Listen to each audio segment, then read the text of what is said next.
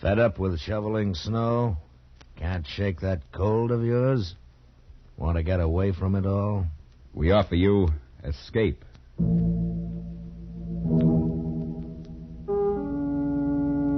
Fed up with shoveling snow?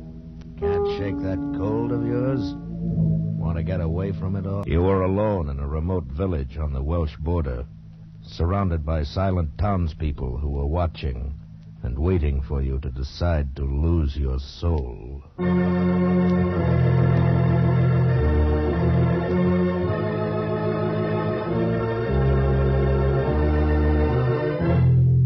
Escape. Produced by William N. Robeson and carefully contrived to free you from the four walls of today for a half hour of high adventure.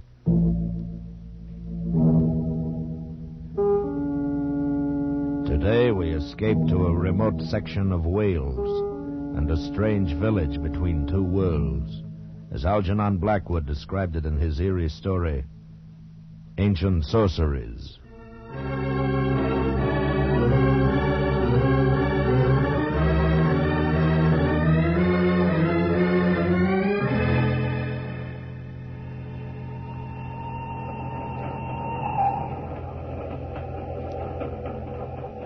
I had spent a week's vacation in Wales and was returning to London by train when it all began. It was late afternoon. We'd left the Welsh mountains and crossed the border into western England, passing through a countryside which appeared singularly empty, deserted of life. Over the soft hills and the valleys between hung a faintly perceptible haze, giving to the whole landscape a feeling of enchantment and unreality. The train slowed at length to stop at a tiny wayside station. As it did so, a sudden thought occurred to me. Why not leave the crowded train with its irritating noises and spend the night in this peaceful spot, then take a slower and emptier train in the morning? On the impulse, I rose from my seat, and the man sitting opposite me said, Why, say, sir, we only stopped here for a minute or two. If you were thinking of walking about a bit. No, matter of fact, I'm getting off here. I thought you were going to London. I'll go on in the morning. I'm going to stay here for the night. I strongly advise you not to. I beg your pardon? This is the village of Malton. Malton? I've never heard of it. Few people have, outside. But if you place any value on your soul, you'll not spend the night here. What are you talking about? Why not? Because of the sleep. And because of the cats. That's all I can tell you. You're insane. I'll take my bag now, if you don't mind. You're making a terrible mistake. You may not even get the chance to regret it. Don't leave this train. I know what I'm talking about. Oh, what utter nonsense. Don't, I tell you. Goodbye.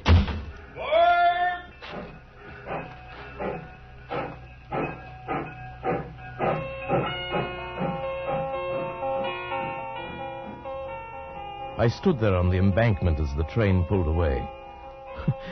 What was the matter with the man, anyway? Cats, sleep. His words made no sense. I picked up my bag and started walking up the long hill toward the village, and suddenly, for no reason at all, I shivered.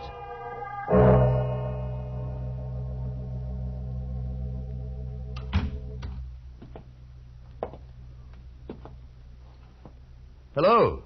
Hello, is anyone here? Yes? Oh, I didn't see you at first. Is there something I can do for you, sir? Why, yes, I saw your sign outside the Inn of the Golden Bough. I should like to get a room. You're planning to stay here? Why, yes. Very well. You may sign the register. Here. Thank you. I'm going to catch another train and go on in the morning. Yes, of course. There we are. Arthur Llewellyn. Llewellyn? Yes, from London. Arthur Llewellyn. You've been a long time coming back. What? But now that you're here, you'll find there are some things that never change. Madam, I'm afraid I don't know what you're talking about. You rang, madam? Don't worry. The gentleman would like a room for the night. His name is Arthur Llewellyn. Aye, so it is. Welcome back to Molton, sir. I knew I'd never been here before. What was it all about? First the men on the train, and now these people. Were they crazy, or was I? Oh, well, I left the inn and walked along narrow cobbled streets, beneath quaint gables leaning out from the silent shuttered houses, through dappled pools of light and shadow. As I walked, it gradually dawned upon me that the village of Malton was centuries old, older than any town in England ought to be. And the people I passed now and then were dressed in the fashion of another day. They paid no attention to me, went silently about their own business. Yes, that was it. That's what I'd been noticing. Silently.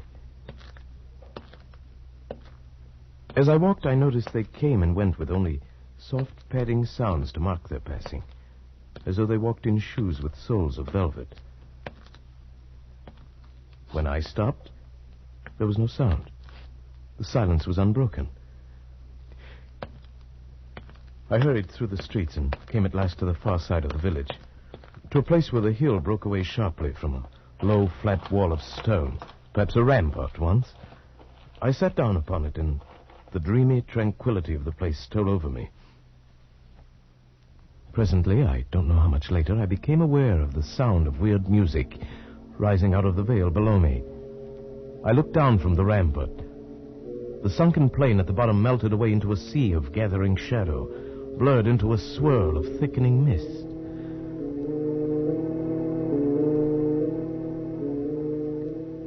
I thought of dead trees swept by the night wind, of animals with half-human voices singing to a white moon, of the wailing of cats on the roof tiles at night, of unearthly creatures far off in the sky calling to one another in chorus.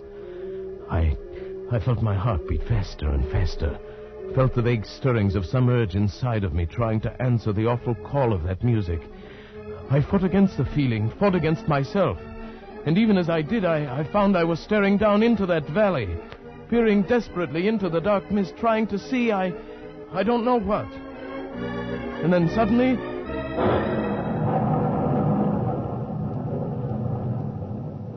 the music ended.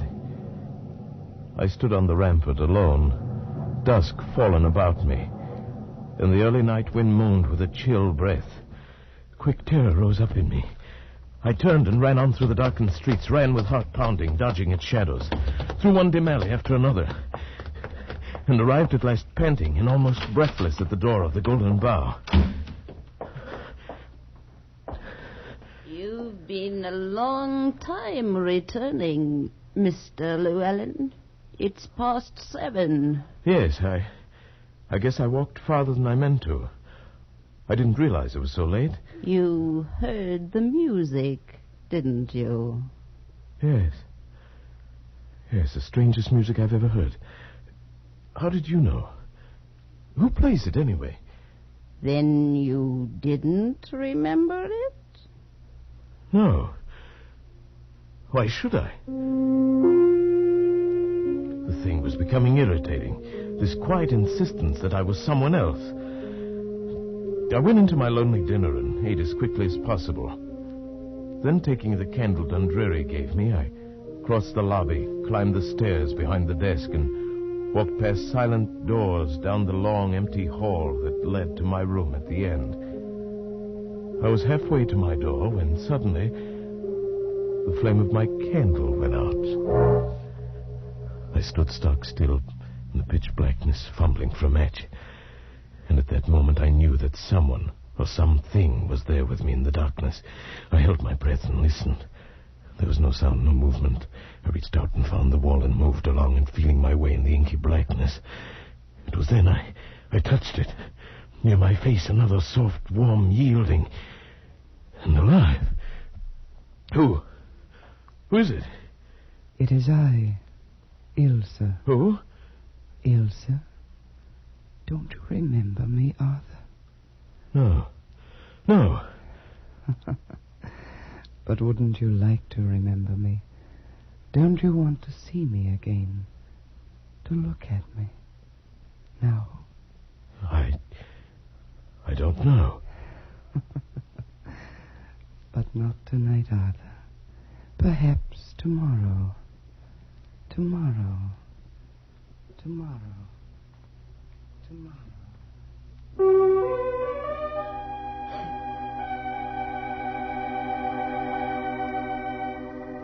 I stumbled blindly through the door of my room and shut it behind me. I lit the candle and flung myself across the bed. The room was small, with one shuttered window, and the light of the flame flickered on the walls and ceiling. I stared at the hand that had touched her out there in the dark hall. I lifted it to my face and smelled the barbaric scent that still clung to my fingers. It was evil and maddening. The candle sputtered and burned, and the melted minutes dripped away. Who was I? Who were these people? Who was Ilsa? I fell asleep finally and dreamed of soft moving creatures and the silence of life in a dim, muffled world devoid of all feeling but ecstasy.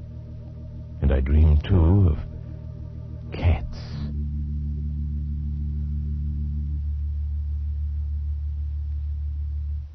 You've slept quite late this morning, Mr. Llewellyn. Morning, Dundreary. I felt as though I'd been drugged. The night air here in Molton is very conducive to sleep. I'd meant to catch the morning train to London. Now it's too late. What a terrible shame. Yes. Oh, by the way, Dundreary. Yes, Mr. Llewellyn? Do you... I mean, I was wondering if you'd know anyone by the name of Ilsa. Ilsa happens to be my daughter, Mr. Llewellyn. Oh, I didn't hear you come in. I hope you were able to sleep well, without unpleasant dreams. I guess so. I'm so happy to hear it. Perhaps then you may decide to stay with us for a long time. That's very kind of you. No, it's not kindness, Mr. Llewellyn. But all of us are hoping that you may decide soon.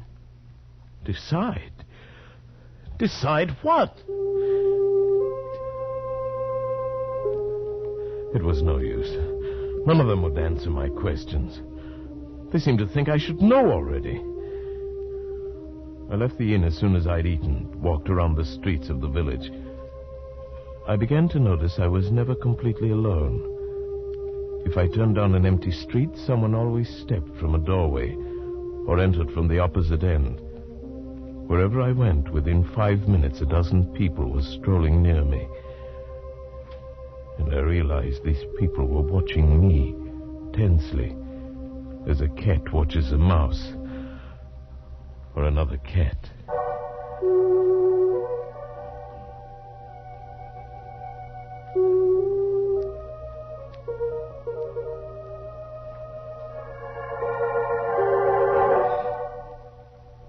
Quite fortunate you came back early, Mr. Llewellyn. Your dinner this evening is a rather special one. Special? What do you mean by that? You ought to have a guest. Oh, who? An old friend. She's coming now. The girl who came toward us across the room was lithe and slim. She moved with the sinuous grace of a young panther. She was lovely, exotic, and terrifyingly beautiful. May I present Mr. Arthur Llewellyn, Miss Ilsa? He's been with us for 2 days. Yes, I know. My mother told me. May I sit down, Mr. Llewellyn? Oh, yes, please do. Here, permit me. Thank you. You may serve us, Dundreary. Thank you, Miss Ilsa. Then, you're Ilsa? Yes. Don't you remember me, Arthur? From last night. It was you last night, wasn't it? Yes, and other nights. Can't you remember all the other nights? No.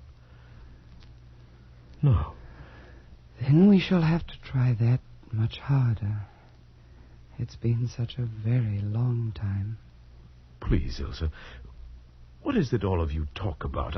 I don't understand any of it. You will, Arthur. Unless you leave, of course. Weren't you planning to take a train to London in the morning? Yes. No. No, I've changed my mind. I'm glad you did. We'll try to make you happy here, my mother and I. And then perhaps you'll stay a long, long time. No. I must leave for sure in a day or two. Suppose we wait and see. And meanwhile, if there's anything you want, all you have to do is ask me. All right. Why don't you tell me about... Yes, Arthur. About what? No. No, I don't want to know. I don't want you to tell me.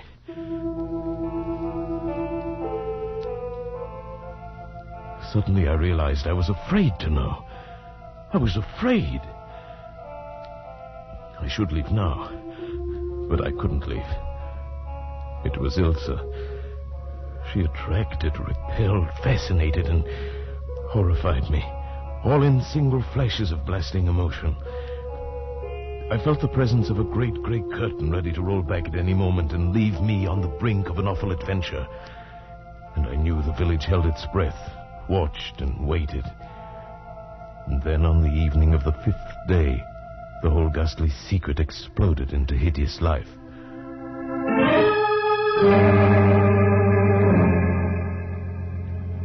After dinner, Ilsa had asked me to walk with her. It was the first time I'd been outside the inn after dark. We walked through the village in the moonlight, saying very little, and came finally to the stone rampart above the sunken plain. We were quite alone. Look, Arthur. It's a full moon tonight. Do you know what that means? Yes. It means I can see more clearly how beautiful you are. Do you really believe that? Do you think I'm beautiful? Like a soft, sleek leopard in a warm jungle of shadows. But wait, I'll see you even better in a moment. Arthur, what are you doing? These dry leaves by the wall. They'll make an excellent bonfire. There, you see? No. No. What's wrong? The fire. No, Arthur, put it out. All right, Ilsa. Don't worry, it's all right. There. Didn't even get a chance to get started. There, you see, it's out. Yes, I see. Why did it bother you so much? Don't you remember the fire? No. What fire? No.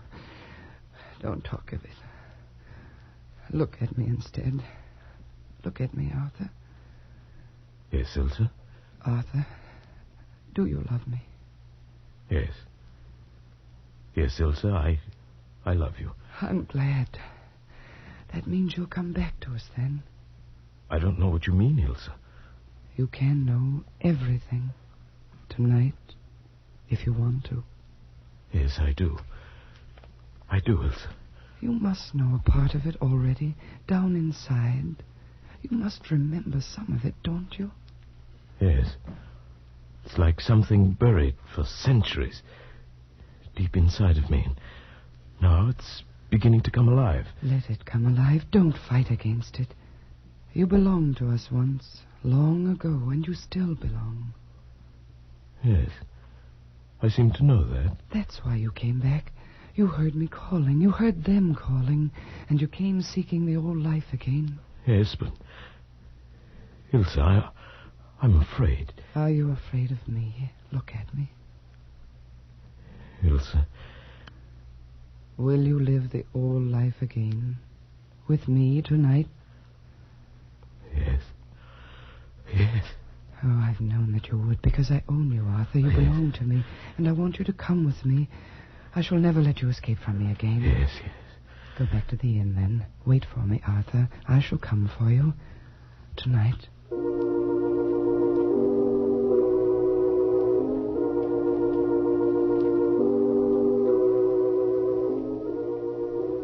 Back at the inn, I paced the floor of my room, a tense, uncontrollable excitement driving me along in a nervous frenzy. The dry crypt of the memory had broken open, and all the things I'd hidden away for centuries poured into my consciousness. I knew now why I'd come here. I knew what I was going to do. And I knew that I was lost. I sensed the rising stir of movement throughout the inn, and outside in the courtyard below my window. I knew what to expect when I threw open the window. From every window of the inn and from those of the houses about the court were leaping great monstrous beasts with soft dark fur and eyes that gleamed with eerie phosphorescence. Cats! Cats of human size. This was the secret of Molton. Lycanthropy. The witchcraft of centuries long dead and buried. The half-human cries floated up to me, and the moon cast their dark shadows on the ground as they padded across the courtyard and vanished through the narrow streets of the village, heading for a hideous rendezvous. This is what I'd been. This is what I wanted to be now. I scarcely heard the door of the room open behind me. Are you ready, my love? Shall we join them? Ilsa. Here, Arthur, the sacred bomb made of vervain and mistletoe and blind things out of the sea. Remember? Yes. Yes, I remember. Take it. Use it. We'll change now. Transform. Leap from the window and join them. Lead us again, Arthur.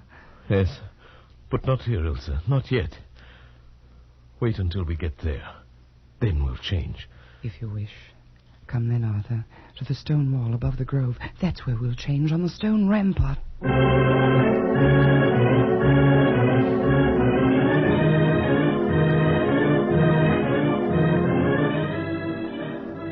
In the grove on the sunken plain beneath the wall, insane shadows writhed in the moonlight and postured in the luminous mist. 1,000 of the devil's own were dancing in an unearthly music born from the harmony of the black sacrifice, crying out in delirious abandon, calling to the thing that now lived inside of me and struggled screaming in my skull, trying to answer them back.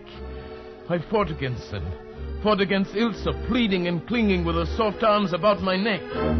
Now, Arthur, come with me now if you love me. I love you, but I can't do it. I can't do it, not again, Ilsa. Yes, my love, only an instant to change, and then we'll live forever. Is it living without a soul? Does it matter when I'm here? Oh. No, once before I escaped.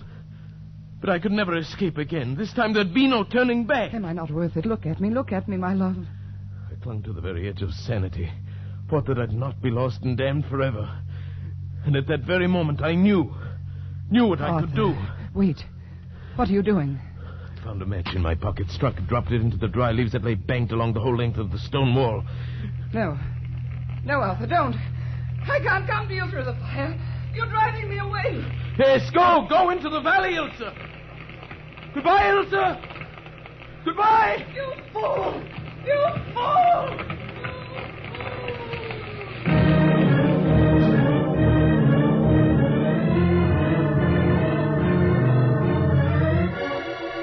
I turned from the wall of flame that for a few minutes would shut me off from the valley, ran through the moonlit streets, not back toward the Inn of the Golden Bough, but down the long road that led away from that cursed village of Malton.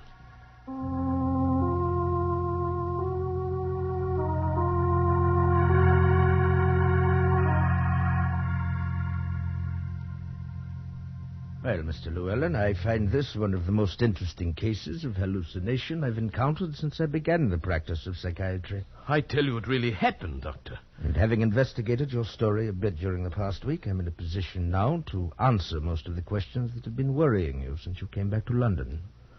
What do you mean, investigated? I went up to Hereford and looked over some of the old records there. And then I motored over to Malton for a couple of hours. Well, then you know it's all true. You saw it. You know I was there. Oh, there's no question but what you were there, Mr. Llewellyn. The lady who runs the inn showed me your name in the register. Said you'd left quite suddenly without taking your luggage or paying your bill. She was really quite put out. I see. Well, what about the records, Doctor, the ones you spoke of? I think they really explain the whole thing, Mr. Llewellyn. It seems that during the 14th century, the village of Malton became a kind of headquarters in that part of the country for the practice of witchcraft. Yes. Go on. Numerous trials were held there in the late 1300s, and a great many men and women were convicted of sorcery and burned to death. Yes. In the records of a trial in 1372, I found the name of an Arthur Llewellyn and of Ilsa and her mother. That proves it, then. It proves a clear case of hallucination. You knew that story before you went there, not consciously, but somewhere down in your latent memory. I knew nothing of it before. That man was an ancestor of yours. The story must have been known in your family. When you arrived in Malton accidentally, the association of the name just pulled the trigger, and your imagination did the rest. But, Doctor, my parents died when I was 4. I've never been around any of my family. No matter. You see, a childhood memory is amazingly persistent at times. Yes. Yes, I suppose it is.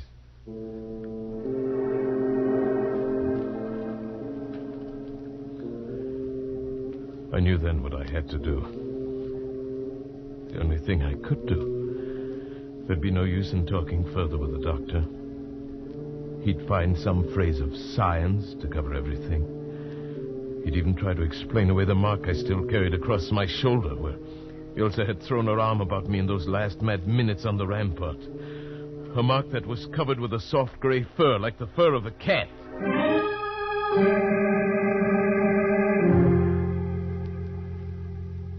Yes, I knew now what had to be done, and must be done while I still retain my sanity. One last act, final and irrevocable. An act that begins by walking into the railway station at Charing Cross.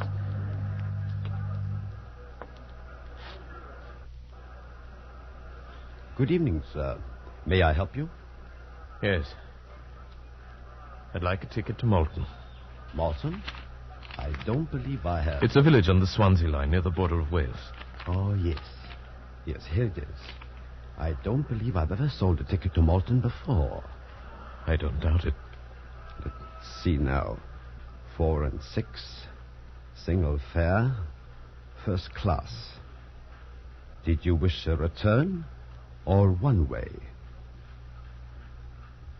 What did you say? Oh, I'm sorry. Make it one way.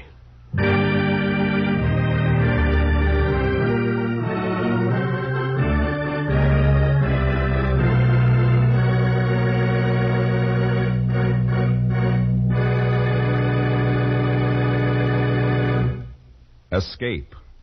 Produced by William N. Robeson and directed by Norman MacDonald, today brought you Ancient Sorceries by Algernon Blackwood. Adapted for radio by Les Crutchfield, with Paul Frees as Arthur Llewellyn, Kay Brinker as Ilsa, Anne Morrison as Madam, and William Conrad as the Doctor. Music is conceived by Cy Fewer, with Eddie Dunstetter at the console.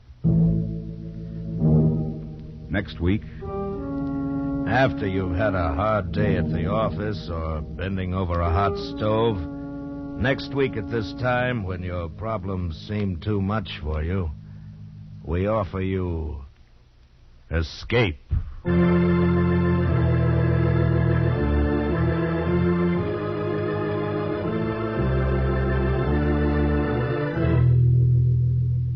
Next week, we bring you another exciting story of high adventure. Goodbye, then, until this same time next week, when once again we offer you Escape.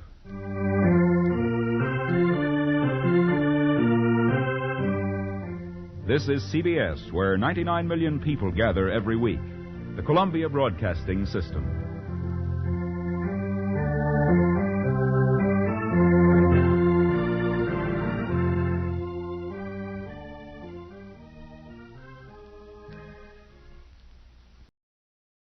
You, finding life rather dull, dreaming again of exotic places, wishing you were somewhere else? We offer you Escape.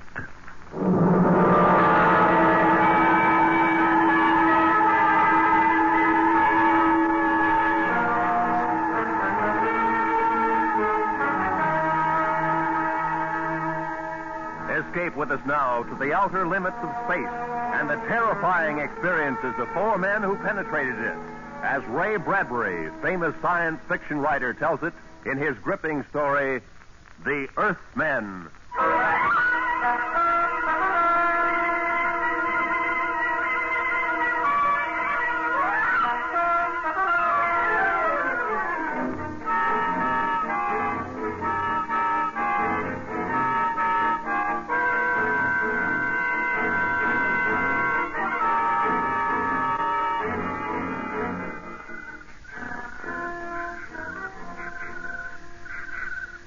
You ready, Clitheroe? Yes, sir. Communication number 1. Mission accomplished. Yes, sir. You better make sure you pause after that. Give them a few seconds to get over their excitement down there. They'll go crazy. Be bigger than New Year's Eve. New Year's Eve be bigger than the armistice. Only one celebration will top it in our lifetime. What's that, sir? The one they throw when we get back. All right, now where was I? Mission accomplished. Yeah. First rocket expedition to Mars landed upon Mars 12:03 Earth time.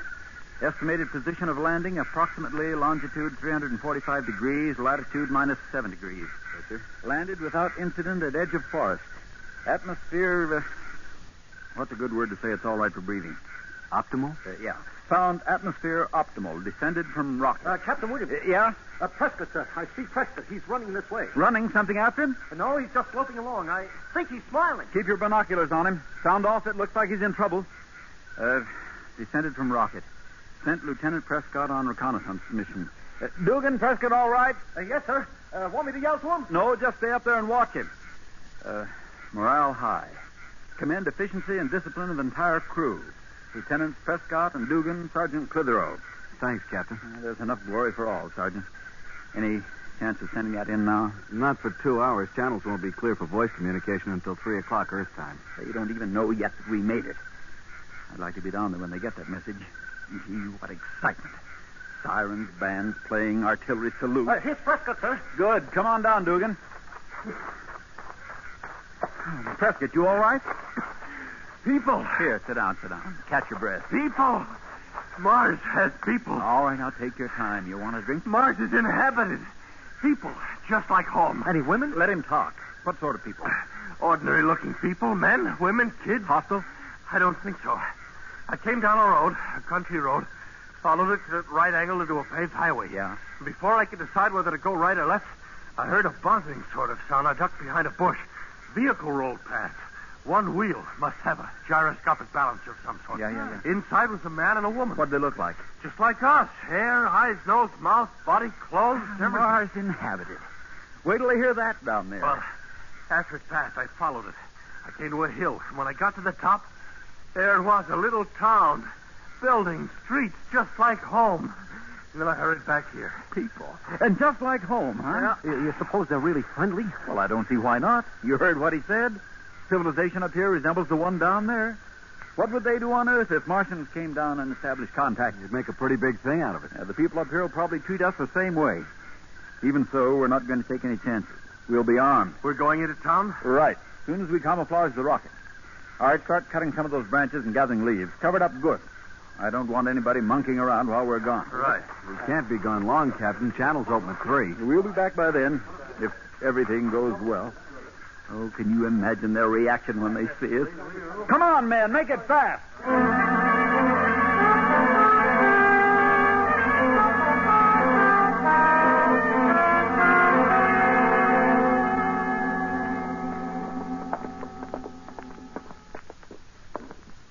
All right, men, dress it up. I'm going to knock on the door now, and keep smiling to show we're friendly, and let me do all the talking. Understand? Yes. Right, sir.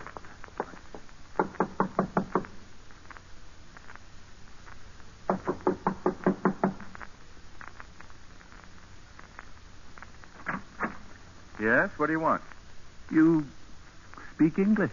I speak what I speak. What do you want? Martian speaks English. We're from Earth. I'm Captain Williams, commander of the first expedition to Mars. And you are the first Martian we've met. Martian?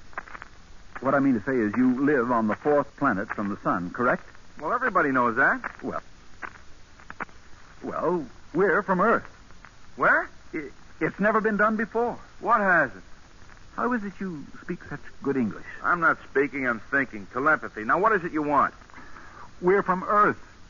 From Earth. Some other time, Mac. I got my own problems.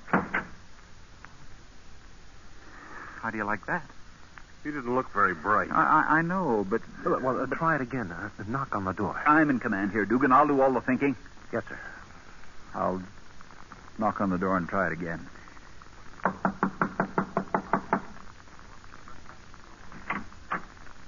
Yeah? Oh, excuse me, ma'am. Was that your husband I was just talking to? Yes. He shut the door so quick I never got a chance to explain. I'm sorry, but he is busy. Can I help you? Are you strangers in town? I'll say we are. We're from Earth. Earth? The planet Earth. Maybe you have a different name for it. The third in order from the sun. We came in a rocket. Almost 60 million miles through Don't space. come near me. I just want to see you can. You and your husband are the first people on this planet we've Don't seen. come near me. You don't understand. We're from Earth. We came in a rocket. We came in a rocket.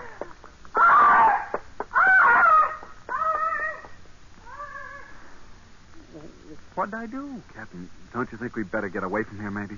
Well, all I did was... How far is it to town, Prescott? Quarter of a mile. I just wanted to shake hands. What was it that scared us?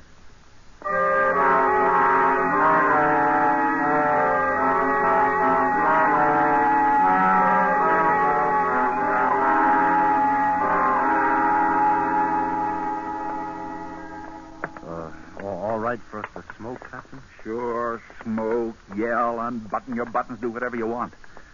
Doesn't seem to make any difference. Nobody's paying any attention to us anyhow. You'd think these people had visitors from Earth every day. Nobody even turns around to look at us. Can I say something, Captain? Yeah? We can't blame them for ignoring us, sir. We look just the same as they do. For all they know, we're just a few Martians ambling through the town square. We ought to take a chance and try telling someone else. We've told 3 of them already. Back at that farmhouse, the man ignored us and the woman screamed and ran away. And that girl we told fainted. Captain, looks like a bar or a soda fountain in here. Would it be all right if we went in and had something to drink? Well, why not?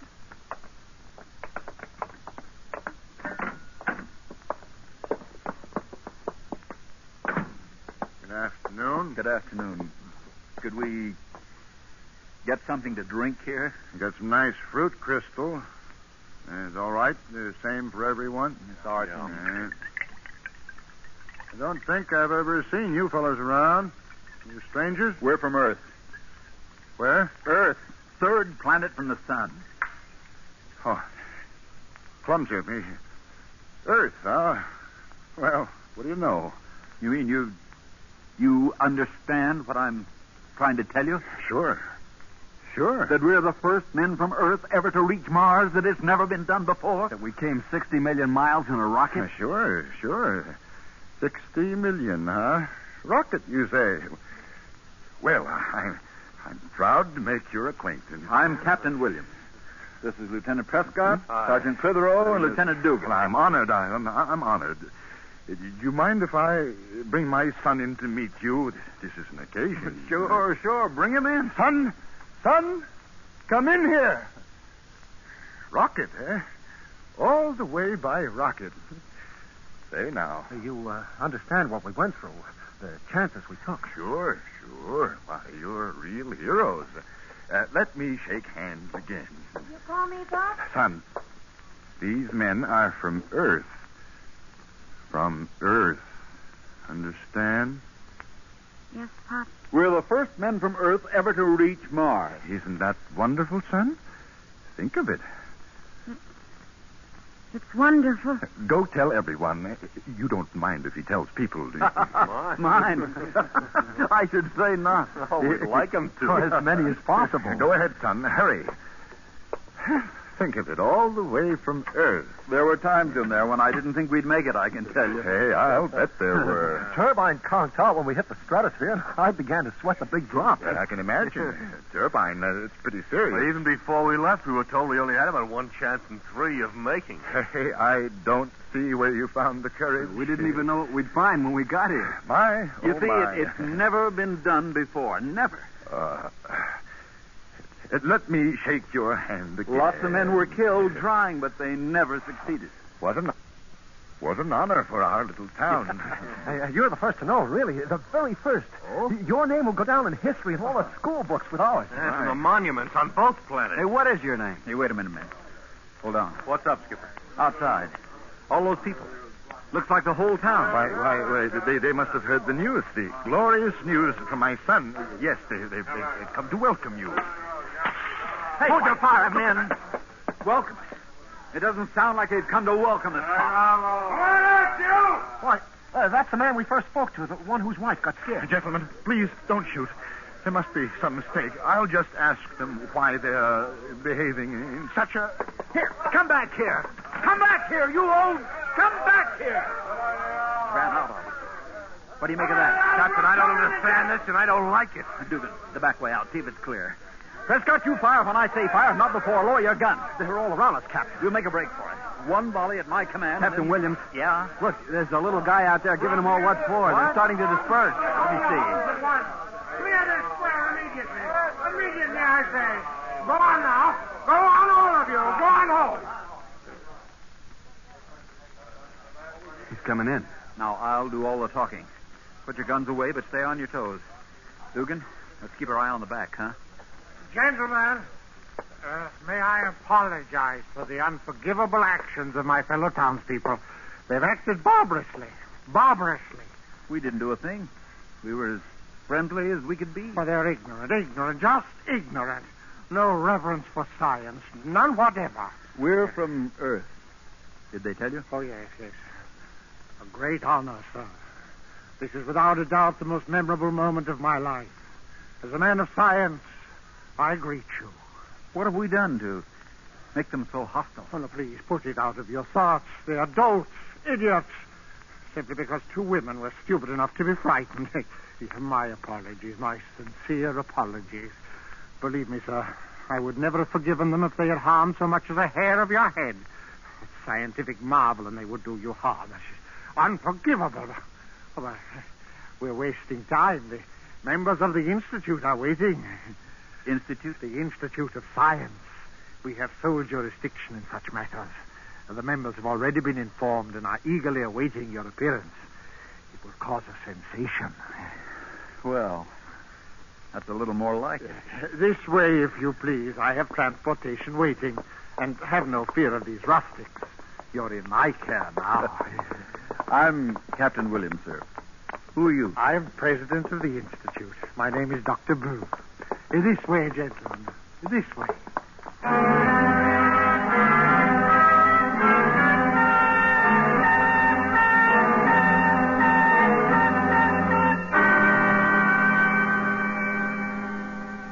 Escape under the direction of Norman MacDonald returns in just a moment. How the gambling machine works, the far-reaching effect of legal and illegal gambling, domination of entire areas by racketeers. That's this week's topic on The Nation's Nightmare, tomorrow night on CBS. And now, back to Escape.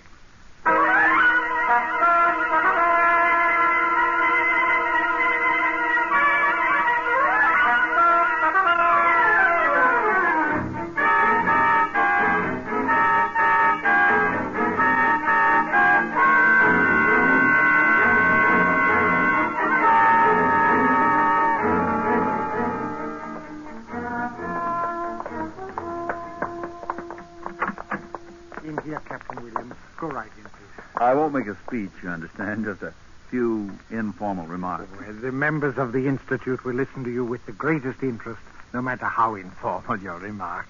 Go right in and make yourself at home. Thank you, Doctor. I'll keep it short. We have to be back at our rocket by 3 o'clock our time in order To communicate with Earth. Yes, you told me. Yes. Go right in. I'll join you very soon. Thank you. After you, men. He's a nice fellow. Wow. What an auditorium. Yeah. Must be hundreds of people here. I wonder how they managed to get them together at such short notice. Straighten up, men. They're looking at us. Good afternoon. Good afternoon. I am Mr. And I'm Captain Jonathan Williams of New York City, on Earth.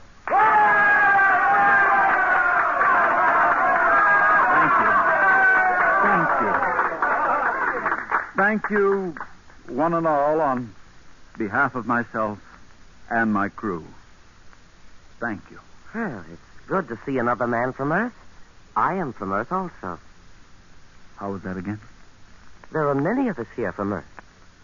You? From Earth? Yes. But is that possible? Did you come by rocket? Has space travel been going on for centuries? What country are you from? Tuiriol. I came by the spirit of my body years ago. Tuiriol? I never heard of it. What was that about the spirit of your body? What do you mean there are many of us here from Earth? Not only from Earth. He's from Jupiter. He's from Saturn. Jupiter? Saturn? Wait a minute, this is confusing.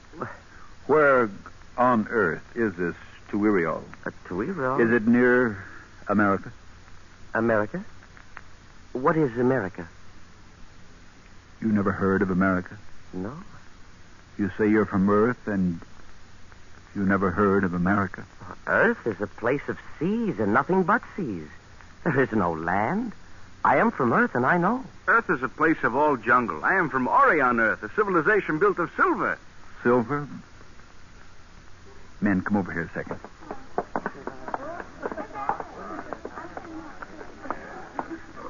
Do you realize what this is? What, sir? This is no celebration. These aren't members of the Institute. This isn't a banquet or a surprise party. Huh? Look at their eyes. Listen to them. Now I understand why the woman screamed, why the girl fainted, why the old boy in the soda fountain ran out on us, why the crowd was hostile, why they've brought us here. Oh, where are we, sir? In an insane asylum. They think we're crazy.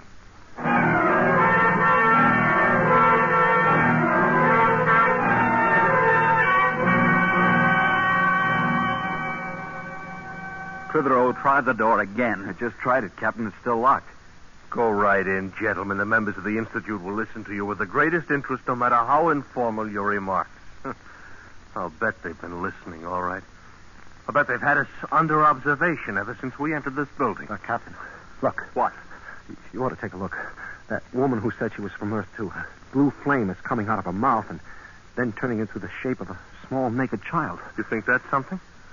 I've been watching one of them change into a crystal pillar and then into a golden statue and then into a staff of cedar and then back into a woman again. Never saw anything like that. Magician. No, not magicians. Those are hallucinations. They pass their insanity over into us, and we see their hallucinations, too. Telepathy, autosuggestion, and telepathy. Well, look, Captain. If hallucinations can appear this real to us, to anyone, if hallucinations are catching and almost believable, it's no wonder they took us for psychotics. If that woman can produce little blue-fire children and that one can change into a pillar, how natural if normal Martians think we can produce our rocket ship with our minds. I've been thinking along those lines, too. If someone came up to you on Earth and said he was from Mars, just came in by rocket, wouldn't you think he was crazy? I would. Heaven help me, I would. What time is it? 2:35. Those channels open in 25 minutes. Where's that doctor? Where's that doctor? I said, where's that doctor? I'm here, Captain. I demand our release. I demand an apology for this outrage. My government will certainly hear of this. All the governments of Earth will hear of it. I shall tell them of the indignities heaped upon their representatives. Yes, of course. Don't humor me! Are you going to release us, or must I take steps? What sort of steps? I'll kill you. That's very interesting. Excuse me a moment. Dr. Lowe. Yes, Doctor. Did you call me, Doctor? The case is developing along classic lines. I thought you might be interested. He's just threatened to kill me. Proceed, please, Captain. I wasn't joking, I tell you. Are you going to stand aside? No. All right. Jan. Most interesting. What do you suppose the next phase will be? A denial of insanity. Reaffirmation of sanity. But we are sane. We are. You see? Classic. Men try to think of something. He thinks we're insane, and he won't understand that we're not. No, not at all. I do not think all of you are insane. Oh, no. Just you, sir. The others, the ones you persist in referring to as your crew, they do not exist. They are secondary hallucinations. Secondary? Hallucinations. But you can touch them. You can hear them. Go ahead and touch them. That would prove nothing. My patients have come to me with snakes crawling from their ears. When I cured them, the snakes vanished. We'll be glad to be cured. Go ahead. It's unusual. Not many want to be cured. The cure is drastic, you know. Cure ahead. I'm confident you'll find we're all sane. He persists in referring to the others. Oh, they never stop. You know, Captain, such cases as yours need special treatment. The others in this hall are simpler forms, but once a patient has deteriorated as much as you have with primary, secondary, tertiary, auditory, olfactory, and lingual delusions, as well as tactile and optical fantasies, it's a pretty bad business. We may have to resort to euthanasia. Euthanasia? You're crazy! Now, listen. My crew and I left Earth 3 days ago in a rocket. We landed here in Mars. Yes, you've already told me, Captain. Most detailed dream fantasy I've ever heard. But I can show you the rocket ship. I'd like to see it. Can you manifest it in this hall? No, certainly. It's over there on the corner. I don't see it. Of course you don't. It's not there. Why did you tell me to look if the rocket isn't there? I was joking, you idiot. Joking. Really? You have an odd sense of humor. If you give us transportation and come with us, I can show you the rocket. It's in a small forest near that town where we first saw you. Be rather interesting to observe his reaction at the failure to show it to us. Oh, yes. Would you care to accompany me, Dr. O? Oh, I'd be delighted. Very well, Captain. Lead us to your rocket.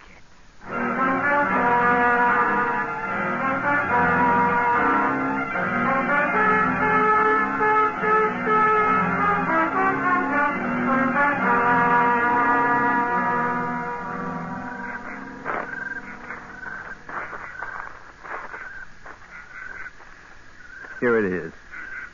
Here's the rocket. Now are you satisfied? Now are you convinced? I see nothing resembling a rocket. Dugan, Prescott, Clitheroe, clear away the camouflage. Hurry. Right. You'll see, Doctor. You'll see. All right, there. There. Okay, men, that's enough. There you are, Doctor. That's the main hatch. Now, are you convinced? Wonderful manifestation. Wonderful. But like the manifestation of your gun when you threatened to kill me, they're completely unreal and non-functional. Say, I've been thinking about why your gun jammed, Captain. I think it's a change in atmosphere. I suppose he allows his hallucinatory companion to offer the rational because the reality is too painful for him to offer it himself. Yes, precisely, Doctor. It's a rocket. It's a real rocket. See? I can touch it. May we look inside? I insist that you look inside. Come along, Dr. Lowe. This is one of the most... Captain, it's 3 minutes of 3. If we can keep them here until they open the channels, they'll be able to hear the reaction to our report on Earth, and then we'll be able to... I know. What a suspicious bunch of louts. 2 cents, I'd tell the people back home not to bother with Mars. Interesting. Fascinating. fascinating. I've never seen anything like it. All right, now do you believe? Why, this is the most incredible example of sensual hallucination and hypnotic suggestion I've ever encountered. We went through your rocket, as you call it. I tapped it, and I heard it. Auditory fantasy. I smelled it. Olfactory hallucination induced by sensual telepathy. I could even taste it. Lingual fantasy. Allow me to shake your hand, sir, and congratulate you. You are a psychotic genius. You have done the most complete job by the task of projecting your psychotic image life into the mind of another via telepathy, and keeping the hallucinations from becoming sensually weaker is almost impossible. Those people in the house usually concentrate on visuals, or at the most visual and auditory fantasies combined. But you, Captain, have balanced the whole conglomeration. Your insanity is beautifully complete. My insanity? Yes. What a lovely insanity. Metal, rubber, foods, clothing, fuel, nuts, bolts, 10,000 separate items we've checked on your vessel, sir. Never have we seen such a complexity. Why, there were even shadows under the bunks and under everything. Such a concentration of will. Let me embrace you, sir. I'll write this into my greatest monograph. I'll speak of it at the Martian Institute next month. Doctor, he's incurable, of course. Of course. You poor, wonderful man. You'll be much happier dead. What? Have you any last word? Wait, no, don't shoot. Oh, you poor, sad creature. I'm afraid you are far beyond any psychiatric therapy. You're an incurable case. No. I shall put you out of this misery which has driven you to imagine this rocket and these three men. I did not. It will be most engrossing to watch your three friends and your rocket vanish once I've killed you. Doctor. And then I will write a paper on the dissolution of neurotic images from what I observed here today. I'm from Earth. My name is Jonathan Williams, and these men are... Yes, I know. From Earth. Honest. Captain Williams. They continue to exist. Superb. Hallucinations with time and spatial existence. I wonder how they will react to a bullet. What? No. Oh, no. Put on that gun. No, don't. An auditory appeal, even with the patient dead. Run!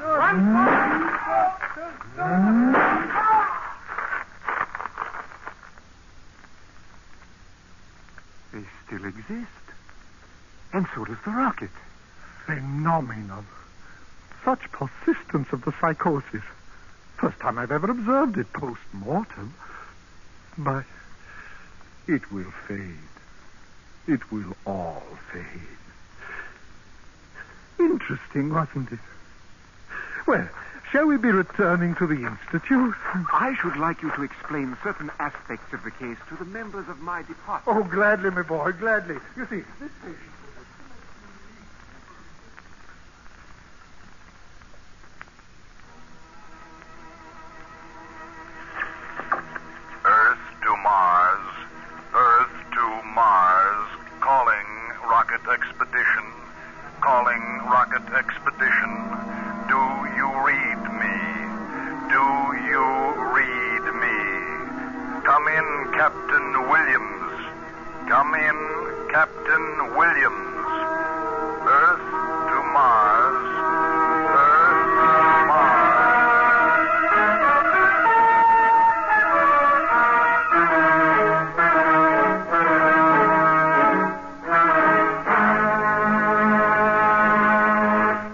Under the direction of Norman Macdonald, Escape has brought you The Earthmen by Ray Bradbury, especially adapted for Escape by Walter Newman, starring Parley Bear with Harry Bartell, Hans Conried, Larry Dobkin, and Lou Krugman. Featured in the cast were John Daner, Sidney Miller, Georgia Ellis, Jack Crucian, and Byron Kane. The special music for Escape is composed and conducted by Leith Stevens.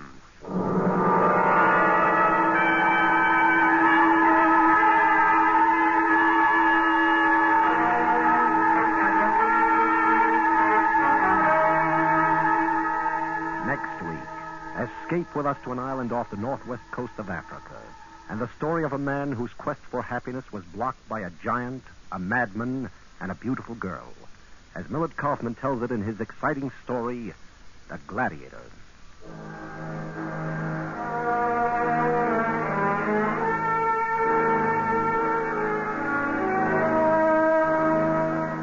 There's all fun each and every weekday when most of these same stations bring you CBS Radio's Arthur Godfrey Time.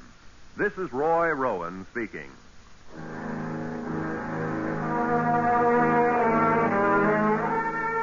This is CBS, where you hear the FBI in peace and war every Thursday night, the Columbia Broadcasting System. If you want to take it easy and you want to take it right, then you'll get a Regal Pale and you'll always know you're right. It's the light and better. Better get her. Mellow, mellow brew, Regal Pale. Never fail. It's the better, better brew for you and you and you and you. It's the better, better brew for you. This is KNX Los Angeles.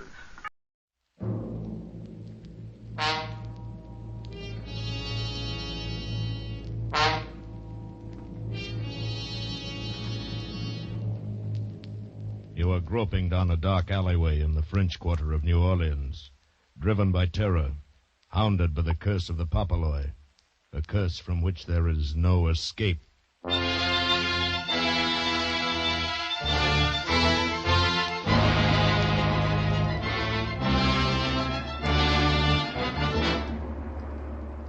Escape, produced and directed by William N. Robeson, and carefully contrived to free you from the four walls of today for a half hour of high adventure.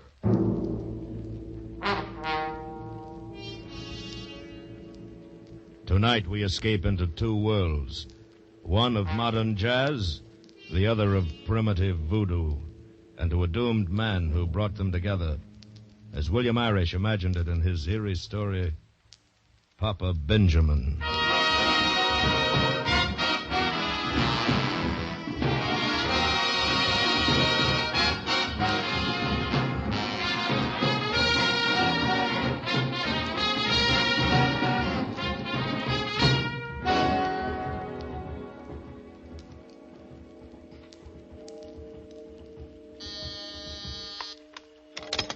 Orleans Police Department, 4th Precinct, Sergeant Tolliver speaking.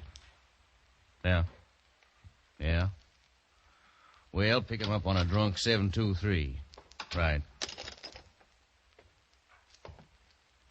Yes, sir. What can I do for you? Are you in charge here? Yeah. Hey, aren't you Eddie Block, the band leader? That's right. Hey, Joe, look who's here, Eddie Block. Well, never thought we'd get a visit from a big celebrity like you, Mr. Block. And at 4 o'clock in the morning. I suppose, though, this is just the shank of the evening for a big shot orchestra leader. Well, what can we do for you, Mr. Block? I just killed a man. You're kidding. I tell you, I've just killed a man. I guess you've been working too hard, Mr. Block. You're imagining things. Here's the gun. Look at it. Sit down, Mr. Block. Better have a drink of water. You'll feel better. No. I'm all right. Sarge? Yeah? This gun's been used all right. Smell. Was it an accident, Mr. Block? No. Well, who'd you use it on? Who was it? I don't know his name. They call him Papa Benjamin. Sounds like a white man? No, he was a Negro. Oh, well, now, in New Orleans... Oh, no. It was nothing like that. Well, what was he doing to you? He was killing me. Huh? Killing you? But how? Look at me. I used to weigh 200 pounds. I'm down to 102. Well, how? How was he killing you? Would you believe in anything you can't see, can't hear, can't touch? Well... I've been to the biggest doctors in the world. They don't believe me. How can I expect you to? I simply say I'm cracked and let it go at that. I don't want to spend the rest of my life in an asylum. Now, look, Mr. Block. You say he was a Negro named Papa Benjamin. Yeah. He was an old man. 80, maybe 90. Skin and bones, he could hardly walk. And I shot him. You sure? You sure you killed him? Yeah, of course. Well, where? I don't know exactly. In a little back alley in the Vieux Carré. Near Congo Square.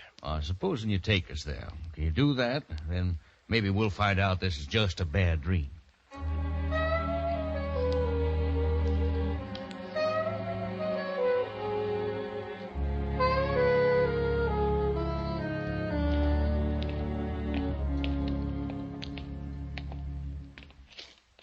This is the alley. To the right, between the buildings. All right, let's go. You pack, Sarge? You catch cold without it. Mm-hmm. Don't go back there, honey. Quiet, you. Oh, cops. Nice neighborhood. This is it. In that door and up the stairs. So come on. Oh, no. Don't make me go up there again, please. Better come, Mr. Block. You're showing us. Hey, flash a light. There's somebody here on the stairs. Huh? He won't bother us. Dead drunk. Step over him and let's go. This ain't the most pleasant neighborhood to come calling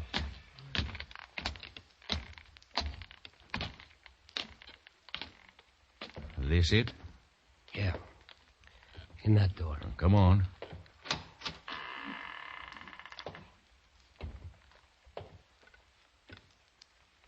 Better call the commissioner. Mr. Block wasn't kidding. This man's dead.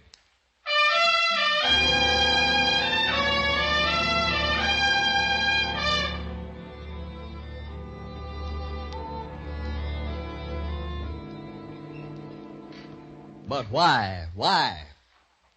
Because he was killing me, Commissioner. It was self-defense. He never came near me once. I was the one who went to him. I offered him $3,000, $10,000, any amount, and he refused. Finally, I offered him my gun and asked him to shoot me with it to get it over with quickly and not to drag it out any longer. Then when he said no, you shot him. Yeah. So you can lock me up now. Mr. Block, do you think we want to hang a murder rap on you, one of the most popular celebrities in the United States? Use your head. Now, I'm trying to find an out for you. He was killing me. Look, an 80-year-old colored man who's so feeble he can't even go upstairs by himself, who has to have his food pulled up to him in a basket, is killing who? A stumble bum his own age? No. Mr. Eddie Block, the top band leader of America, who can name his own price anywhere, who has about everything a man can want. Tell me just one thing, Mr. Block. How was he killing you? By thinking thought waves of death that reached me through the air. Now, Mr. Block... You want to hush the whole thing up, don't you? No. No, Mr. Block. But I'm going to get the whole story. So you might as well start telling me from the beginning. All right. It began one night about 2 years ago. We were playing at Maxim's on Charles Street.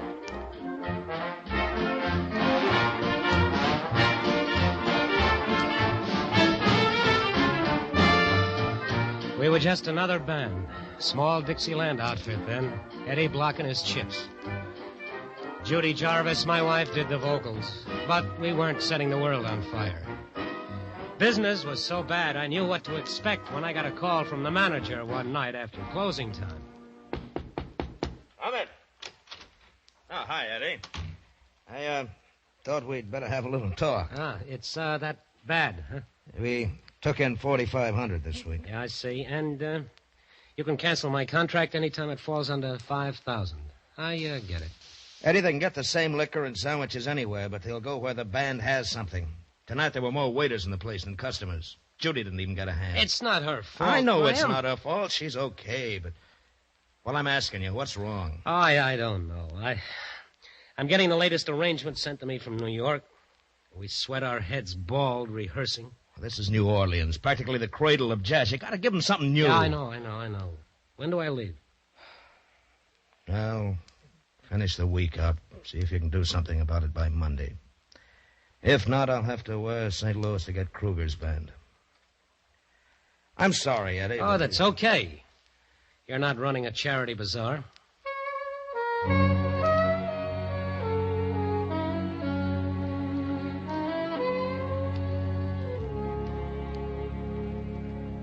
But I didn't feel so cocky about it. It looked like we were on the skids. The band just didn't seem to have it. And I wasn't good enough to figure out why and pull them out of it. I was feeling pretty low when I went back to the deserted bandstand to pick up some music. The place was dark and empty, except for a couple of scrub women cleaning up. A dark nightclub can be an eerie place sometimes. I got that feeling just before I saw it. Saw it lying on the floor between the stands. It was a severed chicken claw with a red ribbon tied around it. I almost laughed. How did that thing get there? Then I picked it up and tossed it out of the floor where the scrub women were cleaning up. I certainly wasn't expecting the reaction I got. They took one look, turned, and ran out.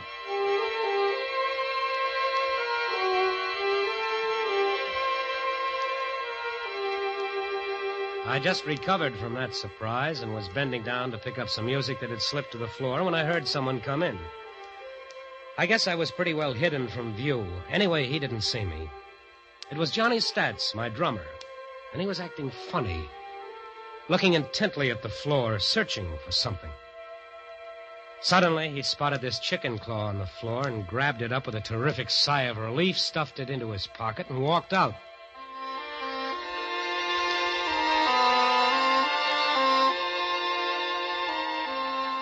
What I did then, I did on a strange impulse, and it changed the whole course of my life. I followed Johnny Stats.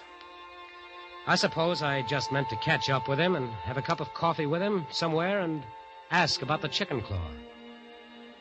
But as I followed him farther and farther down into the View Carré, down to Congo Square, it was a growing curiosity that kept me on his trail. When he turned into that dark alleyway, I stopped and debated.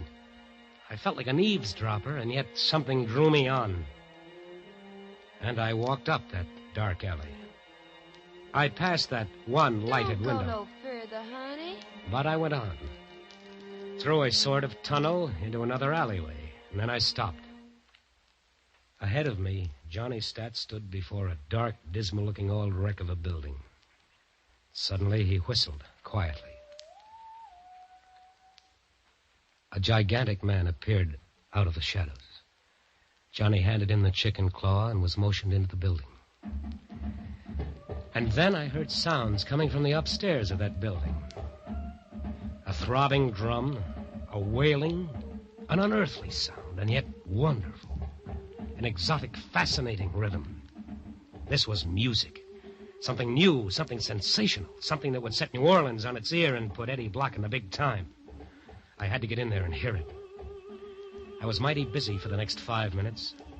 I ran back down the alley, overturning 5 or 6 garbage cans before I found what I needed. Then back to that lighted window in the alley, and a 5-spot in exchange for a red ribbon. Then I was back at the dark building, walking up to that menacing shadow.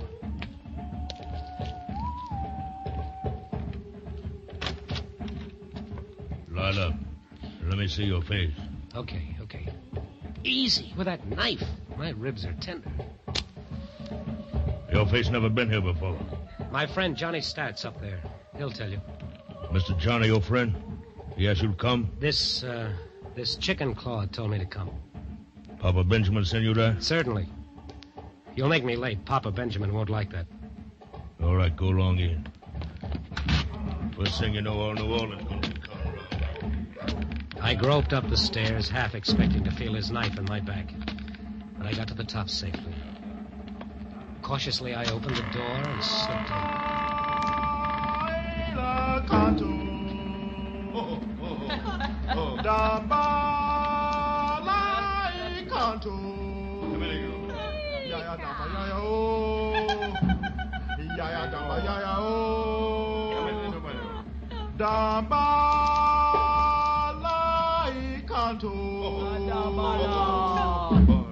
The room was full of people. They were in such a state of frenzy, I wasn't even noticed. I slipped into a corner and slid down by the wall, sitting on the floor. That was a sight I'll never forget. Wild, fantastic, hideous, revolting, fascinating. In the center of the room was an incredibly old man, naked to the waist, wearing a hideous mask, and holding a live chicken. There were wild gestures, weird incantations, frantic dancing, shouting, rolling of eyes. There was blood. And always there was the chant. Nobody noticed me. After a moment, I took a piece of copy paper out of my pocket and began putting down the notes. It was wonderful, fantastic and wonderful. In 10 minutes, I had it, and I'd seen enough for a lifetime of nightmares. I began to feel sick. I wanted to get out. I started to stand up. Suddenly, the room went dead. A stranger is here. his bony arm stretched out straight from the shoulder, pointing at me like an arrow. And there was blood on it. What you do here? Papa, I know this man. Let me find out. No one moved. There was no sound in the room as Johnny Stats came over and squatted beside me. You're in terrible trouble, Eddie. I don't know if I can get you out of it. What is this, Stats? And what are you doing here? There's no time to talk now. You've got to do something quick or you'll be a dead man. Why? I'm in the very heart of New Orleans. They wouldn't dare. Listen, you've seen enough tonight. You know better. Eddie, there's only one way. What? Join. Become one of us. Oh, no. It's the only way, Eddie. I can't save you. You'd better hurry up, because unless you do, you'll never get out of here alive. You know what this is, don't you? This is voodoo. Okay, sure. I'll join up. Why not? Wait a minute, Eddie. There's a lot more to it than you think. Unless you're serious, it'd be better to get cut to pieces right now. All right, don't worry. I'm serious. All right. Papaloy, his spirit wishes to join our spirits. The old man burned some feathers while the others watched silently. Then he nodded. Came out all right. He reads them. The spirits are willing. There were other things, rituals, ceremonies, another sacrifice. Then as the chanting started again, they brought me the sacrificial bowl. I didn't have to be told what was in it. I started to draw back. Drink, Eddie, drink, or they'll kill you on the spot. Late next morning, the band assembled at Maxim's for a rehearsal. When Johnny Stats got there, he found another drummer sitting in his place. Naturally, he came to me. What's all this about, Eddie? I don't want any voodoo lover in my band, that's all, Stats. Here's a check for 2 weeks' salary. So you're crossing them, are you? Boy, I wouldn't want to be in your shoes for all the gold in Fort Knox. If you mean that bad dream last night, I haven't told anybody and I won't. I'd be laughed at.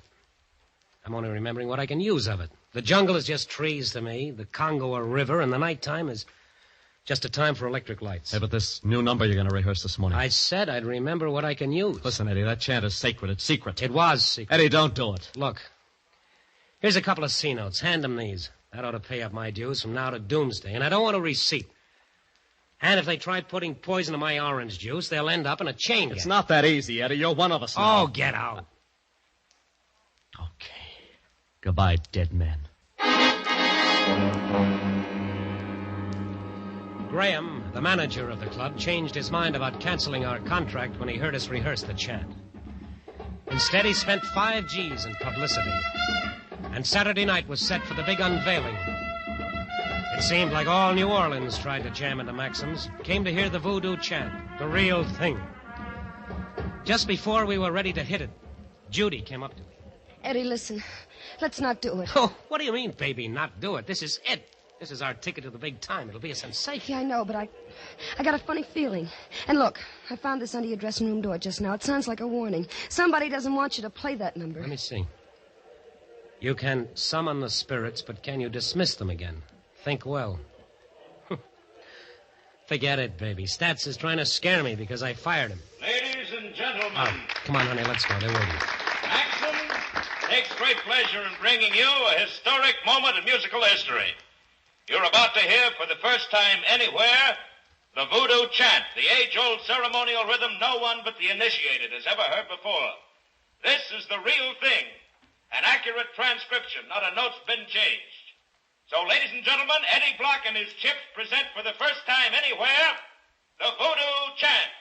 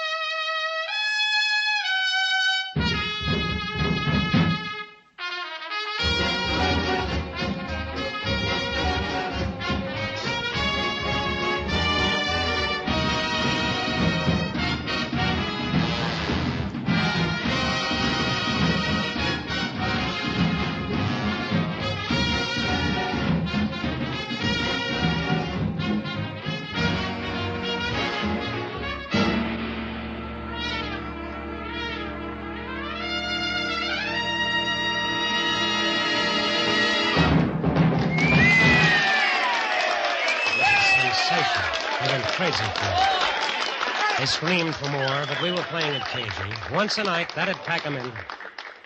After it was over, I went back to our dressing room.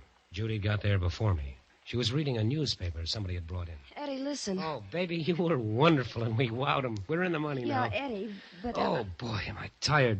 I feel more tired than I've ever felt in my life. Nervous strain, I guess, huh? Let down? Eddie, look here in the paper. Oh, who cares about the paper now? Eddie, it's Johnny Stats. Huh? He's dead. He drowned himself in Lake Pontchartrain this afternoon. This afternoon? Then that note, it wasn't Johnny. Oh, well, look, Eddie, you can't blame yourself. Me? Oh, no. No, of course not, but I think I know who to blame. What do you mean? Nothing. Eddie, why don't you lie down and rest for a few minutes? You look worn out. I am. I feel dead. Here, let me take off your coat. Oh, be careful. What's the matter? I don't know.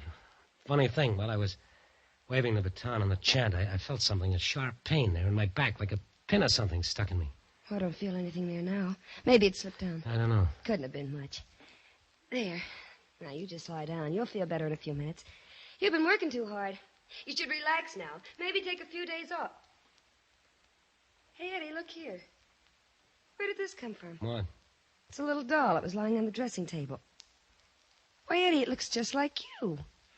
Let me see. That's funny. Look, there in the back. There's a little pin sticking in the back. Yes. That's right where I felt the pain.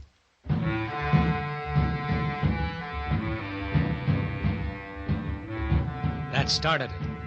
The next day, I had a backache. Later, there was a numbness that spread to my shoulders, arms, legs. I felt tired all the time, listless, dead. I began to lose weight. I couldn't get Johnny's stats out of my mind. He'd introduced me to them, vouched for me, and he'd committed suicide. He knew. He hadn't waited.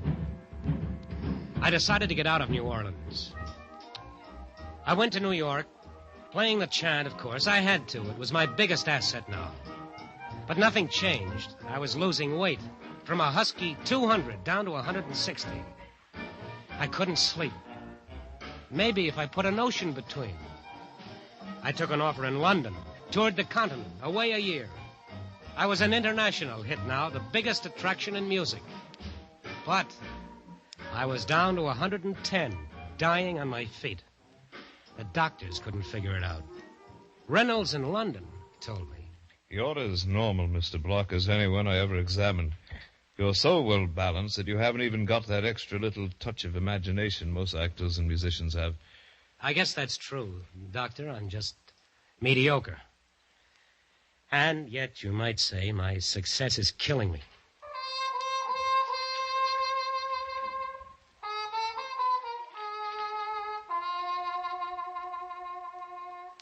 And so, after 2 years, I finally realized it was no use. I came back. Back to New Orleans. Back to the dark alleyway down near Congo Square. I could just barely drag myself along. But I had to see Papa Benjamin. I slowly climbed the stairs, up to that loathsome door. I went in. There he was. Papa Benjamin. Staring at me from the bed as if he'd been expecting me. And then he started to laugh.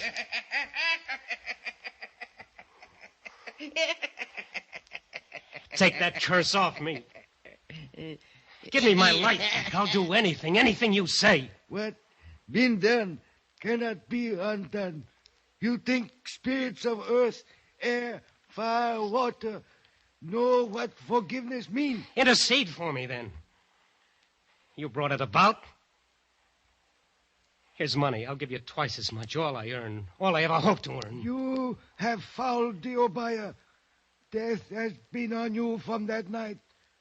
All over the world, in the air above, you have mocked spirit with the chant that summons him. And please, here's a gun. Kill me now and be done with it. I can't stand anymore. All you have to do is shoot. I'll write a note, sign it, that I did it myself. Death will come, but different. Slow.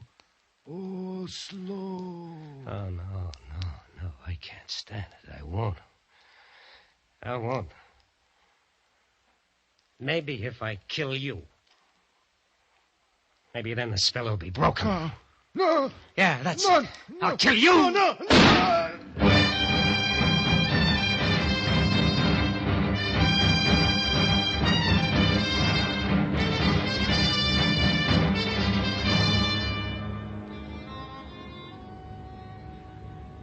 And that's all, Commissioner. Then I came here. To the police station. You know the rest. Well? All right, Mr. Block. Don't believe me, do you? Yes, I believe you.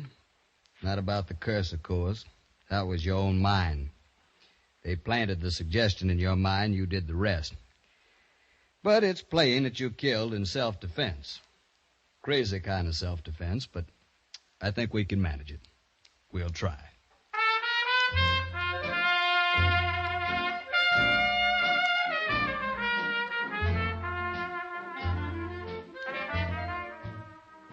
The commissioner managed it all right.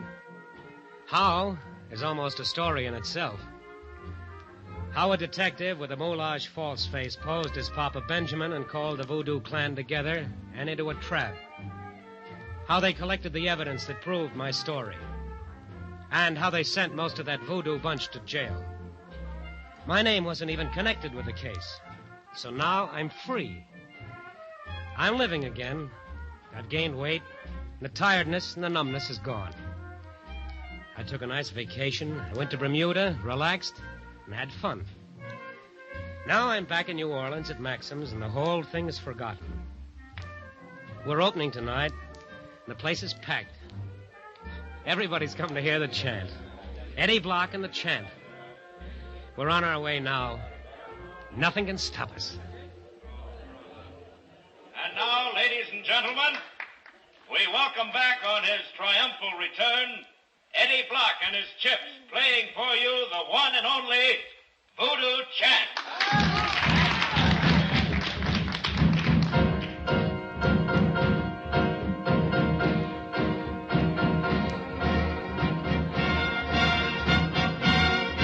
Look at them, Judy. They're eating it up, aren't they? Yeah. What's the matter? I was hoping I'd never hear this thing again. What do you mean? It's your trademark, yours and Eddie's. I tried to persuade him not to do it, and he wouldn't listen. Why? You aren't imagining all that voodoo stuff. I don't know. It was all in his mind, and it nearly killed him. I don't think you can put it out of your mind and forget so easy. When Eddie plays it again... Oh, nonsense. Hey, wait a minute. Look at Eddie. There's something wrong. What? Oh, he's staggering. Eddie! Eddie! Judy, now wait. Here, let me pick him up. He's probably just fainted from the excitement. No, leave him alone. He's dead. I guess Papa Benjamin won after all.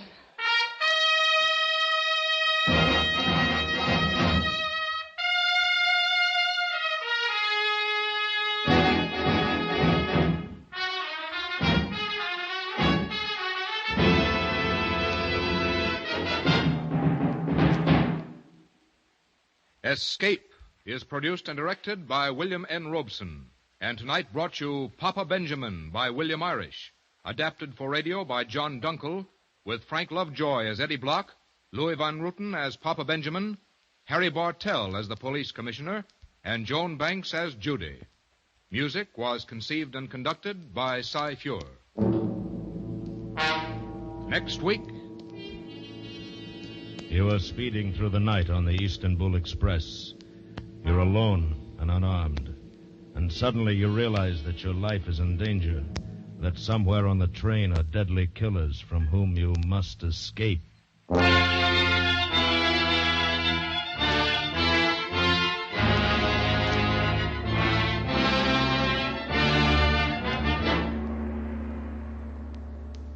Next week, we escape with Harold Lamb's exciting adventure story, 3 Good Witnesses. Good night, then, until this same time next week, when again we offer you Escape.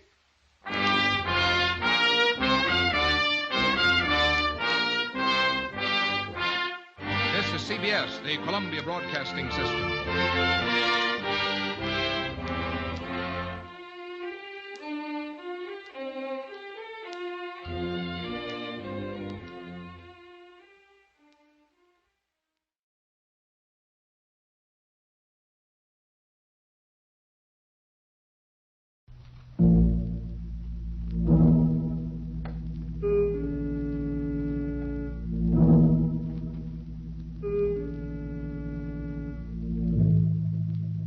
You are alone in Paris, unable to speak the language, unable to cope with a gigantic conspiracy which seeks to convince you that you are mad.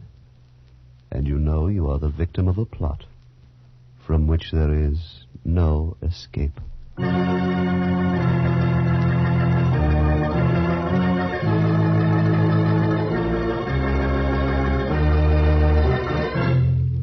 Escape.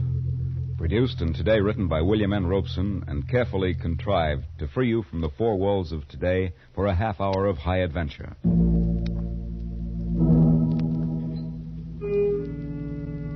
Today we escape to Paris at the time of the Great Paris Exposition and one of the recurring legends of the 20th century in Alexander Woollcott's version of the story of the Vanishing Lady.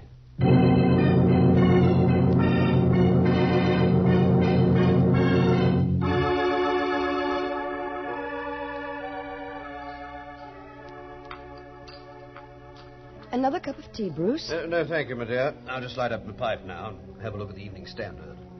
I'd like another, please, Mother. All right, Alice.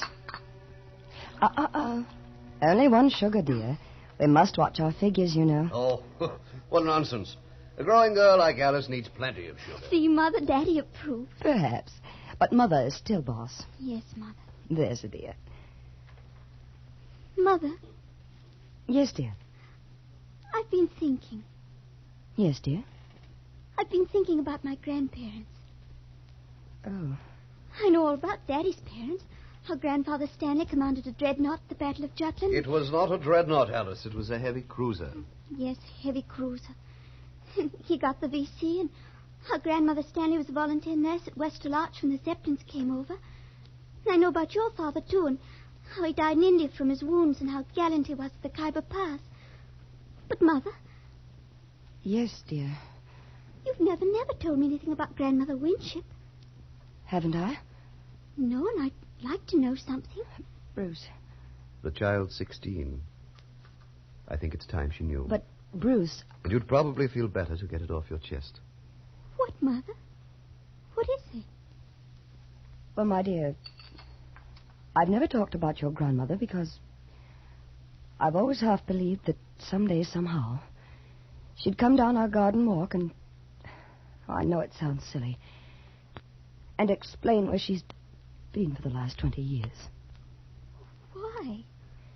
What happened to her? I don't know, and I don't suppose I ever will. Cynthia, darling, if it's going to upset No, you... Bruce, you're quite right. It would be best to get it off my chest, as you put it. As you know, Alice, I was born and brought up in India. And I was about your age when my father was killed in the Khyber campaign. Mother decided to leave India for good and return to her old home in Warwickshire. However, since it was necessary for her to go to Paris to attend to some details of my father's estate, she decided we should leave the P&O boat in Marseille and proceed by train. You may imagine the timidity with which we two unescorted ladies traveled across France, without the slightest knowledge of the language, and without, indeed, assurance we could find a hotel room in Paris, though we had telegraphed for reservations from Marseille. You see, dear, the Great Paris Exposition had just opened, and the city was jammed with visitors from all over the world. You may imagine our relief when we arrived at the Grand Hotel Universel and heard the clerk speak in quite understandable English. Mademoiselle Winship, welcome, welcome.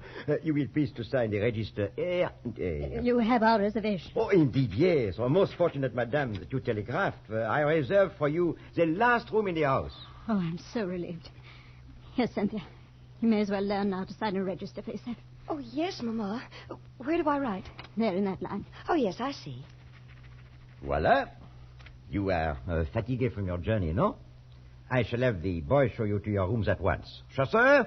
Chasseur! Oui, monsieur. L'appartement 342 pour madame et mademoiselle Winship, tout de suite. Bien, monsieur. This is your baggage, madame? Yes, these 6. Là, voilà le bagage. Il y a Cynthia. 6 pièces. Entendu. You'd best carry the little one with the medicine in it. Yes, Mama. Permettez-moi, mademoiselle. Thank you. I'll take that one. The little red one? Très bien. This way, ladies. Keep your eye on that porter, Cynthia. I don't trust this Frenchman. Oh, Mama. I don't think he'll make off with our things. Oh, here's the lift. Troisième étage. Troisième. Oh, I do wish we could have gone straight on to Southampton. But you'd only have had to come back across the channel to see the solicitor, Mama. We really saved time this way. I suppose, I wish we hadn't come to Paris at all. Such a sinister place. Oh, Mama. Voilà, le troisième. This way, ladies, to the right. Attendez. C'est bien. 338, 343, 340... Oh, voilà. Entrez, ladies. Thank you. Oh, what a lovely big room. And look, Mama. French windows. Oh, and the park out there. And that square with the statues. The ladies desire. No, thank you. Yeah. Merci. Oh, Thank you, those ladies. beautiful, beautiful bridges. Oh, Mama, it's like something out of a book. Yes, my dear. That's the trouble with Paris. It's so attractive. But underneath it's evil. Oh, and Mama, the furniture, the gilt clock, and this lovely marble-top table. Oh, Mama, everything is so French. I'll be very glad to be on my way to where everything's English by this time tomorrow. Now, come away from that window and help me get into something comfortable. There's a dear. Yes, Mama, of course. I don't know when I've been so tired. I just can't seem to catch my... Mama. Mama, what's the matter?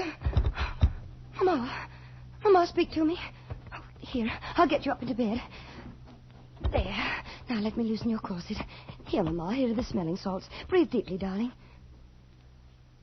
Mama.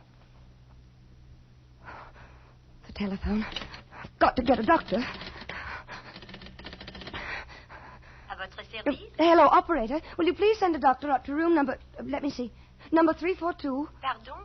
Qu'est-ce que mademoiselle désire? Will you please send a doctor to room number 342? Je ne comprends pas. Qu'est-ce que mademoiselle A doctor, please. Ah, oui, un docteur. Oui, mademoiselle, tout de suite.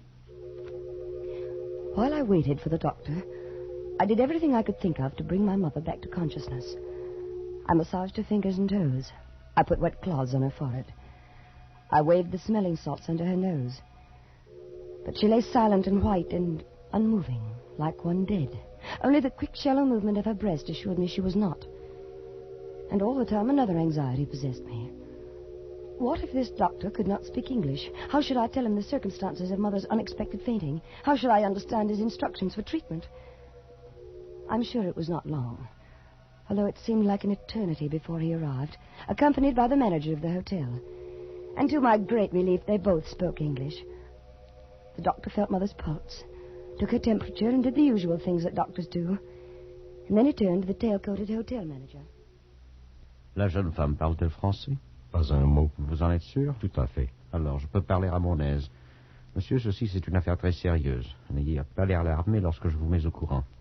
Cette femme est atteinte de la peste. La peste? Elle n'a qu'une heure à vivre. Je n'ai pas besoin de vous dire que si ceci se connaît, votre hôtel perdra tous ses clients. Et mon Dieu, pas seulement While they talked in this language I couldn't understand, I looked from one face to the other, trying to read from their expressions how serious my mother's illness was. But they were as casual as though they were ordering dinner. And finally I could stand it no longer. Oh, you must tell me. What is the matter with her? Mademoiselle, your mother is ill, yes. Seriously ill. It is a collapse, due perhaps to the strain of traveling. However, a week or two of absolute rest will work A week wonders. or two? Well, we were to go on to England tomorrow. That would be out of the question, mademoiselle. She cannot be moved for at least several days. Right now, she must have complete rest. The next 24 hours will be critical. Oh, Mama. Poor Mama. Oh, no, mademoiselle, you must not break down, too. I need your help. Yes, Doctor. Immediately, I need some medicine. Will you fetch it for me? Why, I must not yes. leave your mother for a moment during these critical hours. Here, I will write down this address and a little message to my wife. Your wife? Yes. I have the medicine already prepared at home. It will be faster to go there for it than to a pharmacy. There are very few chemists who have the ingredient. But couldn't you telephone? Hélas, I have no telephone. Well, a messenger, perhaps. Mademoiselle does not know Paris en fête. With the exposition opening, nowhere can you find a reliable messenger. They are all selling souvenirs. But, Oh, no, mademoiselle. You will accomplish the errand more rapidly yourself. Here is the address. 24 bis Rue Val-de-Grâce. And here is the message to give to my wife. But I don't know Paris at all. I'm a total stranger here. I am sure the manager here will give the necessary instructions to the cabby. Indeed, I will. Now, if mademoiselle is ready... Before I quite knew what was happening, I was seated in a rickety taxicab outside the hotel with the doctor's message clutched in my hand, while the hotel manager gave valuable directions to the cabby. En plus, vous toucherez un pourboire assez grand pour remplacer cette vieille bagnole avec une belle voiture. Allez au petit part. Prenez la piste la plus circuiteuse et surtout, ne soyez pas de retour en moins de 2 heures. Entendu? Entendu. Bon. It is arranged, mademoiselle. Jacques is one of our most trusted cabbies. He will get you to the doctor's house and back in safety. Oh, thank you so much, sir. And you will look after Mother, won't you? Indeed, I will. Of that, you may be sure.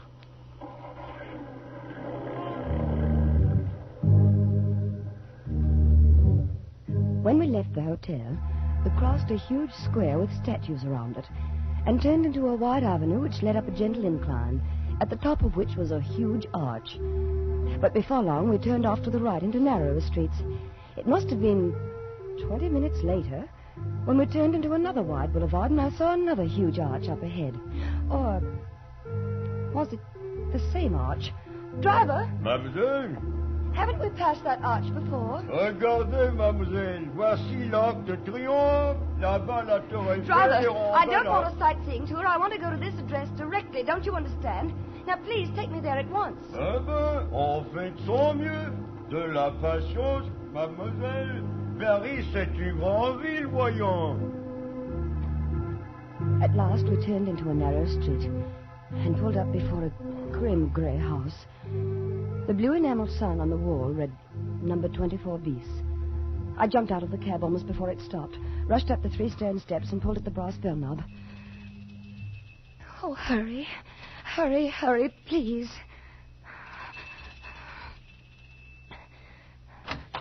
Oui? Oh, the doctor sent me for some medicine. Here, read this, please.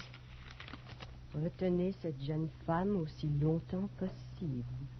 C'est de la plus grande importance pour l'avenir de Paris et même de la France. Oh, entrez, mademoiselle. Thank you. Quand vous ne pouvez plus la faire attendre, donnez-lui une bouteille de pastilles. The doctor's wife stood there reading and rereading the note as though she didn't understand it. And until I thought I would scream.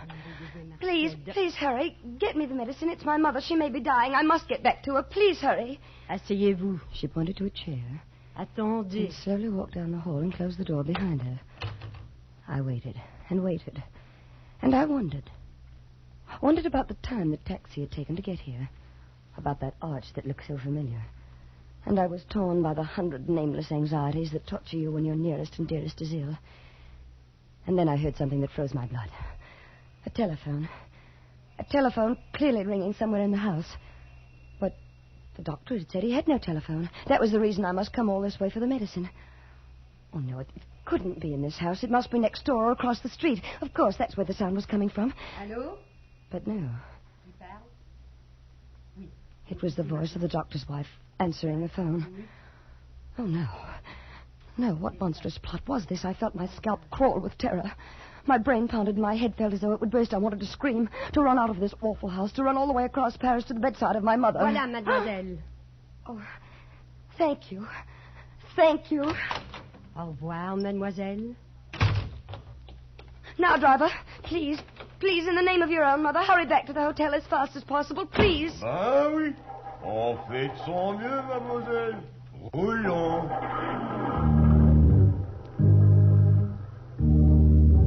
But my pleading was of no use. Either it was misunderstood or ignored. We crawled across Paris, just as slowly as we had come. And I was certain I saw that same white arch 3 times. But at last we crossed the great square with the statues, and I knew we were close to the hotel. Oh, please, please, hurry. Zut, on fait de son mieux, mademoiselle, voyons. Just beyond the great square, we turned up a narrow street which shortly entered a wide circle, in the middle of which was a tall, slender monument. The driver swung around the monument and pulled up before the entrance of the hotel, reached back and opened the door. Voilà, mademoiselle. I jumped out of the cab. And then I saw the sign over the entrance. It said, Hotel Ritz. Driver? Driver, you've taken me to the wrong hotel. I'm staying at the Grand Hotel Universal. Mais non, mademoiselle. Je vous ai pris au Ritz. Et je vous dépose au Ritz. No, I don't understand what you're saying, but will you please take me to the Grand Hotel Universal? C'est ici que je vous ai pris en charge et c'est ici que je vous dépose. Oh, you stupid man, can't you understand? My mother is sick. You've taken more than 2 hours to get me to the doctor's house and back. Can't you understand? My mother is sick, perhaps dying. Les affaires de mademoiselle ne me regardent pas. I looked around me. A small group of passers-by had stopped and were listening curiously to the argument. And then they joined in, taking sides. Everywhere I looked were foreign faces. Strangers, enemies. And then, shouldering through the crowd, I saw a bare-headed young man in tweeds, with a pipe clamped in his teeth. And before he had a chance to speak, I knew help had come. I say, having some trouble. Oh, thank heavens, you're English. Right you are. Now, what seems to be the matter? I told him as rapidly as I could. And he paid the mulish cabbie. He popped me into another cab.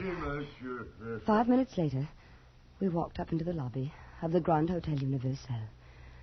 The manager was behind the desk. My mother, is she all right? I beg your pardon, mademoiselle. My mother, Mrs. Winship in 342, is she all right? There is no Madame Winship in 3242. What? 342 is occupied by Monsieur Auguste Noailles, a permanent guest. Don't you remember me? I'm Cynthia Winship. 2 hours ago, you put me into a taxi to go to the doctor's house for some medicine for my mother. I am afraid that mademoiselle is mistaken. I have never seen her before in my life. Well, look here, what is this? No, listen, I swear to you. It's just as I say. We signed the register less than 3 hours ago. We got in on the train from Marseille. Well, let's have a look at the register. Yes. I'll show you I'm in 342. Where is the register? It is there, mademoiselle. You may see it for yourself. See today's date. 14 guests registered, but I do not see any mademoiselle or Madame Winship. Do you? No. What have you done with my mother? Please, what have you done with my mother? I mademoiselle, demand that you answer me this minute. Mademoiselle, what have you done? I should not like to ask you to leave. Switcher, please. We'll get to the bottom of this. Perhaps mademoiselle is mistaken. Perhaps she is registered at some other hotel. No. This is the hotel. The Grand Universal. You were standing there when we arrived. You handed my mother the pen with which she registered. You came to the door with a doctor. You put me in a taxi. But I assure you, mademoiselle, these are fantastic. Wait a minute. What is it? That bellboy there. He carried our baggage. He'll remember. Garçon. Oui, monsieur. Vous vous souvenez d'avoir porté les bagages de madame à numéro 342 cet après-midi? Non, monsieur. There were 6 pieces, don't you remember? You wanted to take them all, and I insisted on carrying a little jewel case. It was a little red one. Oh, non, mademoiselle. C'est la première fois de ma vie que je vois mademoiselle. He says he never saw you in his life before. But this is monstrous. It's impossible. My mother is somewhere in this hotel. What have you done with her? What have you done with her?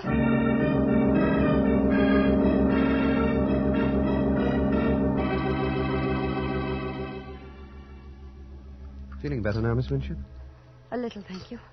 Care for something else? No, thank you. Another cup of tea, perhaps? Certainly.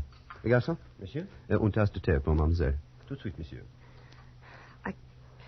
I don't know how to thank you, Mr. You realize I don't even know your name? Oh, it's Bruce. Bruce Stanley. I'm very glad to meet you, Mr. Stanley. It's a pleasure, Miss Winship. Mr. Stanley, you believe me, don't you? Of course I do, Miss We did Winship. register at that hotel. We were in room 342. Wait, I can even describe the furnishings. There was a big window that went from the ceiling to the floor. Well, every hotel room in Paris has windows like that, Miss Winship. Oh, they do? Yes. Well, in this room, the draperies were plum-colored, and there was a marble-top table, black marble it was, and a gilt clock. It had run down. The hands had stopped, I remember, at 20 minutes past 3. The walls were covered in rose brocade, and the bedspread was a washed-out yellow. Oh, if I could only get into that room, you'd see that I'm not making this up. Well, I'm not... I'm sure you aren't. Perhaps I can find a way to make them let you in the room. Can you? Yes. I'm with the embassy, you know, undersecretary sort of thing. I believe the British Empire has enough influence to change the mind of an obstinate Paris innkeeper. Well, then let's do it. Right away. Well, I'm afraid the might of Britain can't move that fast. It's past dinner time. But tomorrow we shall see. Tomorrow? But I must get into that room tonight. I have no money. Nowhere to sleep.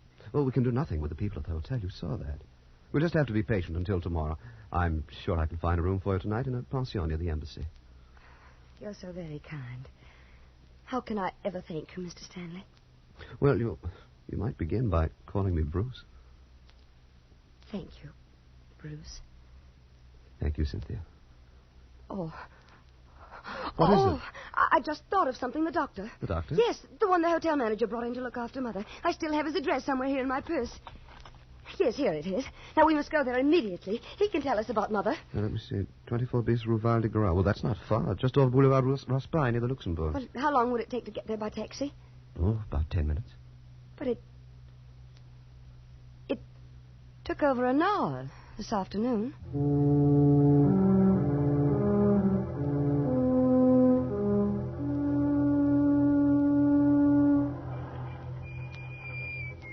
Voilà, monsieur. 24 bis, Rue Val de Grace. So here we are. Yes, this is the place. Attendez, mon vieux. Très bien, monsieur. The house is dark. Well, it's quite late. Well, I don't care. We've got to find out tonight.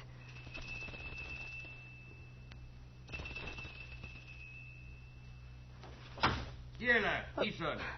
Where is he? There at the upstairs window. Monsieur le docteur, c'est mademoiselle Winship. Elle veut vous questionner à propos de sa mère. Winship? Je ne connais pas mademoiselle Winship. He says he doesn't know you. But he must. He must. Doctor, don't you remember this afternoon? You sent me here to your house for medicine for my mother. Je ne comprends pas l'anglais. He says he doesn't understand English. Oh, the liar.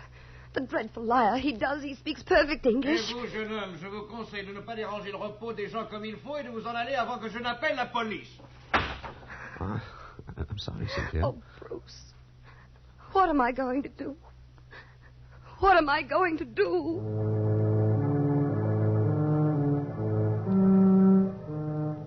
If it hadn't been for Bruce, I'm certain I should have gone out of my mind.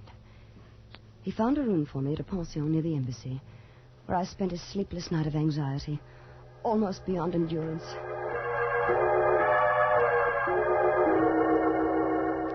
Bruce called for me at 10:30 the next morning and took me back to the hotel. To my surprise, the attitude of the manager had changed completely. But of course, mademoiselle may inspect room 342. We are only too glad to convince mademoiselle that her mother is not and never was in the Grand Hotel Universel. Why, I personally will escort you to the room. This way, please, to the ascenseur. Oh, Bruce, that terrible man. That horrible, Cynthia, horrible... Cynthia, don't let him upset you. Monsieur, au troisième. Troisième, monsieur. Now, remember what I told you last night, Bruce. You'll see. Plum-colored draperies, black marble-top table, rose walls, and a gilt clock with hands stopped at 20 minutes past 3. You'll see. Yes, Cynthia. Voilà, le troisième. This way, please. It was room 342 that you wished to see, mademoiselle? Yes, that's right. Third door to the right. Parfait. You see, Bruce? I know where it is. Yes, my dear. Here we are. Voilà. Enter, please. Now, Bruce, you'll see. The yellow bedspread... Oh. Not quite the room you just described in the elevator, mademoiselle. The drapes are royal blue. Oh. A little dusty, I fear. I must have this room renovated. You see, there is no marble-top table. No. The clock, as you notice, is running. And right on time, it seems. And the walls are not rose brocade, but yellow-flowered wallpaper. Now, my dear mademoiselle, you see how thoroughly mistaken you are. No, no, no!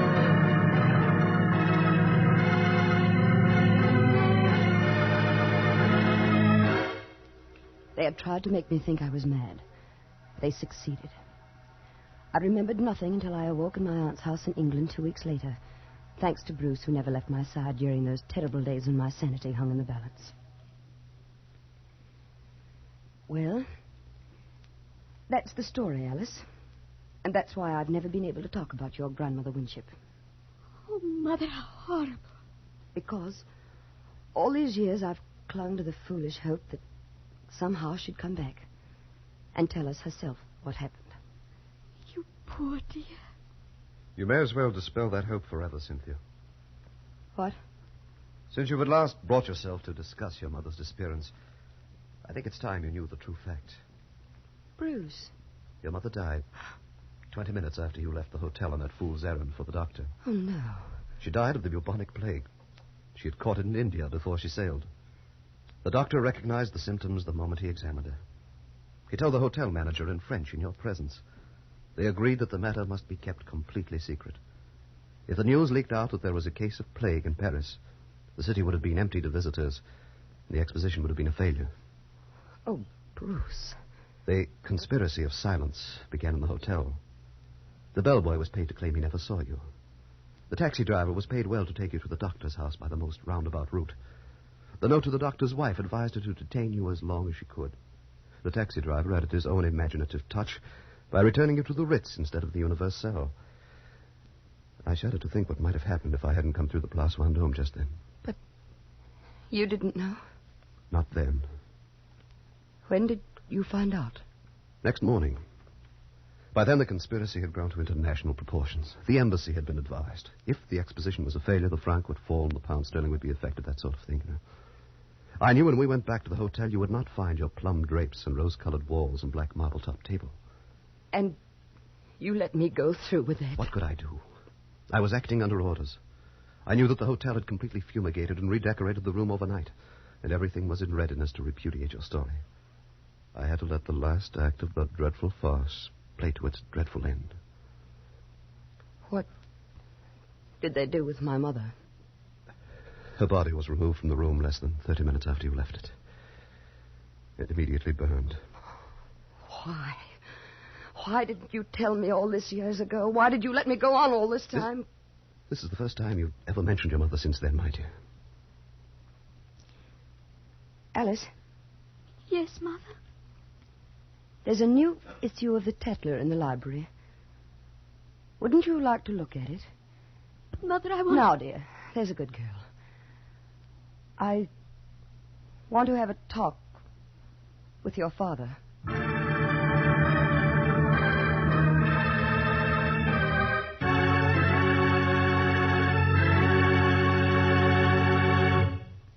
Escape, produced by William N. Robeson and directed by Norman MacDonald, has brought you The Vanishing Lady by Alexander Woollcott, freely adapted for radio by Mr. Robeson.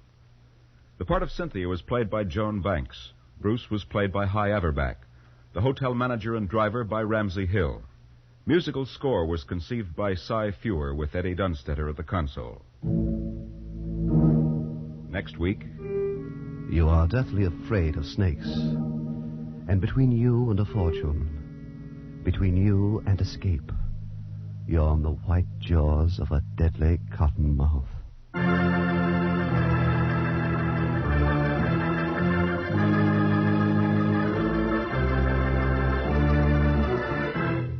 Next week, we escape with Irvin S. Cobb's famous story, Snake Doctor. Goodbye, then, until this same time next week, when we again offer you Escape. This is CBS, the Columbia Broadcasting System.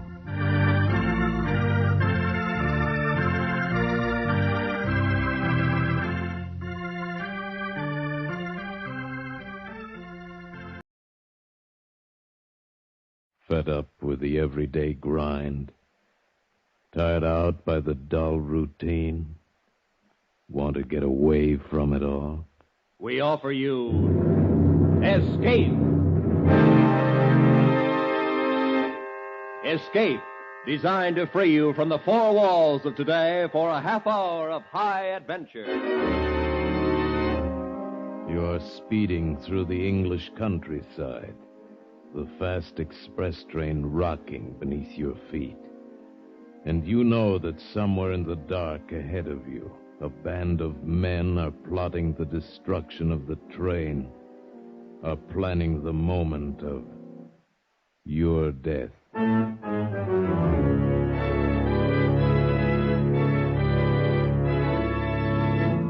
Today, we escape to England at the turn of the century and the story of a complete train that vanished from the face of the earth. As Sir Arthur Conan Doyle told it in his fascinating tale, The Lost Special.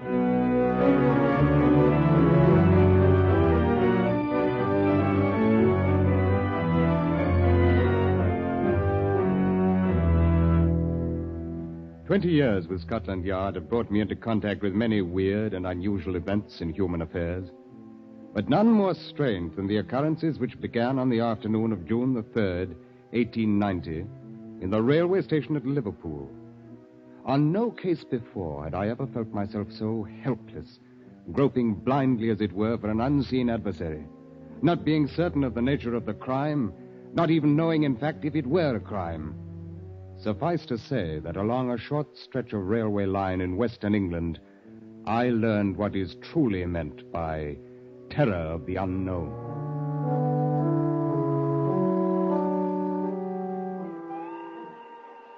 At 4 o'clock of the afternoon in question, having completed a rather minor investigation which had brought me to Liverpool, I was sitting in the waiting room of the railway station reading and waiting for the 6 o'clock train for London, entirely unaware at that moment of a rather ordinary conversation that was taking place in the office of Mr. James Bland, the station master, a few yards away.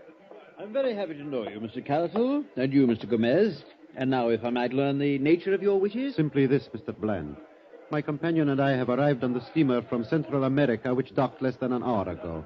It is of the utmost importance that we reach London as quickly as possible in order to arrange passage across the Channel to France. I see.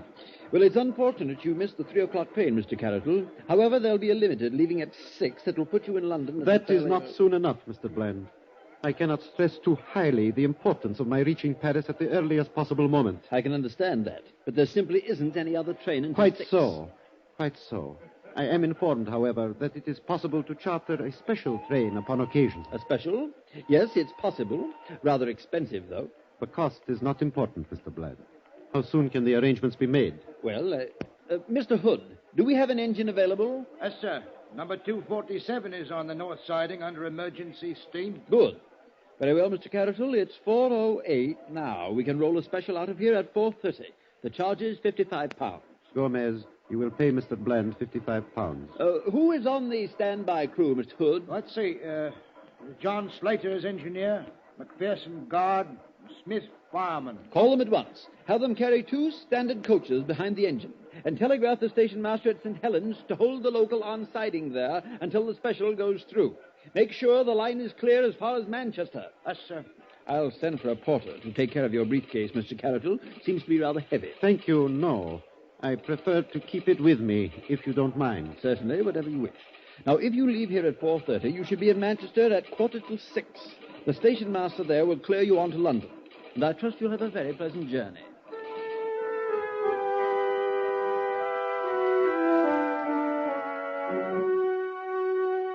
As I say, I was not aware of these events until a while later, and would have placed no significance on them in any case. At 4:31, the special train with its 2 passengers and 3 crew members pulled out of Liverpool station and headed to Manchester. And at 10 minutes to 6, I was summoned to the office of Mr. James Bland, the station master. And so that seems to be it. Very likely I have no real reason at all to be worried, Inspector Collins. But since I saw you below there in the station, I thought it wise to call you in on it. Well, I'm happy to be of any help, Mr. Bland. As I understand it, your special train is running behind schedule, is that it? Incredibly behind schedule. Nearly half an hour overdue at Manchester right now. We've wired them to check and report back. Well, it isn't exactly unheard of for a train to run slow, Mr. Bland. It is, unless there's some reason, and I can't think of one in this case. The special had clear track all the way.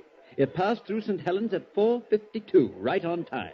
They wired us, and then 15 minutes later released the local to follow along behind it into Manchester. Yeah, you mentioned something about Mr. Carroll having a companion, I believe. Huh? Yes, a great hulking brute named Gomez. He didn't utter a word while they were here. Seemed to be a sort of bodyguard.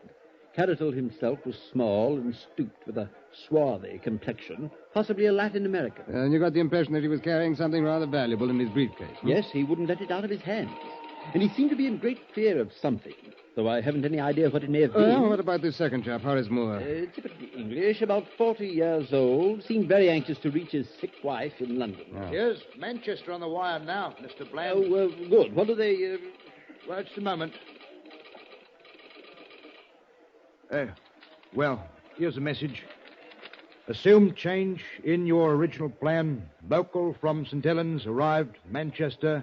Reports no sign of special train. Oh, but that's impossible. St. Helens reported the special through ahead of the local. Well, is there a branch line between St. Helens and Manchester, Mr. Bland? No, not even a double track. There's only a single track main line straight through. Sidings, of course, at the local stations for loading purposes. But, Mr. Hood... Yes, sir? Check every local operator from St. Helens on. We've got to get to the bottom of this. I can't understand it, Inspector Collins. A locomotive and 2 coaches can't simply... Well, it's utterly impossible. It can't have just disappeared. In a few moments, the answers began coming in over the wire. The first was from St. Helens. Repeating our previous message, a special train passed here at 4:52. Local departed 15 minutes later. Then from Collins Green. Special passed here at 5 o'clock, followed by local train 17 minutes later. And then Earlstown. Special passed here 5:06, followed by local 18 minutes later. Newton. Special passed here 5:12, local train 17 minutes later. At Kenyon Junction. Special through here at 5:20, local passed 19 minutes later. And then Barton Moss. Local through at 5:53. No special train passed here today.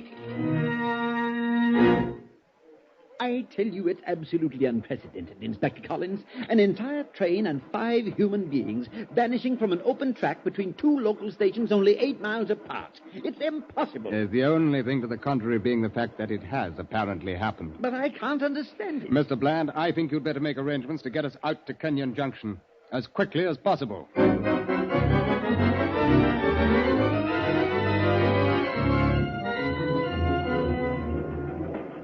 Within 10 minutes, we were in a coach behind a goods engine moving at full throttle on the main line east out of Liverpool. Since the missing special had been reported safely through Kenyon Junction, there was no need for concern with the country this side of that station. While the coach rattled and banged along the miles, we spent the time poring over a large-scale map of that 8-mile stretch between the junction and Barton Moss. As you can see for yourself on the map, Inspector Collins, it's rather open country through there. Yeah. Low rolling hills, mostly, with quite a lot of coal mining and 1 steel mill.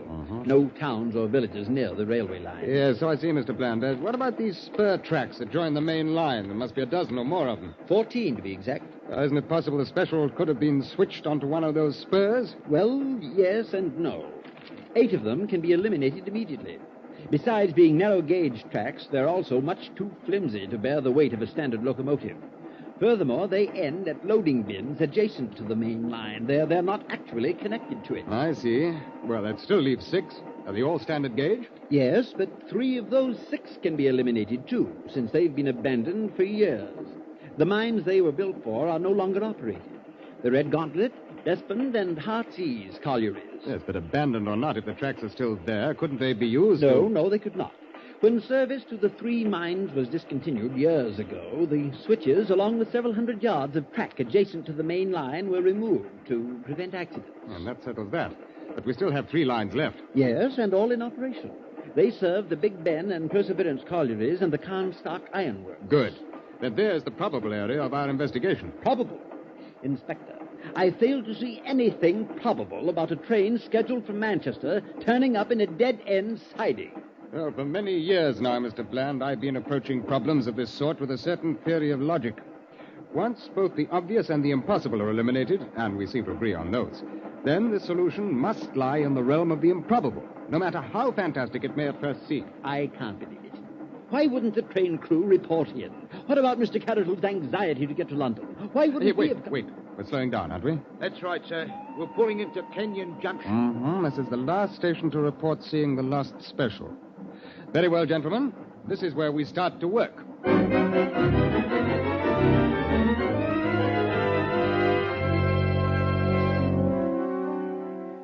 We stopped in the junction only long enough to rig acetylene spot lanterns at either side of the coach, directed in such fashion as to light up the roadbed and embankment along both sides of the track. And then we puffed slowly out onto the main line and headed towards Barton Moss, 8 miles away. The first mile of those 8 dropped behind us and brought no significant discovery, and we moved on through the second mile. Save for the flood of light from our lanterns and the dull red glow from the firebox of the engine, the night was as black as pitch. Now and again, the ugly shape of a loading bin for one of the narrow-gauge feeder lines would loom out of the darkness ahead of us and float past, ghostly for a moment in our lights, and then dissolve away behind us into the blackness. But on the roadbed, the rails themselves remained unmarred, undisturbed, and offered not the slightest clue to explain a disappearance that grew more mysterious by the minute. We completed the second mile and moved on, and then suddenly... What is it, Inspector? What do you see? Stop the engine at once, Mr. Hood. Yes, sir. What is it, Inspector? I think I've seen something. I don't see a thing, It's Inspector. just off the embankment there, in the edge of the bushes. We'll need a hand light. Here you are, sir. Good. All right, come on now, let's have a look. By heaven, there is something right enough. I see now. Well, it looks like a man lying there. Oh, it's more likely the body of a man from the position he's in. Well, now, lad.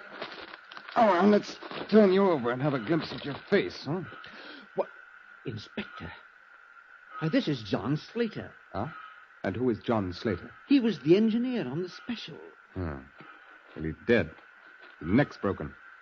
Dead? I'll venture a quick guess it was caused by a fall from the cab of his engine. Traveling rather fast at the time, I'd say. You can see where he rolled through the bushes for some little distance there. But then what happened to the locomotive, Inspector? Afterward, I mean. Well, that still remains to be seen, Mr. Hood. We can be fairly certain of one thing, though. A special must have come at least this far out of the junction. Otherwise, it's pretty difficult to account for the engineer's body being here. No more difficult, surely, than it is to account for any of this. This whole thing is incredible. Impossible. Well, we still have our improbabilities, Mr. Bland. Those 3 connected spur lines are ahead of us yet, and the chances are one of them is going to supply some kind of an answer.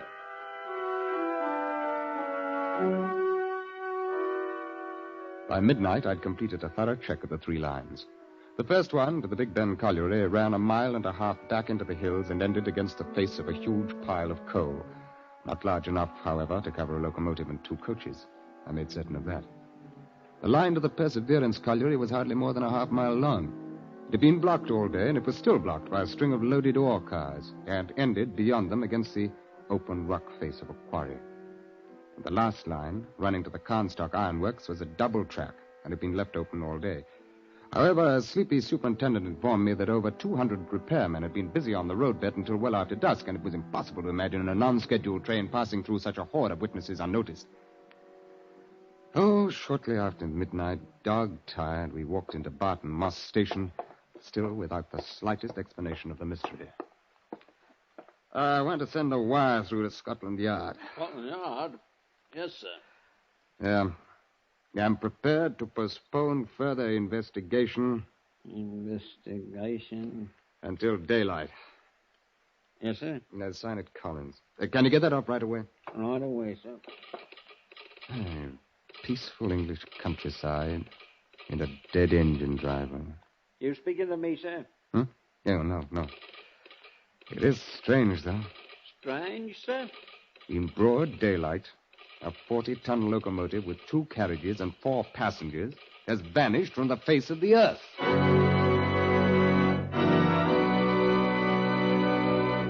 In just a moment, we will return to Escape. But first, 10 great shows come to you every Sunday night on CBS, and right and bright in the middle is America's #1 comedy, The Jack Benny Show.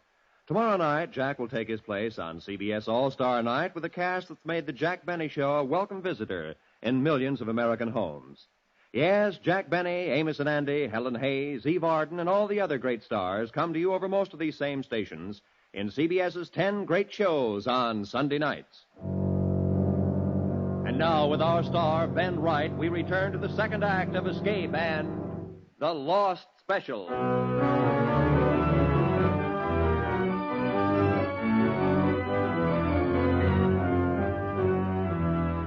By the next morning, of course, the story was out and the daily papers went to work on it.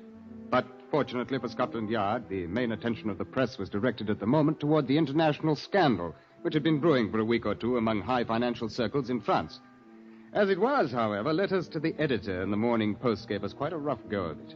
Oh, with all manner of crackpot It seems suggestions. difficult to believe that the worthy operators of Scotland Yard have overlooked the one obvious explanation as to the whereabouts of the missing train.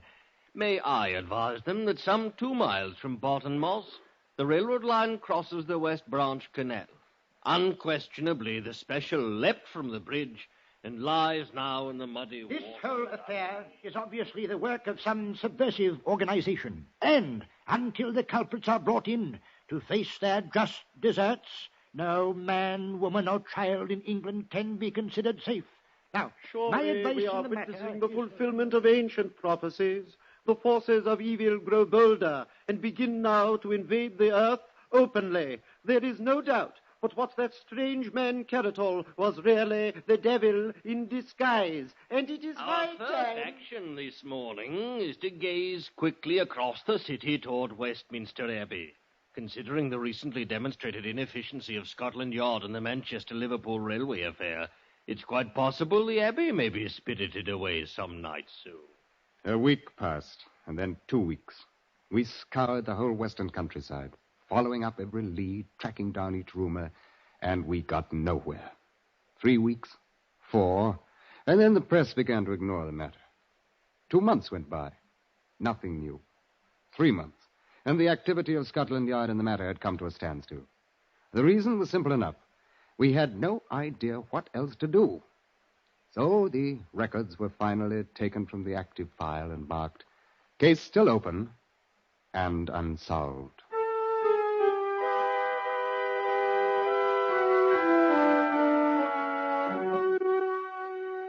Even though I worked on other assignments, my mind kept turning continually back to the case of the lost special. I tried to think of some avenue left untried, some path overlooked, and I could think of nothing. I reviewed all of the improbabilities I'd tested and disproved, and I tried to... Improbabilities. Suddenly, a fallacy in my own logic began to dawn on me. Arbitrarily, I had called certain explanations impossible, and touched them only lightly in my investigation. And yet, what could really be classed as impossible in a case which itself was utterly impossible?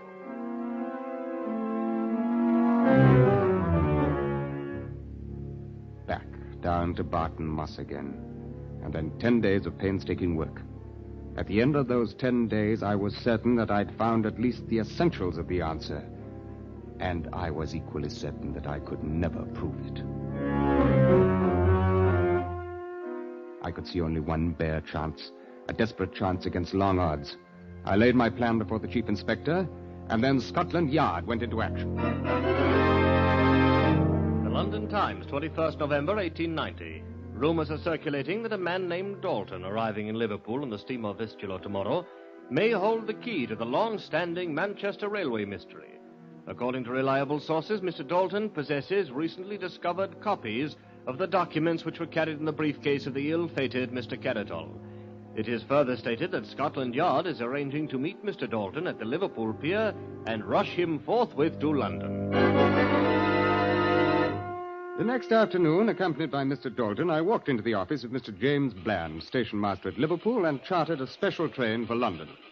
We shall have the train ready for you to leave in 10 minutes, Inspector Collins. Good. I'm most anxious to get Mr. Dalton and his briefcase to London as quickly as possible. Yes, I saw the squib in yesterday's paper, and I was afraid then you'd be wanting a special train arranged. I'm still worried about it, as a matter of fact. Oh, I hardly think there's any need to be. You've run a good many specials up to Manchester since that affair 6 months ago, and you've never lost another one, now have you? No, but I'll confess I've shaken in my boots every time I've watched one of them pull out of here. I say now, you're going to have me jumping at my own shadow. Oh, don't worry, Mr. Dalton. I'll have you in London before you know it, and none the worse for the trip. Nevertheless, Inspector, you'll have to admit the situation today is very much like the one 6 months ago. Oh, yes, in some ways. The mysterious stranger arriving by steamer from South America, and in urgent haste to reach London. The carefully watched briefcase, which, according to rumor, contains the very same sort of material Mr. Caratol was carrying. But there is one difference. Mr. Dalton is being accompanied by an agent from Scotland Yard. Yes, but Mr. Caratol also had a guard, that chap Gomez. and both of them disappeared. Oh, come now. Surely you don't think that anything so fantastic could possibly... Oh, no, he's right, Mr. Dalton. It did happen once, and a number of the elements are similar. Well, Mr. Bland, I'll wire you as soon as we reach Manchester. Hardly necessary, Inspector. I think I shall go along with you. What good? But if you're looking forward to excitement, I can't promise it. No, it will probably be a very ordinary trip. But if I stayed here, I'd be a nervous wreck by the time you reached Manchester. Well, then come along by all means. Mr. Dalton and I will enjoy your company. Your train has just pulled up the platform, gentlemen. Good. Well, gentlemen, we can't keep the fates waiting, huh? Let's get aboard.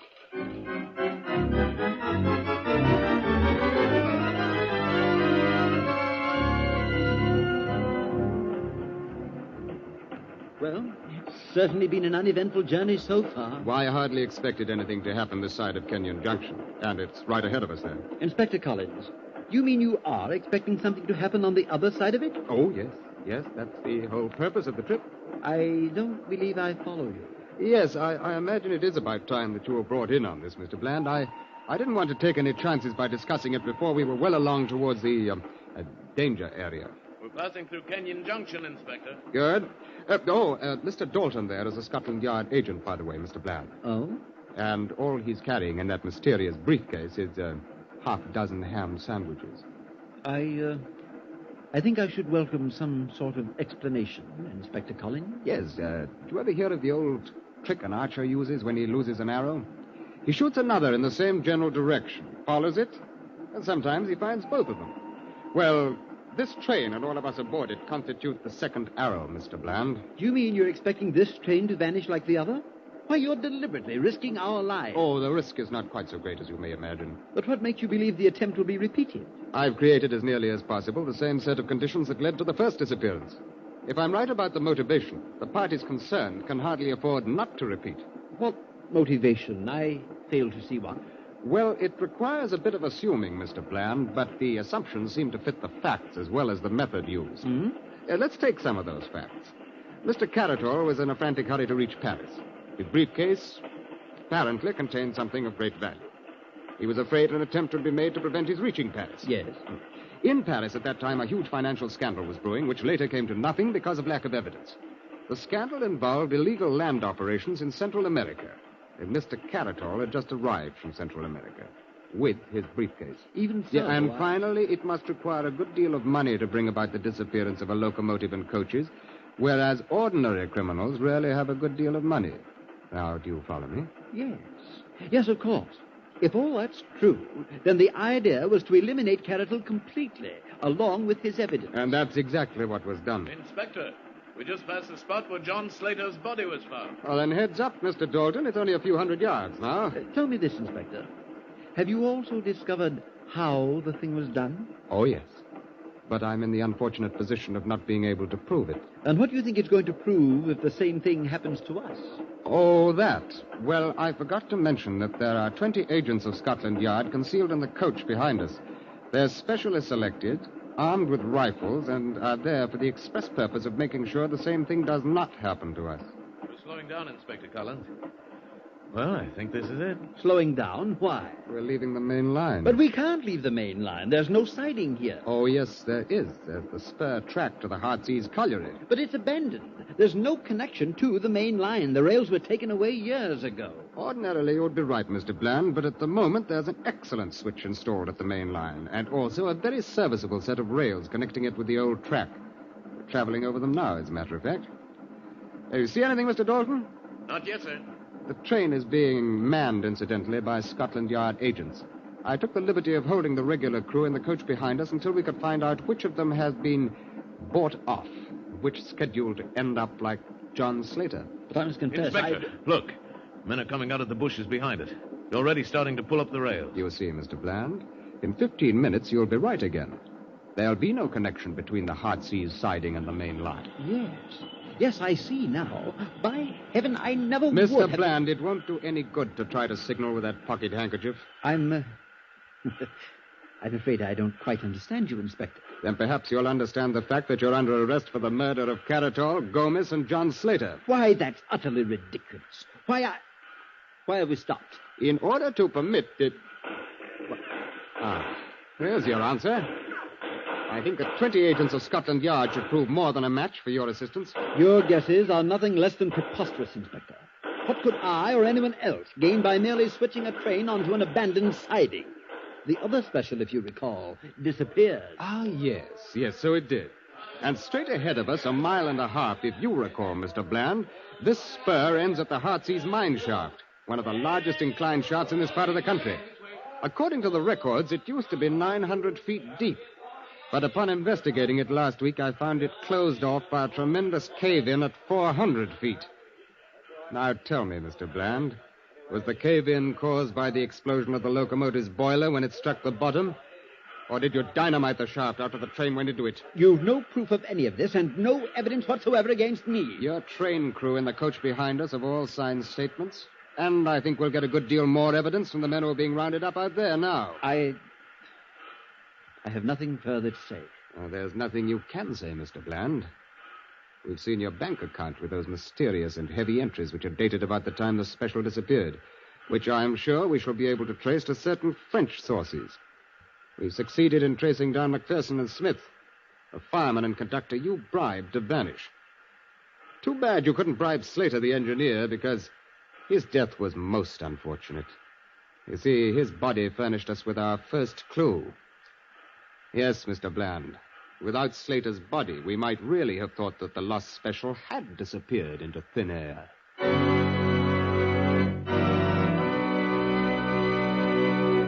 Escape is produced and directed by Norman Macdonald. Today we have presented The Lost Special by Conan Doyle, adapted for radio by Les Crutchfield, with editorial supervision by John Dunkel. Starred as Inspector Collins was Ben Wright, and the featured players were Parley Bear, John Daner, Edgar Berrier, Larry Dobkin, and Paul Frees. The special music was arranged and played by Ivan Ditmars. Next week... You're aboard the Orient Express, rushing through the European night, bound for Constantinople. And in your compartment with you, a gun pointed at your head, a small, mysterious foreigner is about to take your life.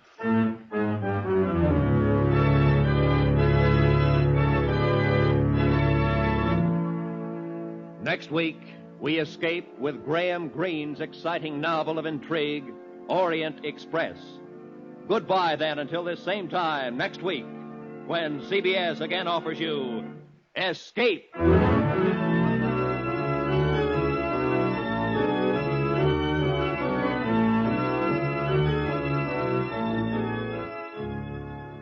For more adventures, seek it out with two top CBS shows tonight.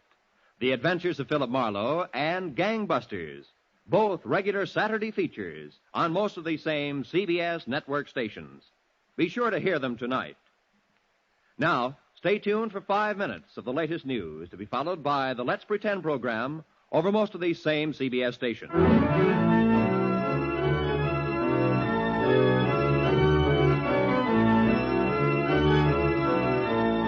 This is Roy Rowan speaking for CBS, the Columbia Broadcasting System.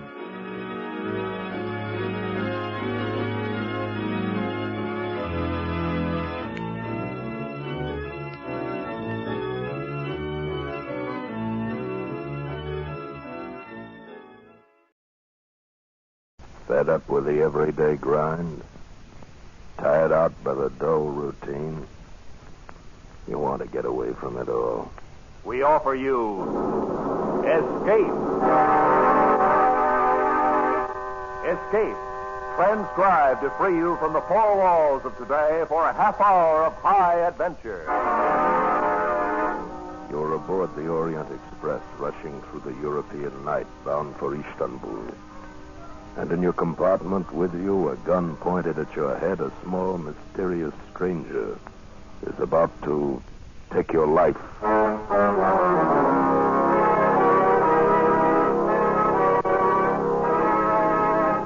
Today we escape from reality to the tense world of Balkan intrigue as Graham Greene pictured it in his famous novel, Orient Express. Oh,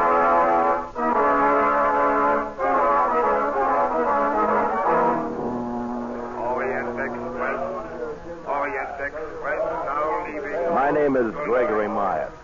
In 1932, I had to go to Istanbul on business, and I decided to take the Orient Express. After an uneventful trip across the Channel, I found myself at the station in Ostend, Belgium, where the Orient Express began. The porter took my bags and overcoat to my first-class compartment while I lingered on the platform. And, inevitably, somebody bumped into me. Oh, I'm sorry. Oh, that's quite all right. I wonder which way are the second-class coaches, please? That way, I think. Your suitcase looks heavy. May I? Oh, no, thanks. I can manage all right. Yeah, she had a very nice figure, trim and erect. I wondered whether she was going as far as Istanbul. Orient Express, en voiture. En voiture. I made my way down the platform to my coach. But there was a stranger in my compartment going through my overcoat. Young man, you have the wrong compartment. And you have the wrong overcoat. This coat is mine. Also this compartment, number 7. It happens to be number 8. 8? I have made a mistake. 1,000 apologies, sir. Oh, that's all right. Thank you. You are going to Belgrade, perhaps? No, I'm for Istanbul. So, allow me. My name is Richard John. How do you do? My name's Myatt, Gregory Myatt. I am grateful you are a fellow countryman. These little mistakes can be so difficult to explain. Fellow countryman? But I'm American. I also. I am a naturalized American all these many years, but the accent remains. Yes, I suppose it does. Well, we are underway. I will go to my compartment. A most pleasant journey, sir, and again 1,000 apologies.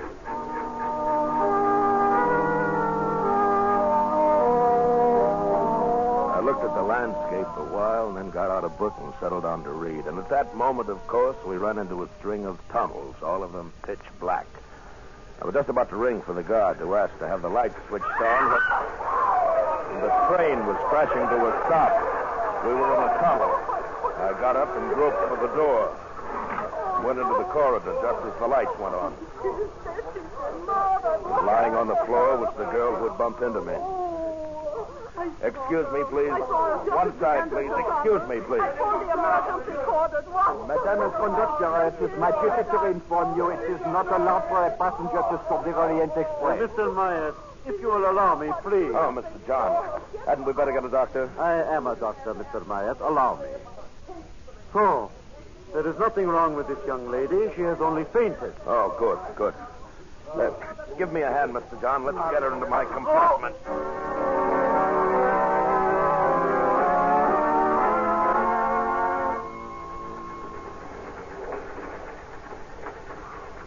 I'm all right now. Really, I am. Yes, of course you are. Here you are. Drink this. It's brandy. Drink it, young lady. It will help you. Good. I don't know why I fainted. I never did before. When did you last have a decent meal? Yesterday? The day before? Suppose it was the day before. That's my affair. You have no money? No.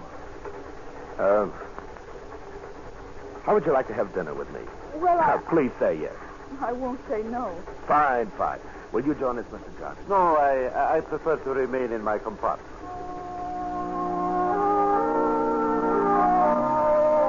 As we dined, I learned her name was Carol Musker. She was a chorus girl, and she had a job waiting for her in Istanbul. I felt a bit sorry for her, but, well, more than that, I remembered how she felt in my arms when I carried her into my compartment.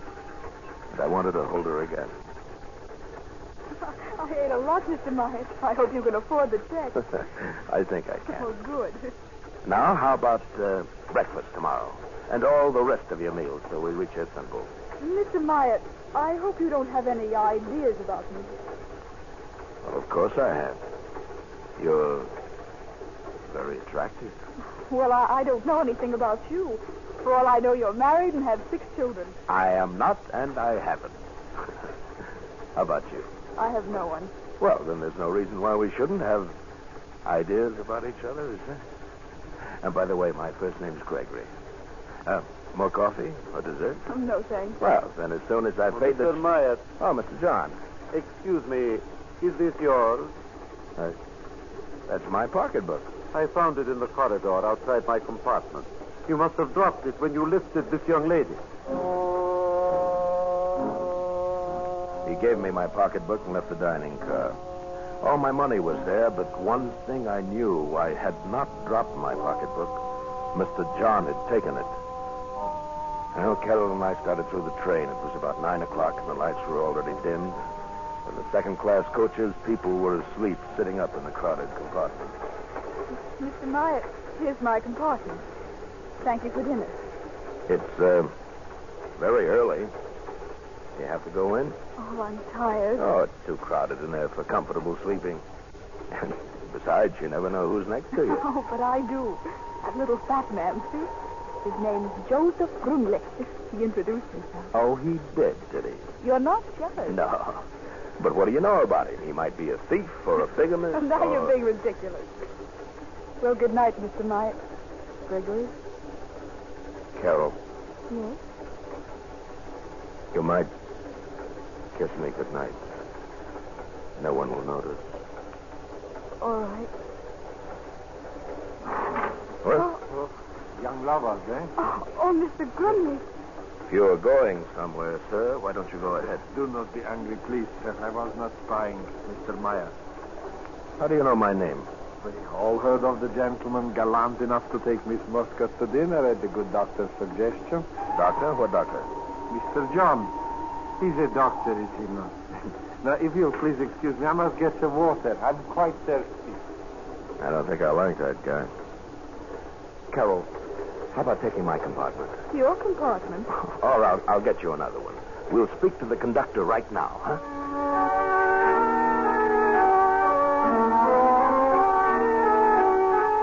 First-class compartment for the young lady, monsieur.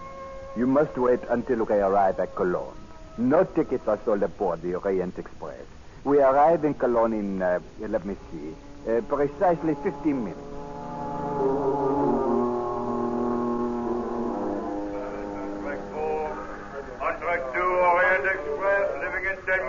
As we walked up to the first-class ticket window, a woman elbowed us out of the way. Please excuse me. You don't mind if I go first, do you? My train for Paris leaves any minute. Well, in that case, go right ahead. Thank you. Oh, Hans Strickers.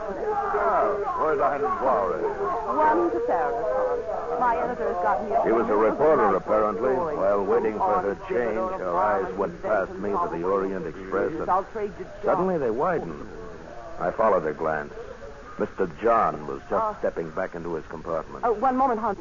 Change this ticket for a sleeper on the Orient Express. Make it Belgrade. Oh, you are lucky, Miss Warren. There is only one accommodation on the Orient Express left. Just a moment there. We were here first. I thought you were going to Paris. Not when I see Dr. Zinner on the Orient Express. Dr. Zinner? The man you were looking at was Richard John. Is that the name he's using now? Oh, Fräulein? Thank you, Hans. Just a moment there. I'm taking that ticket. Mein Herr, I regret, but the lady asked for it before you did, and she is an old customer. Here's the ticket, Miss Warren.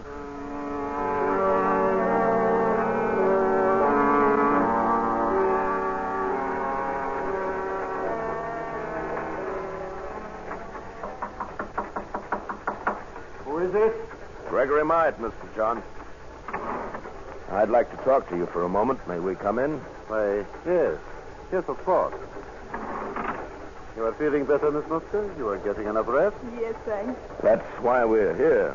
Miss Muska's taking my compartment, and I'm staying in here with you. I wish I could oblige, but I prefer my privacy. Why is that, Dr. Zinner? My name is Richard John. Where did you hear otherwise? From a newspaper reporter who saw you in the station at Cologne. Oh. I don't know what it's all about, and I don't much care, but Miss Musker is going to have my compartment. I'm going to move into this one with you. Any objections? No. In fact, both of you shall stay here with me. What the devil? Gently, Mr. Meyer. He has forgotten. I am an excellent shot, believe me. Oh, Greg. We shall all stay, I insist. Lock the door, Mr. Meyer. That's fine. Now, just who are you, Mr. Meyer? Who am I? A police spy here to keep me from getting to Belgrade? Oh, that's ridiculous. You surely don't expect me to believe your story about some... John. Mr. John. That sounds like the reporter from Cologne. Tell her she has made a mistake. Tell her, Myatt. Go away. You've got the wrong compartment. My name is Myatt. I'm a reporter. Mabel Warren, London Clarion. Myatt, Put your arm around Miss Muska. Open the door part way, just enough for her to see both of you. I shall be behind the door. And remember, I have a gun.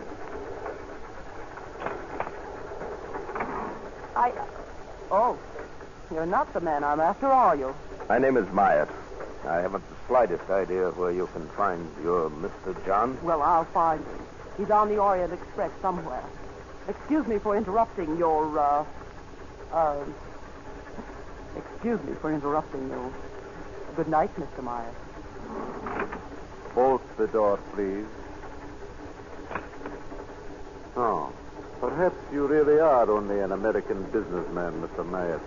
In that case, I owe you an explanation. Sit down. He told us a fantastic story.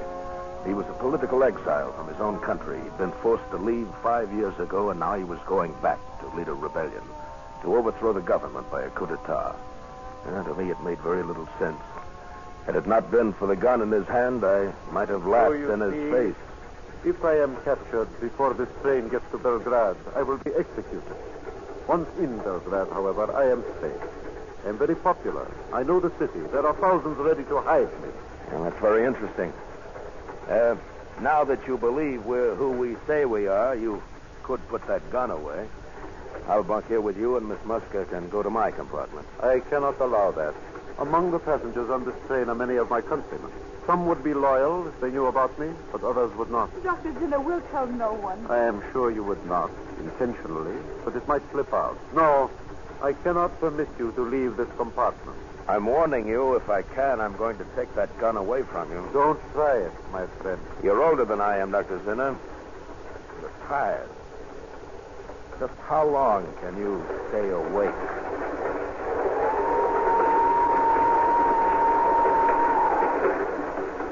I sat with Carol on one seat. He was across from us, the revolver in his hand. And it got later and later and later. I'm tired, Greg. Now, just close your eyes then, Carol. Are you sleepy, Dr. Zinner? Not yet. But my...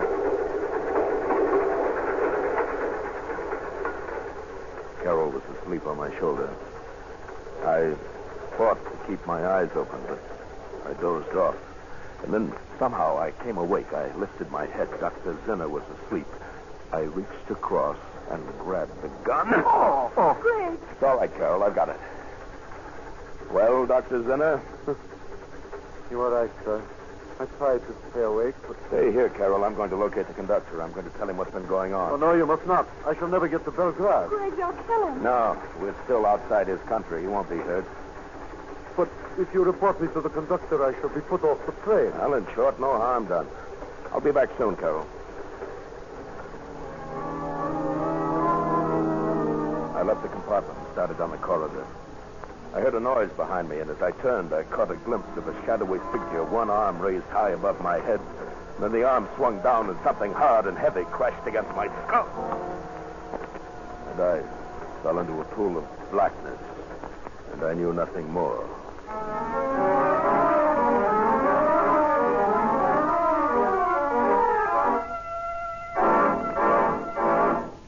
In just a moment, we will return to Escape.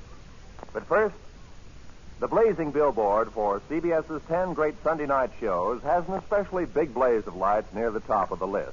That's where the names of Spike Jones, Jack Benny, and Amos and Andy are found in succession. Spike Jones, Jack Benny, Amos and Andy, the most unusual sequence of top-rating comedy in radio. Don't miss a single second of their 90 non-stop minutes of mirth tomorrow night on CBS's great Sunday Night 10. Amos and Andy and Spike Jones come to you over most of these same CBS stations, and Jack Benny is heard over them all. And now, with our star, Bill Conrad, we return to the second act of Escape and the Orient Express. How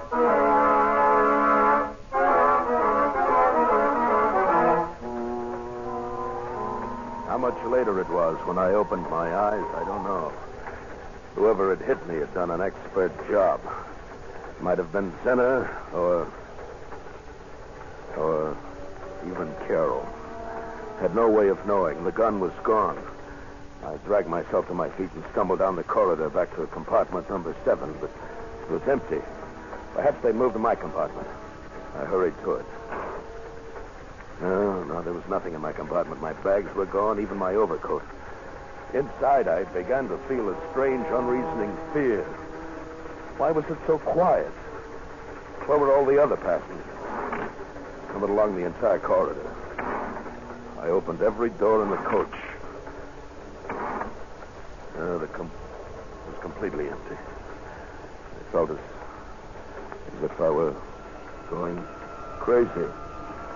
And I lost consciousness again.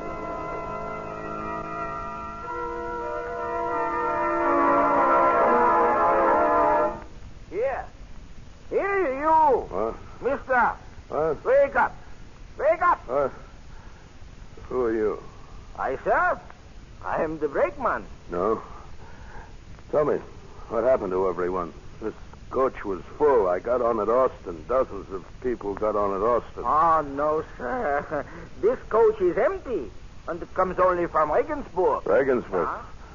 No, it's from Austin, I tell you. Look, compartment 8. This was mine. My bags, my overcoat, they were here, and now they've disappeared. Yeah, what was that? Oh, that is only the switch engine. We're on the yards outside Vienna. This coach is a deadhead. It was put on at the Orient Express at Regensburg, and now we take it off. Deadhead? You mean... No, it's not my coach at all. The regular coaches are... The Orient Express is in front of us, sir. If you do not want it to leave without you, you had better hurry, sir. Don't worry, I'll make it. The Orient Express was just getting underway when I dropped off the front of the deadhead. I had plenty of time to run up alongside and swing aboard. I made my way through the train to my coach and knocked on the door of Zinner's compartment. Open up in there. Who is it? Gregory Myatt, open the door. Come in, please. Lying on the berth, bound and gagged, was the reporter, Miss Warren. And standing beside her, gun in hand, was not Dr. Zinner, but Joseph Grunlich. You have a very tough skull, Mr. Myatt. I should have hit you a little harder, no? Where is Carroll? Where is Dr. Zinner? Why have you tied up this reporter? Oh, please, not so fast. First, as to Miss Warren, I have tied her to prevent her from interfering with Dr. Zinner. Had I allowed her to file her newspaper story, Dr. Zinner would never get to Belgrade. I happen to be an ardent follower of Dr. Zinner. I was standing watch last night when you dashed into the corridor, Mr. Myatt. You had this very gun in your hand. You had obviously broken away from Dr. Zinner. Fortunately, I had a blackjack. Where is Carroll and Dr. Zinner? Do you promise to do nothing to interfere with Dr. Zinner's plan? I promise nothing. Now, be reasonable. The Orient Express will soon cross the border into my own country. It makes only one stop at the border for passport identification. After that, you are involved no longer. Why be stubborn? All right, Grunlich. I won't interfere. Mr. Myatt, I thank you. You may go now. Dr. Zinner and Miss Musker are next door in your compartment. Dr. Zinner was seated on one berth dozing, and Carol lay on the opposite berth fast asleep, traces of tears on her cheeks. She shivered. I covered her with my overcoat, and she woke up. Gregory, I didn't know where you were. Go back to sleep. Oh, I searched everywhere. I didn't know what to do. When I came back here, oh, I was so tired. Dr. Zinner made me go to sleep. Everything's all right. In a few hours, everything will be fine. Now, close your eyes and go back to sleep.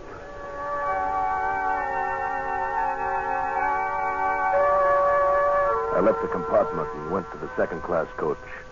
With both Carroll and Grunlich gone, there was space for me. I slept until I was awakened by a Hungarian passport inspector. The train had stopped in a town named Subotica, just inside the border. I showed him my passport. Then I went to the dining car. The breakfast rush was just starting, so I gave a waiter a pound note and had him get me breakfast for two. By the time the Orient Express was 10 minutes out of Subotica, we were going down the corridor, the loaded tray tinkling as the waiter followed me. We arrived at my compartment, but it was empty. No sign of Zinner, no sign of Carroll. A torn piece of paper was tucked under the cuff of my overcoat. It was a note. I have left with Dr. Zinner. I'm afraid this is goodbye. Signed, Carol Musker. Here's the breakfast. Where shall I put the tray? What? The breakfast. Oh. Take it back. I don't want it. I sat near the window and watched the landscape drift past. My suspicions had been right all along. Dr. Zinner had played me for a fool. And so had Carol. After a while, I became conscious of a tapping sound on the wall of my compartment. It kept on, and suddenly I realized that it was coming from the compartment next to mine, someone's heel banging against the wall. It took only a minute to get next door. It was Miss Warren, the reporter, all tied and gagged. Oh, thank goodness. I thought you'd never hear me. Where's Grundlich? Where are the others? You mean you don't know what's happened? Zinner's going to be executed. Executed? Well, they took him off the train at Subotica.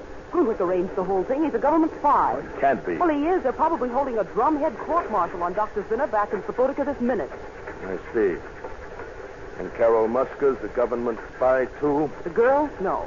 She must be. They took her off the train. Well, they had to. They couldn't have any witnesses. Well, what will they do with her? Probably kill her. But... Hey, here, what are you doing? You can't jump off. The train's going 60 at least. I'm going back there. To Subotica? You're insane. Look, there's a small town up ahead. I saw it when I leaned out. Some cars are parked at the station. I saw them. I'm going to pull the emergency cord. Take one of those cars. What can you possibly do in Subotica? I don't know, but I'll do something. Go ahead, Mr. Meyer. I'm going with you. I pulled the emergency cord, and in a matter of seconds, the Orient Express was screeching to a halt right at the station. I flung open the door, and with Miss Warren close behind me, I ran toward the parked cars. Here. You. Come here. Do you speak English? A car, gentlemen, a car very cheap. I want to go to Subotica. It's too far, 50 kilometers. I'll give you 20 pounds. Well, get in, gentlemen, get in. We were at Subotica inside of an hour. I had the driver stop just before we got into the center of town and told him to wait. Miss Warren and I started down the main street. Mr. Meyer, look. In the doorway of a small restaurant, his back to us, talking to his chef, was Joseph Grundlich. Just keep walking. All right. Try to hear what he's saying. Meal for 2 people. Have it sent to railway station. Did you hear what he said? Something about a last meal for 2 people to be taken to the railroad station. Don't turn your head. Just keep walking. The railroad station platform was empty, so was the ticket office. But through the window, we could see the waiting room, and beyond it was a closed door to a baggage room. There was a large, old-fashioned key in the lock, and standing beside the door was a soldier with a rifle. That's why they must be in the baggage room. You don't have a gun, I suppose? No. No, neither do I. The key's in the lock. If I can get to it without the soldiers noticing. We've got to get the soldier away from the door, Miss Warren. How? Look, do you see that telephone over there in the far corner? Well. If we could somehow get the soldier over the telephone, his view of the baggage room door would be cut off. Yeah. Look, that'll be your job, Miss Warren. Fine. Go into the waiting room and up to the telephone booth. Smile at the soldier as you go by. Then pretend you're having some trouble with the phone. Appeal to him for help. Right. When he joins you at the phone booth, keep him occupied while I go in and let him out. But he might look around. Just talk to him. Zinner and Carol and I will try to make the car. We'll have to hurry. Grundlich and that last meal may be here any minute. We'll hurry, all right. Through the grimy window, I watched as Miss Warren crossed the waiting room to the telephone, smiling at the soldier. She left the booth and walked over to him. Couldn't hear what they were saying. She smiled at him again, putting her hand on his arm. They went over to the booth. Took a deep breath and entered the waiting room. I could hear them talking as I started toward the baggage room.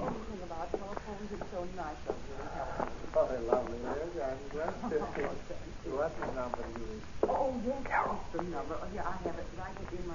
Carol. Gregory. No noise. Dr. Zinner, Carol, go to the station platform. Now, no noise. Come on. All right, follow me. Oh, no, but I heard about you. I didn't know. We started back toward the open door that led to the station platform. We went out slowly, not making a sound. Miss Warren was still talking to the soldier, and then suddenly their voices stopped. I glanced back. The soldier's gun had fallen to the floor. He was kissing Miss Warren. We got out to the platform, and I shut the door quietly.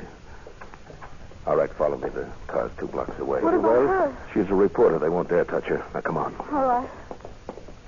In a few moments, the station was behind us. The car was only a block away now. We turned the corner, and walking toward us, not 10 feet away, was Joseph Grundlich, and a waiter from the restaurant. Before he could collect his wits, I ran at him. He crumpled to the ground. Then I hit the waiter. All right, run for it. All right. Grundlich fired a few shots at us, but hit no one. And then we were in the car, and he fired at us no longer.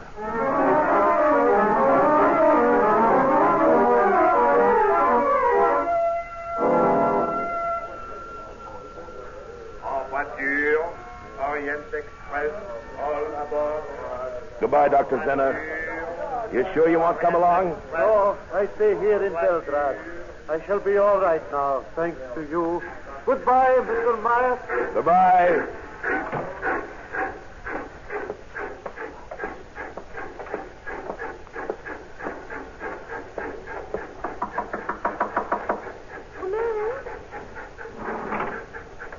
Hello. Hello. You, mind if I sit down? No, not at all.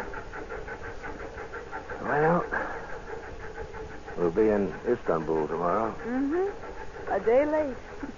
I probably lost that chorus job. Have any idea what you'll do then? Oh, I think so. I have an idea. Yeah.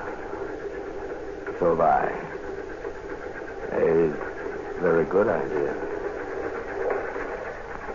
Come here.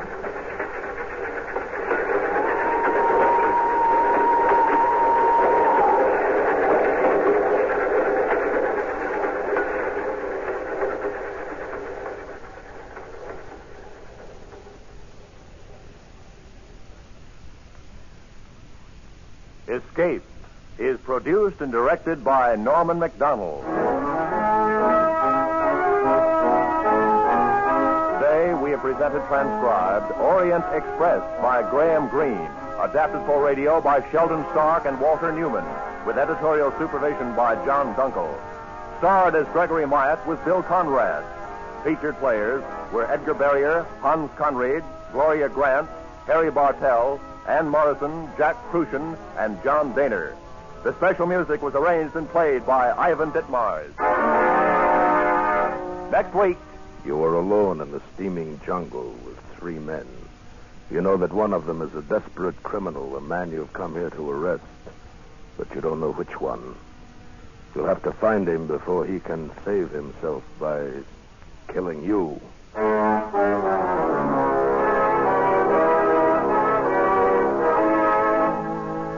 Next week, we escape with L.G. Blockman's exciting tale of a manhunt, Red Wine. Goodbye, then, until this same time next week, when once again CBS offers you Escape.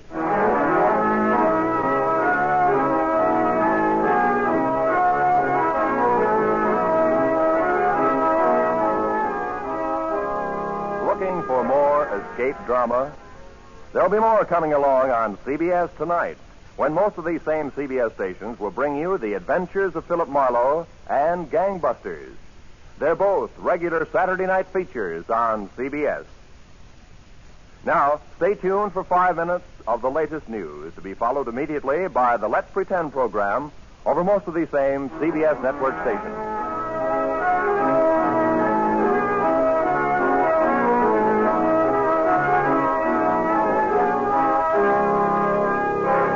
This is Roy Rowan speaking for CBS, the Columbia Broadcasting System.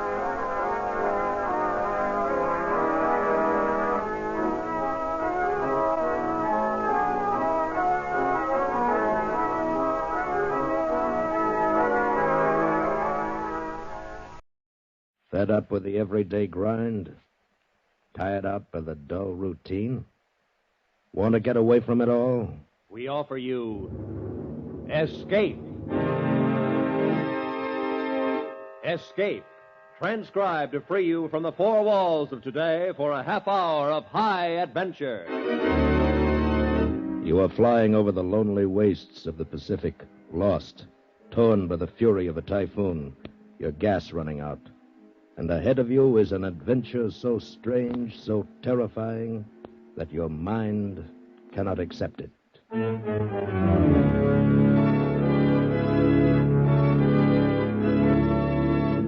Today, we escape from reality with the tale of a Navy flyer who vanished from the face of the earth into a new world of the future, as Nelson Bond told it in his story, Conqueror's Isle.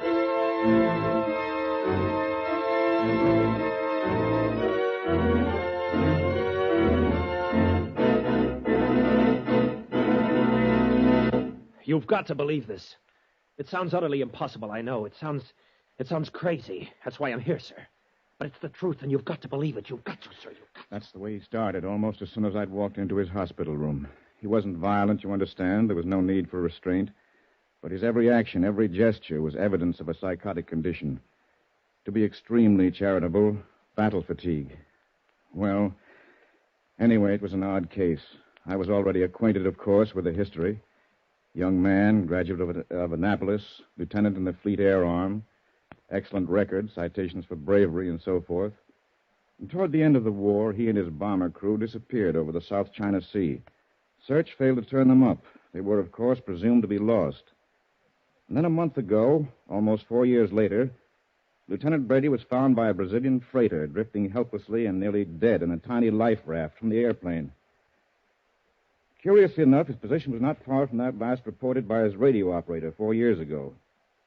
But when he was asked where he'd been, he gave a story so fantastic, so utterly unbelievable. You've got to believe it. You've got to, sir. At ease, Lieutenant. I'm sorry, sir. I'm here to consult with you as a physician, how to order your cure as a superior officer. Now, suppose we ignore the braid while you tell me about it. Oh, thank you, Doctor. Where should I begin? Well, it's your story. You know what it is you want me to believe. The trouble began, I understand, on your last bombing mission. Yes, that's right. That's when my troubles began. The thing's been going on for much longer than that. Years, certainly. Decades, perhaps. Somebody has got to do something, Doctor.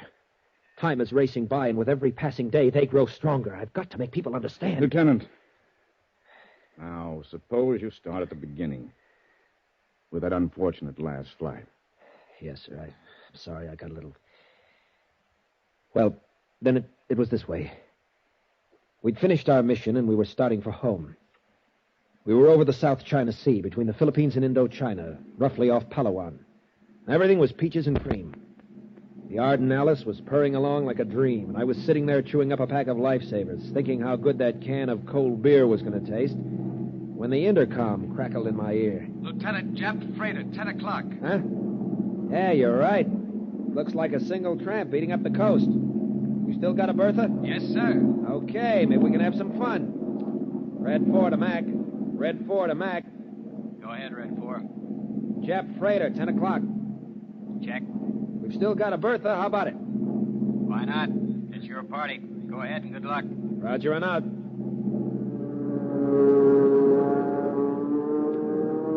It was as easy as hitting a sitting duck. The long dive, the bomb release, the pull-out, the dull concussion. We laid her down her aft stack, and that Jap ship went up like a Roman candle. Hey, nice going, Lieutenant. Right on the button. That's one Jap we won't have to worry about anymore. Lieutenant, we're hit. Huh? A piece of that Jap must have come up and hit us. We're spraying gas all over the Pacific out of the left wing tank. Yeah, I see it now. Well, guys, get ready for a bath. We'll never make it back. I object. It ain't Saturday night. Never mind. I always did want to take a ride on one of them little rubber boats. No need to worry. The Navy takes care of its own. They'll be out to get us before we have a chance to get thirsty. Red 4 to Mac. Red 4 to Mac. Nice going, fella. Yeah, only it was a two-way deal. We're hit, Mac, losing gas fast. Think you can make it? Nope. It's a salt bath for us. Sorry, fellas. Keep your radio on. Give your last position to base before you ditch it. They'll have a rescue party out in an hour. Wilco. See you tonight. Good luck. Over. Roger, out. You see, there was nothing to it. Happened every day. With ships all over the Pacific, they'd have a destroyer sitting there when we came down. A half hour later, when our gas was down to a few cupfuls and the rest of the squadron was long out of sight, an amazing thing happened. 1 minute the sky was clear and cloudless. The next minute we were surrounded by thunderheads, and a typhoon burst on us. Holy cow, Lieutenant. Where'd this come from? I don't know, but it's a Lulu. Fasten your safety belts. There's no telling what this'll do to us.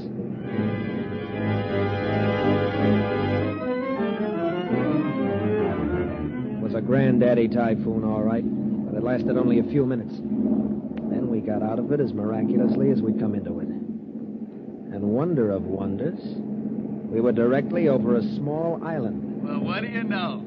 Take a look at that sight for sore eyes. Man, oh man, it looks mighty fine to me. What island is it, Lieutenant? I don't know. I don't recognize it. After the way we got tossed around back there, I haven't any idea of our position. We could be anywhere from the coast of China to the Philippines. Who knows?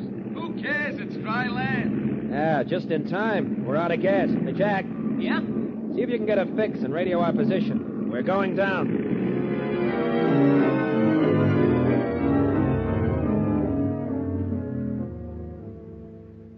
We landed safely on a little strip of sandy beach. And only after we'd climbed out of the plane did we begin to have any misgivings. What do you think, Skipper? Well, it doesn't look like much, but... I don't see anybody. Not a sign of life. I got a good look from topside coming down. There weren't any houses, nothing. Well, still, you can't tell. They could be Japs. Or worse. Headhunters, maybe. We better stick together, stay close to the plane. Shouldn't be more than a few hours. Oh, yeah, except... Hey, what the... Hold it. Hello there. A white man. Hey, what is brother. this? Keep your eyes open. It might be a trap. But he's a white man. He speaks English and he's not armed. No, I don't see any guns. Just the same. Watch it. Welcome, gentlemen. Welcome. I saw you land, so I hurried out to see if I could be of any assistance. May I introduce myself? I'm Dr. Grove. I'm Lieutenant Brady, and these are my men. Radio man Kavanaugh, my gunner, Sergeant Keller. Hi, it's pleasure, gentlemen. Pleasure. Are any of you in need of medical assistance? Oh, thanks. We're all okay. Just a little surprised to find anyone here. Well, yes, of course. That can be explained to you later. But right now, you'll be wanting food and rest. Hey, now, a little chow wouldn't be bad. But first, we have to get in touch with our base. Give them our position. Oh, of course. But such things take some time in these primitive areas. Oh, we have a radio on the plane. Did have, Skipper. What? I was just starting to tell you. It went out just before we sighted the island. Must have got wanged up in that storm. Well, can you fix it? I suppose so, if it's nothing serious.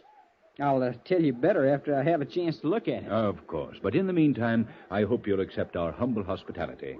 We don't have the pleasure of entertaining new guests here often. It'll be good to chat with you all. If you'll follow me, please. How about it, Skipper? Sure. Why not? After the last half hour, we could all use a little relaxation. Very good. Right this way, please. I should have smelled it right then. There was something strange about the whole thing. There were a lot of questions in my mind, but somehow I didn't ask them. Instead, we walked down the jungle path behind Dr. Grove, like lambs to the slaughter. Tom Geller must have had the same misgivings because he whispered in my ear. I don't get it, Skipper. Don't get what, Tom? Where do these guys come from? Where do they hang out? When we were coming in, I made sure to take a good look at this island. There were no houses, no nothing. I don't know. I guess we'll find out soon enough. Yeah. Hey, stop. Oh, holy cow, will you look at that? Dr. Grove stopped in front of what looked like a big rock. And then we saw it was expertly camouflaged cement with a sliding door. Here we are, gentlemen. If you'll be good enough to enter. Enter what? That? Don't be alarmed. It's only an elevator. An elevator? In this jungle? What kind of monkey business is this, anyhow? Do you mean to tell me you live underground? My dear Lieutenant, I'll be glad to explain everything later. It's all very simple. But first, I must insist that you enter the shaft. So now you're insisting. And suppose we prefer not to step into your elevator. Then what? Then I should be compelled, most regretfully, to enforce my request. Guess again, pal. We happen to be armed. A gun. 3 guns. See, that's one detail you overlooked. I overlooked no details, Lieutenant. Would you be kind enough to fire your gun? Watch yourself, Skipper. It's a trick. He wants you to shoot. The sound will bring help. Wrong, my friend. I need no help. Very well. If you won't accept my invitation... Wait a minute. Keep your hand out of your pocket. Perhaps you would care to stop me, Lieutenant? Okay, if you asked for it. Hey, Lieutenant. Try again, Lieutenant, but your gun will not work on Skipper, this he's right. island. Neither will mine either. And now, perhaps you'll be kind enough to step into the shaft? Look, I don't know what's going on here, but I don't want any part of it. Yeah, neither do I. Come on, gang. Let's get out of here. Just a minute. I'm sorry. You forced me to use harsh measures. Believe me, I do so reluctantly. What's that you've got there? Just a small tube, but a very potent weapon, I must warn you. Yeah? Well, then you better use it fast. I made a desperate lunge for him, and suddenly... a tiny shaft of light flicked out from the tube and touched me. And I stopped, frozen in my tracks. Conscious, my eyes open, seeing him, hearing him. But try as I would, I could not move a muscle. I was as if turned to stone.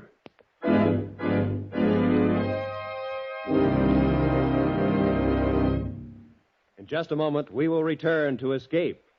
But first, both Gangbusters and The Adventures of Philip Marlowe are regular Saturday night features on most of these same CBS network stations. So be listening tonight when they bring you an exceptional, fast-moving, gripping hour of mystery. And now, with our stars, David Ellis, Ted Von Eltz, and Bill Johnstone, we return to the second act of Escape and Conqueror's Isle.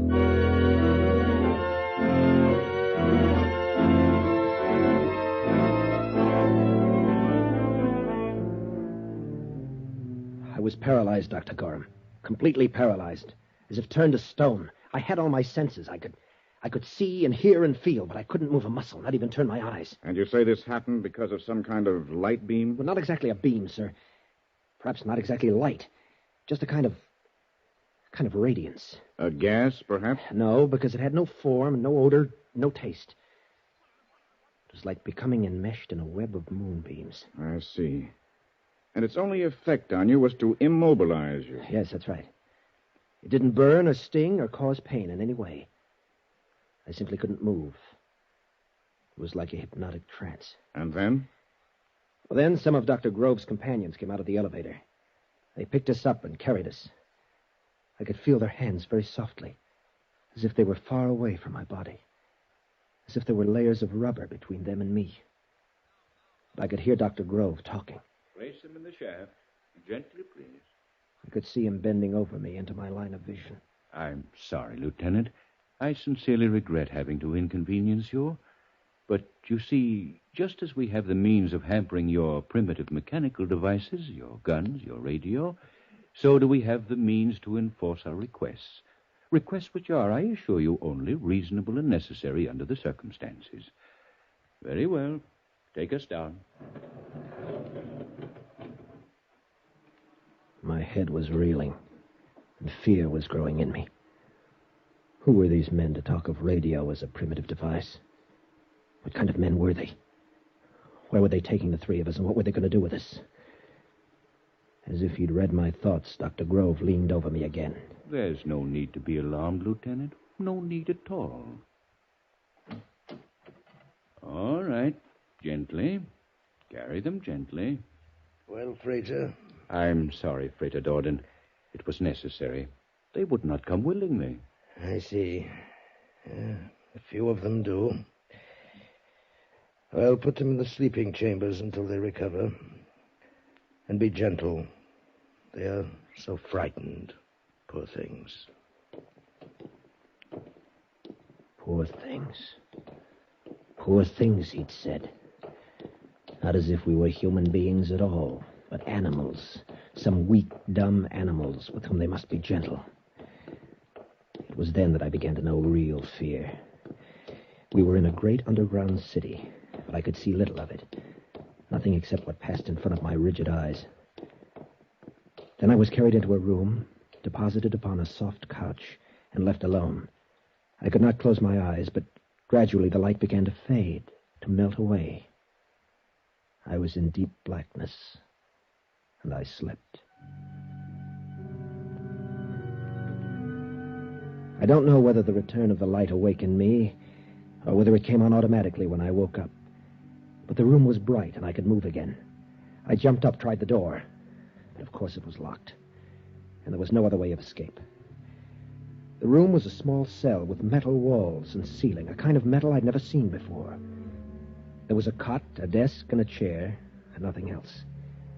But the really amazing thing was the light. I searched the entire room carefully, but there were no fixtures, no indirect lighting arrangements.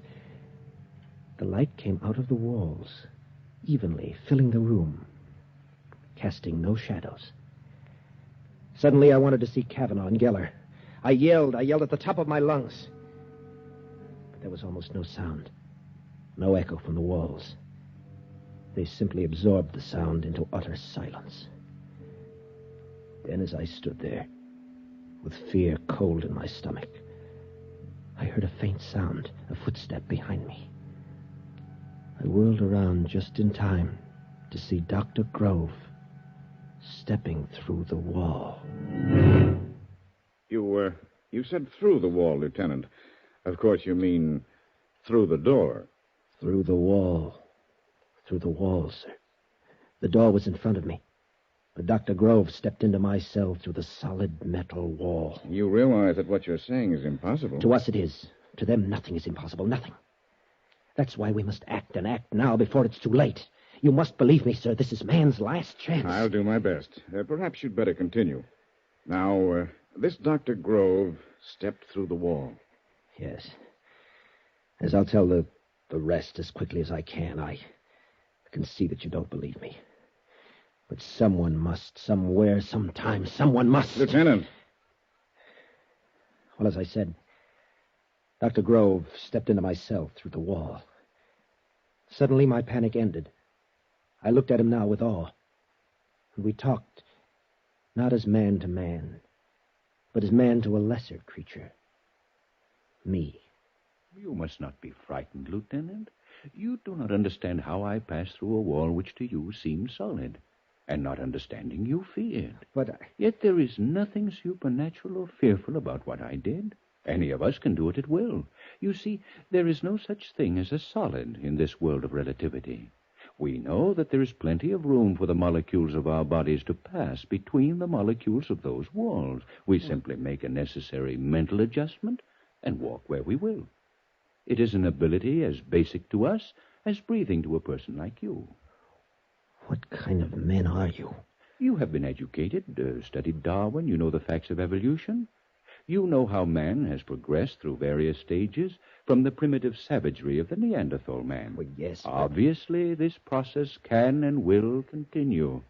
To suppose that the evolution of man is complete with you is a mistake of conceit. You mean you're the next stage? Exactly. You have heard of the process of mutation, perhaps. How suddenly a white rose is produced of a family of red roses, and from then on produces only white descendants? Yes.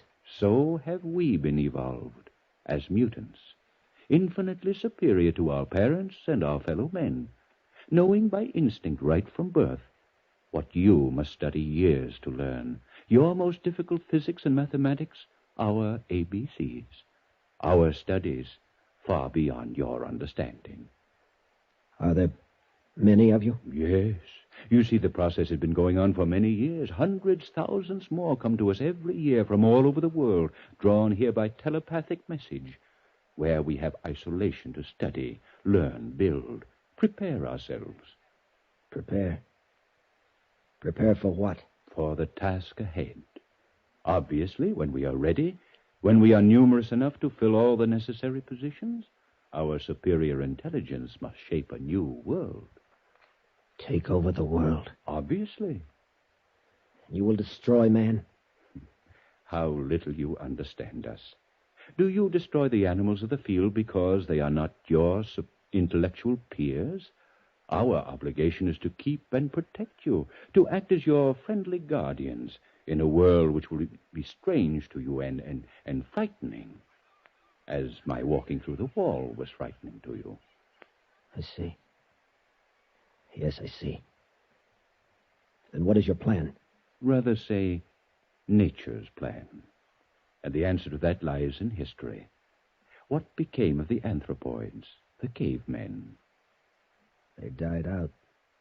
Civilization passed them by. They fell before the onrush of higher forms of life. Even so. Even so. But I give you our pledge that we will be kind. We will be kind. And then he took me out into that great underground city, through its corridors and great halls and laboratories and shops. Took me among the thousands of his fellow men. There I saw marvels of which I could talk for hours. There were... But they would be beyond your comprehension as they were beyond mine. You wouldn't believe me, and so I won't bother to tell you. Then I met others like us, some 200 captive cattle, people who had stumbled onto this island as I had. There were famous names among them. A famous author whose ship disappeared in the Pacific years ago. A big game hunter. A famous aviatrix for whom a dozen fleets had sought in vain. All of us, prisoners. We were treated with great kindness, made comfortable, relatively happy. We were their pets, you see. Their dumb animal pets.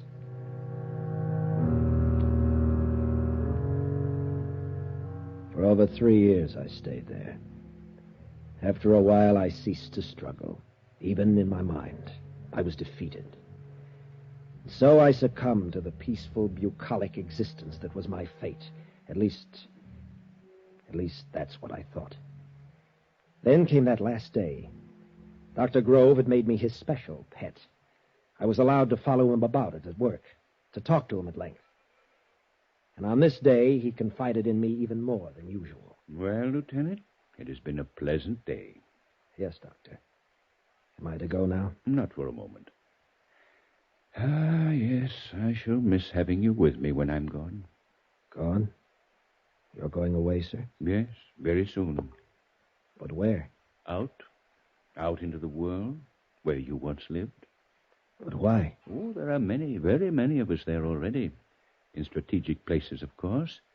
An important politician here, an industrial magnate there, a famous author whose words are gospel to his readers.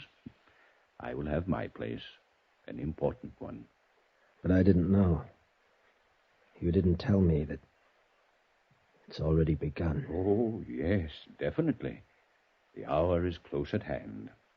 And then, all of us, the whole world. Lieutenant, you know us now. You know that we will be kind. Kind. Yes, kind. Suddenly all the anger that was in me welled up. I didn't want to be a dumb animal, a pet for some superior being to be kind to. I didn't want that for my loved ones, my friends, my fellow men. That night at dinner when they fed the prisoners in a big communal hall, I got a chance to talk to Kavanaugh, my old radio man. He listened and then shrugged hopelessly. They'll succeed, Joe. You know that. No. Not if the world could be warned. I don't know. Maybe it wouldn't make any difference. Besides, how could they be warned? If somebody could get away from here. Escape? That's impossible. I know, that's what I thought. But listen, I've got an idea. There's one chink in their invincibility. What? Their gentleness, their kindness. They can't bear to hurt anyone. None of their weapons kill, but only paralyze temporarily. And they simply cannot conceive of treachery. What are you driving at? This. I'm going to play on Dr. Grove's liking for me, his kindness. And I'm going to trick him. How? Tomorrow I'll ask him to take me up above, back to the plane, to get pictures of my father and sister. Tell him I'm lonesome, suffering. He'll do it. I'm sure he will.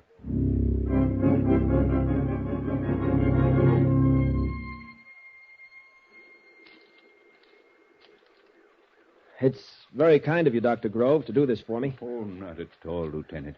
I understand your feeling. With you leaving, I'd have no one close.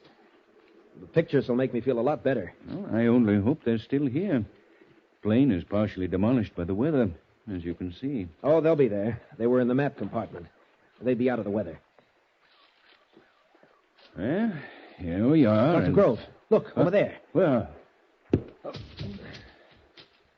Sorry, Doctor. But I had to do it. I hope I didn't kill him. He had been kind, but I hit him hard. Then I broke out a life raft from the rotting plane. I was almost afraid to look at it, but it was okay, even complete with supplies, 4 years old. I ripped the valve and threw it into the water. In 5 minutes, I was out beyond the breakers. I don't know how many days or weeks it was before they picked me up, but it was a long time. And I was more dead than alive. Yes, Lieutenant, you were in bad shape. It was a horrible experience. But you see, it doesn't matter about me. It's the others that... You don't believe me either, do you? Well, Lieutenant, it's been a pleasure to listen to your story. I'll make a report to my superiors. Please be patient and try not to worry. Try not to worry. Good day, Lieutenant. Get out. Get out, sir.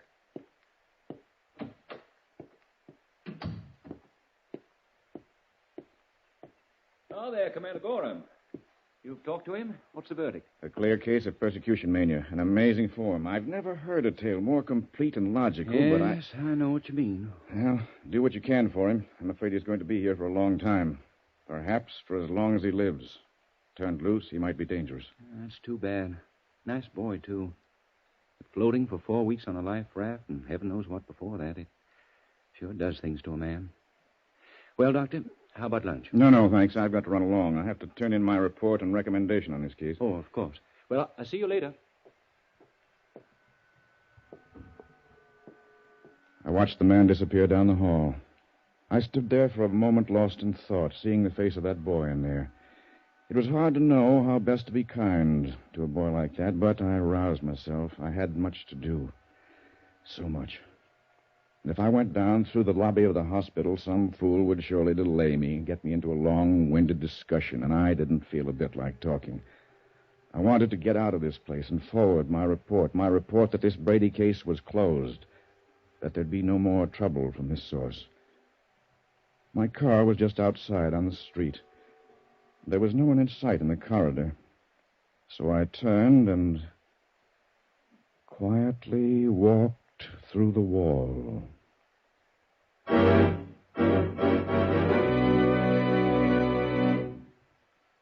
Escape is produced and directed by Norman MacDonald. Today we have presented transcribed Conqueror's Isle by Nelson Bond, adapted for radio by John Dunkel. Starred as Lieutenant Brady was David Ellis, as Dr. Gorham, Ted Von Eltz, as Dr. Grove, Bill Johnstone. Featured players were Sam Edwards and Dick Benedict. The special music was arranged and played by Ivan Ditmars.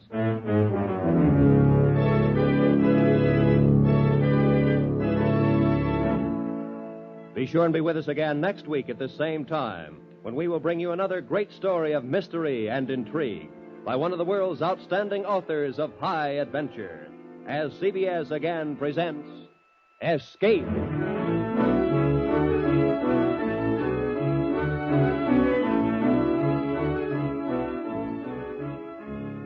Ronnie and Benita are two names that are as familiar to Jack Benny fans as Mary, Phil, Rochester, Dennis, and Don. And since Jack Benny has received thousands of letters asking that the Ronald Colemans be brought back soon, he's happy to present them as special guests on his program this Sunday.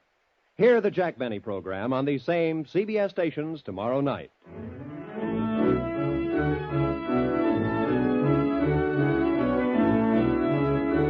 This is Roy Rowan speaking for CBS, the Columbia Broadcasting System.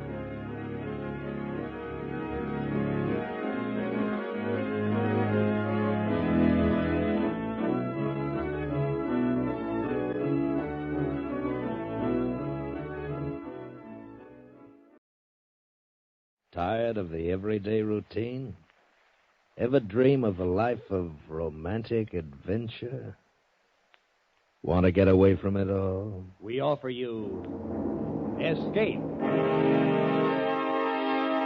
Escape, transcribed to free you from the four walls of today for a half hour of high adventure.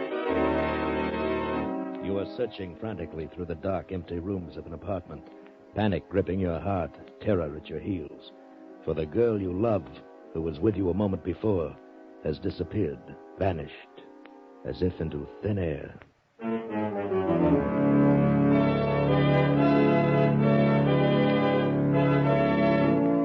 Today, we escape from reality with the gripping tale of a girl who vanished and the man who had to find her to save his life, as Cornell Woolrich told it in his great story, Finger of Doom.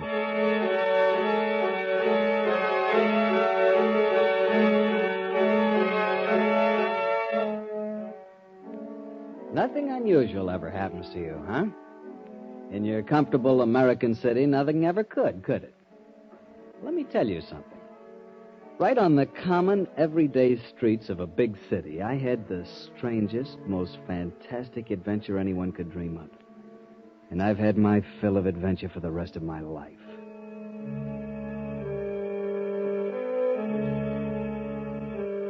This happened several years ago, before the war, on an ordinary evening in early spring. Well, not so ordinary, because I had a couple of free tickets to a good show, and I was picking Steffi up at her office for dinner. See, we were going to be married in less than 2 weeks. So naturally, I was impatient as I waited there on the sidewalk in front of her office building. And, of course, she was late, last one to leave as usual. I felt like a picket pacing up and down in front of the door, but finally there she was, spun gold piled on her head, blue eyes shining, and carrying... Hi, darling. What's that? Have I kept you waiting long? I tried to hurry all I could. With this? Just a package. I promised his Nibs I'd deliver it on the way home. But you're not going home. We're eating out and going to a show. But it's right on the way. I have to leave it at a flat in Martin Street. It won't take a minute. Why can't he get somebody else to run his errands for him? We're late now. This will cut our eating time down. Woof, woof, Grumpy. Oh, woof. So this is what the 13th does to you. 13th? You mean you've forgotten? You mean you aren't counting the days? Oh, sure. 13 days left. 13 and a half. Don't forget that half of it's to be a noon wedding. I don't like the 13 all by itself. I'll be glad when it's tomorrow and only 12 left. You know something? You're cute. The more I know you, the cuter you get. I bet you won't say that a year from now. I bet you'll be calling me your old lady then. Will you mind? Well, not right at first, maybe. Okay, come on. Let's make like delivery boys. Oh, what's the address? Mr. Miller, 415 Martin Street, apartment 4F. We're on our way.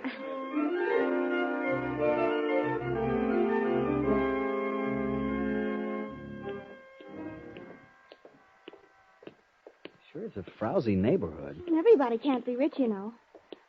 411, 413. Oh, there it is. Yeah. Some clients your boss must have.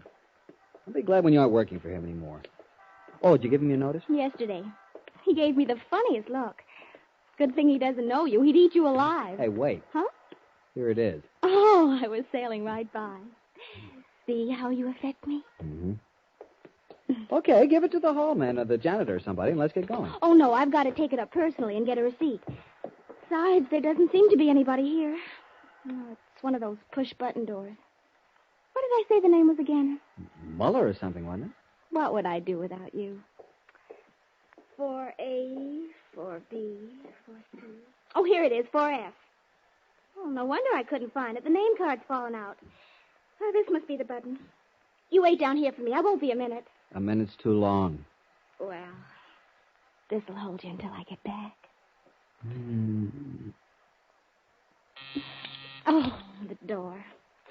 Only a minute now. Bye. Bye.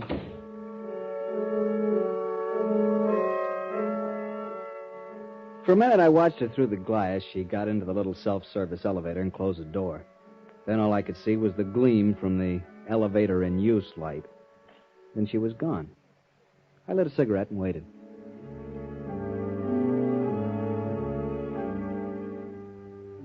How long does it take to smoke a cigarette? 5 minutes? 10? Anyway, I finished it. Nothing happened. I stood around fidgeting, shifting from one foot to the other, from one shoulder leaning against the wall to the other. A woman came by with a squalling kid, gave me a haughty look, and went on in. I tried to figure out what could be taking so long. Maybe they didn't have a pencil to sign the receipt. Maybe they had to find one. I lit another cigarette, took a couple of puffs, but now my patience was gone. What is this? I rattled the door first, and then I pushed the button for apartment 4F. I still didn't plan to go up. I just wanted to let her know that I was still alive. But I got no answering buzz. I kept ringing it, holding my thumb down till it was white. Still no answer. Suddenly, I wasn't angry anymore. Suddenly, I was scared. I did the instinctive thing. I ran out into the street again and looked up at the face of the building, searching the windows, but, of course, there was nothing to see. And that move cost me a chance to get in. While I was out on the sidewalk, a seedy-looking character came out of the door, letting it click shut before I could get back in. I tried the buzzer again. Couldn't be out of order. They'd answered it when Steffi pushed it. Now, nothing. Dead to the world up there. By now, it was 20 minutes. 20 minutes since she left me. Now I was frightened. I knew I had to get up there. I pushed another button, anyone at random. The door was released, and I was in.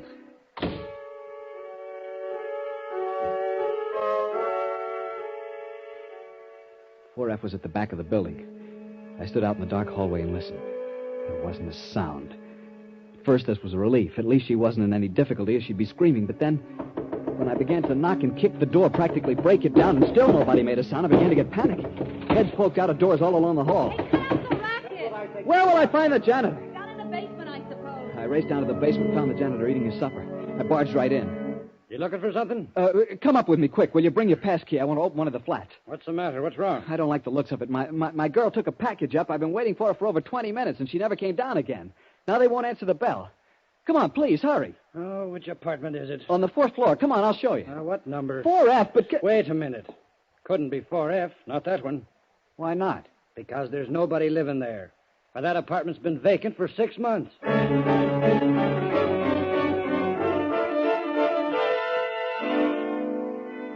He took me up and showed me he was right. It was an empty flat. I went through its rooms calling Steffi's name, but she wasn't there. There was nobody there. Looked like there hadn't been anybody there for months. The dust was thick on the bare floor, on the sills of the locked windows. See, mister, she couldn't have come in here. But I saw her. I saw her ring the bell and go in the door. In this door? The downstairs door. Oh, well, she could have gone to any apartment then. But she was coming here. She rang this bell and somebody answered. Nobody could have answered. Nobody's been here. She must have rung another bell. Is there somebody in this apartment named Muller? No, we never had anybody by that name. Not in the whole 12 years I've been here. Somebody must have gotten in and was waiting for her. Will you tell me how they could? It was locked. You saw me open it with me pass key, didn't you? Listen, we're going to ask all the tenants on this floor. Maybe they heard something. Now, wait a minute. I don't like to disturb them. Maybe this girl just walked out on you. Maybe it had a quarrel. No, there was nothing like that. I know she wouldn't just walk out. Besides, how could she? Is there a back way? Yes, but only through the basement. She would have had to pass right by me. And you didn't see her, and I was waiting downstairs at the front door, and she didn't come out that way. Then obviously she's still in here. Well, maybe. Or maybe... What? Are you sure she ever come in? Of course. You mean, am I sure there ever was a girl? Well, now, don't get excited, mister. All right, we'll look, we'll ask. Take it easy, take it easy. Okay.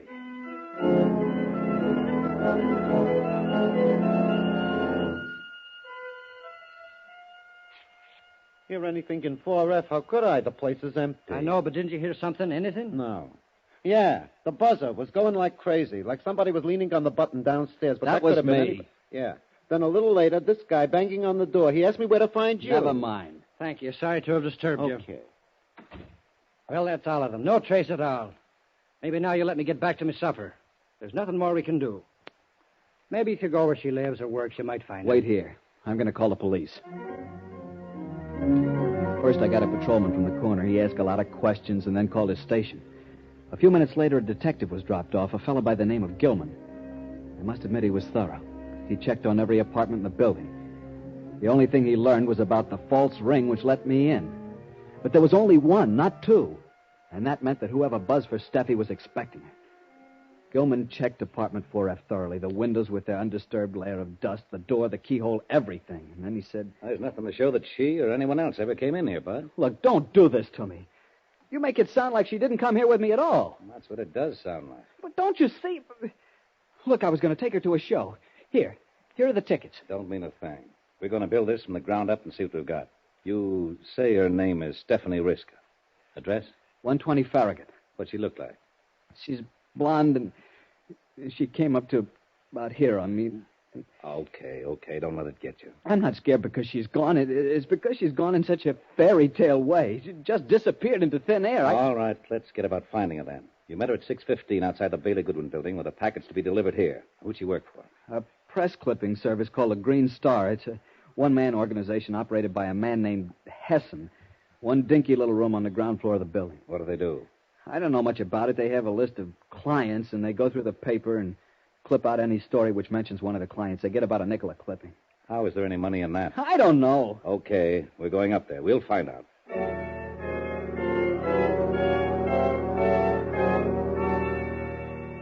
The night watchman led us into the office after Gilman showed him his badge. It was a tiny room with only a desk, a telephone, and another table and a filing cabinet.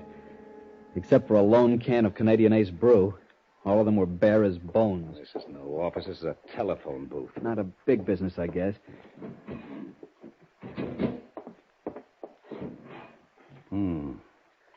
This is their list of clients. They can't be making very much money at those prices. Steffi got paid every week. There's nobody named Muller in the file. What do you think? I don't see anything here to indicate she even has a secretary. You could ask the night watchman. I already have. He's never seen her. Well, but that doesn't mean anything. He works at night and she works in the daytime. Okay, I only said he's never seen her. Doesn't know anything about her. Hessen, her boss. You can ask him. We're going there next, and I guess you'll have a chance. Wait a minute. Here's something. What? What kind of gum does your girl chew? She doesn't. Likes Lifesavers, hates gum. Well, whoever sits at this table chews gum. Lots of it. It's all over the bottom. Tutti frutti. Oh, that doesn't mean anything. Maybe somebody came in and put it there. Maybe it's all. Maybe Hessen. Okay, let's go. We'll see what he has to say.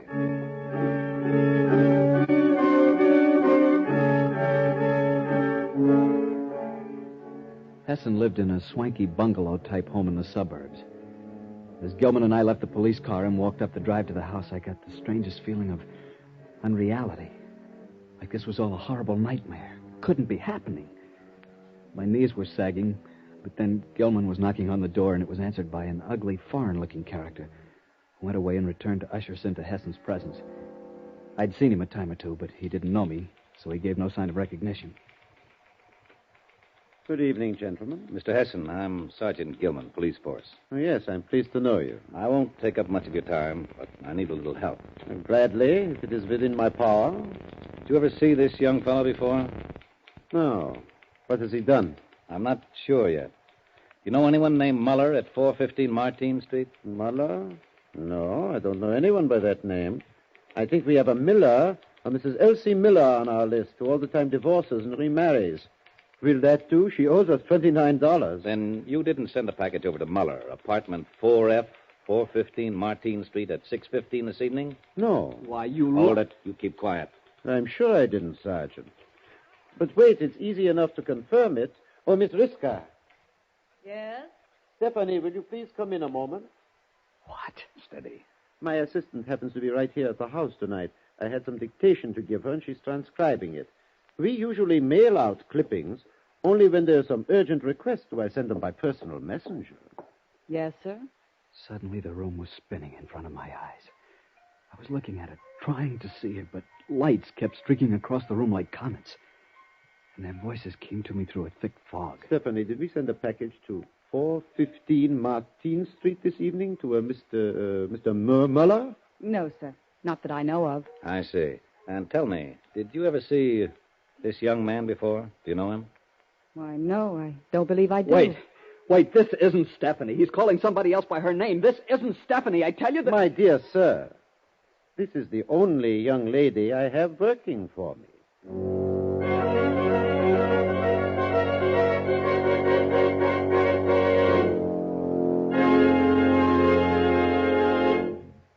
In just a moment, we will return to Escape.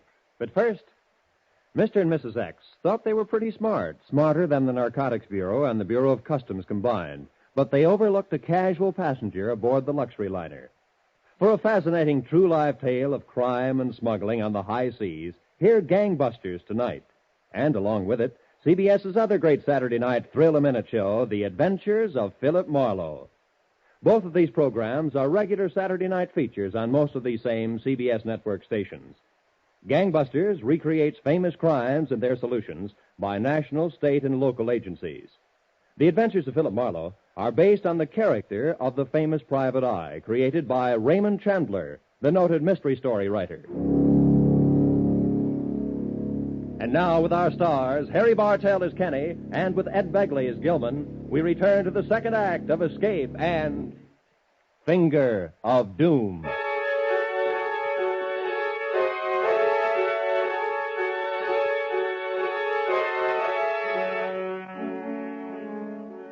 stood there and blandly said it. This strange girl was my fiancée, was Stephanie Riska. He stood there looking surprised and hurt. And she stared at me with a just right, puzzled expression on her face.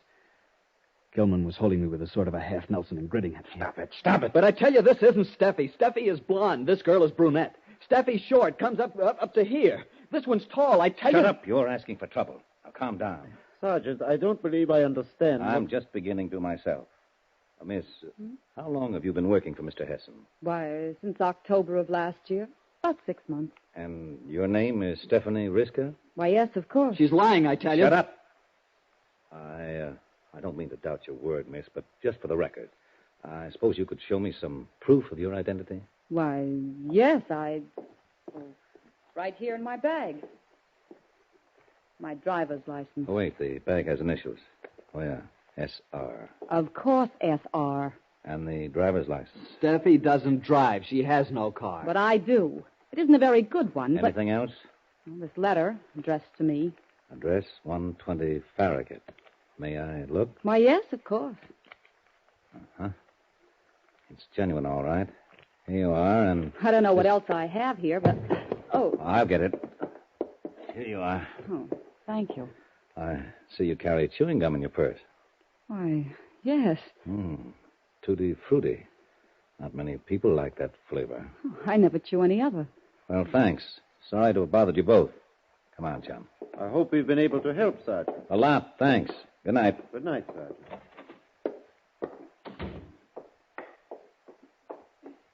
Okay, what's your racket, kid?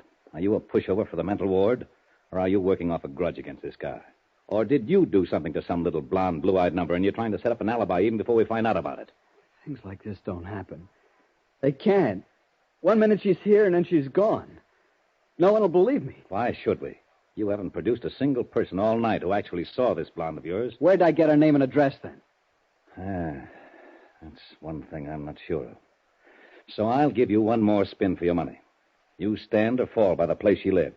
120 Farragut Street. Come on, let's go.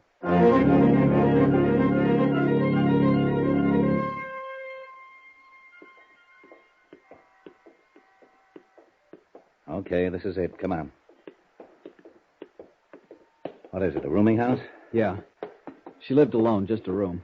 She only came here from Harrisburg 6 months ago. But the landlady... Now, what's the matter? I just remembered. Hessen recommended this place to her. Now, look. You want to go in or you want to go to headquarters?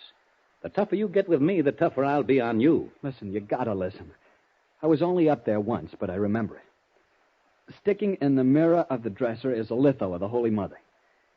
On the radiator's a rag doll I won for her at Coney Island and a Hickok wallet I gave her last Christmas. And on a shelf against the wall is a gas ring, and from the light fixture to the gas jet is a string where she hangs stockings to dry. Will you remember those things? The bedspread's green, and there's a green and yellow upholstered chair. Don't you see? I couldn't make these things up. She must be real. You almost convinced me. Come on.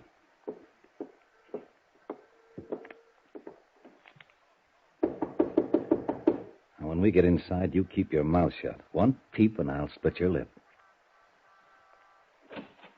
Yes? You got a girl named Stephanie Riska living here? Yep. 4th floor front. How long she been here? Riska? 6 months. What does she look like? Dark hair, dark skin. About as tall as this young fella. Talks kind of husky. Why? Police. I want to see her room. Sure. Come right in.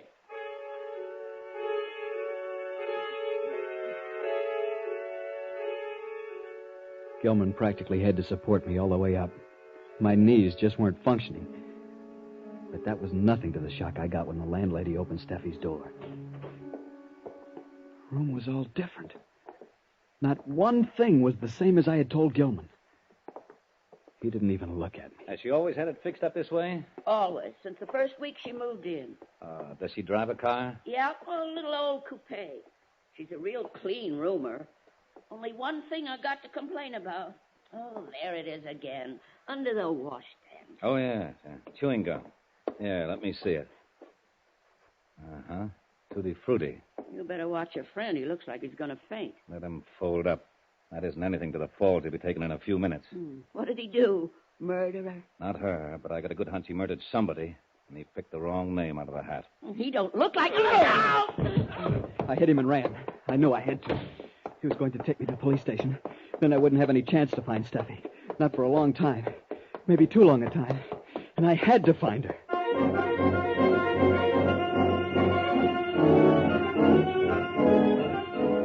I went back to the Martine Street flat. It was the only place to go. Back to where she disappeared. Start from there. I knew Gilman would catch up with me sooner or later, but I might be able to turn up something first. I told the janitor the cops had sent me back to take another look at the apartment and got him to give me the passkey. He fell for it. I went up to the apartment alone. But once there, I couldn't find a thing. I wandered through the empty rooms, calling her name helplessly. I tapped the walls, scraped the plaster, tested the windows. I'd been there about 10 minutes when I heard a little sound out in the hall, like somebody coming up the stairs very quietly. I slipped out the door and stood at the top of the stairs. It was the janitor, with Gilman and 2 cops. They were coming up the stairs. There was only one way for me to go, up. So up I went. And then they saw me. Hey, you, come down here. One flight up, I came to the top of the stairs. A sort of skylight window opened onto the roof. It was standing loose, partly open. I ran out across the roof, tried to hurdle the low wall to the next roof. I missed, fell. All right, don't move. I got you, you lily-livered louse. And when I get you down to hell... All right. I'll go quietly. It's no use now. Well, I'll be... What's the matter? Calhoun, throw your light over here. What? Okay. What? It's a package. Yeah, package lying here on the roof. Addressed to Muller, apartment 4F. That's it. Don't you see? That's what she brought. Holy smoke. Okay, kid. Somebody did bring a package here tonight. I'll give you that. And when I give you that, I guess I give you all of it. She's a blonde, never chews gum, doesn't drive, all of it. Somebody must have jumped her, brought her up this way across the roofs and down through some other house. They dropped the package on the way. Maybe didn't have time to come back and pick it up. What'll we do? Calhoun. Yeah. Call in. Have a radio car keep Hessen's house on Myrtle Drive spotted until we get there. I want to stop off at that office again first. Right, Sarge. Do you think... No, kid, not yet. They would have done it right here in the empty flat and let you take the rap. Come on. Buck up. We got work to do.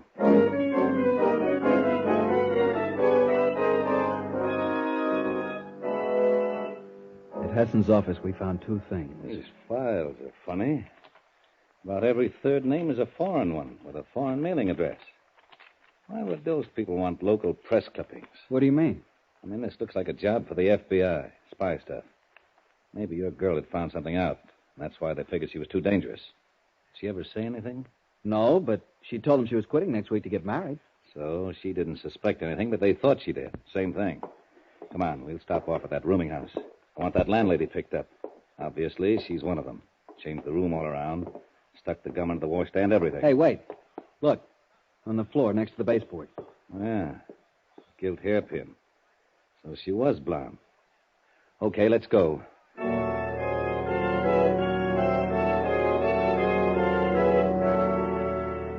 At the rooming house, with the landlady turned over to a cop downstairs, Gilman went over the room once more. Fished into the wash basin drain and came out with a couple of blonde hairs. Now, why didn't I think of that the first time? Girl shampoos her hair once in a while. Then we were on our way to Hessen's house on Myrtle Drive. All the way I was praying. When we arrived, it was dark, deserted. Even the police car Gilman had ordered wasn't there. We went in, shooting the lock off the door. We searched the ground floor, then upstairs. In an attic room, we found a shortwave radio. But not Steffi. Just as we got back downstairs, Calhoun came in with a report from the radio car. They trailed him to Pier 07, North River. The 3 of them got on a tramp steamer that sailed immediately. And they're gone. It's too late. They won't get out of the harbor. We'll have them picked off at quarantine.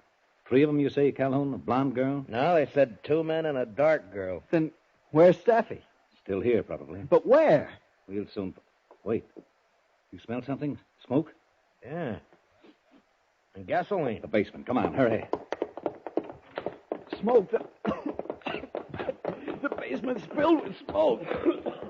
Here, over this way. Steffi! Steffi! Hurry, this place will be a mass of flames in a minute. I can't see. Steffi! Here, give me a hand. Here she is. Hurry. Oh, Steffi. Is she... No, she's breathing. Hurry, let's get her out of here fast.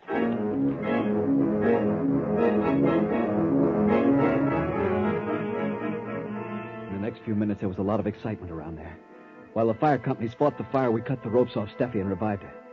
She was all right, and I sat there in the police car with my arms around her as if I'd never let her go again. And that's just how I felt, too. Then a radio report came in. Well, they got him off the ship at quarantine. They'll be turned over to the FBI eventually, but first...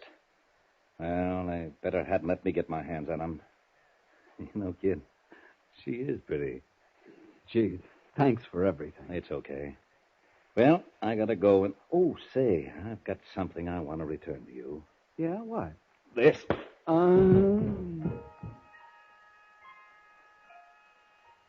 I went out like a light when he hit me.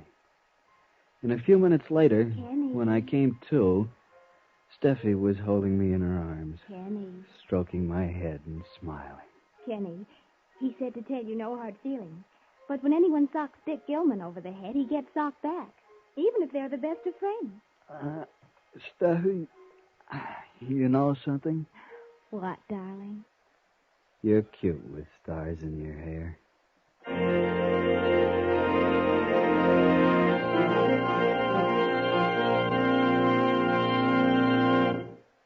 Escape is produced and directed by Norman MacDonald.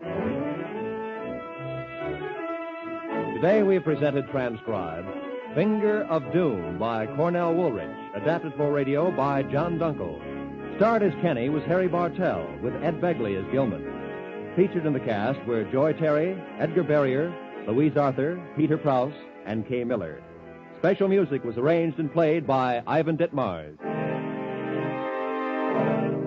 Next week, you are clinging to a narrow window ledge, your strength running out.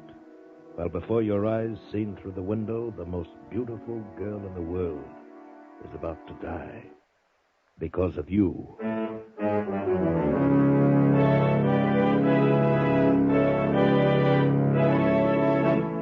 Next week, we escape with an unusual story, The Adaptive Ultimate by John Jessel. Be sure to tune in again at the same time next week, when once again we offer you Escape.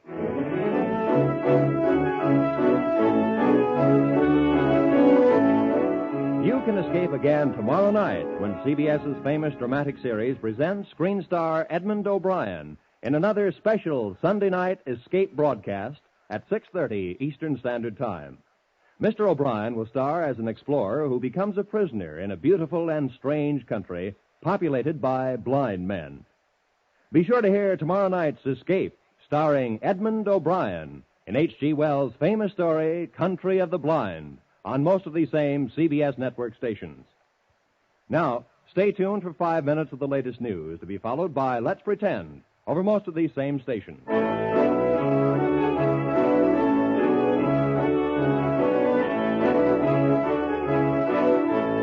This is Roy Rowan speaking for CBS, the Columbia Broadcasting System.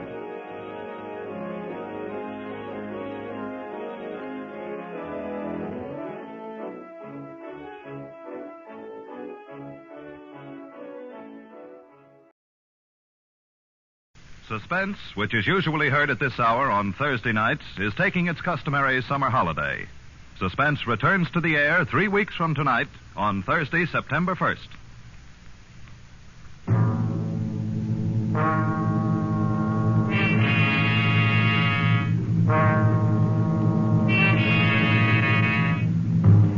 You are with 3 men on a jungle plantation on the rubber coast of Borneo. You know that one of the men is a desperate criminal whom you've come to arrest, but you don't know which one. You have to find him before he can save himself by killing you.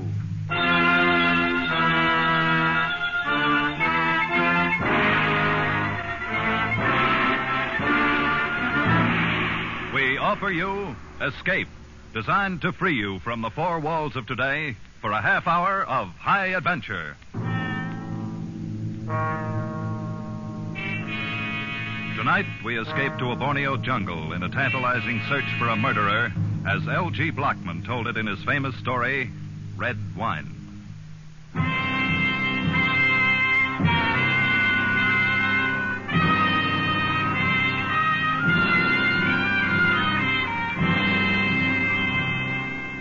As the rusty little tramp freighter bumped against the rickety wharf, I dropped from the rail onto the planking, and for the first time felt the humid heat roll out of the jungle like steam from the back door of a Turkish bath. I'd come a long way.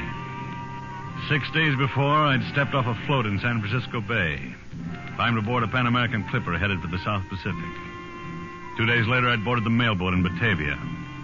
And now, Tanjong Samar, sweltering and half forgotten. Last outpost on the rubber coast of Borneo. Yes, a long journey. But here would now mark the end of it. I'd come to arrest a murderer.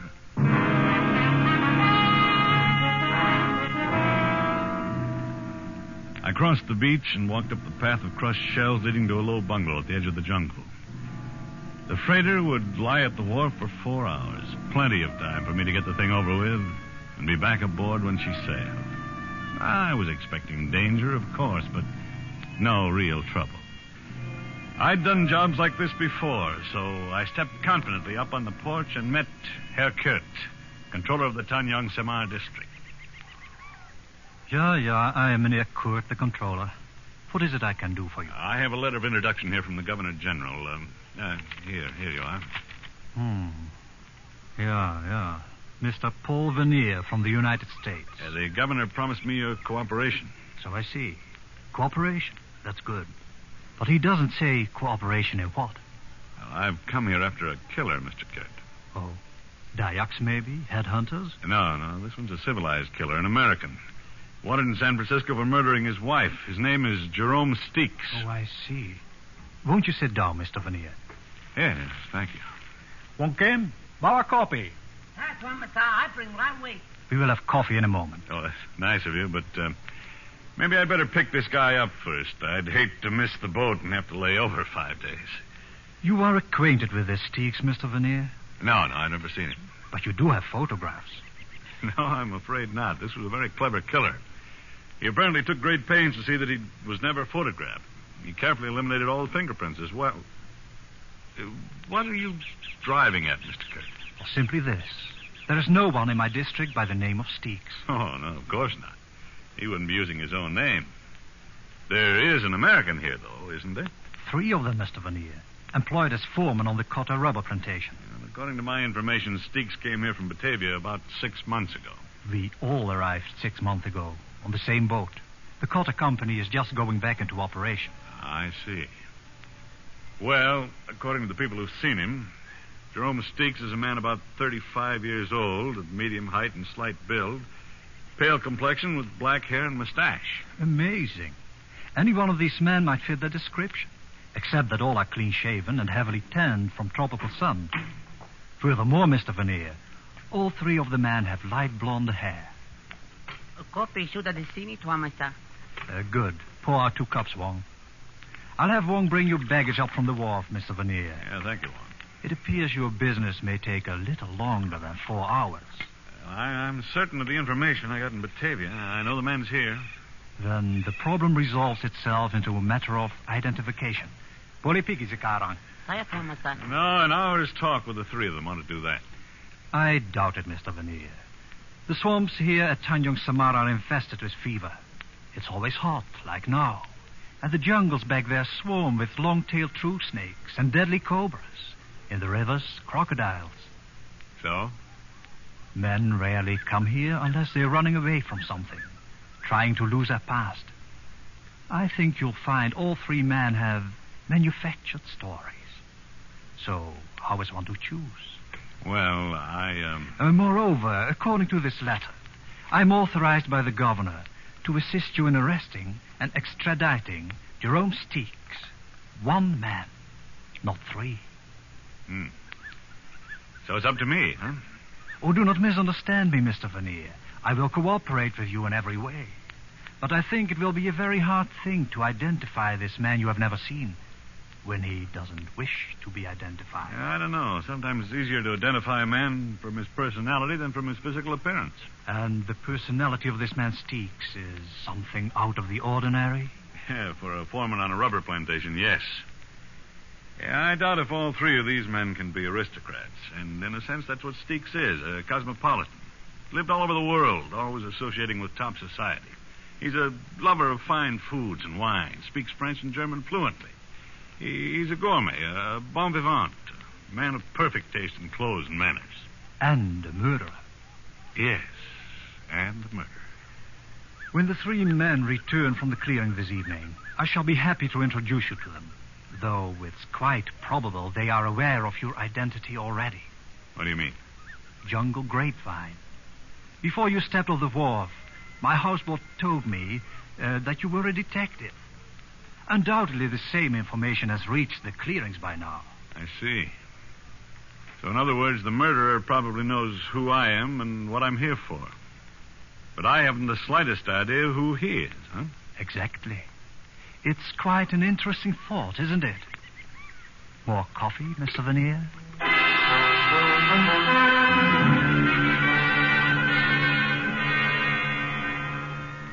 Mr. Vernier, I would like you to meet Mr. Doran. Hi, Mr. Vernier. And this is Mr. Wilmerding. Pleasure, Mr. Vernier. I'll save you the trouble, Kurt. My name's Prale. Glad to meet you. Same here, Mr. Prale. You might as well drop that mister. We don't use it much around here. I'm Prale, that's Duran, and Wilmerding, and you're Vernier, if it's all the same to you. Sure, Prale. Why not? Now, if you gentlemen will excuse me, I have a number of things to do. Bring Mr. Vernier to my bungalow for dinner. We'll celebrate having a guest at Tanjong Samar. Oh, sure. We'll see you. Well, Herr Kurt tells me all three of you are Americans. Well, I don't know whether I'm still one or not. Haven't been to the States in 7 years. 7 years, huh? Then you're an old-timer here, Duran. Oh, not here, Australian. Oh, don't let Duran get started, Vernier. He'll spend 2 hours telling you how he lost his shirt trying to raise sheep down under. Well, if I had either money or sense, I wouldn't have come to this stinking home. Oh, I wouldn't say you fellas had it too rough. I've been noticing those empty bottles there on the shelf. What do you mean, Vernier? Well, here, Piper Heidsieck, 1936. That's good champagne. You boys are living like gourmets. Connoisseurs. Oh, you're overrating us, Vernier. Those empty bottles were already here when we came. Just never got around to throwing them out. Prale here's the only connoisseur in the bunch. He can tell you anything you want to know about wine. Yeah, or about anything. Oh, dry up. Just because a guy happens to know a little more than somebody else is no reason to keep riding him all the time. I wish you knew some way to make ice. I'm getting plenty fed up with warm beer day in, day out. Yes, that would get pretty tiresome. I think I'd switch to Chambertin or Chablis or something. Come again? Well, Wilmerding, I didn't necessarily mean those in particular, but there are quite a number of wines that are even better warm than they are chilled. You're in the wrong place, chum. We wouldn't know what to do with them if we had them. This is strictly a beer and gin crowd. There'd be no kick on that if we had some ice to go with it. Oh, what I wouldn't give for a cold, frosty Oh, relax, bottle. Wilmerding. You make me thirsty. Oh. What do you say to some music, huh? Oh, music? Does one of you play some instrument? Sure, Prale. He's terrific on that phonograph over there in the corner. Only trouble is he thinks 3 o'clock in the morning is the greatest song ever written. Well, I can see that leading to quite an argument, Duran, particularly if you're a lover of the classics. Oh, no. I don't go for that long-haired stuff. But I would like to hear a fast number once in a while. It's less than 10 years old. Yeah, you ought to see that collection Prale dragged up here from Batavia. Strictly from the gay 90s. Prale, you don't by any chance have a number called Il y a un meurtrier dans cette maison?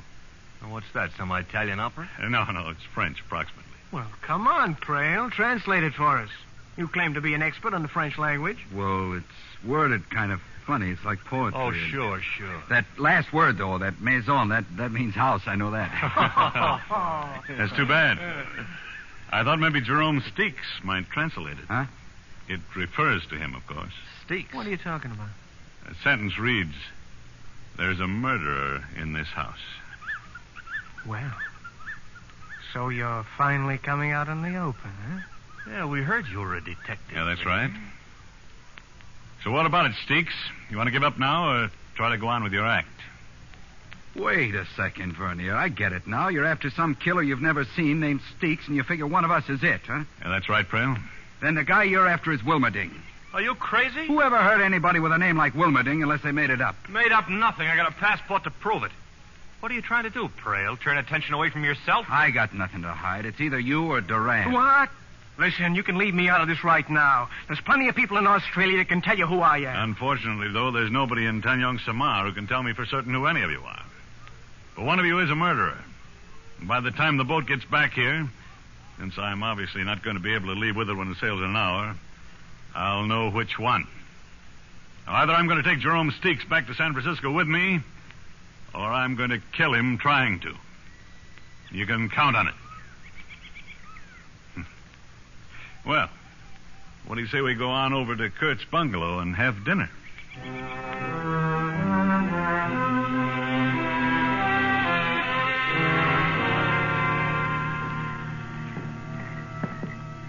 That's Wilmerding's room there.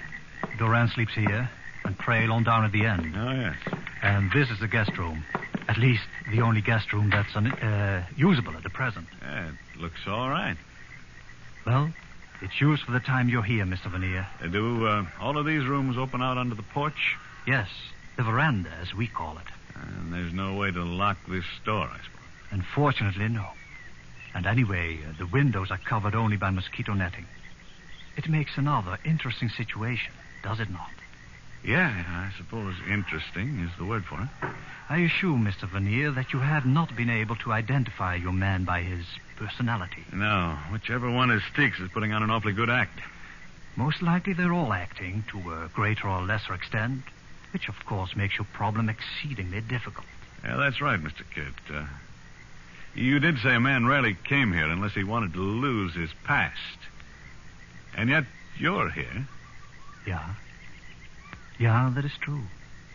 But then, I am only a servant of the government and have little choice where I am sent. Well, good night, Mr. Veneer. I sat there in the lamplight for a long time after Kurt left, trying to figure things out and getting nowhere. Gradually, the night breeze brought the smell of the jungle into the room. Rich, exotic, fragrant as a midnight orchid. As disturbing as the scent of danger. Or maybe it was danger itself I was smelling. The heavy knife missed my throat by 2 inches. Fell it into a bamboo partition and stuck there, quivering. I dropped down on the floor and slid my .38 out of its holster. I could hear nothing but the rustle of palm thatch along the eaves, low creaks from the pilings underneath the bungalow, and the soft night sounds from the jungle. Finally, I slipped my shoes off, pulled the knife out of the wall and dropped it in my pocket. Moved to the door and stepped quietly out into the veranda. It was empty. Across the railing, the fringe of undergrowth was dappled in silver moonlight, and nothing moved. I paused quickly at the 3 doors, and from each heard the sound of snoring. One of the men was faking, but which one? I'd reached the end of the porch when my eye caught a slight movement in a banana clump a few yards from the steps. Someone was hiding there. I moved swiftly, holding the gun ready, and came within a few feet before I could make out a shape in red and white sarong.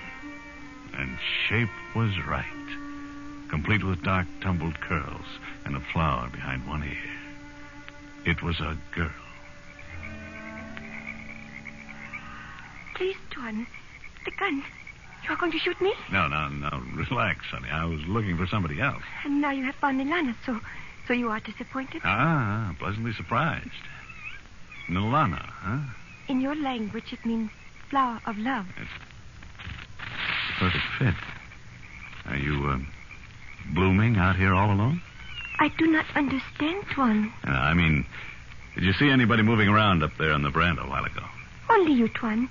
I became frightened and ran to hide. Frightened? Why? I should not be here. At night, I mean. Let us talk of something else. All right, Nilana. The moon, for instance? Oh, yes. Look.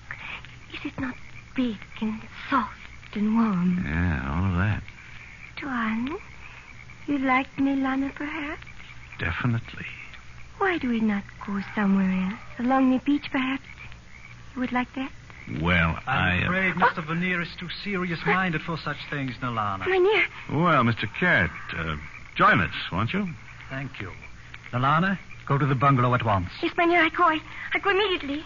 She has no business being out alone at night. But, Mr. Veneer, is something wrong with your room? Is it not comfortable? It was, until this flew in through the window. A knife? Yeah, a throwing knife. Did you ever see it before? Oh, yeah. It is one of the collection there in the bungalow. The 3 Americans throw them at targets every evening and wager on the results. I believe Mr. Durant taught the other two. What about you, Mr. Kurt? Do you ever bet with them? It would be too easy. Watch. Yeah. I learned to throw a knife in Java many years ago. And, Nalana, I suppose she's an expert at it, too. Nalana knows nothing of knives. Her greatest accomplishment is that of making friends too easily. I see. Just who is she, anyway? Does she live here? Yeah, she lives here. She is my wife. Your wife? Exactly. My wife. Good night, Mr. Vernier. I stood there in the moonlight and watched him walk toward his bungalow. My simple task was fast becoming involved. When I finally turned in that night, I undressed in the dark, pushed the bed up to block the door, and propped a chair against the windowsill, and lay down on the floor. I kept trying to fit some theory together to account for the things that had happened. When I drifted off to sleep, I was no nearer any answer than before.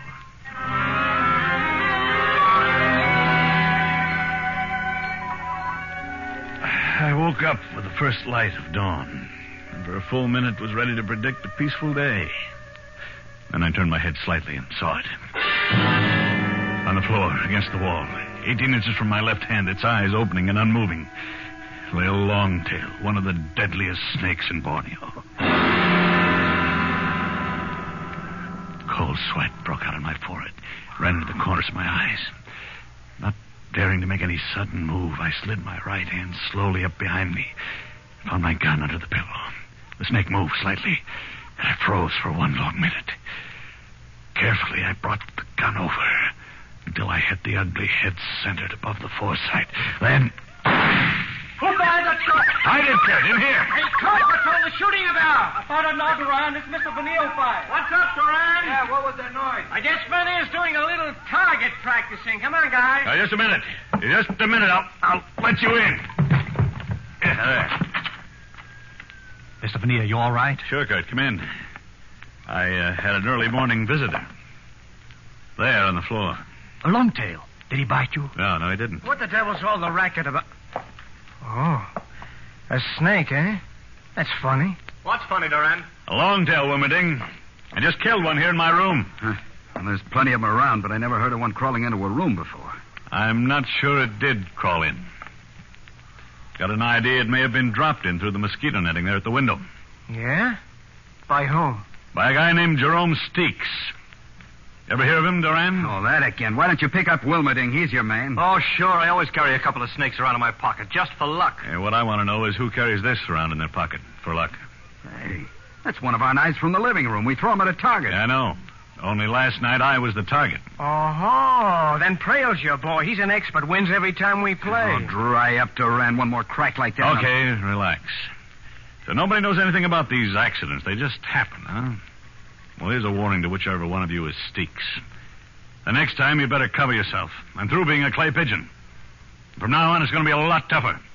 A whole lot tougher.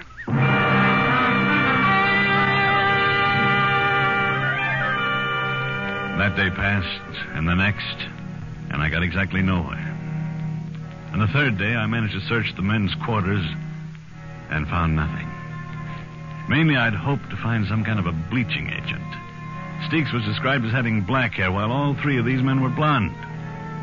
Furthermore, I was convinced after 3 days of observation that all three were naturally blonde. Things didn't fit. They didn't add up. I saw Nalana several times, but had no chance to speak to her. When Herr Kurt was with me, she'd pass without a glance. But if I was alone, she'd manage a quick, provocative smile that sent shivers down my spine. By the fourth day, the tension among us was growing almost unbearable. Steamer was due the next evening on his return trip to Batavia. I needed a break of some kind, had to have one. And it came at dusk when I dropped in my room to change for dinner.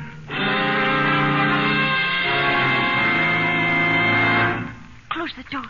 Quick, Tuan. Speak softly. It is I, Nalana. Nalana, what in the devil are you doing here? To see you, Tuan. Does that make you unhappy? No, it doesn't. But I doubt if Herr Kurt would think much of the idea. He must not find out. But I wish to ask you something. All right, honey, shoot. It is true that you look for a man who has killed a woman in your United States? Yes, that's right. A man who now names himself by another name? Yes. Nalana, do you know? It is perhaps the same one who one night threw a knife at you? Yes, I think so. Do you know who it is? I saw the knife thrown to when I was outside by the edge of the... Quiet. It is someone? Yeah. That's Herr Kurt. He's going into the living room. I'm very frightened, Swan. I must go. No, wait. I've got to know what you're going to do. There's no time now. Tonight, when everyone sleeps, wait by the tower farm at the edge of the clearing. I will come. All right, I'll be there. Elana has done foolish things, Tuan. But tonight, she will fix it all good. You come.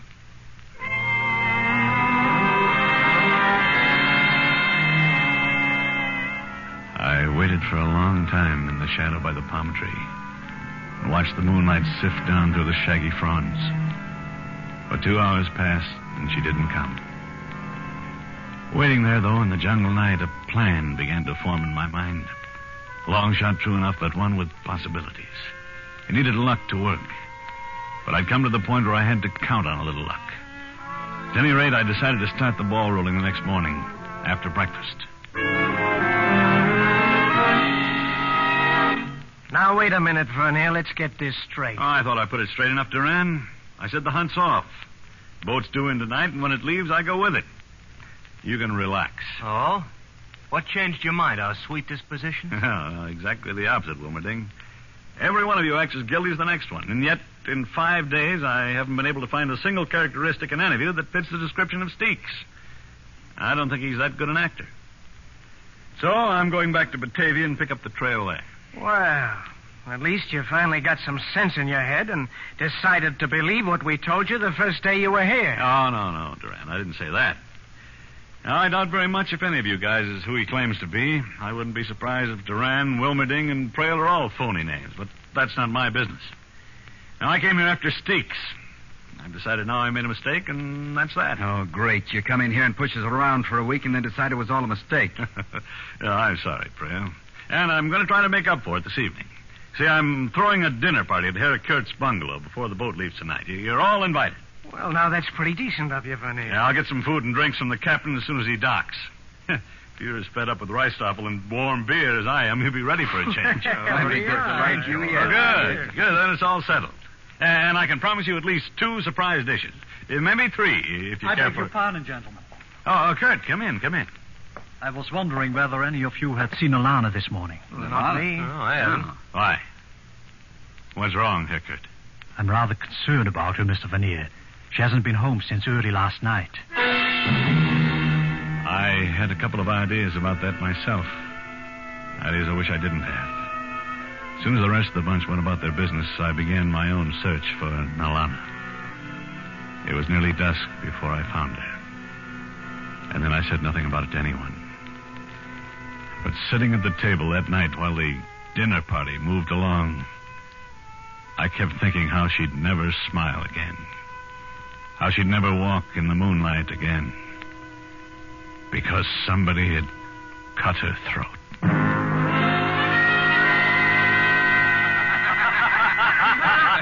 I know a story along the same lines, but I never heard that one before. Oh, what a dinner. Boy, after 6 months on Ricestoppel, I could go crazy over food like this. Yeah, when you throw one, Vernier, you really throw it. No, save the credit, boys. This is only the beginning. Beginning? Where can you go from here? Right now, for instance, roast boar. Yeah. All right, Wong, bring it over. Right, Mama, right away. I bring. Look.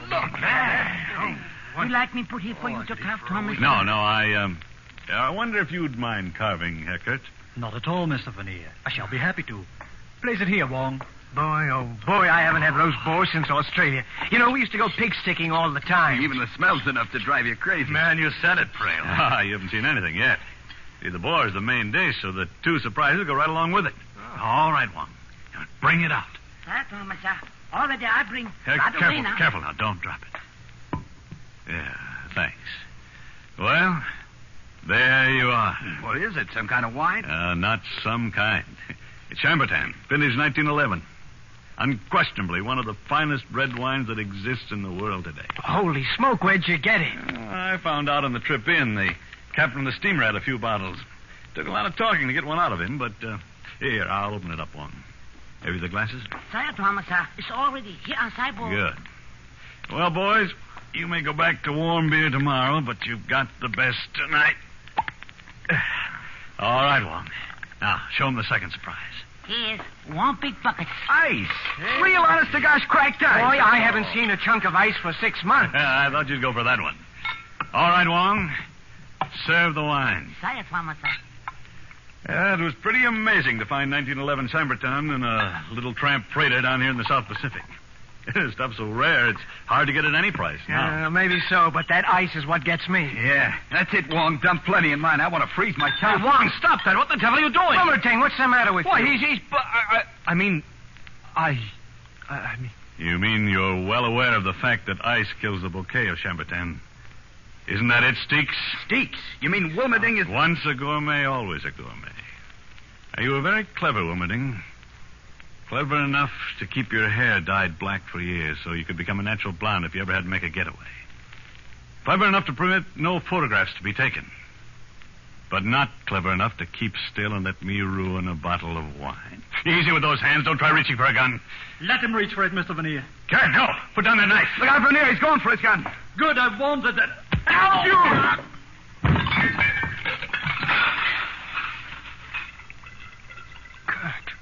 Good Lord, Kurt, you've killed him. I'm sorry you do not have a prisoner to take back with you, Mr. Veneer. But I, too, found Nilana's body. I knew you had been there. I saw your footprints. I'm sorry, kid. Then yes, she had... Nilana had been seeing Wilmerding. I'd guessed it was one of the three, and apparently she found out he was Steeks. Yeah, I know. That was what she was going to tell me. Only he didn't give her a chance. She was young, Mr. Veneer. Foolish, perhaps. But I loved her very much. Look, he knocked over that bottle of wine when he fell. It's pouring out all over the place. Yeah, brother, what a mess. Yeah, darling. It's quite a mess. Only one thing, though. Not all of it is red wine.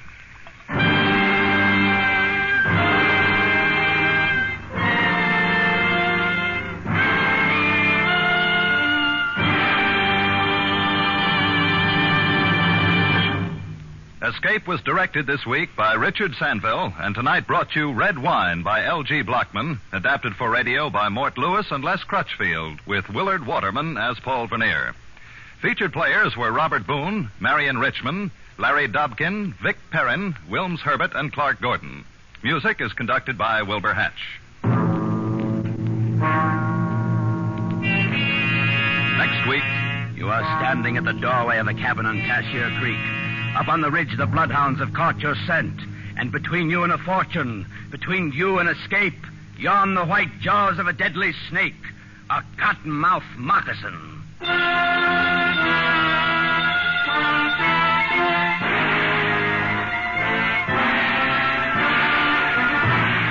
Next week, we escape with Irvin S. Cobb's ironic story, Snake Doctor. Be with us next week at this same time when once again we offer you Escape. Tip Corning speaking.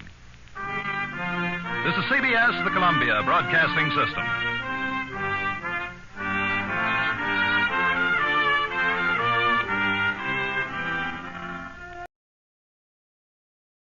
Suspense, which is usually heard at this hour on Thursday nights, is taking its customary summer holiday.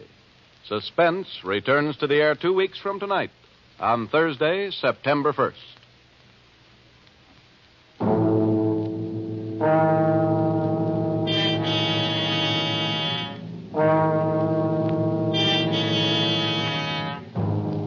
You are standing at the doorway of a cabin on Cashier Creek. Up on the ridge, the bloodhounds have caught your scent. And between you and a fortune, between you and escape, yawn the white jaws of a deadly cottonmouth.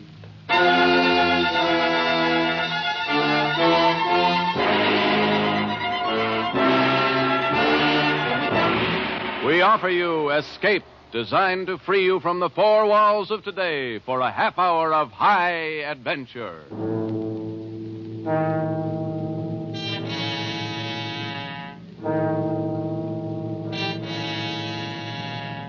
Tonight, we escape to the worn-out acres of a poor farm somewhere in the southern mountains with Irvin S. Cobb's great tale of vengeance, Snake Doctor.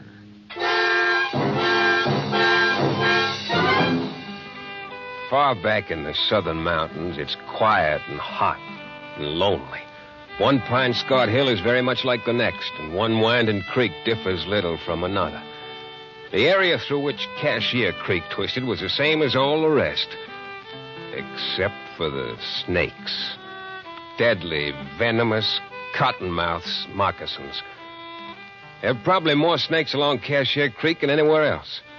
Most people lived in constant, deadly fear of these snakes, but there was one man who even seemed to like them. A man they called Snake Doctor.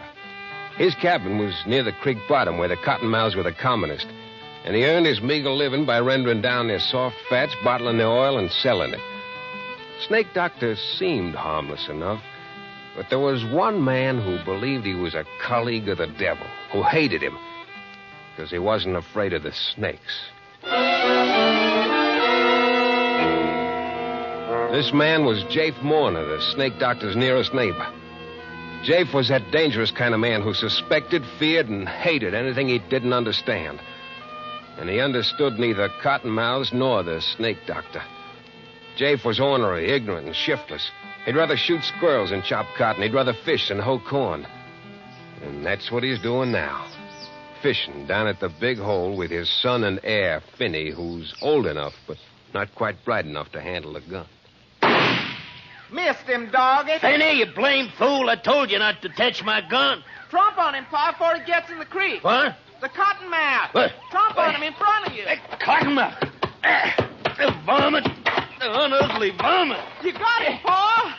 Keep your foot on him. We'll stop fetch a stick. You don't need to, son. He's dead. Now, come here. Pa, how'd he hit anything with that rifle? I had a bead draw right on him, and You darn fool. What'd you do that for, Pa? Stirring up that filthy snake whilst I'm a-fishing. Heck, he was sunning himself not more than 2 feet from you. He was just 2 feet from you. Never mind that kind of talk. Won't be no fish around here till thunderation after all that racket. Well, come on, let's go home and get us some victuals.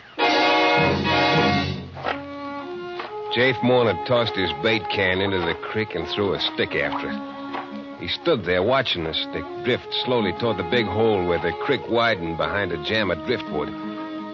Jafe watched as the eddy caught the stick and sucked it beneath the dam. Come on, Pa. Jafe was curious. He moved downstream a rod or two and waited, watching the water boil up from under the driftwood. But the stick didn't come up. That was strange. It must have caught under there in a tangle of water-soaked and sunken logs. Probably it'd stay there for months.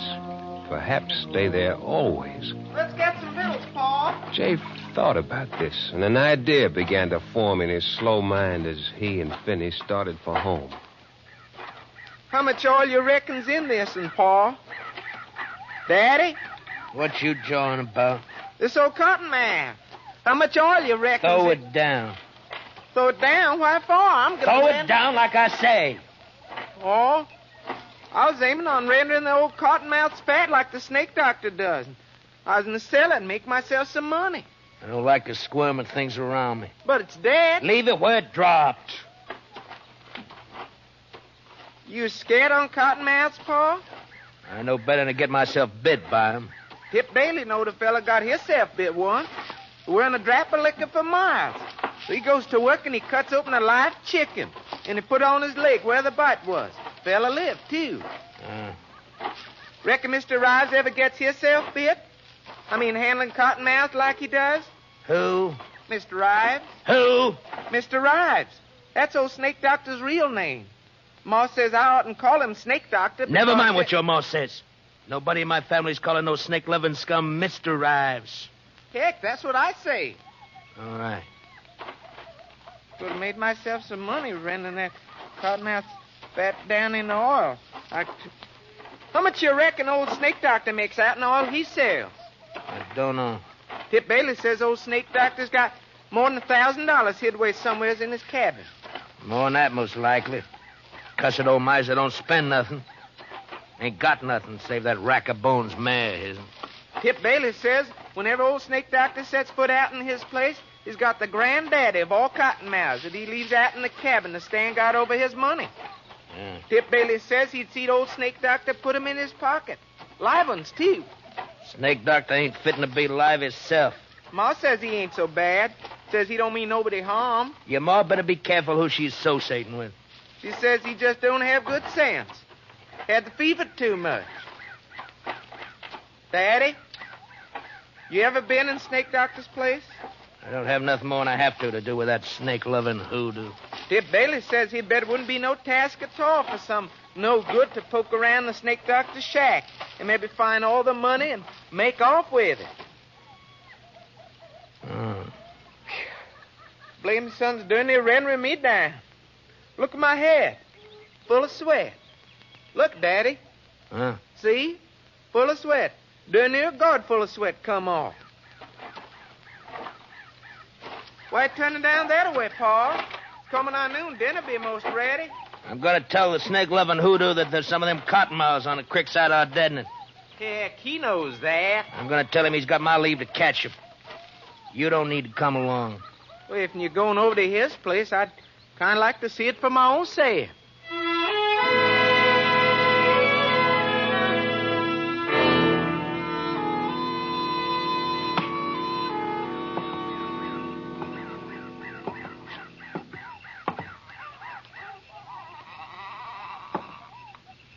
Go on in, Pa. He ain't at home. Elsewise, he'd have showed himself by now. I reckon. Can you see any snakes? I told you to keep an eye out for it. I bet it's in one of them chinks, Pa. Pa, I bet the money's in one of them. I ain't looking for no money.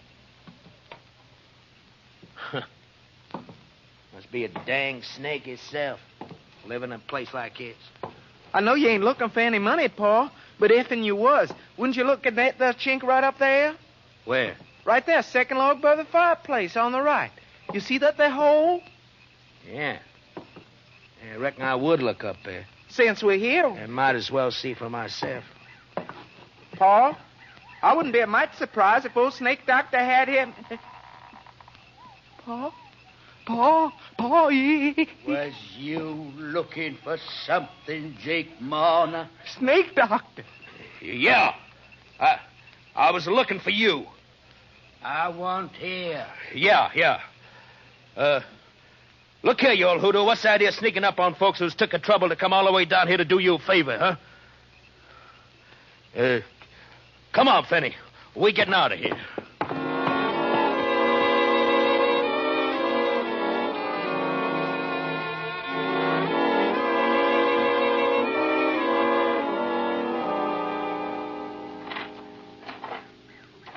Yes, sir. Like as not, they had a dang old moccasin squirching around in his pocket whilst he was talking to you. Daddy, do you mind how his eyes was when he come in? Do you mind how I kept looking up at the wall where I said I bet he had the money between the chinks? Fenny. What? Don't you say nothing to your ma about us being at the Snake Doctor's place, you understand? Why should I? I? Just don't. And don't you go nigh it again. Cuss old varmint. You'd have thought we was prowlers the way he acted. Yeah, prowlers. Ma, dinner about ready. You Paul with you, son? Yeah, I got time enough for dinner to go down the spring and get me some cold water. If you stir your stumps, you can.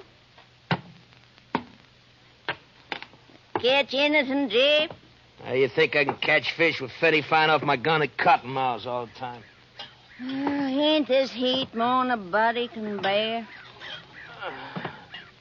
Ain't a quarter but the creek. That poor old Miss Rives come by here a spell ago, mighty nigh shook to pieces with a chill. Oh. He come by, did he? Well, did he come in? Just for a minute. Just for a minute, huh? What'd he want? He wanted could have given him something for his ailment. Just about could drag one sour foot afore the other. Barely could make it up here from his place. I give him a dose out in our butler's acre drops. Would have given him a little smidgen of liquor, only I couldn't. You would, huh? Please don't, Jeff. Don't whop me. Don't, Jeff. Don't whop me. Just poor old Mr. Ives. Mr. Ives. Mr. Ives. How many times I gotta tell you that old hoodoo's name is Snake Doctor? You don't mean nobody no harm. He made a skin of lostwit's hide and tallow, and you calling him Mr. Rives. Huh. You be calling him Honey and Sugar next. Without I learn you better. Please, Jeff, please. Pet names, huh? Well, I aim to learn.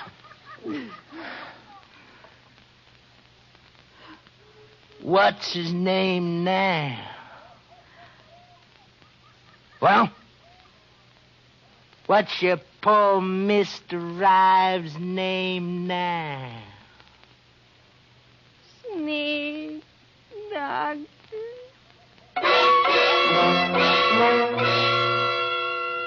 Kizzy Morna rubbed the ugly red welt on her scrawny arm and gave the frying pan full of sizzling side meat a hopeless nudge. She prayed that time and food might take the edge off Jafe's temper. Finney slouched in from the spring, saw the mark on her arm. Pa been whomping you again, Ma? What'd you do this time? She silently dished up the hogback and cornbread for her 2 men. While they sat at table, she ate on her feet, serving them between bites, as was the custom in the Morna household. After dinner, Finney stretched out under the chinaberry tree, and Kizzy sat on the porch, fanning herself and dipping snuff with a peach twig, scouring it back and forth on her gums. Jafe took his ease on the floor of the back room, but he didn't sleep. The meanness was stirring in him, and his hatred of the man he couldn't understand, the man who'd got rich off a cottonmouth. His mind was working on something he'd seen that day and another thing he'd heard. He was adding them together. That stick had disappeared under the log jam, and the Snake Doctor's money. It was 4 o'clock before any of them moved, and then Jafe spoke to his wife for the first time since noon. Busy? Where's that there vial of drinking liquor? By the window. You took it out in your pocket before you laid down. I ought to carry a vial of liquor with me. I might get bit by a moccasin as soon as Pa would. You better not let me catch you. You find it, Jafe? Yeah, I just remembered. I won't be needing to tote no spits along with me while I'm going. I wouldn't take no chance, Dave. Just one cottonmouth bite. Cottonmouths all down the slashes, else along a creek. Well, I'll be all this evening's up along Bailey's Ridge in the high ground. You fixing to go shooting? Aim to gun me a chance of young squirrels twixt now and dusk time. Heard them barking all around me this morning. Reckon I'll come along, You Pa. stay in here, son. Oh, dang it. You'll be steaming in the place when the rain comes down. Pa, you might be needing me just... You stay here. Oh, dang it. Kizzy, you set me up a snack of cold supper on the chef. Likely I won't get back till it's plumb dark.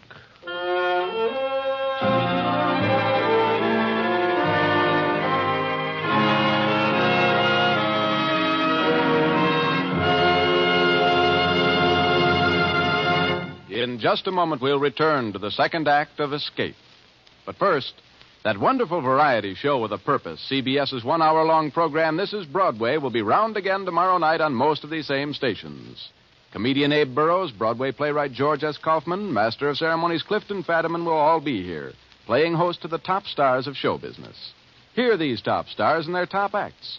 Then listen closely as the expert showmen on This is Broadway help them with show business problems. And now, we return to the second act of Escape and tonight's story, Snake Doctor.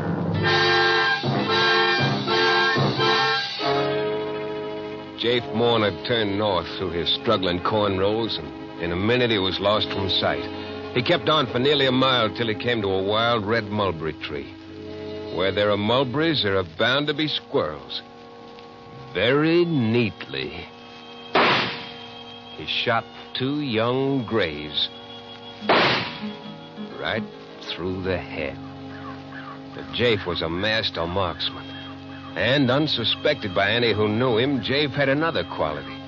One that made him more dangerous than the rest of his kind. Jafe had an imagination. Today it was in excellent working order. He tied the brain squirrels together and swung them over his shoulder. If needed, they'd be his alibi. And then he sat down under a tree for a while.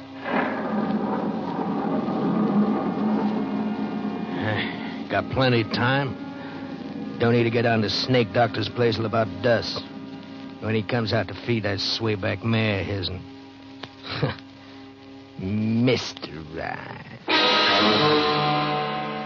He sat out 2 brisk thunder showers and the intervals between them. And then he set off in a wide arc down Bailey's Branch along the skirts of Little Cypress Slash, down to the sunken flats edging Cashier Creek. It took more than an hour of careful traveling before he came to his destination. A screen of haw bushes, less than 50 yards behind the Snake Doctor's cabin. No matter how ailing he is, you'll get up and come out to feed that rack-a-bones mare. Mr. Eyes. Well, I'll learn him to go colleaguing around another man's woman. Jafe Morner let his jealousy heat him to white hatred. At this moment, he was avenging his honor. Didn't admit even to himself that the real reason he was here was the Snake Doctor's money, hidden behind the log by the fireplace. Home-wrecking, snake-loving varmint. Well, 10 minutes from now, I'll chunk him down a big hole in the creek like I did that stick this morning. And he'll go down and never come up. And nobody will miss him. Nobody will know he's gone for leastwise a week, maybe a month.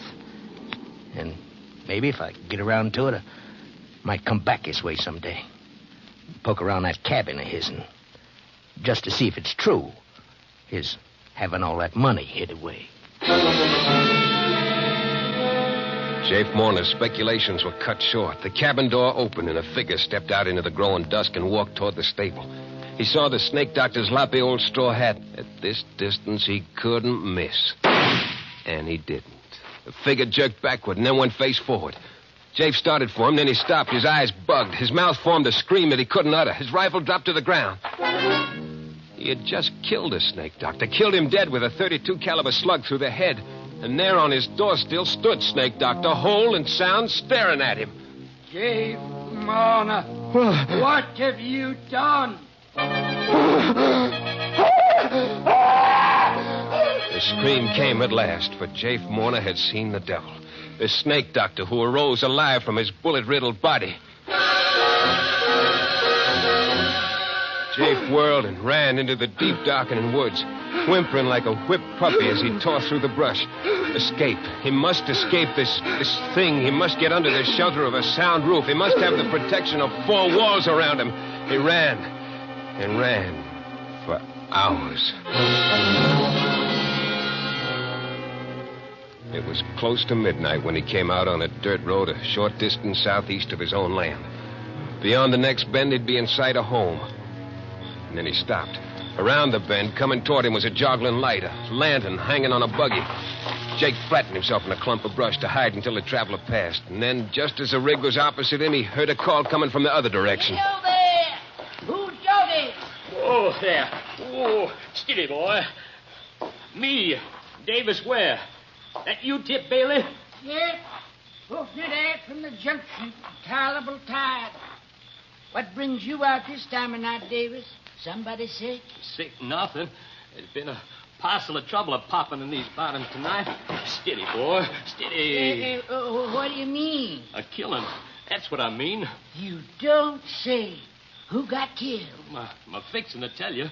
It happened just around dusk time down at old Snake Doctor's place. Yeah? Was it him was killed? Give me time, Tip. It seems like Snake Doctor's been a-chillin' lately. He was pretty bad off today, so Miss Kizzy Morner, she footed it down from her place to his'n, fetching some physic with her and a plate of hot victuals. You might have thought it, Miss Morner, might have thought it. You want to hear this? Yeah. Go on. Oh, boy. Well, pretty soon after she got there, it seemed like he was tired. And he tried to get up out of his bed to go and feed that old crowbait nag of his'n. It started in again by then, pouring down hard. So she made him stay where he was, and she put on his old hat and throwed his old coat around her. And he wanted to keep out of the wet. And no more, and she got outside, and a shot came from the edge of the woods, and down she went with a bullet through her brains. Killed her? It Kizzy. was a dog. It was Kizzy. But who done it? It was that low-flung husband of hers done it, that's who. They certain 'twas him? Sure thing. Oh, boy. Sure thing, they're certain. Snake Doctor jumped up when he heard the shot, and he catched a quick look at Jafe over the fence. There wasn't a long streak in Kiz's arm where he must have whopped her during the day. Why, hanging's a sight too good. Did they catch him? No, but they gonna. Sheriff get there yet? Oh, but he's due any minute with his pack of hound dogs. Oh. Trail ought to lay good. Ground being damp the way it is. Oh, for sure. Old snake doctor, he's a-saying the Lord's going to strike the murder down in his track. Amen. But me, I'm a-putting my main dependence on them bloodhounds. Oh, poor Miss Marner. She always was a good-hearted, hard-working woman. Kizzy. And mightily She's put upon dead. by that skunk. I Dave. shot Kizzy. Say, did you hear something just then? Can't say I did. Yeah. Oh, probably a rabbit breaking through the brush. Listen, Yeah? the sheriff's a-coming. Oh, yeah. Can you hear them hounds a-hissing? Oh, just for sure. I gotta hurry. Get up, Bessie. Come on. I'll see you back at the morning. You sure will. Jafe didn't waste no time mourning his dead wife. He had a chance against a pack of bloodhounds if he started right away. But Jafe's imagination went to work again as he backtracked along the creek bottom in the spotty moonlight. Gotta throw those dogs off the trail. You gotta wade the creek, even if it is full of cotton mouths. Must be all around me now. Folks say don't strike in the water. Hope him folks is right. Yeah, I gotta get back to the snake doctor's. Get his money while he's still up at my place with Kiz's remains. Get his money and the rest will be easy. I'll make for the deep timber, cross country to the river, make it by tomorrow sundown. Hire me a shanty boater to ferry me to the Arkansas side. It'll get me a haircut and catch me a train for somewhere else. And I gotta get Snake Doctor's money first. Snake Doctor's cabin was dark and empty when Jafe reached it. Only a few dull embers in the fireplace. But he knew where the chink was. He'd find it in the dark. He scrabbled at the logs, felt some bark give, felt the clay mortar crumble under his fingernails. There it was, a hole big enough for a man's arm. He plunged his hand into it, touched something slick and smooth, and then something sharp plunged into his thumb. At that moment, the fire flickered to life. Jafe yanked his hand out of the hole, saw two tiny bleeding punctures in his thumb. At the mouth of the hole stretched the wide-open jaws of a cottonmouth. It worked fast. He felt the pain leaping from his thumb to his hand, seeping up his arm. If only he had some liquor. If he had a fresh-killed chicken to slap on the wound, but he had nothing. Then a sharp, horrible pain wrenched his heart, and then a second. And there in the firelight, the huge cottonmouth poised in its crevice. Jafe leaped out of the shack, started blinded for the timber. He staggered, stumbled, then he pitched forward on his face, his open mouth full of weeds and muddy grass stems. The cramping fingers of his outstretched right hand almost touched a reddish-black smear on the wet, trampled grass.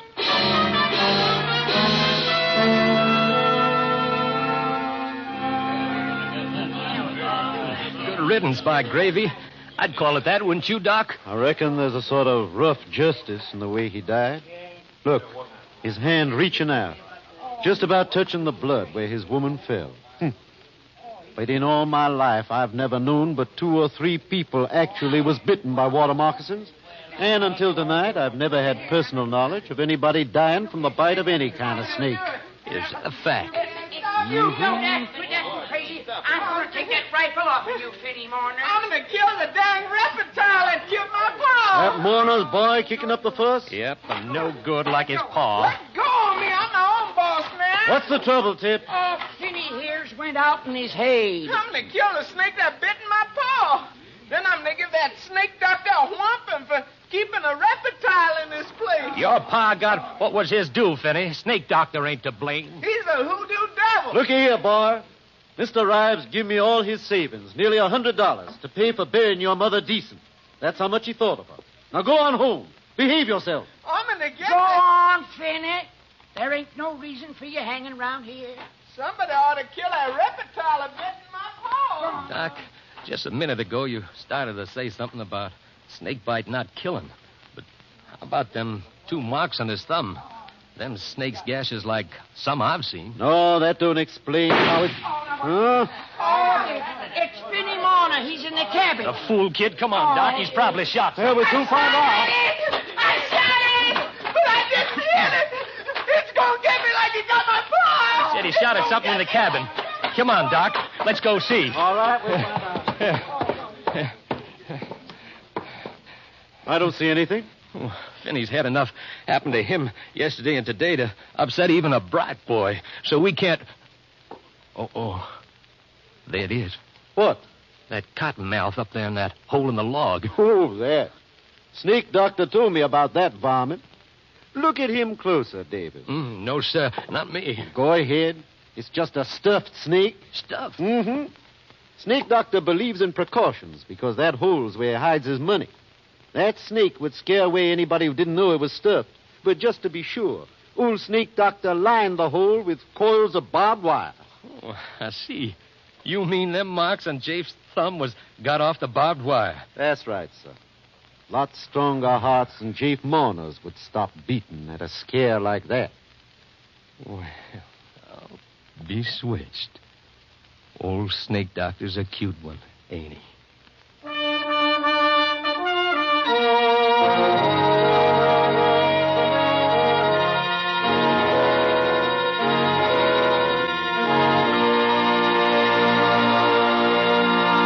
Escape, produced and directed by Norman MacDonald. Tonight brought you Snake Doctor by Irvin S. Cobb, adapted for radio by Fred Howard, starring Bill Conrad as Jafe with Paul Frees as Finney. Featured in the cast were Ira Grossell as the narrator, Bill Lally, Ruth Parrott, Wilms Herbert, and Edgar Barrier. Music is conducted by Wilbur Hatch. Next week... You are groping through the midnight dimness of a gigantic department store, and suddenly you realize that 100 eyes are staring at you from the shadows, and 100 hands are reaching for your throat, and your most urgent desire is to escape.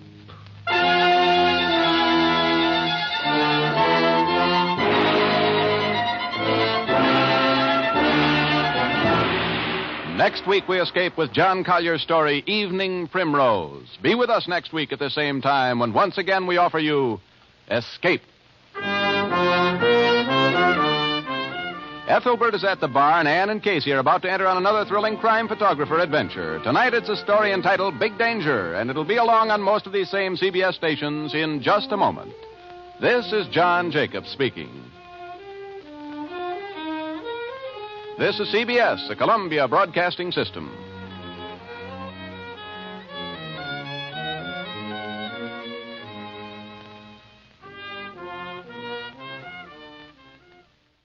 Tired of the everyday routine? Ever dream of a life of romantic adventure? Want to get away from it all? We offer you Escape.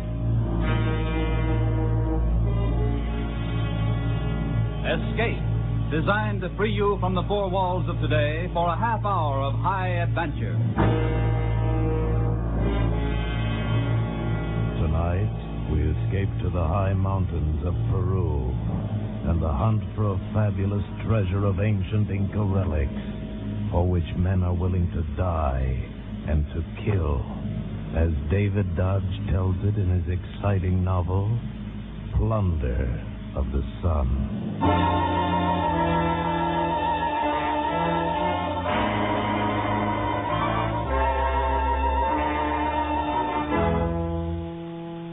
Living the way I do by my wits, you get into all kinds of risky deals. But I had no idea when I took Senor Berrien's little job that it would lead me to terrible danger, to a beautiful woman, and to a fabulous buried treasure of the Incas. I didn't have to take the job, but you see, there was Ana Luz. She was Senor Berrien's nurse, pushed him around in his wheelchair, gave him his heart medicine, and so on. I first saw her that day when we all met in the park at Valparaiso. Here, let me brush that bench off for you first, Senorita. It's pretty dirty, I'm afraid. Gracias, senor. Not at all. You are simpático, senor. Senor Colby, Right, Senor Berrien. Now, what can I do for you? I am told that you are a capable man. One who can be persuaded sometimes to take on a delicate assignment. Is it legal? Senor Colby, I am a reputable businessman. There are, however, complications. For instance? For instance, I am going by boat back to my home in Peru. I wish to take along a small package. But this package contains an ancient Peruvian relic of great historical value. Peruvian law prohibits the export of such things. But this was smuggled out of Peru. I have gone to Chile and recovered it, and I wish to return it to its rightful place in Peru. Unfortunately, however, Chilean law also prohibits its removal, and so... So you want me to smuggle it for you? Smuggle? Well, not exactly, but you see, I cannot carry it. I am too well known as a collector of such things. I will be thoroughly searched. However, you will be American tourists. You see, you would be performing a service to my country. Hey, put it nicely, senor, but it's still smuggling if I'm caught. I shall pay you 1,000 American dollars. Oh? You will pay, not the government. I am a collector and an archaeologist. My name will be forever connected with the recovery of this relic. That is what matters to me. Well, I could see a lot of Peru on $1,000. Especially if I had someone to show me around. Will the senorita be coming along? See, of course. And most grateful to you. All right. I'll do it. The worst part of the boat trip was that I wasn't supposed to be seen with Berean or Ana Luz. The first day out, I was standing at the rail talking to one of the passengers, another American, as they came along. Yeah, it's a nice country. Lots to see in South America. Have you been to the Inca ruins in Cusco? No, I haven't gotten up that far yet. Oh, well, you'll find it... Oh, pardon me. Well, buenos dias, Don Alfredo. Yeah. Buenos dias, senor. You're in good health, I trust? Si, gracias. And how are you, Ana Luz? I am very well, Senor Jefferson. Gracias. Good. I hope to see you later, perhaps. Hasta luego, senor. Oh, sure. Hasta luego, Don Alfredo. Your friend seems surprised to see you here. Surprised? He almost had another heart attack, the old robber. Interesting-looking man. Who is he? Name's Berean, Peruvian dealer in antiques. Oh, and the girl? Oh, his nurse. Even more interesting. Yes, isn't she? Tell me, are you perhaps also a dealer in antiques? Me? I'm just a tourist, like you. That was the first hint of trouble. When Berean saw this tourist, Jefferson, his face had gone white with fear. I knew I better keep a close eye on the man. On our last night out, trouble came. I'd been playing poker with Jefferson and some of the passengers in the smoking room. When Jefferson left, I got out of the game as soon as I could and went to my cabin. Just as I turned into the corridor, I saw a dark figure hurrying away from my door. I went into my cabin and looked around. Everything seemed all right until I noticed the catch on my suitcase had been opened. Then I knew that hurrying figure couldn't have been Jefferson. He was too tall, and only one person knew I had the package. I went out into the corridor. There was a light on in her cabin, and I entered without knocking. Oh, Senor Colby, what do you want?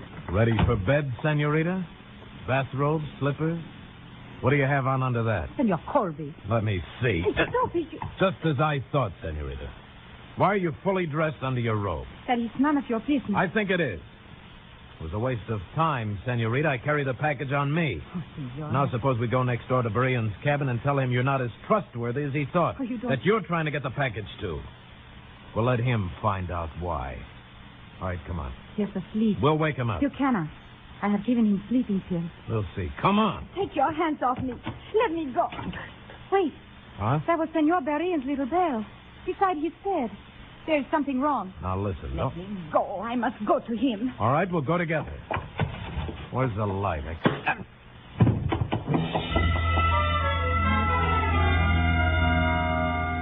Something hit me in the jaw, and I went down hard. Somebody rushed past me and out into the corridor. Senor Colby. Senor Colby. Hurry, turn on the light. Huh? By the door. Something is wrong. All right. Wait a minute. Don Alfredo. Don Alfredo. Yeah. Something's wrong, all right. He's dead.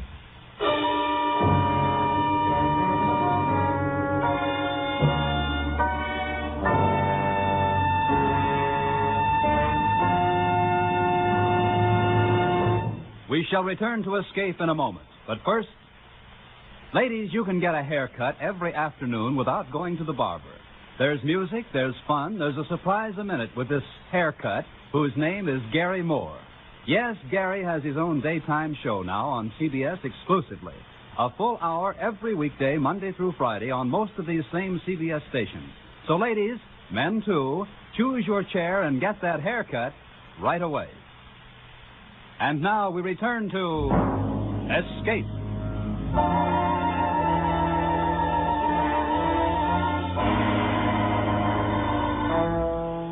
Don Alfredo Berean was dead of a heart attack, or so the authorities in Callao said.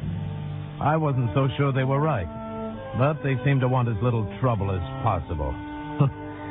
All I wanted then was my $1,000, but it looked like I was holding the bag unless I could find out what the package was and turn it into money. As soon as I was alone in my hotel room, I unwrapped it. All it contained was a tangle of little colored strings and a page of old manuscript in a language I didn't know. I could make nothing of it, so I took it to the curator of the Callao Museum. Very interesting, very. Where did you get it? From a friend. What is it? A Kepu, an Inca message cord. A beauty. Yeah, what's the message?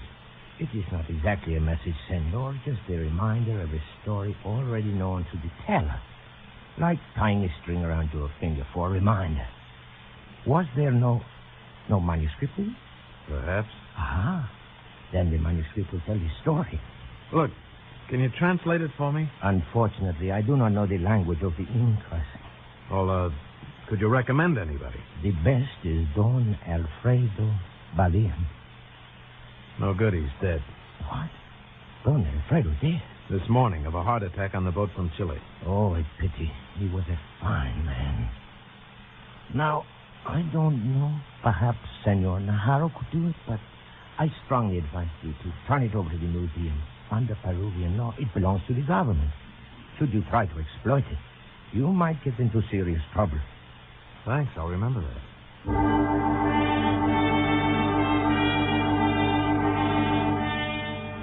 When I got back to the hotel, Anna Luce was waiting for me in the lobby. Oh, Senor Colby.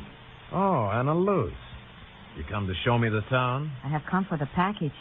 You may give it to me now. Why, you was there? I was the closest to him. No, it's not good enough, senorita. He obviously didn't mean for you to have it, or you wouldn't have tried to steal it from me. Well, I must have it. For me, it is a kind of ransom. With it, I may buy my freedom. Your freedom? From what? From slavery, senor. Here in Peru, we have a kind of slavery. My family was too poor to care for me, so they gave me to a rich family as a servant. I am therefore the possessor of my patron, who raised me.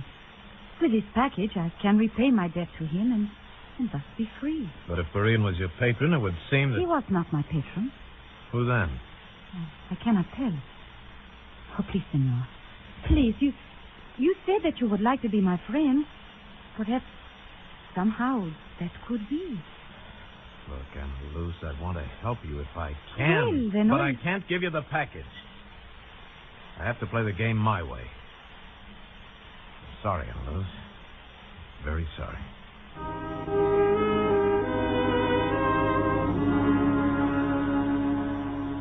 Suddenly, she was dead-looking and walked away from me. I knew she wasn't lying, that it was terribly important to her.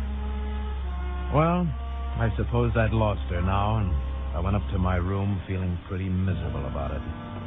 The minute I opened the door, I knew something was wrong, but too late. Everything went black. When I came to, I was trussed up on the bed, tied hand and foot, and Jefferson was standing over me, the package in his hand, grinning. You were pretty easy, chum.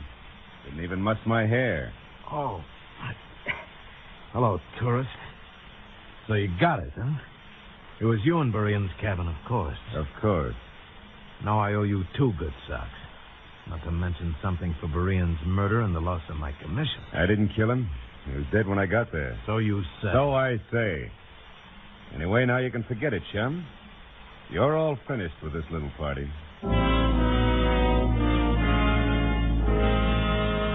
That's what he thought then.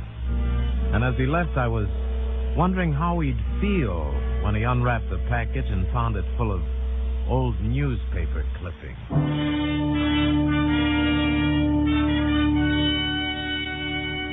After I got untied, I went down and got the manuscript out of the hotel safe. Took it to a photography shop and had 3 blow-up prints made of it. One of these I cut up word by word and separated the words into 3 piles. One pile I took along when I went out to look up Senor Najarro.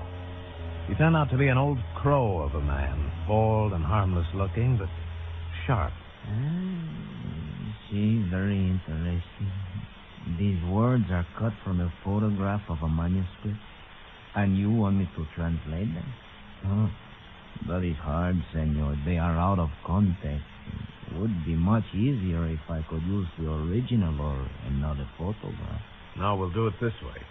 Oh, senor, you do not trust me. I don't trust anybody until I see what it is. Do you want the job? Oh, it's not a job, senor. It's a pleasure. You see, I am interested. This kind of thing is my life. How soon will you have these? You come back this evening, eh? This evening, senor.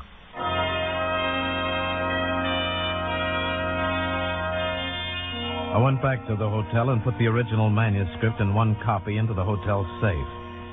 Then when I turned around, I saw Anna Luce standing across the lobby watching me. I started toward her, but she turned and almost ran out of the hotel. Seeing her run from me like that hurt. But I had to go through with it. I had a feeling that it was mostly for her that I was doing it. And to kill time till I could go back to Najarro's, I bought a copy of Prescott's book, The Conquest of Peru, hoping to read up on the Incas and perhaps find a clue to the manuscript. As it turned out, that was unnecessary, because while I sat there in the hotel patio, I had a visitor. Hello, chum. Well, Jefferson, what's new in the papers? Hey, you're smarter than I thought. Smart enough not to have it on you, then or now, huh? Maybe we better be partners. Partners? Yeah, you've got the package. I know what it means. I'll know what it means, too, very shortly. You didn't give it to Najarro? What do you know about him? He's the only logical one. And he'd give his soul to get his hands on that manuscript. He's worse than Berean, you fool. Don't worry, he hasn't got it and he won't get it. He's merely translating isolated words. Hey, you are smart, aren't you? But even that may be dangerous. We've got to beat him to it. To what? To millions, literally millions in gold. Lost Inca treasure. You can read about it in that book you have there. How they had so much gold they paved the streets with it. How they hid it away, buried it when their empire fell to the Spaniards. It's all there. And the manuscript you have gives the exact directions on how to find one part of it. A part that's sure to be worth $1 million at present value. No wonder everyone's after it. Now, look, there's no time to waste. Give me the manuscript. I can translate it. You're a man of many accomplishments. I've been an archaeologist. Never mind that. I can translate it. If we're going to be partners. I'll think it over.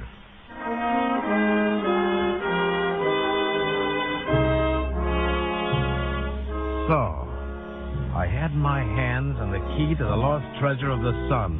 A fabulous cache of small, solid gold statues from the palaces of the great Incas. Oh, it was a little breathtaking. And I was still in the clouds when I went back to Najarro's that night.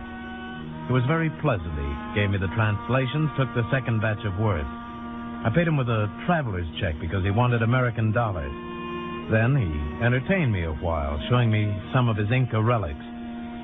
Well, an hour passed before I could break away and get back to the hotel. I went to the desk to get the manuscript so I could start working on the translation. But when I asked for it... Why, Senor Colby, did you not get your package? What do you mean? We gave it to your messenger, the young lady, not an hour ago. My messenger? See? Just as you instructed in this note. That is your signature, is it not? Yes. Yes, it is. Now, at last, I had it figured. A girl. Anna Luce, of course. She'd seen me put the manuscript in the safe. But the signature... It was my signature. Or rather, a reasonable facsimile, a clever tracing. Who could have done it? What had I signed recently? And then I remembered. The traveler's check at Najaro's. He'd asked for it, American dollars. And suddenly I knew the truth. Anna Lucen Najaro. He was her patron. It was for him all the time that she'd been trying to get it. And they'd beaten me.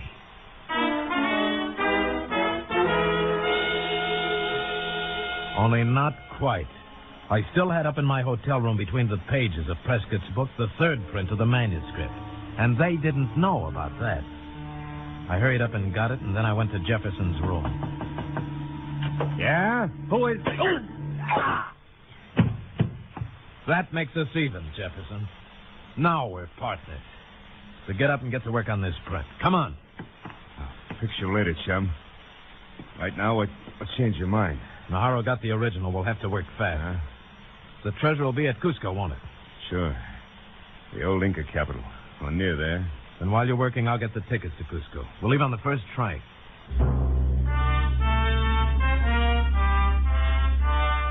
We rode all night on the mountain train to Cusco, and Jefferson sat there in the swaying coach translating. By morning, we had it. The directions to $1 million in gold, maybe more. In Cusco, we obtained burros and supplies and an Indian guide named Tasho. And by sundown, we were in the shadows of the tremendous, brooding ruins of the Inca palace. Even in ruins, it was something you'd never forget. And I got the eerie feeling that the dead Incas were watching us with hate in their eyes.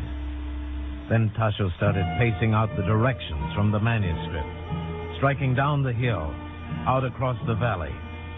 We followed with equipment. We were looking for a certain stone. At first, we couldn't find it. An egg-shaped boulder by the side of the stream, it said. There's no stream here. Yeah. Wait a minute. That was centuries ago. Maybe since then it was made into one of these irrigation ditches. Let's look at that one over there. Maybe you're right. Come on. We finally found the boulder half buried in the hillside. Then it took us most of the night to dig around it, loosen it, and finally topple it over. It was just dawn when we got down to the last perfectly fitted stone. Hurry up. The minute it gets light, this place will be swarming with Indians coming out to work the fields. Okay, this is the last. Have Tasho lend a hand, will you? Right. Come on, Tasho. Easy now. There. Good Lord. Look at that. Just feast your eyes on that. Solid gold. And look at the beautiful carving. These are magnificent, priceless pieces. Not priceless, chum. They'll bring a very pretty price when they're melted down to bullion. Oh, no, you couldn't destroy works of art like this. No? Come on, let's load them up. We had to hurry loading the small but heavy gold statues on Tasho's burros because it was fast getting light. Once some Indians passed not 50 yards from us, but they didn't see us. We were at last finished, and suddenly Jefferson turned to me. Okay, chum. So long. Huh? What's the idea of the gun, Jefferson? Just for you, chum. You've got a stronger heart than Berean. I'll have to shoot you. So you did kill Berean? Just scared him to death. Stuck the gun in his face. Ready now? Hey, goodbye, chum.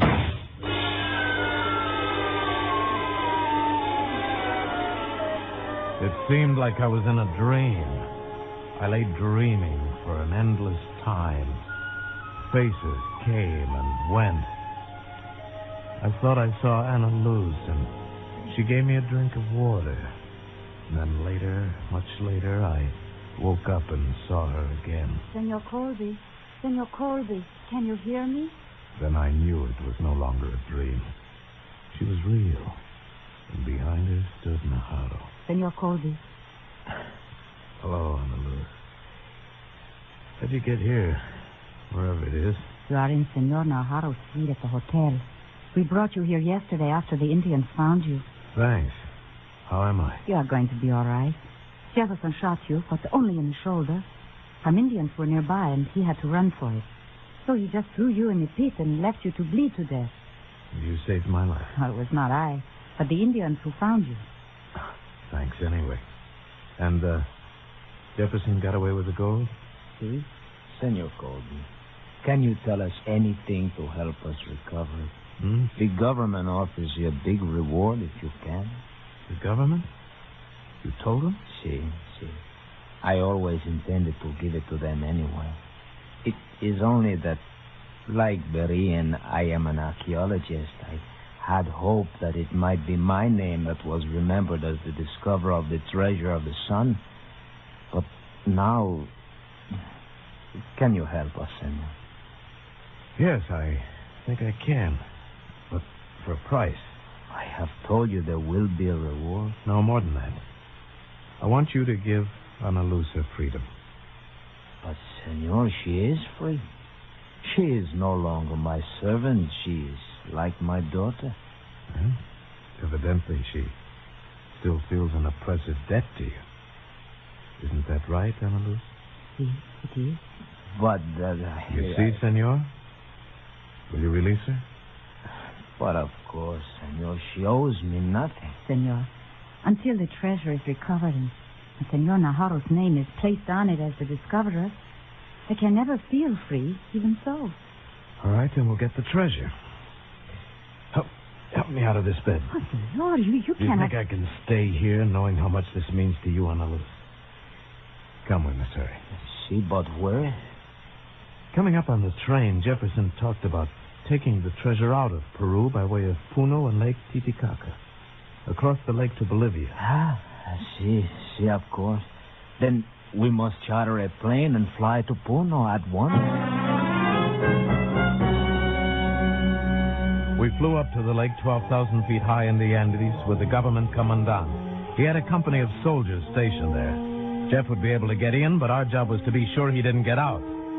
Soon after we arrived, his soldiers brought in the word. They had found the body of Tasho, shot in the outskirts of town. Then he is here already. And he's unloading excess baggage in his own familiar way. We shall search every house. We shall scour this entire shore of the lake. We'll find him. He will hang for murder. Commandant, there's no way he can get around the lake by land, is there? Senor, these are some of the highest mountains in the world. It is impossible. There is only one ship to the Bolivian shore. It leaves in the morning. We shall search every inch of it. We shall not get away now. But by morning we weren't so sure. Every house had been searched. The shore had been scoured and the ship gone over inch by inch. Jeff was nowhere to be found. The Bolivian steamer was whistling impatiently for clearance to set sail. They cared nothing for the search since there is no love lost between the two countries. Finally, the commandant let them go. He could do nothing else. As we all stood and watched, it pulled away. I did what I could. I could not hold him any longer. I am afraid that we have missed him. I know it. I feel it. He has escaped. Ana Luz, don't cry. Oh. Perhaps still there's a chance. No, he is gone. I will never feel free now. Wait a minute. What's that? Look, out in the channel. A little native raft. It's making for the steamer, trying to head it off in the channel. That's him! Come on! The commandant and I jumped into the police launch at the pier. It looked like a close race. If they stop. They're slowing down for him. What if he gets aboard? Will they let us have him? No. The Bolivians would only laugh at us. Then we've got to make it. We've got to. The commandant got everything he could out of the launch. But Jeff had almost reached the ship when we got there. We swung around the steamer and... Halt! Stop! Swing in between him and the boat. There. Stand where you are, Senor Jefferson. You are under arrest. And when Jefferson saw me, hate filled his eyes.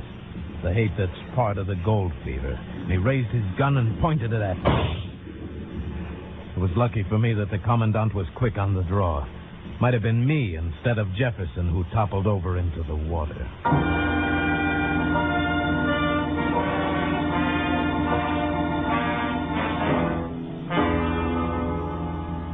Oh, Senor Colby, how can I ever repay you? Ana Luz, you don't owe me or anybody anything now. This is no way to start. To start your new life. Thank you, Senor Colby. You have made me very happy. I hope that we shall meet again. But, you're leaving? Why? I must get back to Callao and tell Carlos. Carlos? He, the man I love. The man I may now marry. Adios, senor.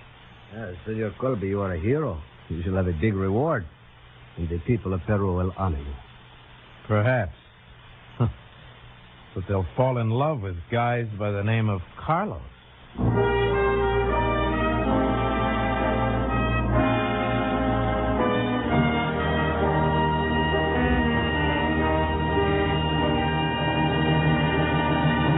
Escape is produced and directed by William N. Robeson. Tonight we have presented Plunder of the Sun by David Dodge, adapted for radio by John Dunkel. Featured in the cast were Paul Frees as Colby, Gerald Moore as Jefferson, and Lucille Meredith as Anna Luce. Also heard were Harry Bartell, Charlie Long, and Tony Barrett. Special music was arranged and conducted by Del Castillo. Next week.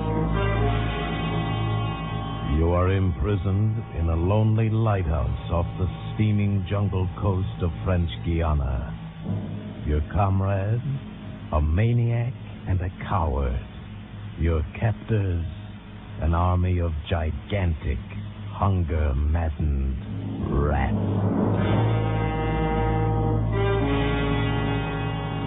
Next week, we escape to a nightmare world of terror and violence, as George Toulouse describes it in his hair-raising tale, Three Skeleton Key. Goodbye, then, until this same time next week, when once again we offer you Escape.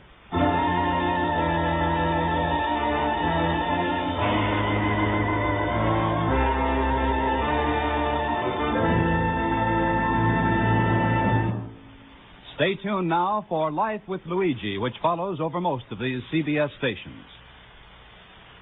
This is CBS, the Columbia Broadcasting System.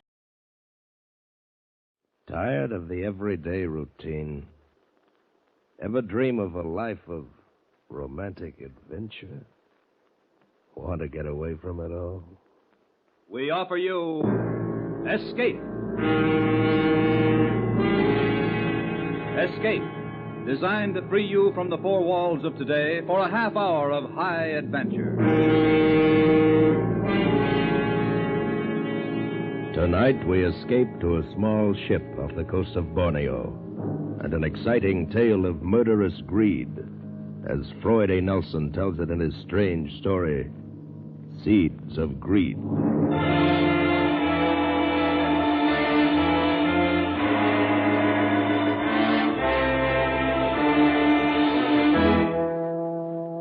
This is it, the romantic South Pacific, the languid lure of the tropics. A ship at my command to take me any place I might choose. A jeweled tiara of sky above and an ocean of emerald velvet below. To my left, the languid coast of Borneo. To my right, the Sulu archipelago. Such romance, such gentleness, such maddening, unbearable gentleness.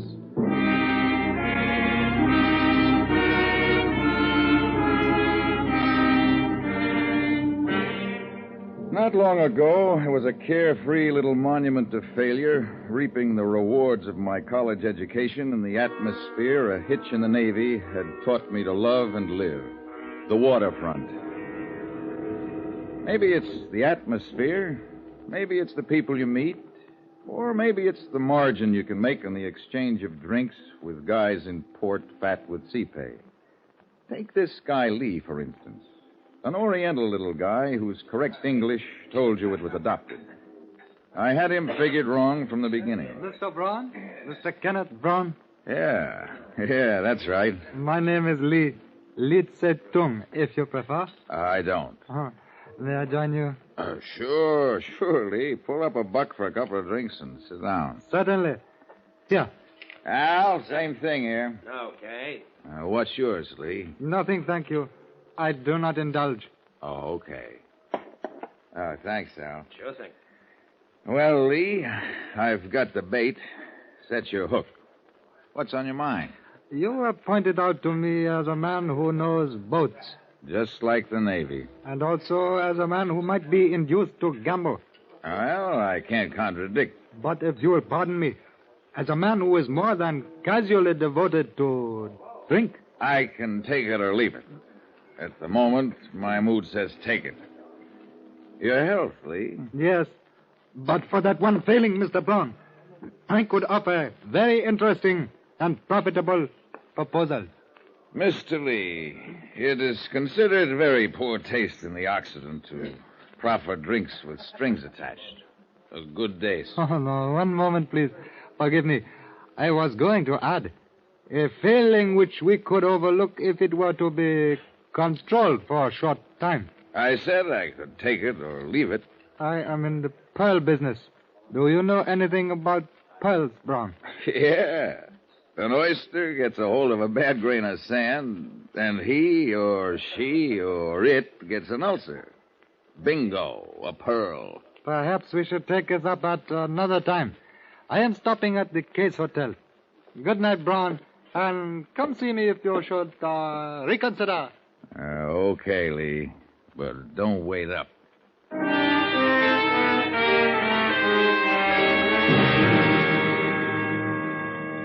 I hate the warm feeling of elegance that takes me over after the fifth drink. I hate myself. I hate morning. Worst of all, I hate waking up without a little hair of the dog and not a nickel in the poke to supply it. Out of the fog of remorse came a stolid little oriental face. Yeah, there's a generous soul. Pearls, he said. Well, that should be a nice, substantial little proposition. Yeah. Maybe I am ready to talk business. Brown, I did not expect to see you. Come in. Oh, this is a pleasant surprise. Yeah. You mentioned something about a business proposal. Yes, I did. Hotel rooms depress me, Lee. Could we go down to the bar and talk it over? Oh, certainly, Brown, if you prefer. I prefer.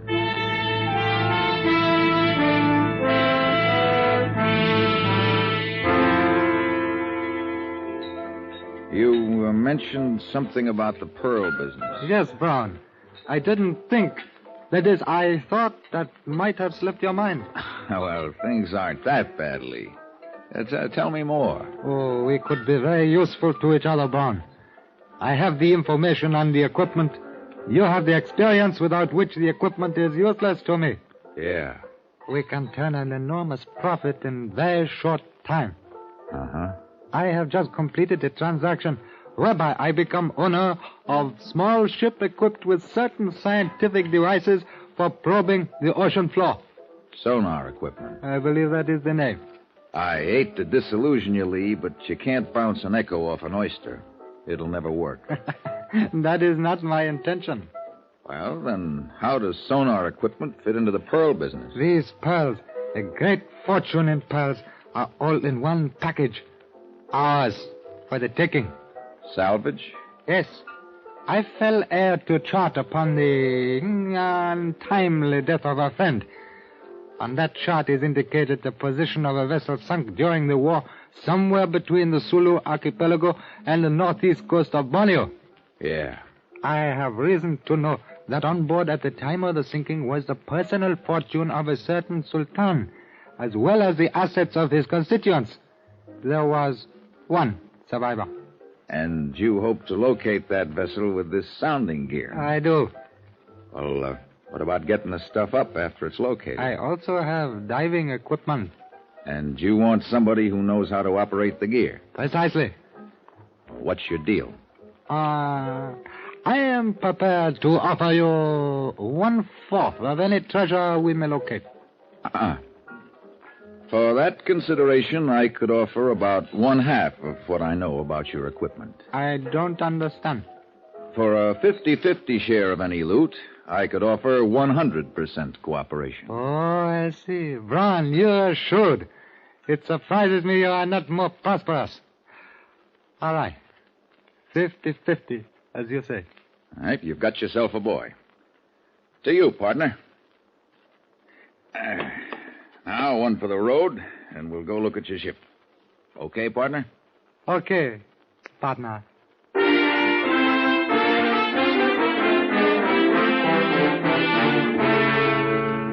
Lee's stubby forefinger pointed a great circle course across the harbor to a little tub laying with her forward quarter scraping paint against the can of her mooring. She was from the orphan fleet of subchasers pressed into service out of desperation during the war. About 100 feet, built to roll on a 20-foot beam. Some dreamer had her rigged for fishing. She still mounted an A-frame, outriggers, and a cargo boom aft. Lee didn't speak of her with the pride of an owner. There it is. The one with the blunt end toward us. Well, when can we go aboard? I have the papers. We can take possession immediately. What kind of shape is the power plant in? I am really not qualified to say. I know nothing of ships.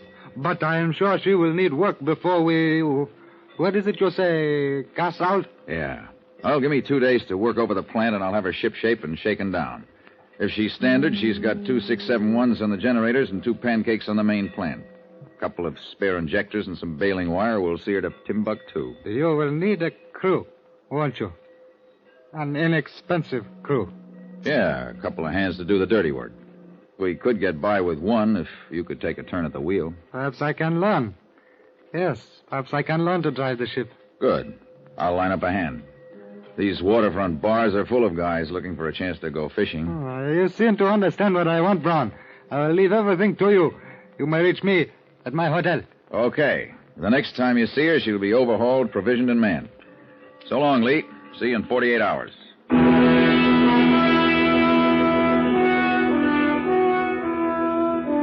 She was in surprisingly good shape. Her batteries charged right up on the generators. Her oil was clean and her linkage tight. I replaced a corroded condenser on the sonar gear, pressure checked the diving suit, and put new pistons in the compressors. One straight 24-hour shift, and she was shaken down and ready for a crew. I set out to meet my man on common ground. I found him being escorted out of Casey's bar by Casey himself. You young hoodlums are a disgrace to the sea. You'd better get some salt behind your ears before you start something in my place. Let go. Now get along with you. Let go. And don't be coming back. You brother of a pig. Oh, what's the matter, sailor? Slippery deck? You be quiet or I stick you. All right. Stow the ship, kid. The jails are too full now. I'm going to kill that pig. Get out of my way. All right, stay out of there, kid. And stow the knife. I still get that fat pig someday. You're new around here, aren't you? How'd you know that? Well, you wouldn't tangle with Casey if you weren't. Where are you from? Ensenada. I have papers. In my room, I have papers. I didn't ask you. You didn't ask me either. But I'd advise you to get rid of that knife. With a temper like yours, you can cut yourself off a life sentence. So far, this knife knows only the blood of fish. I have never been kicked by a fish. I can use a man who can handle a knife. You working? No. Come on, I'll buy you a drink. All right. Now, what's your name? Costa. Antonio Guillermo de la Costa. Okay, Tony. 2 double shots later, I had my man. A pathetic little guy with no roots in a barren world. I sent him to stowing provisions while I cleared the paper and gold braid department of the Commerce Building and picked up a couple of 100 fathoms of useless shark net to flake out for effect. Then I called Lee. He was impressed. You have accomplished a lot in very short time, Brown. You must have worked day and night. Yeah, I can sleep underway. Where is your crew? Below. He's stowing provisions in the galley. I see. Does he meet our specification? Exactly. Good back with not too much above it. Except a nasty temper. Good. He thinks he's going fishing here. That explain these nets? Partly, Lee. Also, there's an unwritten law of the sea that gives fishing craft a wide berth. Clever, Brown. Very clever. Practical. Is everything in first-class condition? Everything. The diving gear is tight, and the sonar readings check right on the nose with the charts. Then we are ready to cast off? Anytime. Then let us go. Head her out west-southwest, Brown. Right into the sun. Right into the sun.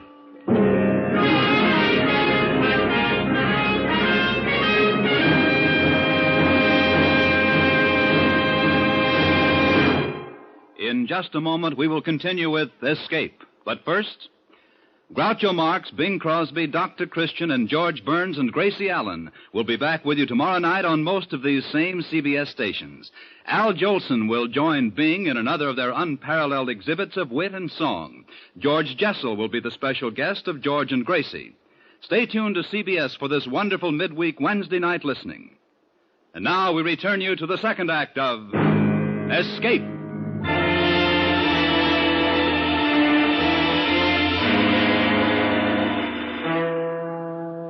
Three weeks at sea taught me a lot about my friend Lee. His switch from landlubber to competent mariner was too fast to be convincing. Something about the whole setup spoiled the taste of my whiskey. The only way it figured was that he really did need me to operate the gear. Beyond that, the picture changed. From the first day out, he showed too much interest in the sonar equipment. Brown, I think it might be prudent if you were to teach me the operation of this instrument. Is it very difficult, just their operation? Oh, it's something anyone can pick up in 5 or 6 months of full-time instruction. Surely not to learn just the operation of it. Well, it's not only complicated, Lee, but delicate. I think we'd be wise to keep it secured until we need it. Perhaps. Yes, perhaps. It won't be very long, Brown. When are you going to break out the charts with the position of the stuff? In due time, Brown. Well, I'll need it when we start taking soundings. Then you shall have it. It wouldn't be prudent to surrender a chart that I have been forced to defend with my very life, would it, Brown? I get your point. I might add, Brown, that the chart alone is useless to anyone but me. The exact position is not indicated. I took the precaution of committing it to memory, lest the chart should be, misplaced. The only value of the chart is that it indicates sounding lines. That makes your position clear enough. What about Costa? Do you think he might be dangerous when he finds out what we're really after? For a man to be dangerous, he must first be intelligent. Costa is ignorant, he will stay ignorant. Sooner or later, he's going to get wise. Fortunately, Costa is not equipped to get wise, as you say. He is happy in ignorance. We will not expose him to the curse of greed. What's your plan? To turn the wheel of fortune to my own needs. We must be practical, Brown. A person such as Costa leaves little impression on the world. He will never be missed if he were to disappear. Fate will save him from the curse of greed.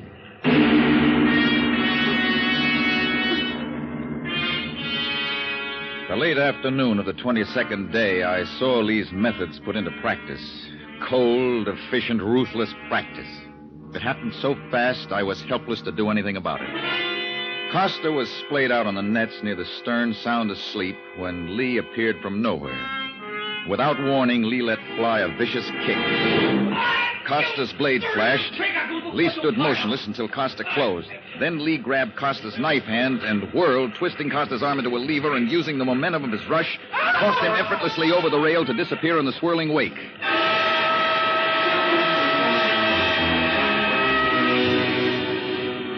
Without even glancing astern, Lee gave me the arm signal for straight ahead, a signal that pointed accusingly at me, screaming, "Accomplice." His face was still frozen in trance-like serenity when he appeared on the bridge. It is now you and I, Brown. Yeah. These things are distasteful, but on the other hand, Brown, life itself can be distasteful. Oh, wasn't there some other way to handle it? Couldn't we have put him off somewhere in the island? Your whole life in too high esteem, Brown. We could have put him off at some island, but then, Brown, we would have had to wonder about his welfare. Now his troubles are over. He has peace. He no longer has to struggle, as you and I. He didn't have much chance to struggle, did he, Lee? He was not one to struggle intelligently, Brown. Struggling, not directed by intelligence, can destroy. Where does strength, muscle fit into your theory? If you'll pardon a personal reference, Brown, I long ago subscribed to the teachings of an Eastern cult which believes that the intellectual neutralizes the physical. Therefore, there is no difference in stature among men, only a difference in mental power. We do not destroy. We merely expedite the adversary's self-destruction by his own weakness. Costa's temper, huh? Exactly. One does not think in temper. He merely acts, and so destroys himself. Do I make myself clear? Not especially, but I'll think it over.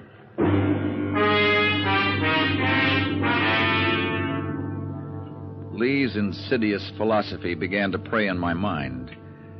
I knew I was on the last leg of a one-way trip. I knew he was perfectly competent to take over the ship at any time, but I still felt reasonably safe. It would take 2 men to handle the instruments to locate the pearls, and beyond that, 2 men to get the stuff up. After that, I would worry about my failings and which one Lee would pick to destroy me. I eliminated the big one by tossing my last 2 bottles of whiskey overboard. We were cruising somewhere between the lower Sulu archipelago and the northeast corner of Borneo when Lee broke out a dog-eared chart of Dutch origin. Cut it back, Brown. Now, somewhere within the radius of this circle, our fortune waits to be taken. Now, let's see. The charts indicate a sandy bottom, and that's good. The currents go southwest. She falls off to deeper water to the south. I understand the charts, Brown. Start the soundings, man. Okay, I'll start here, at the 60-fathom line and work toward shallower water. You stand at the bow with a smoke flare. If I pick up anything, heave a flare over to mark it, okay? I prefer to stay on the bridge with you, Brown. Yeah, that way we can watch the instruments and each other. Okay, partner. I worked each depth line half a mile from the point Lee established as center, staying parallel to the soundings indicated on the chart. 3 times over the area showed nothing but a uniform bottom. Then I took a new tack. I set the wheel in a tight circle and secured it with a lanyard. I figured the current and the torque of the shaft would take us far enough off-center on each spiral that we wouldn't miss anything big enough to register. I was beginning to think in circles when the scope showed a fast drop and then wavered erratically. Lee must have read it in my face. It showed something, didn't it? We have found something, haven't we, Brown? Maybe. What are you going to do? Back it down and check it. Oh, no. No. Drop the anchor. We won't move. We'll take no chances of losing it. Drop the anchor. I settled her bow into the current, dropped the hook, and backed her down on the scope of the anchor chain until we were over the spot. Lee expertly rigged the line from the cargo boom to the cathead and hoisted the heavy diving gear out of the after hold. His expression left no question as to the division of labor. Of course, you will make the dive, Brown. Yeah. We cannot risk losing a life when 2 men are necessary to complete this mission, can we? Not your life, Lee. Yeah, I'll go down there. But just in case you have any ideas about letting my weaknesses destroy me... Oh, come now, Brown. You're not falling prey to the curse of greed, are you? No. And I don't intend to fall prey to anything if I can help it. You don't have faith in me. That's right. But you must have faith in me. We must work together. Until we locate the stuff and get it up. After that, Lee, only 1 man is necessary. That's what worries me. Are you afraid, Brown? Does fear number among your weaknesses? Yeah, Lee, it does. I don't know how to reassure you, Brown. Do you have solution? Yeah, Lee, I do. My life is in your hands while I'm down there. Unfortunately for you, my life is the only link you have between the pearls and this ship. Only a fool would break that link, Brown.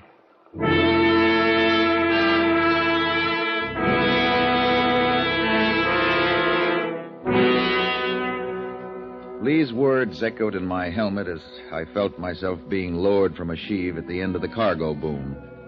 Only a fool. I knew that I was pitted against a ruthless maniac, that finding the pearls meant that one of us would die. Yet some power greater than reason forced me on, a power I recognized as greed. My weighted feet settled on bottom. My headlight sent a glaring shaft through the murk, serving only to blind me. Then my eyes adapted. Strange shapes darted in and out of the beam, splashing big shadows. I pivoted slowly, straining my eyes to the burning point. Suddenly, the beam stopped short and reflected upward in a blinding glare.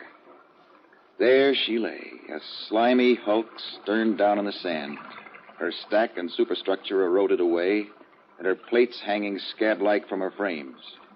A death ship washed clean by gentle currents.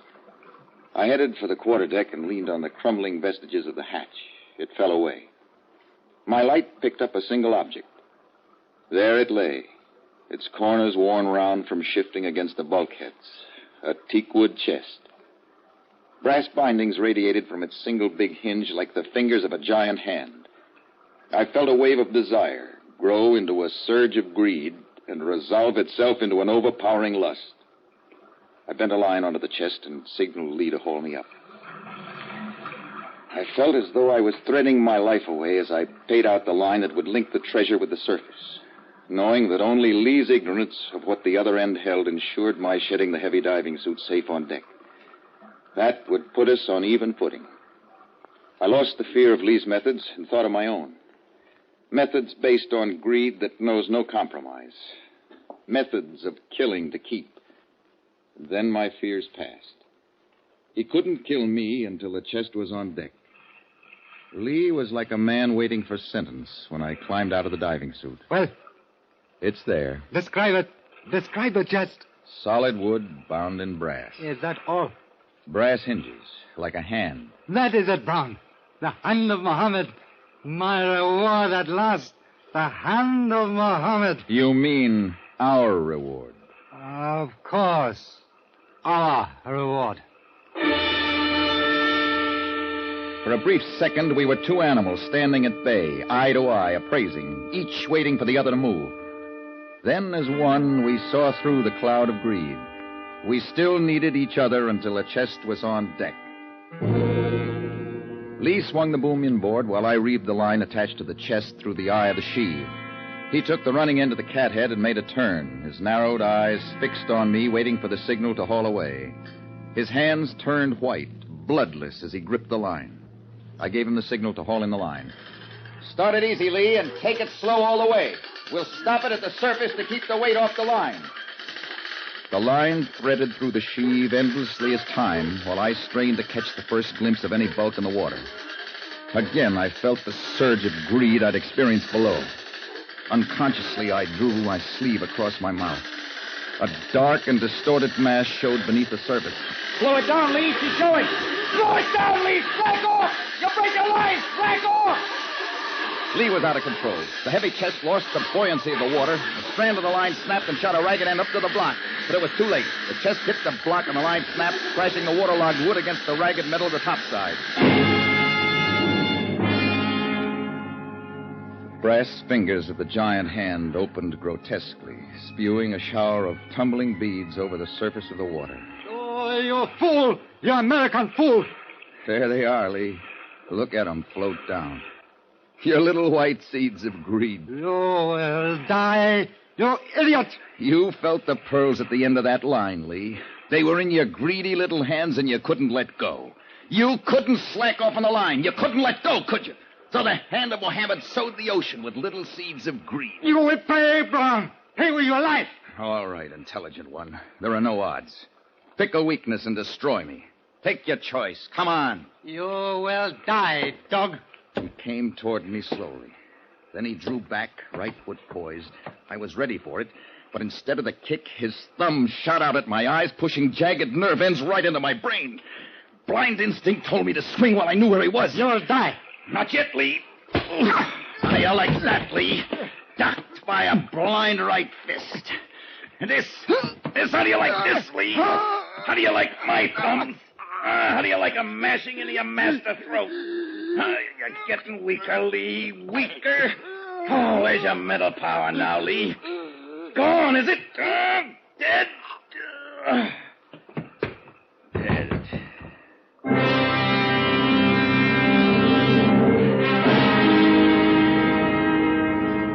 Yeah, the tropical Pacific. Gentle Pacific rocking me to death in a cradle of rusty steel.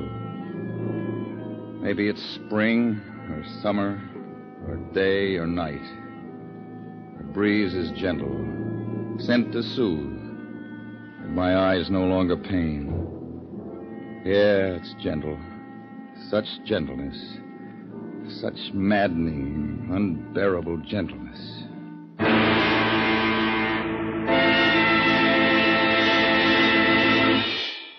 Escape is produced and directed by William N. Robeson. Tonight we have presented Seeds of Greed by Floyd A. Nelson. Featured in the cast were Gary Merrill as Brown, Ben Wright as Lee, Bill Conrad as Casey, and Tony Barrett as Costa.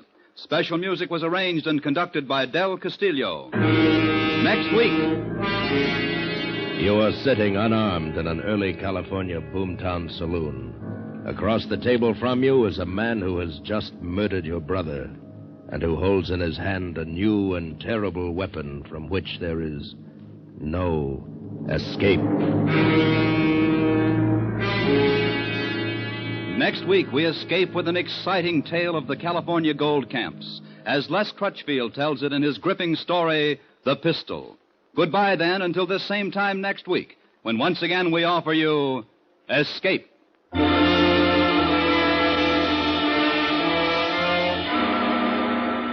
Groucho Marx, and who will quarrel when you label him a very funny fellow, will be back on most of these same CBS stations tomorrow night with his deliriously wonderful quiz show, You Bet Your Life. You'll find Groucho's unlike any other quiz you ever heard. So join us on CBS tomorrow night for You Bet Your Life, starring Groucho Marx. Now stay tuned for Hit the Jackpot, which follows immediately over most of these same CBS stations. This is CBS, the Columbia Broadcasting System.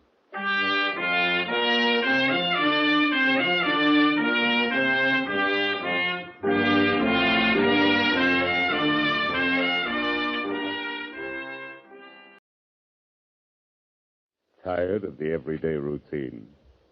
Ever dream of a life of romantic adventure? Want to get away from it all? We offer you Escape. Escape, designed to free you from the four walls of today for a half hour of high adventure. Tonight we escape to an early California gold camp and an exciting tale of frontier revenge, as Les Crutchfield tells it in his colorful story, The Pistol.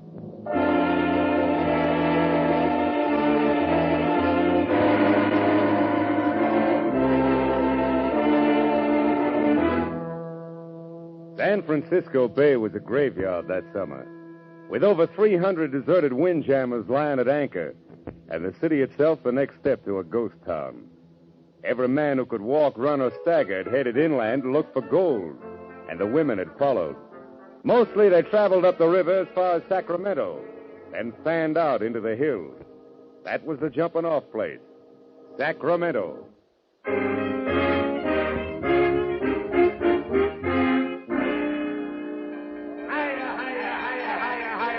Step right in, boys. Move up close. Everybody sees and everybody gets a chance. Anytime old honest Faraday runs an auction, you know it's on the level. All right now, friends. The pistol I'm holding in my hand here is the first one of its kind ever seen west of the Rockies. The first model of Dr. Samuel Colt's new 44 caliber 6-shooter. The gun that fires 6 times without reloading. Now, who'll open her up with a bid of $250? Did you hear me? $250. Come on, boys. There's plenty of gold on the Sacramento River, but only one Colt 6-shooter. Now, did I hear a bid of, say, $150? Thank you, sir. The man says $250. All right, here we go. I stood there in the hot sun on the Sacramento waterfront and watched the crowd bidding for the pistol. Roustabouts, gamblers, vaqueros, gold miners, men from everywhere and from nowhere, and a few women. I wanted that gun myself. I wanted it bad.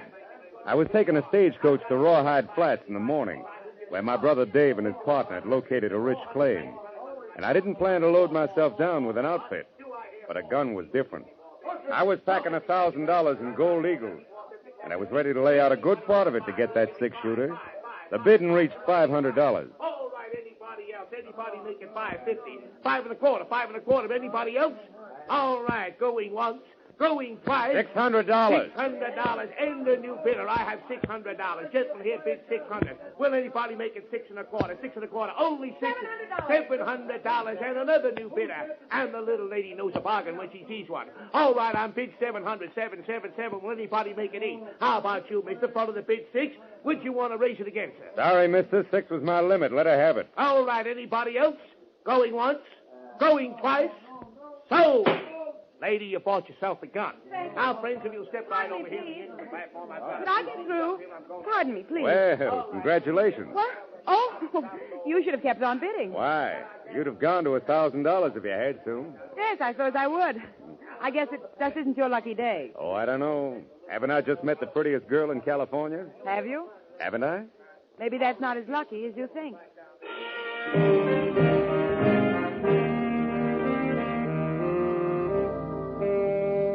When I climbed on board the stagecoach to Rawhide Flats the next morning, I found 7 trunks that had already been loaded.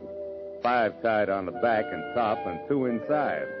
And a few minutes later, their owner showed up. Oh, it was the red-headed gal who'd bought the gun the afternoon before.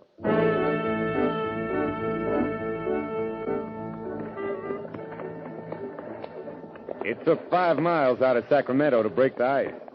And after that, well, I learned her name was Teresa Blake. She'd been down to San Francisco to buy some new clothes. And she was on her way back to Rawhide Flats. No, I don't live with my folks. I don't have any folks. I work. Oh? Doing what? I'm a singer. The Brass Nugget Saloon. I see. No wonder you wanted a gun so bad.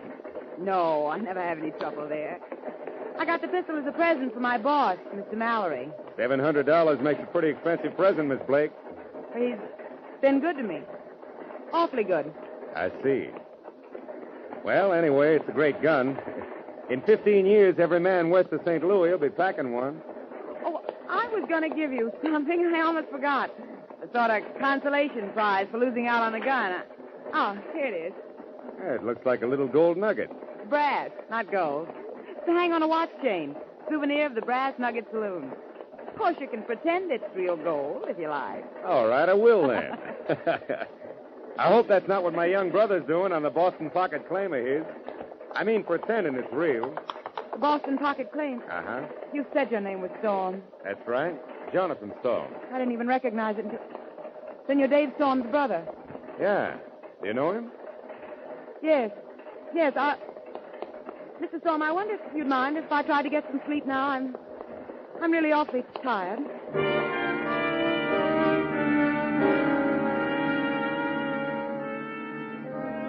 Around the middle of the afternoon, our stagecoach dropped out of the rough hills we've been traveling through, ran down into a comparatively level gulch, splashed across the ford in the creek below town, and swung into the wagon-rutted main street of Rawhide Flats. It was like every other boom town I'd seen. A mixture of mud, shacks, board-fronted stores, bars, rooming houses, stables, horses, burros, and men. Men everywhere, milling and shoving along the plank walks and out into the street. Noisy, brawling, bearded, and tough. Rawhide Flats.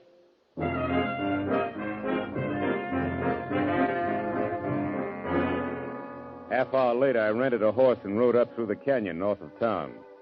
Both banks of the creek were lined with miners, busy with picks and shovels, pans and rockers. All of them breaking their backs. Sweating out their hearts for the same reason. Gold. About 3 miles up, I turned into the side canyon the man at the livery stable had told me about. And a few yards in, I found it blocked off by a 6-foot rail fence. All right, mister. That's far enough. Yeah? Afraid I might jump that fence? Don't get smart. Just turn that horse around and head out the same way you came in. Why? I just got here. Is this the Boston Pocket claim? That's right. You're as close to it right now as you're going to be. Go on, get. Now, look, suppose you put that rifle away before it goes off and hurts somebody, huh? And go tell the owner his brother's here. Barton Mallory's got no brother. Now, get out. Mallory? The way I heard it, Dave Storm is the owner of this claim. Storm? Are you Storm's brother? That's right. Is he around here? Get out of here, Storm. Boot that horse and ride, do you hear me? This is the last warning you're going to get. So start riding. All right, mister. I never argue with anybody who's packing a rifle, unless I've got one, too. And maybe the next time I will have. Come on, boy, get up.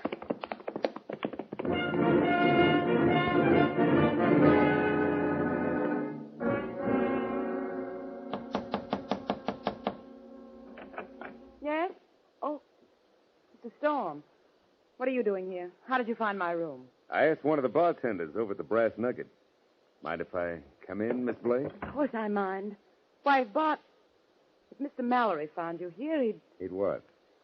You only work for him. He doesn't own you, does he? That's no concern of yours. You're presuming a good deal simply because we rode in the same stagecoach. Now get out. Miss Blake, I didn't come here with any presumption in mind. All I'm after is some information about my brother Dave. Where is he? I don't know anything about him. You brought his name up yourself during the trip this morning. I have nothing to say. Will you please leave? What's this about Bart Mallory owning Dave's Boston Pocket claim? I know nothing about it. Dave's partner's called Dan Rivers. Do you know him? Get out. All right, Miss Blake. I'll find him. And it's nice to have seen you again. Look, if you want some good advice, leave town right now and don't ask any more questions. Why not? Never mind why not, Mr. Storm. Just get out of town fast. Thanks for the advice, Miss Blake. I'll decide whether it's good or not after I talk to my brother and his partner.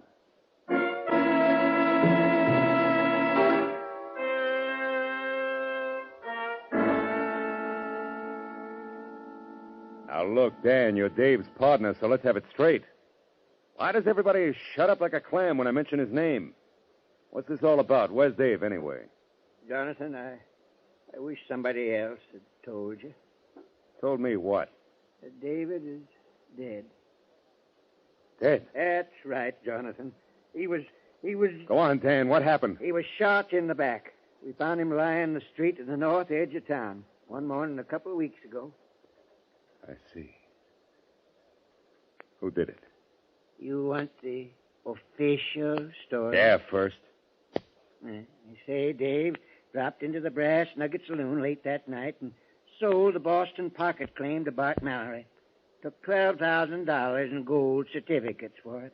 And they say that's how come he was murdered and robbed after he left the Nugget. Has Mallory got a deed, a bill of sale? Yeah, he's got one all right with Dave's name on it. How come Dave could sell the claim out from under you even if he wanted to? I thought the two of you were partners. We were, but we recorded the whole claim in Dave's name.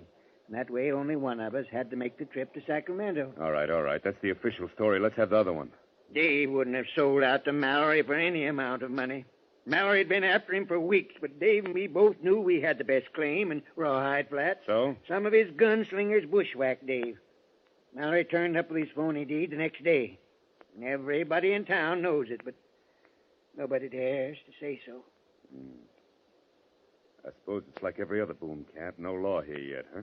Only what law a man can make for himself. In that case, I guess I better make a little. To fit this Bart Mallory. Maybe you don't know exactly what you're tying into, son. Why, he's got half a dozen or more of the toughest boys in California on his payroll. We'll find out how tough they are. Don't count much on me. I'm an old man. All right, Dan. So they're not the best odds in the world. Can't be helped. You play with the cards you got. Dave used to tell me you were the coldest man he ever seen when it come to trouble. I think maybe he was right. Well, first thing I need's a gun. With odds the way they are, I guess I better have a six-shooter. Pretty out of luck, Jonathan. I've heard of 'em, but you won't find one here in Rawhide. Oh, there's one here, all right. Fella got it just today. Fella named Mallory. Mallory? Now, wait a minute, Now, look, son. Dan. I thought a lot of my brother. And I don't like the way he was killed. I need that gun of Mallory's. I'm going to get it. And then I'm going to use it to get Mallory. That's the way it's going to be, Dan. You can count on it.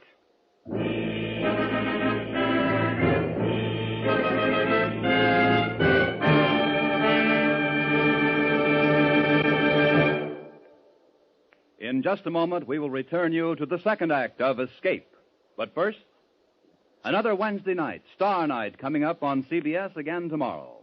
The young fellow who made good on the Bing Crosby show last week will be back again for more songs and fun-making. The young fellow named Al Jolson, who Bing thinks is quite promising. Burns and Allen will be around again with more of their madcap humor, and Groucho Marx will be throwing the ad-libs fast and furiously on You Bet Your Life. And Dr. Christian, the only show in radio where the audience writes the scripts, will be announcing a great new prize contest. They're all heard on most of these same CBS stations. So tune in tomorrow night for Dr. Christian, Groucho Marx, Bing Crosby, and Burns and Allen. And now we return you to Escape.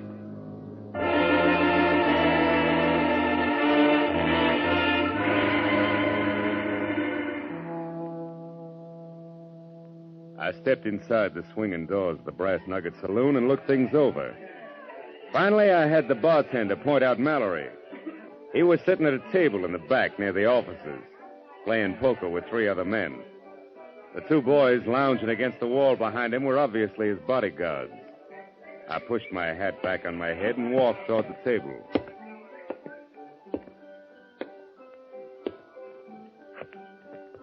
Well, there you are, boys. 4 tens. I guess that ought to do it. Sorry to butt in, but is your name Barton Mallory? Yeah, that's right. Something I can do for you? My name is Storm. Jonathan Storm. This is the one I told you about, boss. You probably knew my brother. Oh, yes, David Storm. Sure. He used to come in here. So I heard. You got anything special in your mind? Yeah. I need a gun. I understand you got a new 6-shooter. I'm sorry, it's not for sale. I didn't say anything about buying it. I'll bet $1,000 against that gun on a cut for high card. What do you say? Sorry, Storm, the gun's out of it. Name something else. No, I want the gun. What's the matter, Mallory? The boys told me you'd bet on anything in the house if the odds were right. Yeah, that's right, I will. But the gun's a gift from a friend. Maybe you figure your luck's about to run out. Would that be it? All right, I'll take the bet. Benny, break out a new deck. Yeah. Well, there's the gun. Let's see your 1,000. Sure. Mind if I shuffle? No, go ahead. Maybe I should have warned you, Mallory. I got a feeling this is my lucky night. I'll take a chance it isn't. By the way, you wouldn't happen to have any idea who shot my brother in the back, would you, Mallory? No, I'm afraid not. The killer hasn't been identified yet. It's too bad. Maybe I'll have to identify him myself. Your cut, Mallory. All right.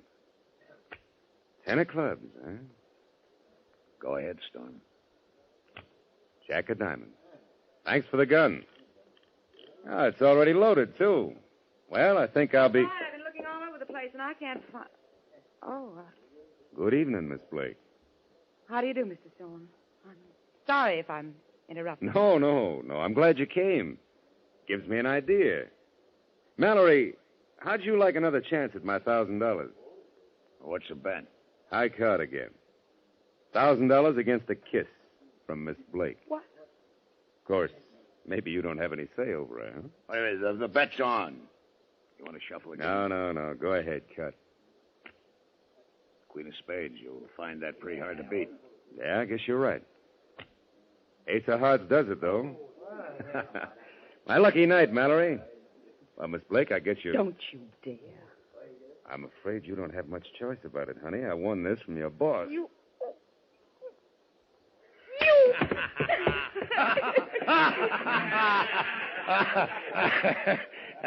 It's too bad, Storm. Looks as if the lady doesn't like your brand. No, I guess not. I didn't expect her to be the one to have to tell me, though, Mallory. I kind of thought that you might resent that, might want to do something about it. Why? That's what she's here for. It's her job. She gets paid to take care of the customers. Why should I worry about a cheap little... What's your talk? Hold it, boys. You're covered. All right, Mallory, you better get up off the floor and call up those dogs of yours. If either one moves, I'll kill him. All right, boys. You can drop it. Storm, it was a pretty bad mistake you just made. I don't forget things.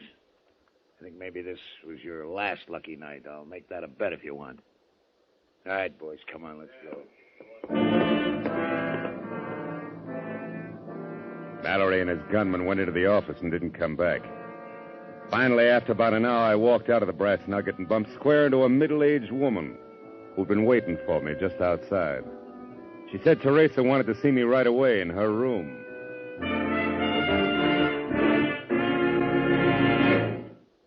You can put that gun away, Mr. Storm. I'm here alone. This isn't a trap.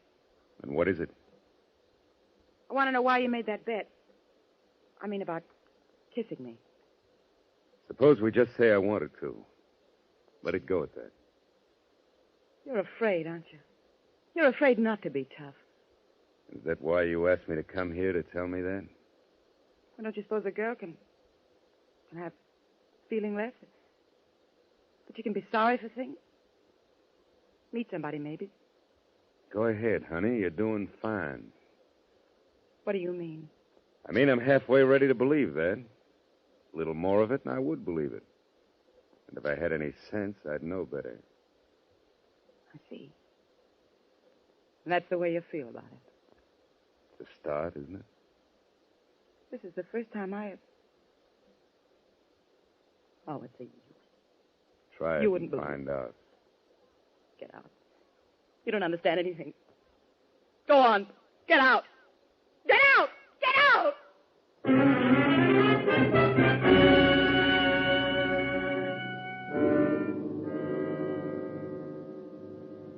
I'm telling you, son, it's the worst mistake you could have made. Knocking him down like you did last night, why, he won't think of nothing else. Not until he's killed you. People have tried that before, Dan. I'm still here. But you haven't got a chance. His gunmen will be watching like hawks for the first second you're not covered. The whole town isn't on Mallory's payroll. I've got an idea a lot of people around here might like to see him shown up, provided somebody else called the play. Maybe so, but still he's half a dozen of his gunslingers to deal with. I don't think so, Dan. If their boss is knocked over, they'll drift. I've seen hired guns before. Odds are against you, son. Well, I feel lucky. It's worth a chance to get Mallory. Not only for killing Dave, but because of what he's doing to Teresa Blake. Teresa Blake?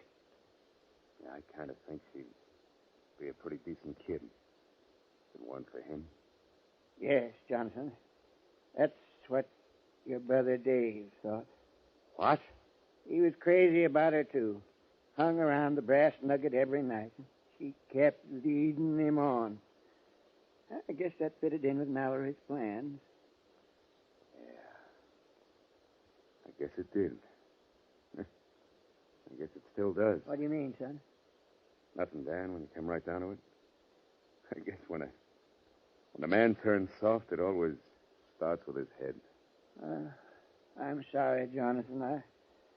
I didn't know you felt that way about it. Oh, it's all right. I'm glad you told me. Glad I found out in time. And now that I have, I think I can use Miss Blake.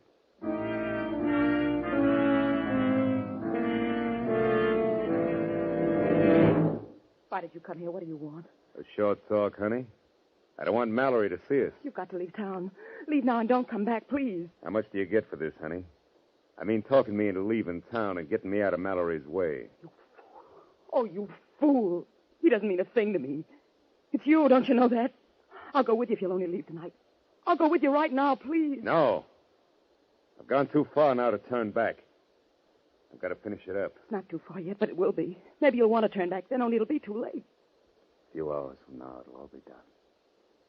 And then maybe we can think about some other things. If you still want to. Want to? Of course I'll want to, Johnny. Johnny. Nobody's called me that for a long time. Terry, I want you to do something for me. Anything, Johnny, anything. Do you think you can get that deed to my brother's claim from Mallory's strongbox and give it to me? I think so. Yes, of course I can. He trusts me enough. Yeah, I'll bet he does. How long will it take? Give me an hour. All right. Johnny, would you kiss me first? Sure, Terry. Oh, Johnny. That was better than the one I risked $1,000 for. Nobody could buy that for $1,000. Nobody ever has. Come back here to my room in an hour, Johnny. I'll have the deed.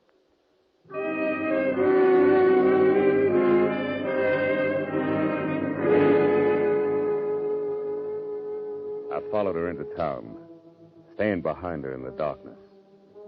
And from the opposite side of the street, I watched her walk into the swinging doors of the Brass Nugget.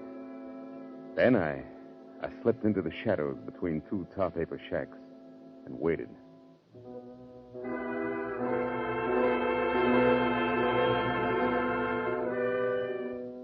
It was a half hour before they came out of the saloon and headed down the street toward Teresa Blake's rooming house. All 6 of Mallory's gunslingers. He wasn't taking any chances. Terry had double-crossed me after all. Just the same as she double-crossed my brother. And that was fine with me because I was ready for it. I walked into the Brass Nugget and down the hallway at the far end of the bar. I eased the six-shooter into my hand and stopped in front of the door to Mallory's office. Come in. Evening, Mallory. Well, it's quite a surprise. Yeah, I imagine. Keep your hands on the desk. Well, sure, Storm. I don't have a gun anyway. Watch him, Johnny. He's lying. He carries one in his sleeve. You dirty little rat. Well, I didn't see you there in the corner, Miss Blake. Thought you might be down the street waiting to watch the fireworks. They made me tell, Johnny. One of the boys followed me and saw us together. When I came back here, they made me tell. They hit me, look. That must be real painful. Almost as bad as being shot in the back like Dave was. I didn't know what they were planning. I didn't know Bob was going to kill him. Johnny, I swear I... Drop it. Mallory, you got a forged bill of sale there in your strong box. I want it. Sorry, Storm. You're out of luck. I won't open the box and you can't. What makes you figure you're in a position to argue about it? Why not? Because you've got a gun on me? You wouldn't shoot an unarmed man, Storm. What about that gun in your sleeve? I'm not drawing. I see. All right, Miss Blake, get out of here. Johnny, what are you... I said get out. Don't bother going after the boys. There won't be time. Johnny... Get out! So you won't draw, Mallory, huh? You're going to play it safe. I'd be crazy to do anything else. Maybe. The only way out of this room is through the door behind me. I noticed that kerosene lamp has a glass bowl on it. Ought to start a nice fire if I picked it up and smashed it against the wall. Storm, you fool! What about it, Mallory? My gun's in the holster. Want to stay there and burn or draw and try to get out? This place will go up like a tinder box. Take your choice, Mallory. Draw or burn. Storm, you can't leave me in here like this. Draw or burn. All right, then, if you're... Tough luck, Mallory. That's for Dave. And that's for me. All right, hold it a second. Hold it. You better clear out of here fast. The place is on fire. And anybody that works for Bart Mallory is out of a job. He's dead. Are you all right? You're not hurt? No, I'm all right, Dan. Come on, let's get out of here. Sure, come on, son. Mallory's dead. I guess that takes care of it, Dan. Jonathan, you're the luckiest man alive. Yeah, sure. Somebody might go down to Jackson's rooming house. Tell those bushwhackers of Mallory's they can hit the trail north. The boss is dead. Your boss is dead.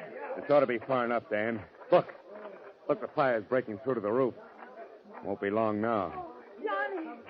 Johnny, are you all right? Sure, I'm all right. What of it, Miss Blake? Thank heaven. Oh, Johnny, if anything had happened to you, I couldn't have gone on. Miss Blake, I've got something for you. It's a nugget. Some people might figure it's real gold, but actually it's only brass. There you are. Pick it up. And then get going. What do you mean, Johnny? I mean, you better catch up with the boys.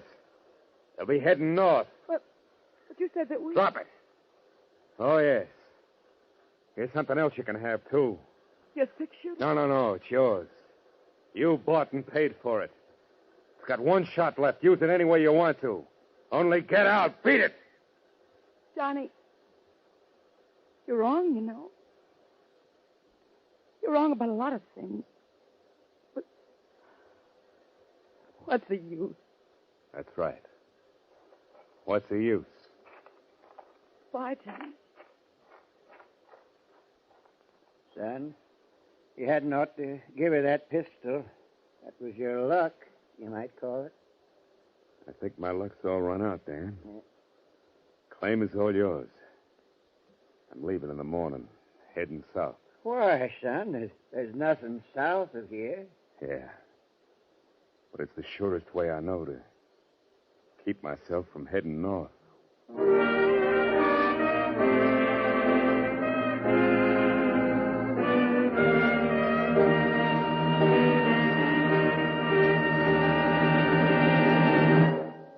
Escape is produced and directed by William N. Robeson.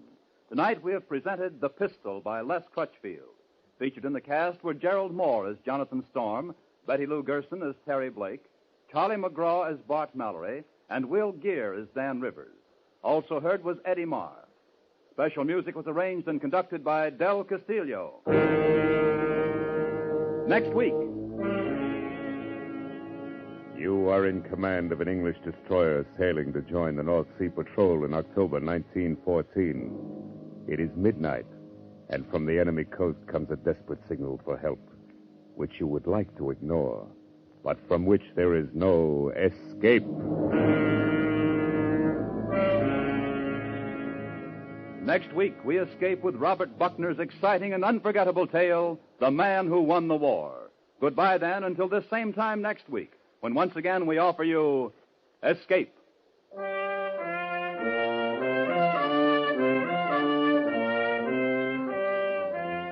This is CBS, the Columbia Broadcasting System.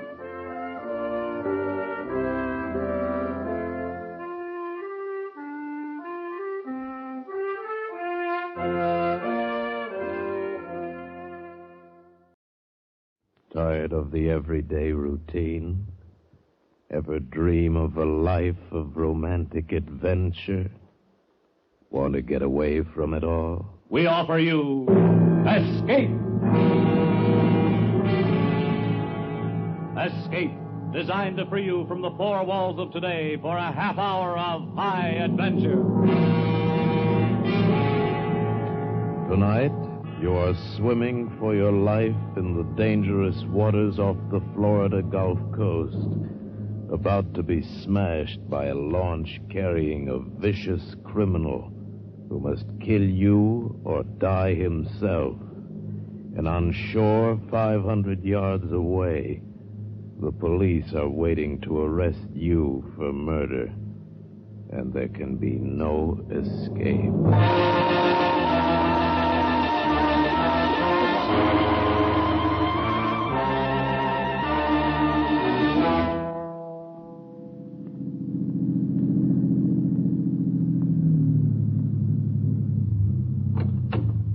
All right, buddy. This is the end of the line. Thanks for the ride. Don't mention it. Compliments of Miami Police. Now, you see that sign? Yeah, I see it. Read it. What's the matter? Don't they teach you cops to read? I said read it. Miami, city limits. Good. See that you stay on the other side of that sign. We don't take kindly to bums down here. I tell you, I'm not a bum. I came down here to take a job. Sure. You guys always have jobs. That's why you come down and sleep in our city parks as soon as it gets cold up north. Well, now get going. And keep going. And don't come back.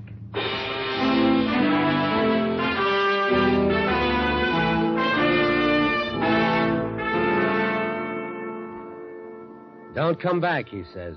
Fat chance. One night on the streets and you're a vagrant. They give you a cot in the city jail and some coffee and spud nuts in the morning and escort you out of town. Every step I took was away from that place, and that was all right, too. They could have their sunshine and their orange juice.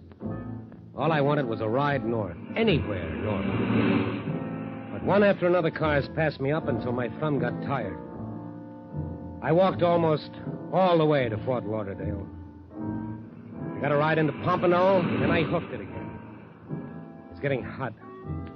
Took off my jacket and carried it. It was near Delray Beach that the big new Nash sedan swooped down around the curve from the opposite direction. And suddenly, it blew a tire. The car swerved, careened across the white line, and was coming straight at me. I jumped out of the way and ran, my heart pounding like crazy. And then the car stopped miraculously, right side up. It was some driving. I walked back to it. There was a red-headed girl in the driver's seat and a man beside her. The man's face was cut. Darling, you're bleeding. Your forehead. It's nothing. I just hit the windshield. Can I help? Yes. You can change the tire. If you do it fast, there's $5 in it for you. You all right? It's just a cut. It's nothing. Look, we're in an awful hurry. Oh, sure. Where do you keep the tools? Oh, in the back. Here's the key. I'm sorry I scared you. I couldn't help it. The car got out of control. You sure know how to drive. Oh, look at that tire. It's a mess. Will it take long to change it? No, not very. Oh, it's certainly lucky for us that you were right here to help us. Where are you going? Well, I was trying to hitchhike. The only ride I got was on the back of a fish truck. Where are you hiking to? Any place but Miami. What's wrong with Miami? Oh, nothing. It's a great town. But the cops don't like you if you don't have a job. I should think a good-looking man like you could get a job. Seems to me that... I'm coming. Good-looking man like me. It's funny she should say a thing like that. And that was what I was thinking about her. Oh, she was beautiful. She was the most alive person I'd ever seen. And yet, she was controlled like an ember. As I worked on the car, putting on the spare that cost more than the suit I had on my back, I got to wishing that I could afford a car like that, and a girl like that. And I wondered about the guy it all belonged to. He was used to being waited on, you could see that. He sat in the front seat, and the girl sat close to him. Every now and then she'd look back at me and smile. Couldn't hear what they were talking about, and I was glad. Because I suddenly didn't want to know what he said to her. Ah, a jerk, that's me, a daydreaming jerk. How are you coming? Oh, I'm through. What's your name? It's Joe Mazurka. Would you like to go to Miami with us, Joe? Oh, I can't go to Miami, not without a job.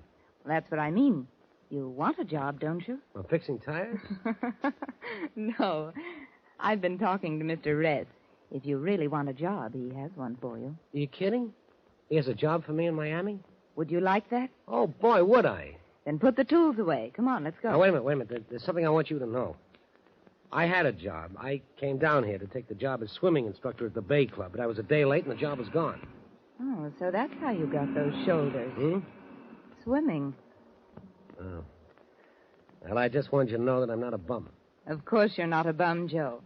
Whatever made you think I thought you were? And, we haven't got all day. Come on, he's getting impatient. Yeah, but the job, what kind of a job is it? Mr. Ress will tell you about it on the way in. But you want to go to Miami with us, don't you?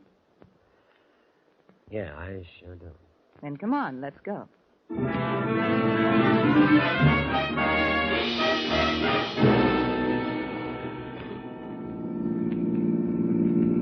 It's this way. I'm a writer. Oh, sure, Ress.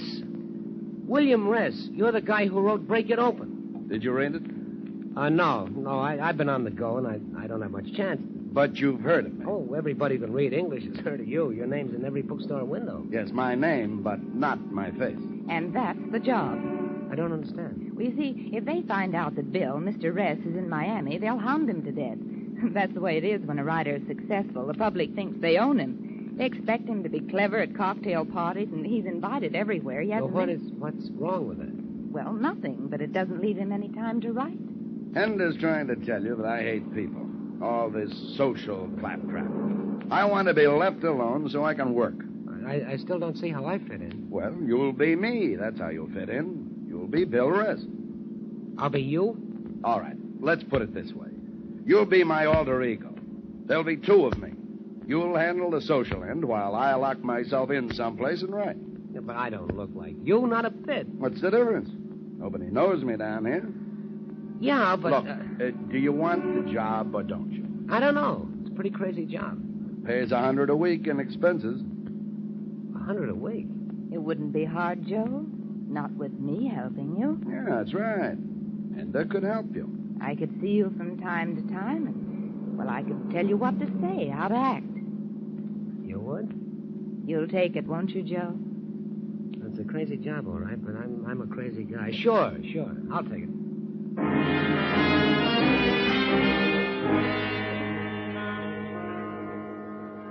They coached me all the way into Miami. I memorized facts about him. Where he went to college, what he ate for breakfast, how he felt politically. But there was one thing he didn't tell me, and it was the one thing I couldn't ask. What was his relationship with the girl? That's what I wanted to know more than anything else. We passed the city limits sign, went on into Miami on Biscayne Boulevard. Ender pulled the car up near a cab stand. Now, you're sure you got it all straight? I think so. All right. Ender, give him some money. Oh, yes. Here, Joe. Thank you.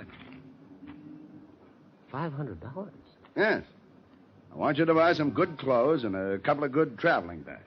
You're a successful writer, remember? You've got to look good. And check in at a good hotel. The Ronnie Plaza. Yes, that'll be fine. Ronnie Plaza. Aren't you coming with me? Oh, you'll want to get settled first, Joe. Get yourself a haircut and a manicure. I'll see you tonight. But what if I should have to get in touch with you before then? Why?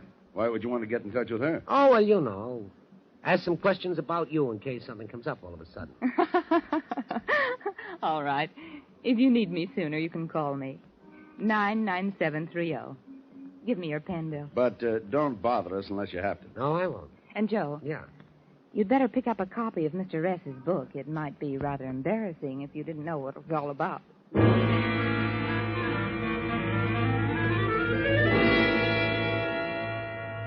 They drove off, and they left me standing there with my head full of facts on the life and times of Bill Ress, but not one fact about her. I didn't even know what her last name was. Well, there'd be time for that. I did like they told me. I bought some clothes and a suitcase. I got a haircut and a manicure, and I bought the book. Funny. A few hours before, I'd been a vagrant. No job and no money. Now I was set up in the swankiest hotel in Miami. Come in. Mr. Rez? Oh, yes. I'm George Cole. I'm the public relations man for the hotel. This is Walters, our photographer. Glad to meet you, Mr. Ress. How are you? Well, come on in. Oh, thank you. Well, we're certainly excited having you here at the Rolling Plaza. Well, thank you.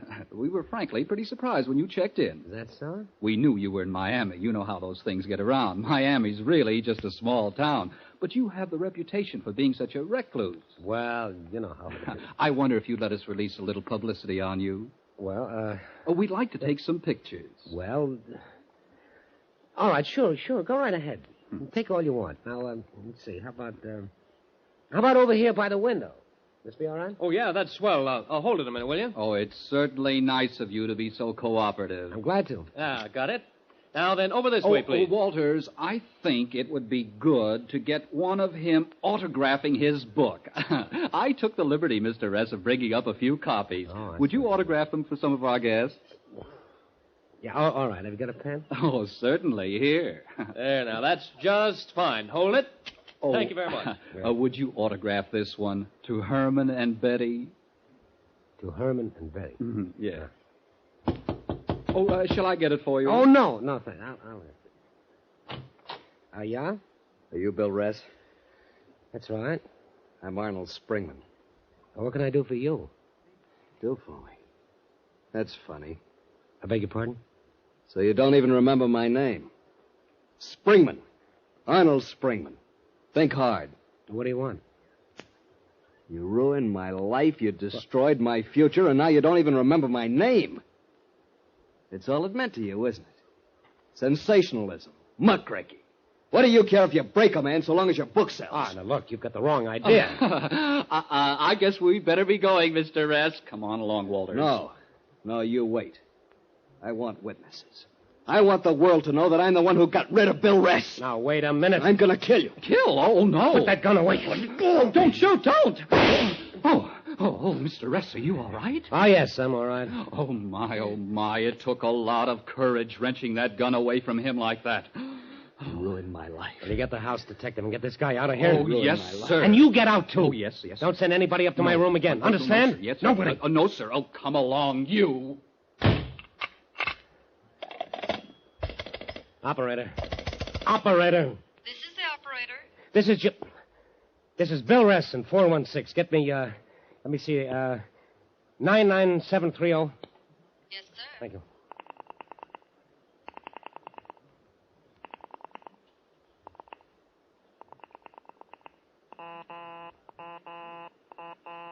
I'm sorry, Mr. Ress. The line is busy. Call me back when you get it, please.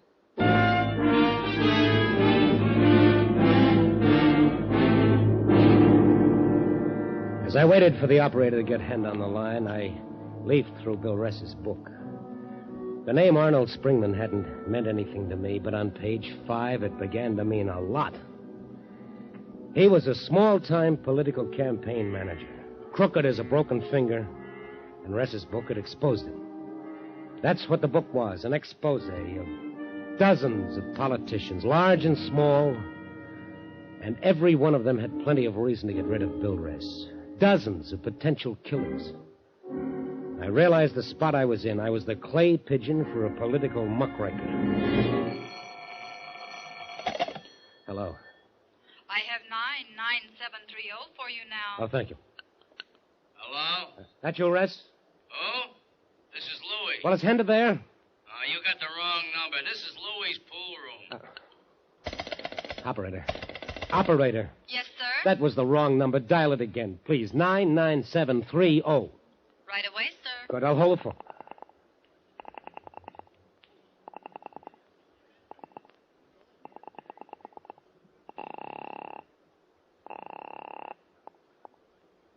Louie's pool room. Louie talking. Is this 99730? Oh, it's you again.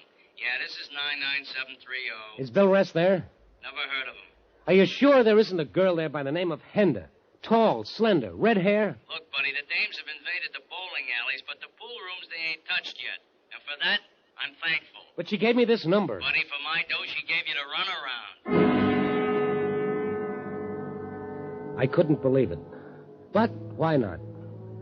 If I was sucker enough to hope I had a chance with her, I deserved the mess I was in. Well, no law said that I had to stay in it. Not even for $100 a week would I stand still and let Bill Ress's enemies take pot shots at me. I grabbed my hat, my new $15 hat, and I walked out of the room, took the stairs to the lobby, and went out the side door of the hotel. It was at the corner I heard the newsboy. Bill Rest dead. Dead? Paper missed the latest edition, just hit the street, all about the Rest murder. Yes. Give Here me y'all, that. thank you. Extra, read all about it. Offer kill Bill Rest. Bill Rest dead.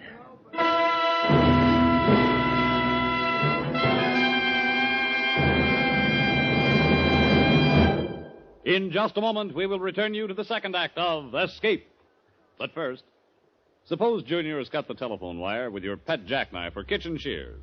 That's no reason for not listening to Sing It Again. Of course, if your phone is okay and Dan Seymour does put in one of the big calls to you, there's the chance that you'll win $51,000 in prizes and cash. But Sing It Again is more than prizes. It's a solid hour of tuneful riddle songs and hit music, highly entertaining in themselves, with Alan Dale, Bob Howard, and Eugenie Baird. And it's heard on most of these same CBS stations. So be listening this Saturday, won't you? And now for the second act of Escape.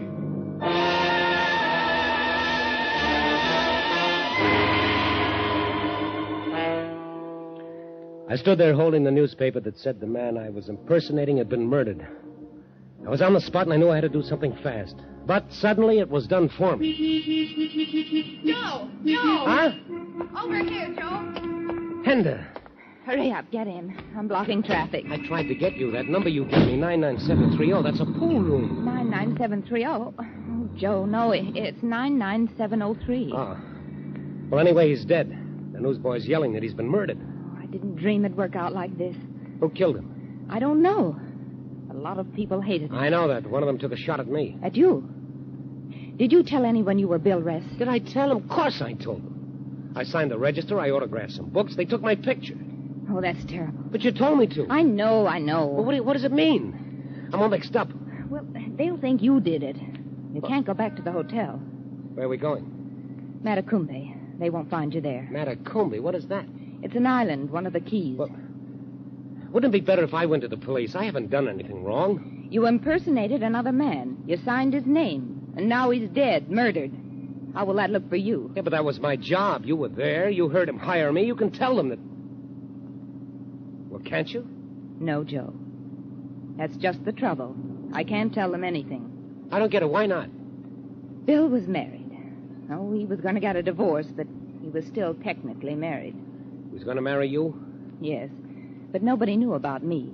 I never met any of his friends. Nobody ever saw us together. As far as the world is concerned, I don't even know Bill Rest. You see, Joe, I wouldn't be a very good alibi for you. I've got to keep out of this mess, too. I see.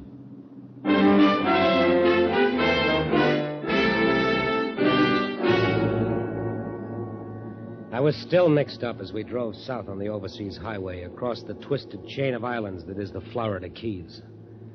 The air was fresh and sharp off the sea. The sun was just setting.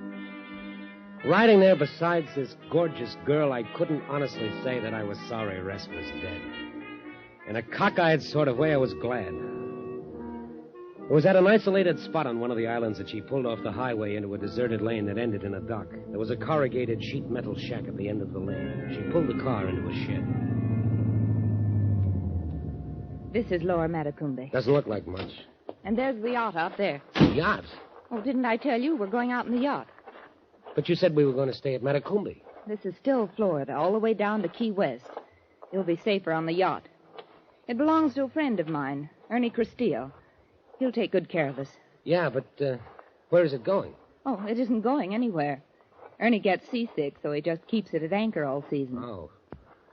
And how are we going to get out to it? That's strange. The speedboat was supposed to be waiting here for me. Well, come on, let's go into the saloon. I'll phone them.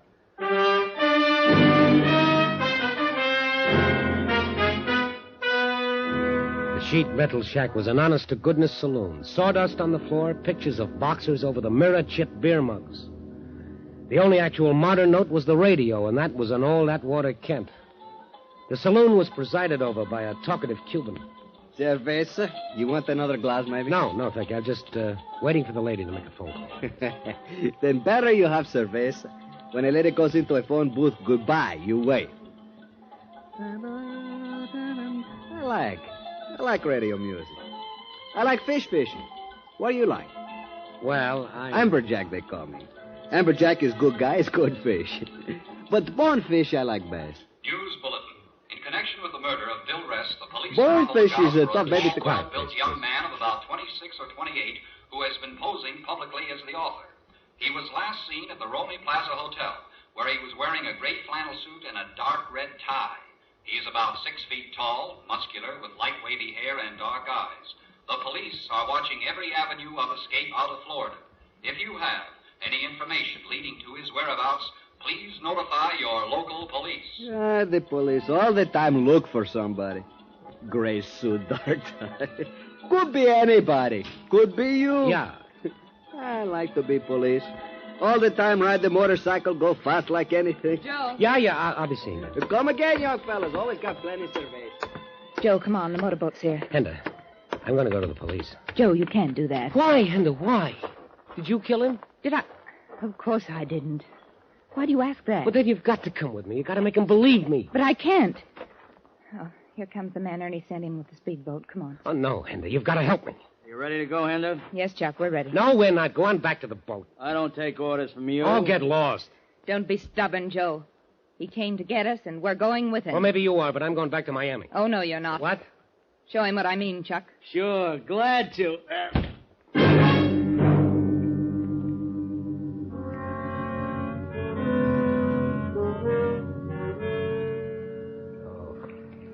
Feel better, Joe? Oh.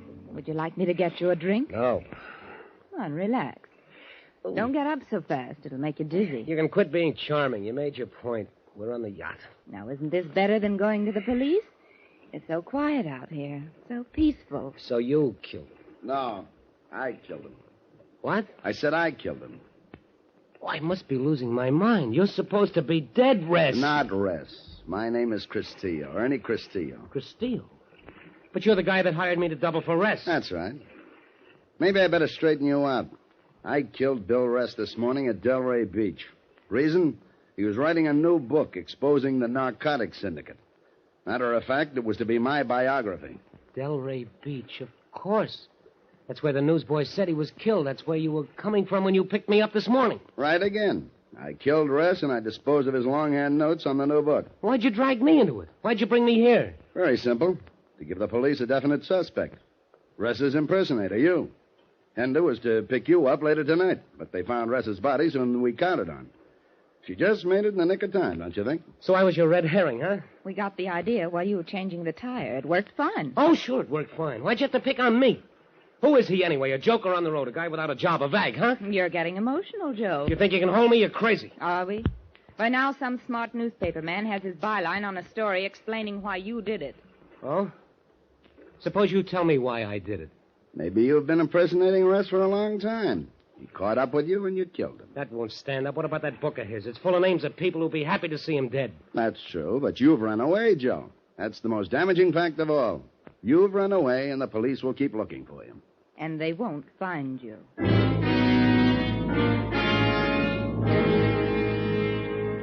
There had been just the three of us on deck, and now I was conscious of others. 2 or 3 men, including the one who had slugged me. They were securing the motor launch to the deck. Even as they worked, I could feel them concentrating on me. It was like waiting for someone to give a signal. What's that? What's that noise? The anchor. The anchor? We're sailing? Right out to sea. Your last voyage, Joe. Way, way out to sea. The engine started up and the yacht began to move, nosing into the Atlantic. I looked back at Matacumbi Key, at the overseas highway silhouetted against the dusky sky, a little fishing boat innocently anchored near the reefs, only a couple of 100 yards away. That's all they were, a couple of 100 yards. There was one wild, crazy chance, and I took it. Stop it! Stop it! It's diving overboard! Over the launch! Jump on after it! There was one thing I knew how to do. It's swim. I could just get to the reefs before they could get that boat in the water and come after me. I was less than 50 yards off the reefs now. 50 yards from the little fishing boat. I looked back just as that motor launch hit the water. And Ress was in it. And he came right at me. He was going to cut me in two. I swam faster. A few more strokes, I'd be at the fishing boat. I could already see the guy in it. Hey, look out, that motorboat! You idiot, get away from me! I grabbed a hold of the fishing boat's gunwale just as the launch swerved to avoid collision. You crazy jerk, you want to kill somebody? Hey, look at that, he's out of control. He's heading for the rocks. Crazy nut, he'll crack up. What a mess. Give me a hand up, will you? Pull me in the boat. Sure. Hey, you know that guy almost killed you. Yeah. You all right? Oh, I'm great. Just get me to the police.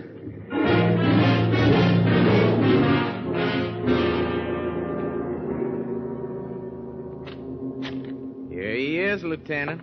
The mysterious Mr. X. Look, I tell you, I didn't do it. I didn't kill anybody. I was hired by Ress. I mean Cristillo. Cristillo and that girl. They picked me up on the highway. They were both in it. Relax. Take it easy. What? Castillo is dead, and the Coast Guard picked up the girl. Oh, did she tell you? Sure. She talked. They always talk. Oh, I was afraid you wouldn't believe me. Well, when they booked you, we thought you could have done it. That crazy cock and bull story you told about working for him. But when we checked the blotter, we knew you couldn't have killed Bill Ress at all. Oh, you knew? Well, sure. When are you guys going to learn to come to the police when you get into trouble? We knew all along you couldn't have killed him because the murder was committed between 6 and 8 a.m. You were right here in the Miami jail until after 8:30. Oh, then I'm free? Why, sure. Like a bird. Thanks. Regan? Yes, sir? Okay. He's all yours. What do you mean? Come on, buddy. Let's go. Oh, no, hey, wait a minute. Come on, I said.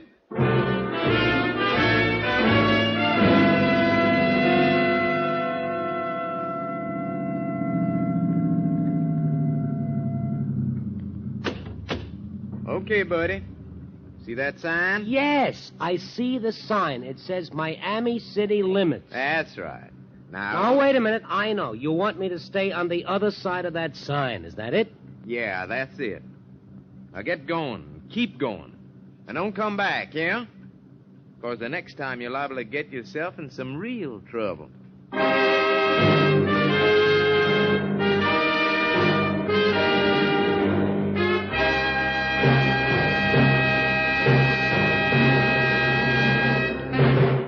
Escape is produced and directed by William N. Robeson. Tonight we have presented Danger at Matacumbi by John and Gwen Bagney.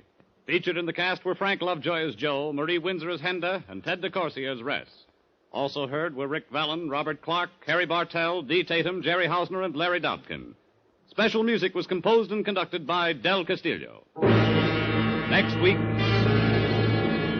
You are the prisoner of Mr. 3 from the land of 1. You're being driven like an animal toward the giant spaceship from which you know there can be no escape.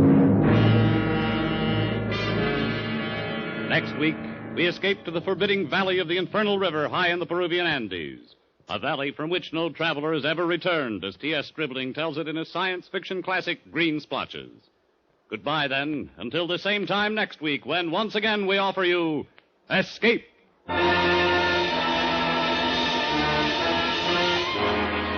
Whether your hair is long or whether it's short, musically speaking, that is, You'll get a kick out of that hour of music with Vaughn Monroe and Gene Autry, heard on most of these same CBS stations every Saturday night. Vaughn is here with the 5 top tunes of the week as chosen by Variety magazine.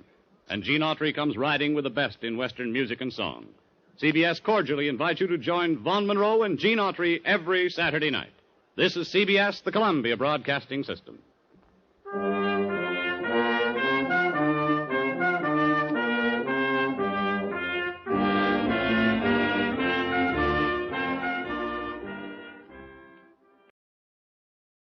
Tired of the everyday routine?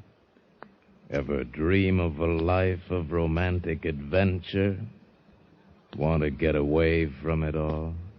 We offer you Escape. Designed to free you from the 4 walls of today for a half hour of high adventure. Escape. Brought to you by the Richfield Oil Corporation of New York and the independent marketers of Richfield gasolines, motor oils, and other petroleum products. Look for the Richfield Eagle on the cream and blue pumps.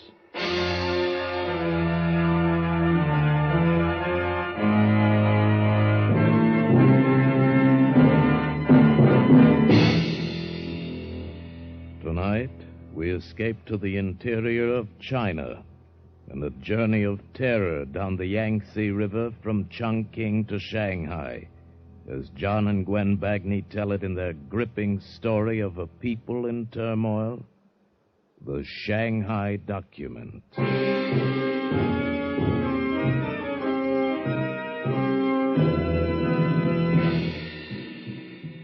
The Yangtze River is a gray gash through the heart of China, the artery that pulsates day and night with displaced humanity. From Chongqing to Shanghai, it's 1,500 crooked miles through deep-gutted gorges.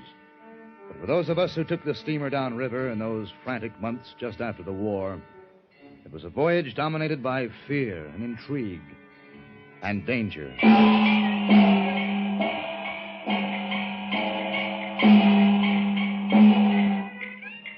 It started in the saloon of the 10 Golden Pieces over a glass of gin, in the company of the man whose face wore many racial strains, but no pride of ancestry and no hope for his descendants, and no name, as far as I could discover, other than the Eurasian. The word re-echoes in the marketplace that you desperately seek transportation to Shanghai. The word is correct.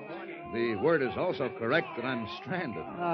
One wonders if you lack money. No. I lack influence. One knows of a way to Shanghai. What? You know of a way? Have you the courage to attempt the Yangtze in a junk? Well, at this point, I would consider doing it in a canoe. One hears of a junk that is obtainable for a price. Well, how much? One can always make a deal. Where is this junk? Can I see it? It's on the opposite bank of the Kialing at the dock at Kiangpei. Could I rent it or could I hire it? You would have to buy it. Buy it? Well, I couldn't navigate it myself. I have thought of that. The owner would take you to Shanghai, where you would, in gratitude, return the junk to him as a gift. Oh, I see. I buy it here and give it back to him at Shanghai. That's a cute wrinkle. You do not favor the wrinkle? Oh, no. Don't get me wrong. If I can get out of Chongqing, I'm crazy about it. Come on, let's go. One moment. The money. It must be in American dollar. Oh, well, of course. Then, as you say, okay, let's go.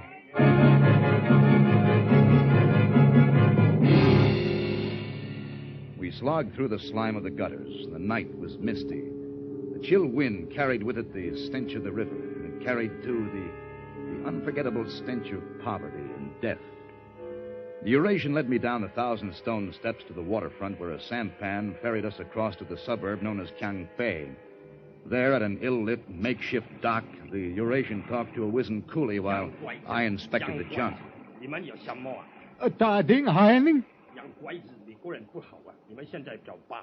Well, what's the matter? What's he saying? He does not wish to take you. Oh, well, you can tell him it's okay with me. Junk's a good name for this boat. It's exactly what it is. I wouldn't risk my life in it back in the Arkansas River. Oh, wait. Where are you going? Back across the river, Chongqing. But you are anxious to get to Shanghai. Not that anxious. But what about my commission? Look, I didn't buy the boat, did I? I've gone to a good deal of trouble for you tonight. You have money? Look, I'm sorry. I can't help it. Oh, no. Huh? You don't leave me like Hey, this. wait a minute.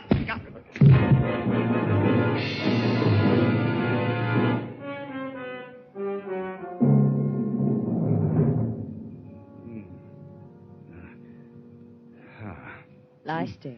Huh? I said lie still. Who are you?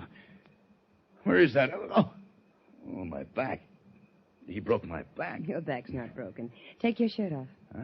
I'm a doctor. Oh, how did I get here? A dirty man in a white suit brought you. Yeah, the Eurasian. He said he found you in the street. He did, huh? Why, Hey, wait a minute. My money. The money is gone. Turn over on your side. No, wait a minute. Lie face down, please. Huh? Now, where does your back hurt? All over. Here? Yeah. Mm-hmm. What about here? No. Well, it's nothing, just a pulled ligament. Oh. Sprain. I'll get my bag and tape it for you. You're an American, aren't you? Mm-hmm. Kansas. No kidding. So am I. Wichita. What happened to you tonight?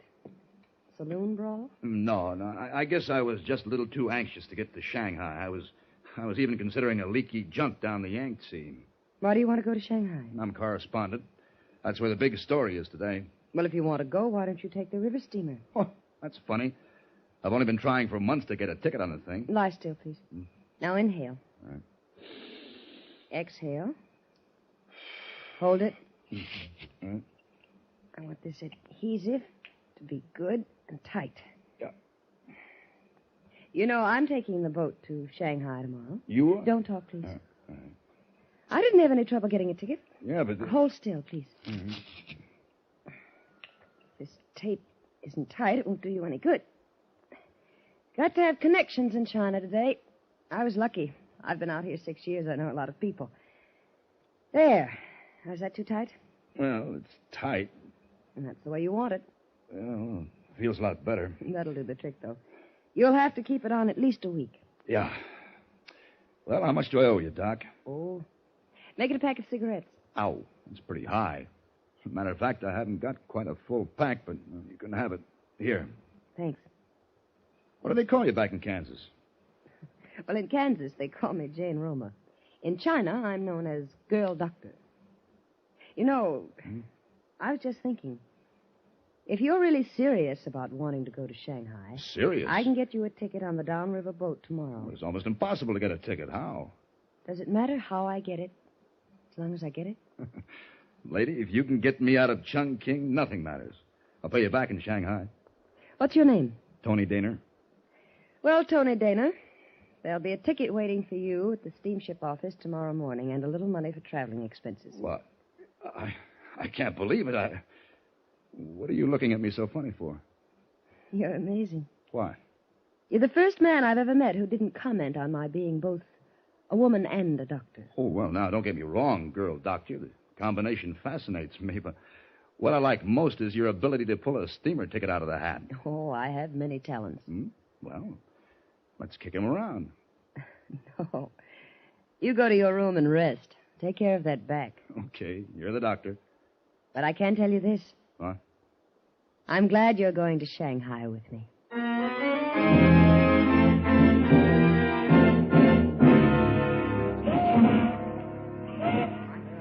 The boat was a squat, ugly, gray thing, as dirty as the river she sat in.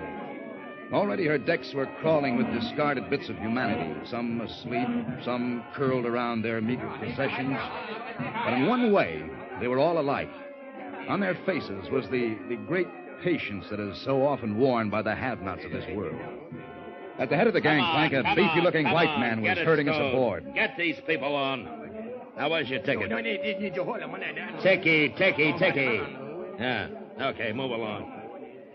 Okay, you next. Ticket? Yeah, just a minute. I got it here someplace. Hurry up. Get it out. I got a schedule to keep. Come on. Can't you see my hands are full? 2 suitcases. Nobody needs 2 suitcases. Leave one of them behind. But I need them both. I said leave one of them behind. My books are in there. Then leave the other one. I don't care. Look, there's nothing on the ticket that says how much you can carry. Who are you to be pushing me around? I'm skipper of this scow. Radigan, that's the name. Keep it in mind. It's just a suitcase. Listen, I'm on this river to make money. If I can pick up one paying fare in place of your precious suitcase, I'm for it, see? You got your choice, mister. Either put one suitcase off or I put you off. Hey, you got a crummy racket. So I'm a crummy guy. Well, which is it? I'm in a hurry. Okay. This one. That's better. Now let's see your ticket. And your passport. All right, here. Yeah. Anthony Dana, American. Okay, move along. If this river wasn't so lousy loaded up with foreigners who don't have any business being here, maybe we could move some Chinese. And that was my introduction to Captain Radigan, skipper of the Scow, as obnoxious a personality as I've run into. He considered every Occidental a foreigner except himself. Well, I picked my way across the littered deck, climbing over soldiers and whining children. I was one of the lucky passengers. Mine was a first-class ticket, entitling me to a stateroom, or should I say, to half a stateroom. And I was on my way to it when the Chinese officer stopped me. See your papers, please. Well, I just showed my papers to the captain. See your papers, your passport, everything. What is this? Everybody wants to look at my papers. Who are you, anyway? I am Lieutenant Chen. Will you show me your papers, or shall we create unfortunate incident for you? Oh, for Pete's sake. All right, here you are. That is better. It says here your name is Anthony Denner. You are American citizen. Your occupation is correspondent. Yeah, look, I know what it says. You don't have to read it to me. Papers are in order. I could have told you that. The matter is closed. Paper in order. You may proceed to your stateroom. Thanks. Hello there. Hello. Well, I guess we're roommates. I'm Daner. Oh, I am? I mean you are? Oh, yeah, well, I'm Vickers. Come in. Welcome, my friend. Thanks. Yes. You know, I've just been wondering what sort of a chap I'd draw to bunk with. Oh, of course, I don't mind, you understand, when I'm out in the field, a missionary gets conditioned, if you know what I mean. I mean conditioned, what? Yeah, a stable, a bit of straw, bare ground. But indoors, I remember I'm an Englishman. I like comfort, you know, pleasant company. Well, I hope you like cockroaches because they've got us outnumbered. Oh, yeah. Oh, yes, well, cockroaches and I are old friends. I say, look here. Why don't you stow your gear and come up on deck? You know, it's quite something to see when Ratigan starts his old steamer downriver. You would think it was the Queen Mary. You would really. All the ceremony he puts into it. I wouldn't watch Ratigan launch a rocket to the moon.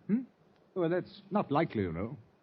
I mean, what happened? The old sea dog get your back up or something? Well, he made me leave a suitcase behind. It was full of books I've been years collecting. Well, that sounds like him. Are you coming? No, you go ahead, Vickers. I'll see you later. Yeah, right, you. As I unpacked what I needed for the trip, I could feel the old boat gather all her strength together and move, groaning into the deep water channel, and I forgot about my lost books. I was on the Yangtze, on my way at last to Shanghai. On my way to the big story, and I felt a curious kind of thrill. I was part of China on the move. The cabin was close and stuffy. I went up on deck to get some air. I was kind of hoping to run into Girl Doctor. Then I saw her standing at the prow of the boat, talking animatedly with my roommate, the missionary. Ah, there you are, Dana. Glad you came up. Come on over and meet a charming fellow passenger. Dr. Roma, may I present Mr. Dana? How do you do? Dana, did you say? It's an odd name. Have you been in China long? Well, wait a minute. He's an American, you know. One of your countrymen, Dr. Roma. Oh, really? Yeah. Kansas. Oh, is that so? I say, we're lucky, aren't we, Dana? Having such a beautiful doctor aboard, huh? It might make it worth a man's while to be ill or something, eh? Well, I hope that won't happen. And now, if you'll excuse me, I have some unpacking to do. Awfully nice to have met you, Mr. Daner. Oh, yes. I'll see you later, Mr. Vickers. She smiled at me like you smile at a stranger you've just met. There was no sign at all of recognition. And from then on, she avoided me. Well, at first, it made me a little sore. My male ego was wounded, I guess. I thought she'd gotten me a ticket because she wanted to see me again. Now I wondered, why had she gotten it? There was something wrong with this whole business. We were scheduled to tie up at Yichang overnight, and I was looking forward to breaking up the trip by night ashore. I was on my way to my stateroom to get my bag. Girl Doctor. Dr. Roma. It's Tony Daner. What's wrong? Go away. No, I'm coming in. Please. What's the matter? What's happened? Nothing. Nothing happened. You always wear your hair mussed like that, your blouse ripped, and your luggage, that's the way you like it, I suppose, dumped, sprawled all over the room? It's none of your affair, Tony. Keep out of it. Look, you're going to tell me? What's going on Please, anyway? keep out of it. No, you're scared. You need help. Just get out and leave me alone. All right, maybe Captain Radigan knows the answer. No, wait a minute, Tony. What? All right. I came into my stateroom. It was dark, but I could tell there was somebody in here. Then he grabbed me. I tried to fight away from him. I screamed, but he got out. I turned on the light. Who was it? I don't know. A soldier, I think. A Chinese soldier. Well, what was he looking for? What are you carrying? The crown jewel? It isn't funny, Tony. They're after the Shanghai document. But they didn't get it, not this time. The Shanghai document? What's that? Just a piece of paper. But it might hold the destiny of China. Oh, in what way? A new leader has been found in the west of China, but only a few trusted people know his identity. A man who very possibly could unite his people, lead them out of war. I don't have to tell you what that means to China, Tony. The document contains his name, his plan of action, and his written acceptance of the great responsibility, and it must get into the right hands in Shanghai. And if it doesn't? A lot of heads will fall. And China will have lost a chance for peace. And you're the messenger, huh? Why? I'm a sympathizer. I was chosen because I'm an American. We thought they wouldn't suspect an American. Well, Radigan's an American. I'm an American. Why pick on... Oh, hey, wait a minute. And that's the reason you got my ticket for me. That's why you've been giving me the wide berth. You were using me as a decoy in case they got wise. I'm sorry, Tony. But you did want to get to Shanghai. Yeah, but with one stipulation. I'd like to get there alive.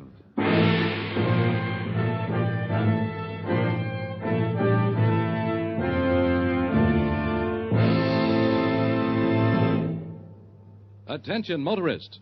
Petroleum chemists have discovered new super-octane gasoline components of great importance to you. And one of the highest octane components ever discovered is xylene. Now listen to this. Today, every gallon of Richfield gasoline contains xylene. Xylene helps give Richfield gasoline that high anti-knock performance, that eager response in traffic, that smooth, surging power that turns mountains into molehills. What's more, there's a Richfield gasoline to fit the power requirements of your motor. Select Richfield Ethyl for best results in the highest compression motors, or Richfield High Octane at regular price for the average motor. Each Richfield brand is tops in its class. Don't waste gasoline, don't waste money. Let the Richfield dealer help you select the right Richfield gasoline for your car. And remember, every gallon of Richfield gasoline contains xylene, one of the highest octane components ever discovered. And now, we return you to Escape. I didn't see Girl Doctor as the boat tied up at Yichang, but I worried about her plenty. Girl has no business carrying a thing as explosive as the Shanghai document. Now that she dragged me into it to confuse whoever was after it, I was a little jumpy myself. Mr. Dana? Huh? Oh, Lieutenant Chen. You are planning to go ashore? Yeah, that was my plan. Why? Very dangerous for Americans to be alone in China nowadays. Many bandits, thieves. Yeah, I know, but I hope it won't throw Army regulations in an uproar if I go ashore anyway. Sorry, your business, merely suggestion. Yeah, well, thanks. See you around, Chen. Hey, Dana! Now, where do you think you're going? Sure, do you mind? Matter of fact, I do. When I start out with a boatload of people, I like to deliver them. I don't like no trouble, and your going ashore is just asking for it. You trying to tell me I can't go ashore, Captain Radigan? Look, sweetheart, the only thing I'm trying to tell you is watch your step. So you've told me. I've been warned. Now I'd like to get going. Okay, bilgehead. It's your neck. Oh, I say, Dana! Oh, Dana! Here we go again. Are you going ashore? And what's your objection, Vickers? Objection? Yeah. Well, I don't get it, old boy. I was going ashore myself, and I thought we might make a party of it. You know I speak the dialect, and I thought it might come in handy. Well, I thought for a minute... You thought what? Oh, never mind. Come on. You know, the last time I was in Yichang, there was a very nice hotel. Let's try it. That is, of course, if it hasn't been bombed. What? Oh, the proprietor, Chinese, very good friend of mine, serves the most... Vickers, wait a minute. What's that? What's what? Where? There at the foot of the gangplank, a whole platoon of soldiers. Oh, they're probably on the lookout for a deserter. Yeah. Well, come on, let's get off the boat. Yes. Oh, I say, look, they're going to stop us. Your passport, please. Certainly. Right here. Oh, passport in order. Proceed. Oh, thanks awfully. Can I see your passport? Look, I've been checked and double-checked. You better do as he says, old boy. Yeah, okay. Here. It's messy, this red tape. Necessary, I suppose, but sometimes I do think they overdo it. Oh, your passport not in order. Not in order? No, please, better you come with me. Well, wait a minute. Where to? What for? Impossible. Proceed to Shanghai. Papers not clarified. What are you talking about? But I say, you can't take him off the boat like this. Oh, you know. Passport not in order. Complete.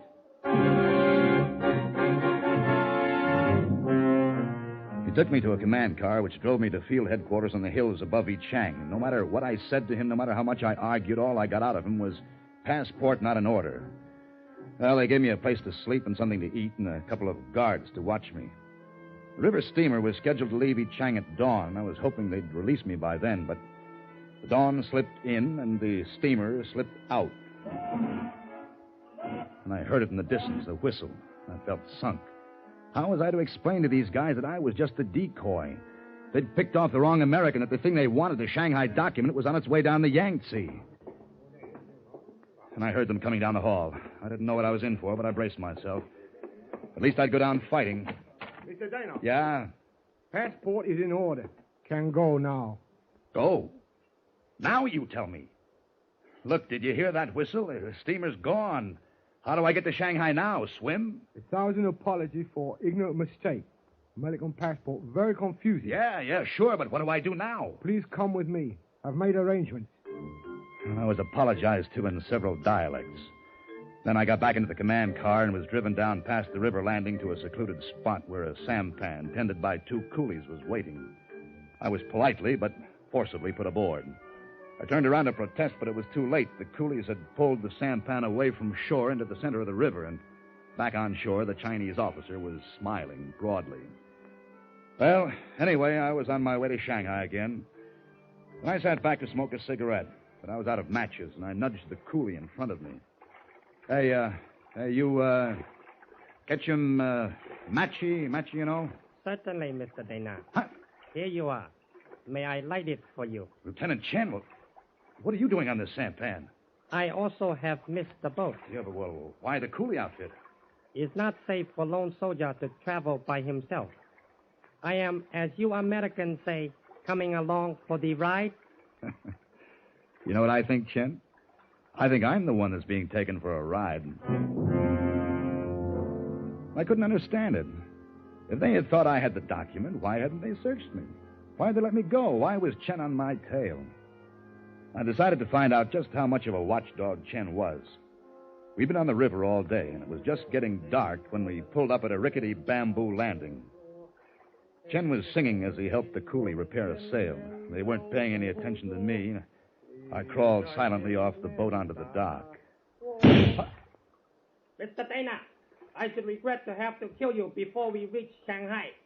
Come back in boat, please. Well, you can't blame a guy for trying.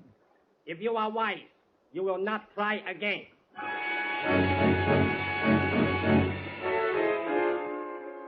We passed Nanking, turned off the Yangtze into the Yunho Canal.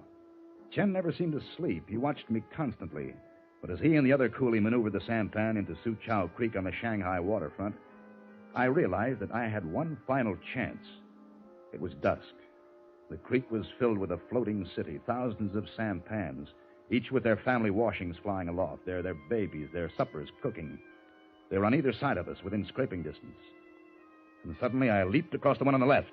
Mr. Dana, stop! He wouldn't dare shoot in such a crowded place. He couldn't hope to hit me, but he jumped across, and I was already on the next sampan, and jumping from sampan to sampan, I zigzagged my way to the bank and lunged into the crowded, filthy waterfront of Shanghai. I looked back once. I couldn't see Lieutenant Chen anywhere. I'd lost him. I took a deep breath. I felt free, safe from the crowd. And then I saw him. Not 10 feet away, Captain Radigan, and with him 2 huge Mongolians. Dana! Don't try to get away, Dana! Come back! I moved fast, elbowing my way through the matted humanity, and ran down the bund like the devil himself was after me.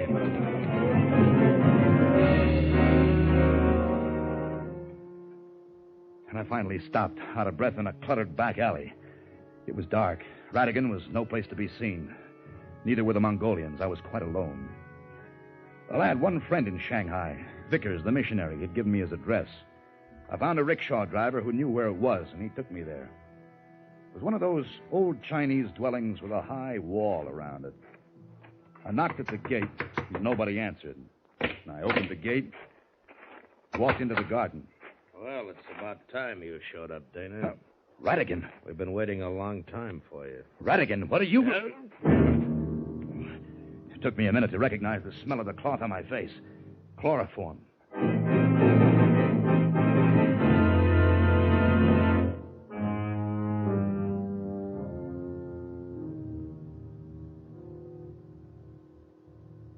do you feel? Huh?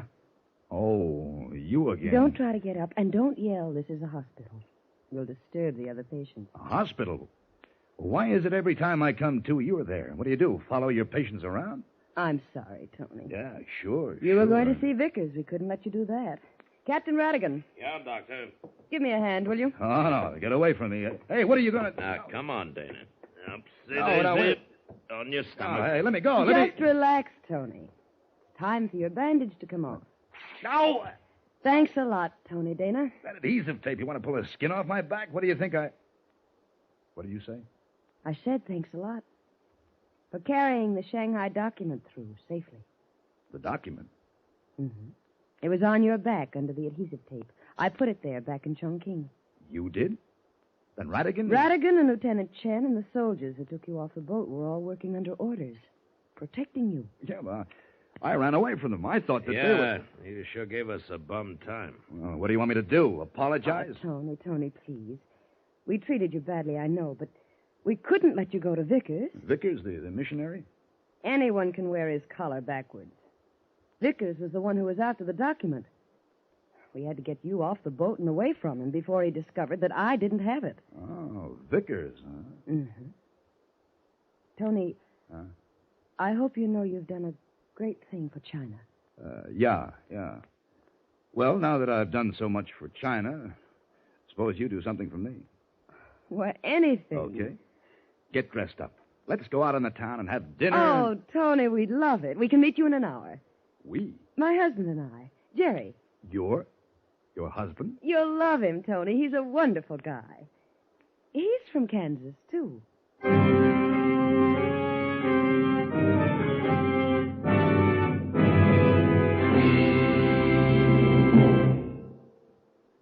This is the age of science, an age in which science has made vast strides in medicine, in nuclear energy, and in the field of petroleum chemistry.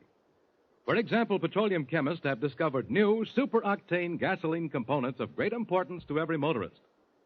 And one of the highest octane components ever discovered is xylene. Now, listen to this. Today, every gallon of Richfield gasoline contains xylene. The xylene component of Richfield gasoline helps give your car that high anti-knock performance, that extra zip in traffic, that velvet smoothness under the hood. Try Richfield gasoline with xylene. Take your choice of Richfield high octane at regular price for the average motor, or Richfield ethyl for best results in the highest compression motors. Stop where you see the Richfield Eagle on the cream and blue pumps. Get Richfield gasoline containing xylene tomorrow.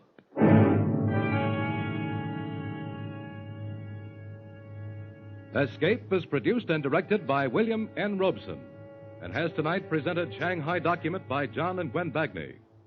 Featured in the cast were John Dana as Tony, Joan Banks as Dr. Jane Roma, Ben Wright as Vickers and the Eurasian, Bill Conrad as Ratigan, Benson Fong as Lieutenant Chen, Charles Lung as the officer, and Paul Frees as the voice of Escape.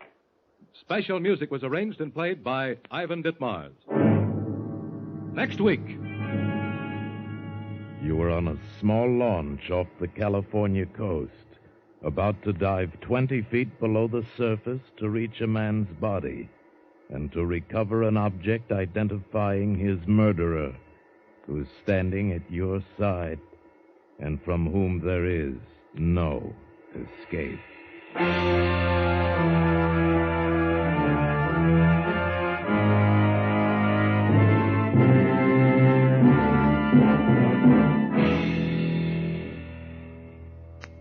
Next week at the same time, the Richfield Oil Corporation of New York invites you to escape with the story of a man who stumbled onto what seemed the easiest way in the world to make $1 million. As H.V. Dixon tells it in his exciting new book, Something for Nothing. Be listening. Goodbye, then, until the same time next week when once again we offer you Escape. Tom Hanlon speaking. This is CBS, the Columbia Broadcasting System.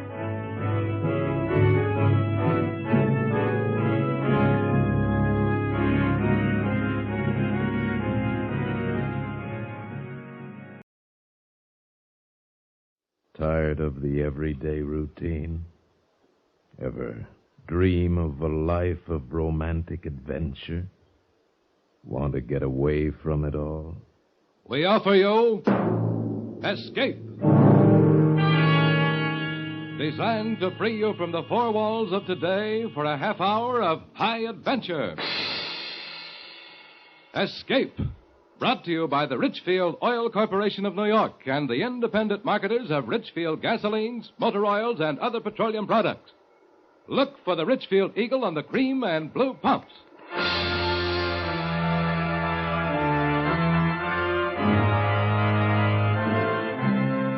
Tonight, we escape to a small town on the California coast, behind whose scenes exists a world of terror, blackmail, and death. As H.B. Dixon tells it in his exciting new novel, Something for Nothing.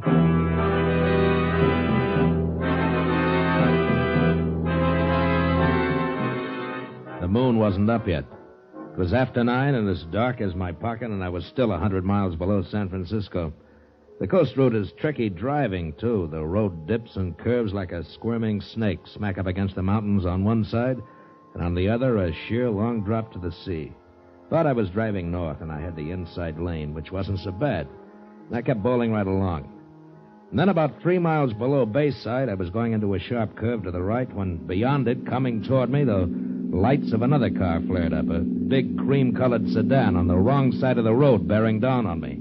I slammed on my brakes and skidded sideways. The other car barely skinned past, and I saw a woman hanging halfway out the door on the driver's side looking scared to death. She didn't even try to make the turn. Our car went straight for the lip of the cliff, and just as it went over, the woman jumped. And the car went smashing down the face of the cliff, easy, a 200-foot drop all the way to the ocean. Hey! Hey, are you all right? Maybe she slid over. Hey there! Oh, What? Where are you?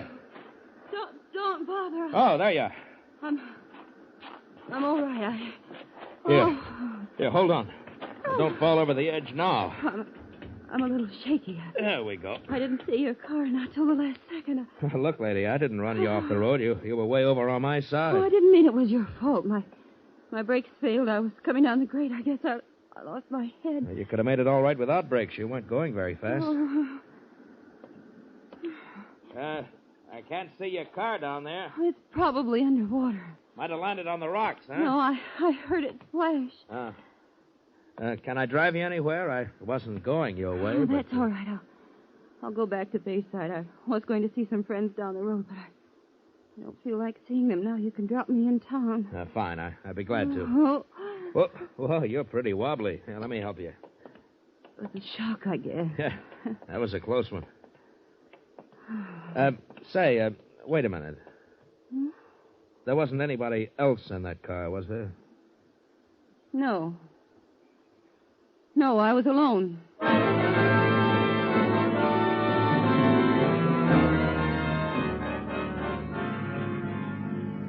You live in Bayside?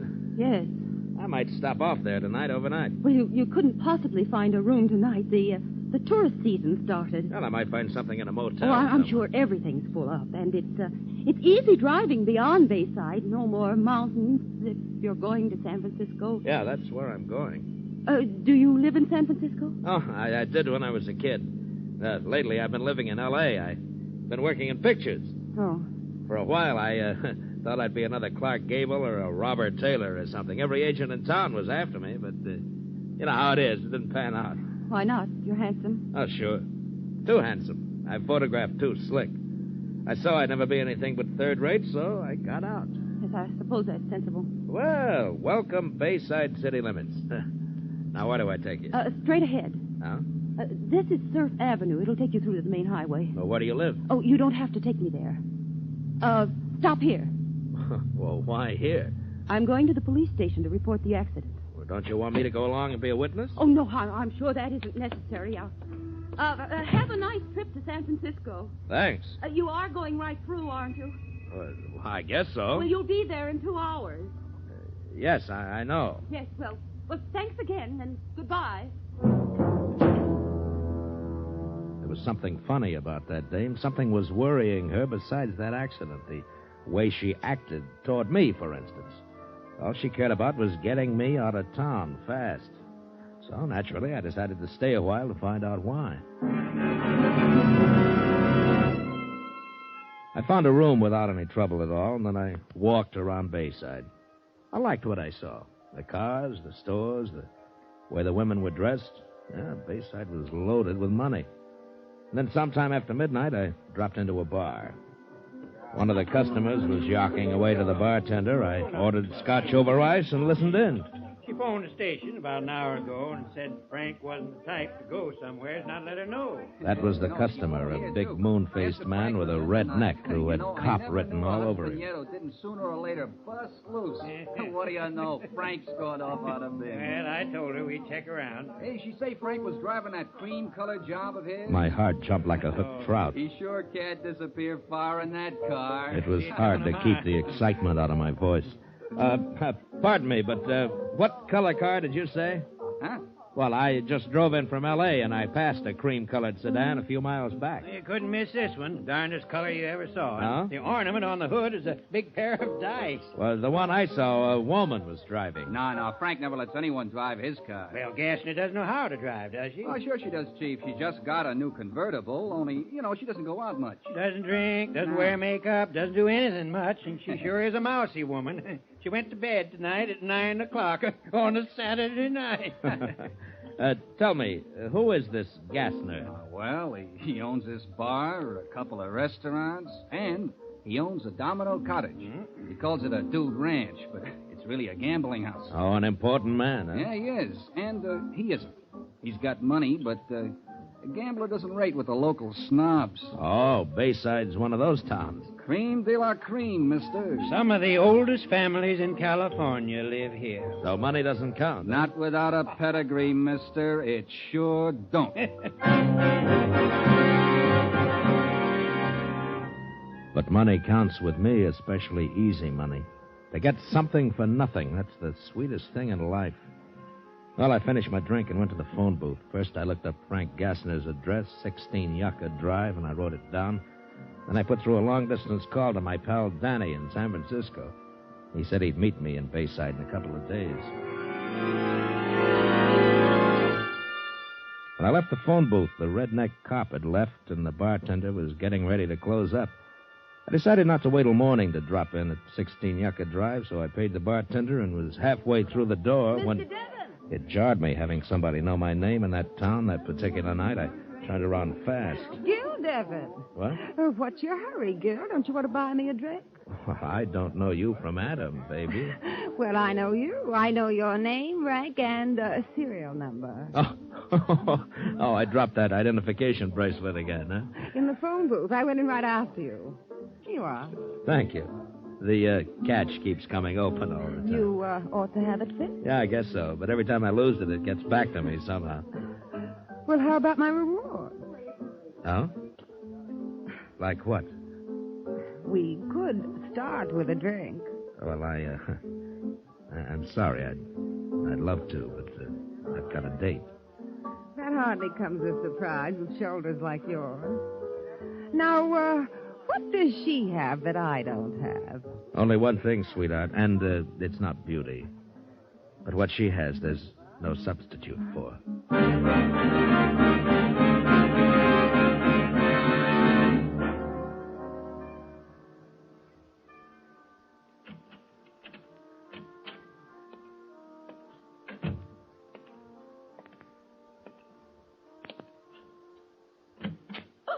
Hello, Mrs. Gassner. You forgot to lock the front door.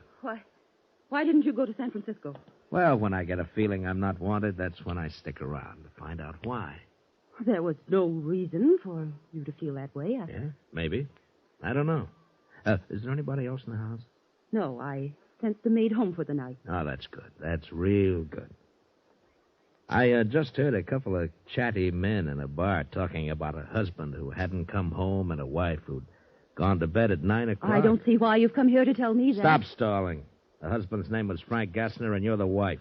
And at 9:30, you were out on the highway driving his car over the cliff. I saw it go over, remember?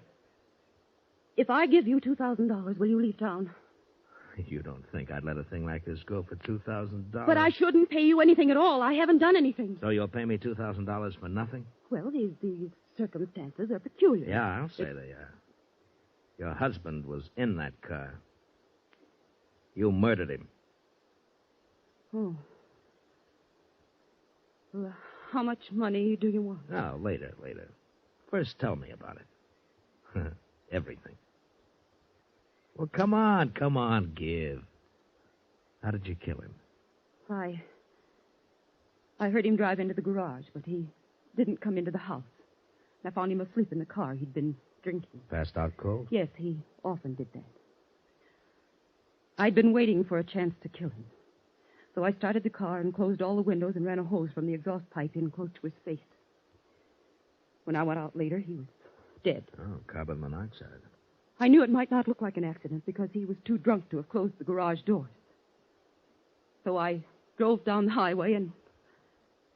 Well, you know the rest. You had it all figured out, didn't you? You'd wait for a truck driver, a woman in distress. He'd pick you up, drop you off near home.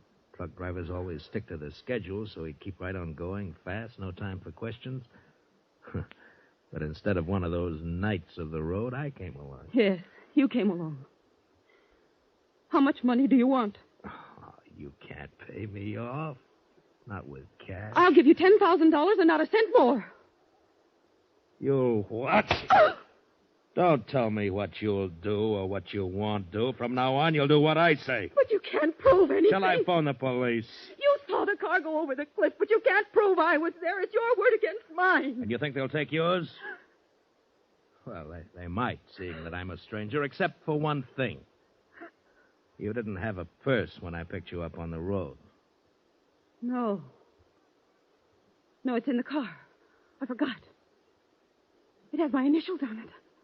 Oh, please, I must get it back. Can you get it, please, please? The car's probably underwater. No, please. Well, I'll rent a plane and fly down there, and look, probably have to use a boat to get to the car. Try. As soon as you can. Tomorrow? That's a little too soon. No, please, before someone sees the car. Just a minute, Mrs. Gassner. First, you and I have to come to a little understanding. Oh, anything. I'll give you anything. You mean everything, don't you, Belle?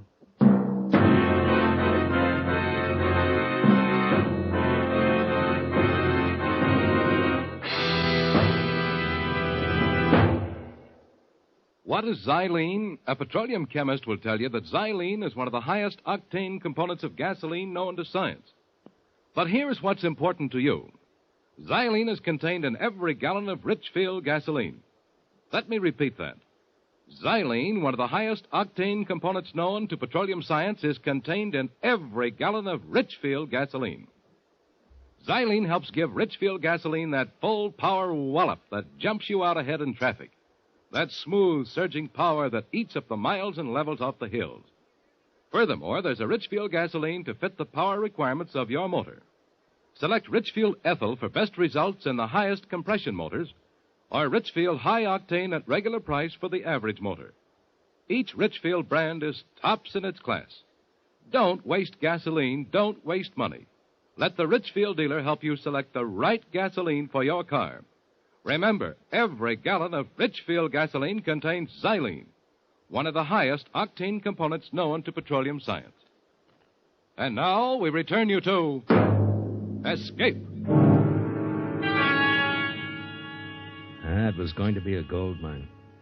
For a start, Belle Gassner went to the bank next day and got me $10,000 cash. Then she made out a power of attorney for me. The next afternoon, I flew down the coast on a rented plane and spotted the car wedged into the rocks, right side up, under 20 feet of water. The next day, Belle and I went down in a cabin cruiser and dropped anchor as close to the rocks as we dared. Let the anchor out all the way there. Well, it's hit bottom. All right, now take a hitch in the line. Okay. That's it. There's no drag now. Oh, you can't even see the highway from here. No, but if somebody sees us, they'll think we're fishing. Well, how are you going to do it? Well, I'll tie a rope around myself. You hold on to the rope so the surf doesn't bang me into those rocks. All right. Wait a minute. Maybe we should swim over to that big rock there and try it from there. But I can't swim. No. Well, I'll swim over and pull you across. Oh, no, I'm terribly afraid of water. All right. I'll try it from here then. But you hang on to that rope, you understand? Yeah. If anything happens to me, baby, then you're really in trouble. I fastened the rope around my waist, then I waited for a backwash of surf, took a deep breath, and dove.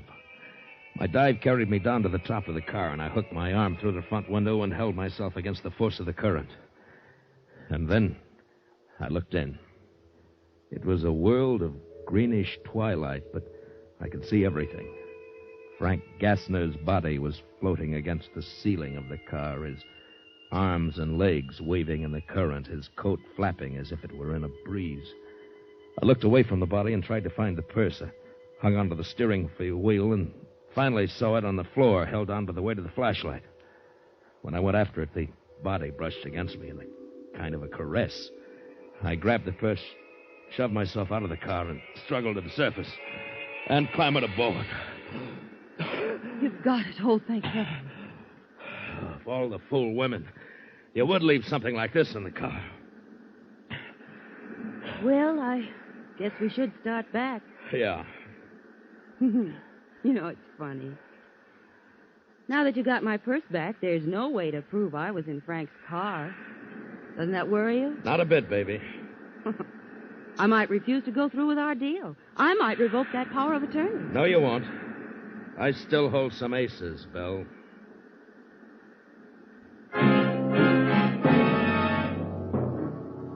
That night I started playing those aces.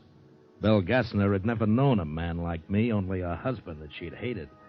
All I had to do was make one move, and she fell as hard as any of the rest of them. And having her crazy about me was the best way to keep her in line, better than any threats. I didn't have to worry about Belle Gassner. Not anymore. And now I had the world by the tail on a downhill pull. When I got back to the Bayview Lodge later that night, Danny was waiting for me.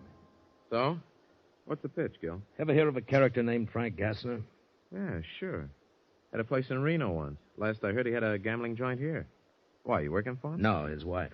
Huh? Gassner's missing. He took a powder, met with an accident. Nobody knows yet. So she's appointed me manager of the whole works with power of attorney. I want you to front for me, Danny. Why do you want to front? Well, I don't want to be known as a gambler. This is my big chance to live first class. I want everything that goes with it. Maybe I'll even join the racket club. Go social. Yeah, you always did have big ideas, Gil. How long is this going to last? Well, long enough.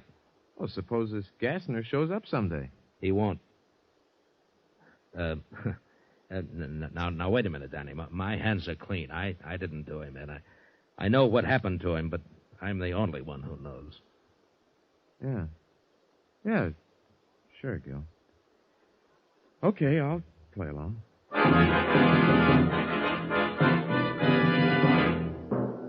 A week later, Belle introduced me around, and I took over.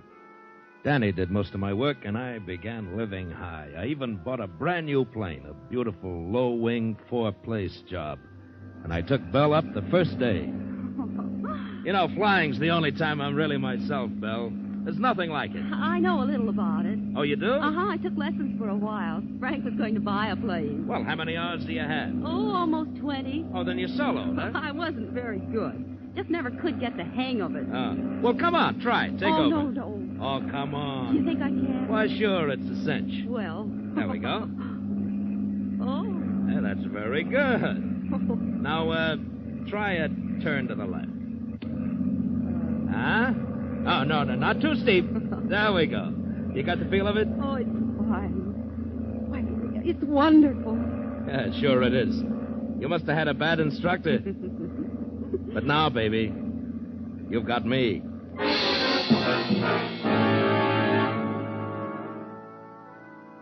The money began rolling in. I bought a bachelor house on the beach. I joined the racket club. It seemed like there was no end to the good things I'd heard about and never known. Yet, slowly, little by little, a sour note crept in. Belle began to get on my nerves. She was so possessive, I began to hate the sight of her. One night at the racket club, she was dancing with someone, and I was having a drink at the bar. Hello there, Gil Devon. What? Wow. Hello. I just knew those shoulders went with that handsome face. Are you tied up tonight, or can you buy me that drink? Sure I can. Tell me, why haven't I seen you around since the first time? I've been to Europe since then. I'll be here for a few weeks, though. Then I'm going to New York for the winter. Oh, I thought this was your home. It's one of them. Daddy's got 4 houses scattered around the country. Oh. Look, never mind the drink. Let's go outside. Sure. You've got an edge on me. I don't know your name. Allison Price. You know something? You're something I've always imagined would happen to me. Really? You didn't seem to think so that first night. No, well, I had something else on my mind, something that had to come first so that you could happen. And, what was that? Money. A girl like you can only come along when a man's got money to burn.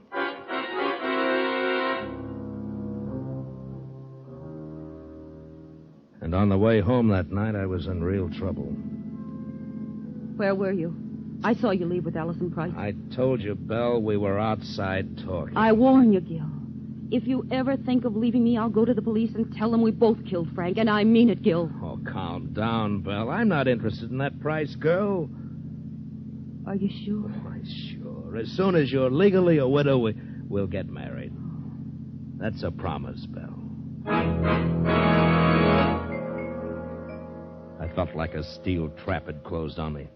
Yeah, Belle was dangerous. She had to be handled right. I planned everything down to the last detail and then waited until one night pretty late. Yeah, Gil, they found him. What are you talking about? Found who? Gassner. Gassner's body's been found. The car's down the road a ways at the bottom of a cliff. Somebody spotted it from the air. It must have been an accident. Yeah. Look, should I call Mrs. Gassner? Chief Arnold's not going to tell her till he's poked around. No, Danny. I'll call her. Thanks for letting me know.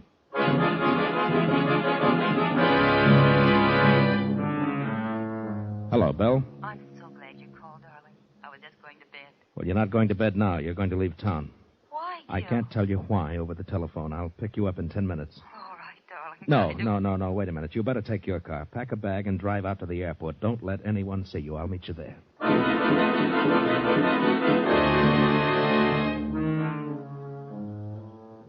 They found Frank last night. Danny called. Oh, is that all? Well, what a relief. I couldn't imagine Wait a why minute, Belle. Danny says that Arnold's already figured out from the wreckage that Gassner wasn't driving the car. That doesn't mean they'll suspect me. And the autopsy shows that he was dead a long time before the car went over the cliff. They know it was carbon monoxide. No. And somebody on your street saw you walking home that night. Then Chief Arnold knows I was lying. Oh, what'll I do? That's why I asked you to meet me out here. You can take my plane. But I'm no pilot, Gil. You can do it, dear. You can fly up the coast past Frisco across the state line to Medford, Oregon. What shall I do there? Stay there. You'll be out of the state. Then when I straighten things out, you can come back. But I can't do... It's the only thing to do, Belle. Now, trust me, darling. It was barely dawn, and there wasn't a soul around. Belle stayed in her car while I got the plane ready. I rolled it out of the hangar and parked it just over a water drain, and then I opened the valves to the gasoline tanks and let almost all of it drain out, so she'd have only enough fuel for 15 minutes of flight.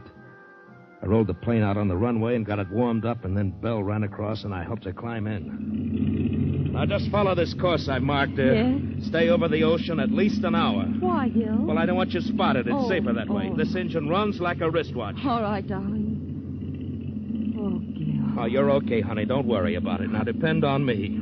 Now, don't start crying, dear. You have to get out of here. Gil? Goodbye, darling.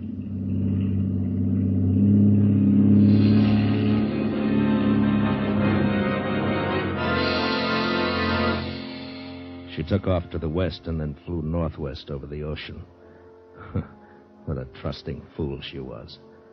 When I looked at my wristwatch driving back to town, it was 18 minutes since the plane took off.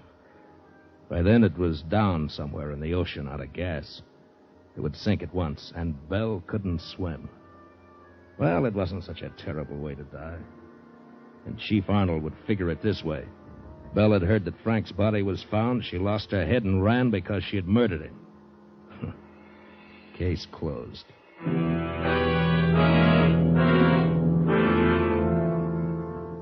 It was a nice day. Nice day to take Allison swimming. Or for a drive up the beach. When I got to town, nothing was open yet except the drugstore, so I stopped and bought a paper. Folded it under my arm and started back to my car. And then I spotted Chief Arnold coming toward me, grinning like an ape. I wondered what was on the old fathead's mind. Hey, Mr. Devon. What? Oh, there. Well, hello, Chief. You look happy about something. Gil Devon. I arrest you for the murder of Frank Gassner. What? Are you nuts? What gives you the idea that I had anything? Ever seen this before, Devon? Sure. That's my Army identification bracelet. I haven't seen it for weeks. I'm always losing it. Well, it's handy for us cops that you do. This time you lost it in Frank Gassner's car. Say, isn't that Allison Price? Well, I'll be darned. She's got under your skin, too. Shut up. Shut up, you flat-foot. Here! Come here, I want to talk to you. Oh, beautiful girl. And so near. So near. And yet so far.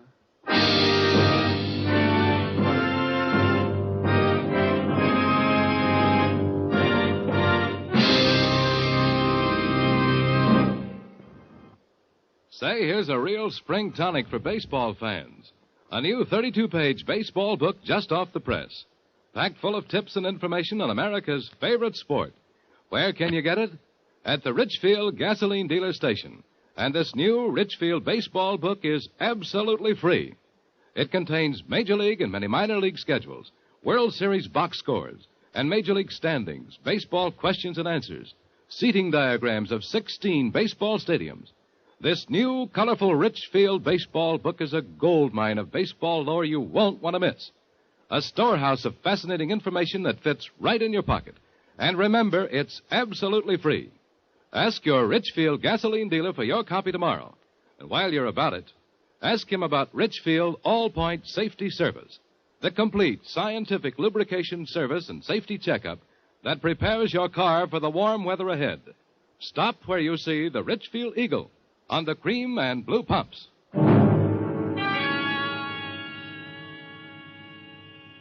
Escape is produced and directed by William N. Robeson and has tonight presented Something for Nothing by H.V. Dixon, adapted for radio by Sylvia Richards. Featured in the cast were Bill Conrad as Gil, Ann Morrison as Belle, Frances Cheney as Allison, Will Gear as Arnold, Rick Vallon as the bartender, and Paul Frees as Danny. Special music was arranged and played by Ivan Ditmars. Next week.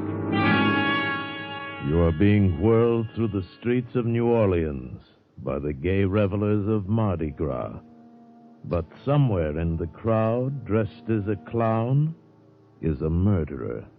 Your murderer, from whom there is no escape.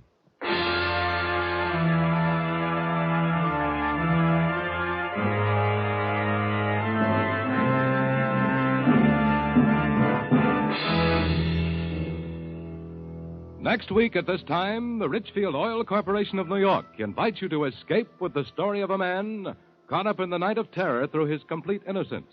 As John and Gwen Bagney tell it in their exciting story, The Man Who Stole the Bible. Be listening. Goodbye then until this same time next week when once again we offer you Escape. I'm Hanlon speaking. This is CBS, the Columbia Broadcasting System.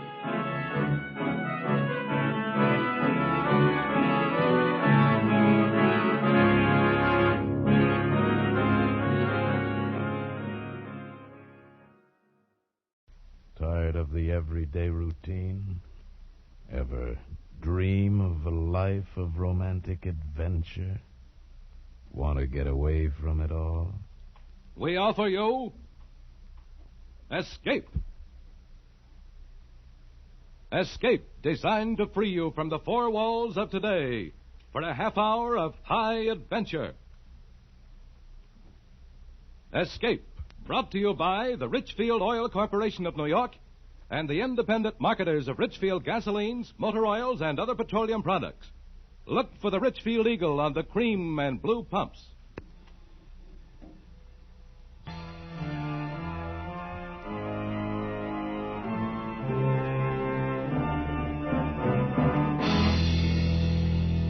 Tonight, we escape to the Nevada desert in the story of a foreign spy who sought to renounce the left arm and become once again an American citizen. As Hildegard Thielhet tells it in her exciting new novel, The Rim of Terror, starring Miss Nancy Kelly.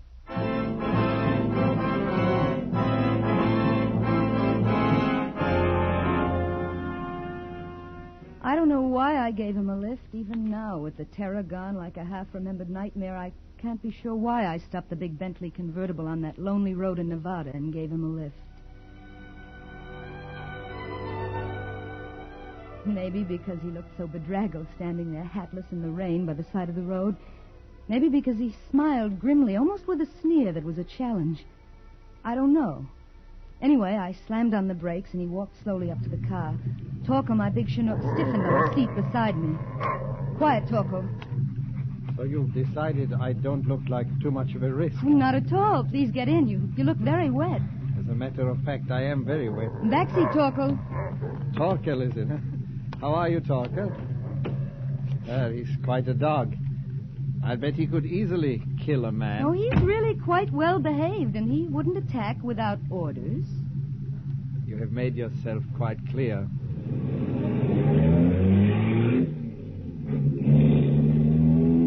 Impressive machine, this.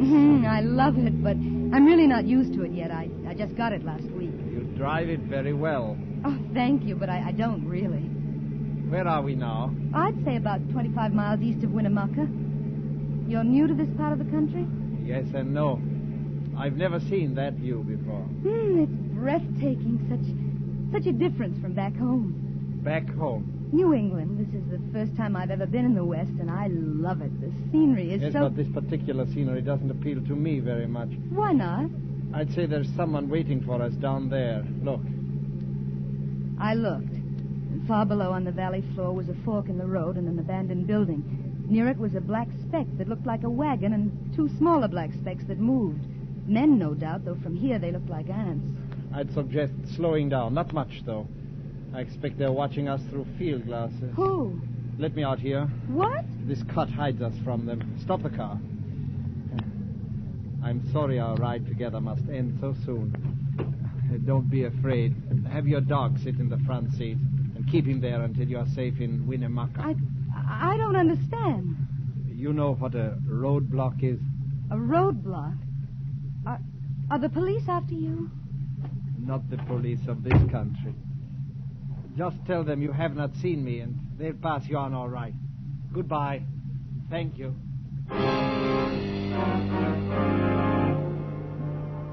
He turned and started climbing the steep bank at the side of the road. He stopped halfway to the top and impatiently motioned me to go on. I slipped the car into gear, and suddenly I felt very much alone and scared. I motioned Torkel into the front seat and started down the pass into the desert valley. A couple of miles further, at the forks, the road was blocked by a black delivery truck. I was almost tempted to swing around it, but the man in the plastic raincoat who held his hand up so casually didn't look dangerous at all, so I came to a stop. Another man in a black raincoat was leaning against the truck trying to clean the mud from his shoes. Across the panel of the truck was a sign that read, Nevada Public Opinion Surveys, Carson City. I felt a little silly for feeling scared a moment before. Howdy, miss. We're making a traffic check. Yes? Mind answering a few questions? Only take a minute. What do you want to know? Well, now, let's see. Where are you from? Vermont? Vermont? Well, I declare. We don't get many tourists from Vermont. You come all this way alone? Well, I don't suppose you'd count my dog as a passenger. I guess not. Although I always say a dog's a man's or a woman's best friend. Nobody else with you? No. Have you given any rides to hitchhikers? No. No? Through the windshield, I saw a man in the black raincoat reach into the van. There was a smear of yellow paint on his raincoat, and the letters on the neat sign were blurred. It had been freshly painted, and the paint had rubbed off when he leaned against the sign a moment ago. Even if you've given somebody just a short ride, we have to put it down. It's for the statistical average. I'm sorry, but I've lost too much time already. I can't answer any more of your questions. The man in the black raincoat was beside the car now, peering in over the interviewer's shoulder. Somebody's been sitting in the seat next to Curlyhead there. You can see where the seat's wet. Let's quit stalling, Mr. Smith. Shut up. Ma'am, you can see for yourself you've had somebody sitting in that seat not very long ago. My dog. Your dog's dry as a bone, ma'am. I'll search the trunk compartment. Maybe she's got him hid in there. You get her keys, will You take your hands off the steering wheel. Now, ma'am, just give me the keys. Torko! I had no idea the Bentley had such power. It leapt forward under the accelerator as I swung it around, clipping the front bumper of the delivery truck, skidding across the wet road and throwing a sheet of liquid mud over the two men. Through the rearview mirror, I could see them running up the road after me, then stop and give up. I shifted into fourth and headed back up the mountain at 80 miles an hour. And then, as I rounded a curve, there he was again, my passenger, laboriously clambering down the bank at the side of the road. He waved to me when he heard the car, and again, I don't know why I stopped. Maybe it was the painful way he was limping. Maybe because his figure looked so tiny and alone in all that vastness. Maybe it was because I remembered the cruel blue eyes of the red-haired interviewer glowering balefully behind his thick glasses. Anyway, again, I stopped. Backseat, Torkel. Get in. I'm driving back to the main highway. I can take you into town that way. I would not have hailed you, only I twisted my ankle up there. Oh, I'm sorry. I was watching from the hill. What happened down there? Lose your nerve? I'm afraid I did. After they saw the damp mark your suit had made and the man reached for the ignition keys, I guess I lost my nerve. Where was the third man? There wasn't one. He must have been hiding. Was one of them red-headed with glasses? Yes. The other one called him Mr. Smith. What's this all about? Who are they? Who are you? I suppose I do owe you some kind of an explanation. My driver's license and army discharge say I am Peter Whittlesey of Elko, Nevada. But they're very excellent forgeries. Forgeries? Oh, yes. You see, I am, or rather, was a spy. What? Yes, I landed in San Francisco 3 days ago in the crew of a little Greek freighter. Mr. Smith met me. His assignment was to get me from my ship to my new job. Where? Los Alamos, New Mexico? Naturally. I ducked him last night. Why are you stopping? Get out. How far can I walk on this foot? Please, just get out. When you picked me up, I was on my way to the police to give myself up. It's my only way to get away from them. You must believe me. It sounds like a bad movie. Now get out. What about that bullet hole? What bullet hole? In the windshield. Oh? I didn't see it before. My friend, Mr. Smith, of course. I suppose I didn't hear the gun go off over the sound of the motor. Do you believe me now? Maybe I do. When you have been sent on a mission into a country by the left arm, you're not supposed to change your mind and go over to the other side. They don't like it. The left arm? What's that, a fifth column? Well, I suppose you could call it that. How do you speak English so well if you're a foreigner sent over here by the left arm? Foreigner? I was born right here in Nevada. And this is the only way I could get back home. No, please, don't make me get out. Take me to the nearest police station, will you? Please. I suppose it was my New England conscience, or maybe just plain old curiosity, or maybe... Well, he was attractive. And on the twisting downgrade into Winnemucca, I learned his story, how he'd been born in Nevada of Central European immigrant parents, how he'd been taken back to their homeland when he was 11, how he'd fought the Germans with the partisans, and after the war had been educated as an undercover agent by the left arm, how he'd passed every test and resisted every temptation his teachers offered in his one desire to return home to America. And believe me, America is home. I was born here, and I want to work here and to die here. Do you think the police will believe you? I don't know. Do you? I want to, but it's a pretty wild yarn. It's true. Every word of it. I know it is. I I feel it is. Thank you. And now, tell me a little bit about you, a poor little rich girl. Well, don't let this beautiful car fool you. It's the only extravagance I've ever indulged in my life. Well, I must say, when you decide to be extravagant, you don't do it by halves. Oh, there's the city hall. Police station must be there. You can drop me here on the corner. You won't waste any time getting through town then. Thank you. I don't even know your name to thank you. It's Elizabeth Whitehill. I shall never forget it, nor your face. You're forgetting your coat. Huh? Oh, thank you. My name is really Alex Peck. I hope I shall see you again someday. Until then, wish me luck. I do, Alex. Goodbye, and thank you. He turned and was gone, limping across the courthouse square, and I suddenly felt very much alone. I headed west once more for Highway 45 and the straight road across Idaho and Oregon for Seattle. And then a few miles further, Torkel nudged my arm. No, Torkel, no, we don't play when I'm driving, no. I glanced at him and slowed down. He had a wallet in his mouth. Alex's wallet. It must have been dropped out of his coat as he left the car. He'd need it. It was part of the proof of his story. I swung the big Bentley into a side road, whipped it into reverse, and straightened out on the road back to Winnemucca.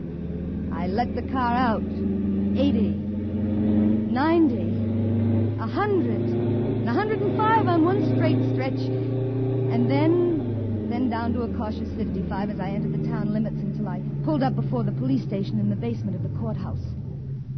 Stay, Torkel.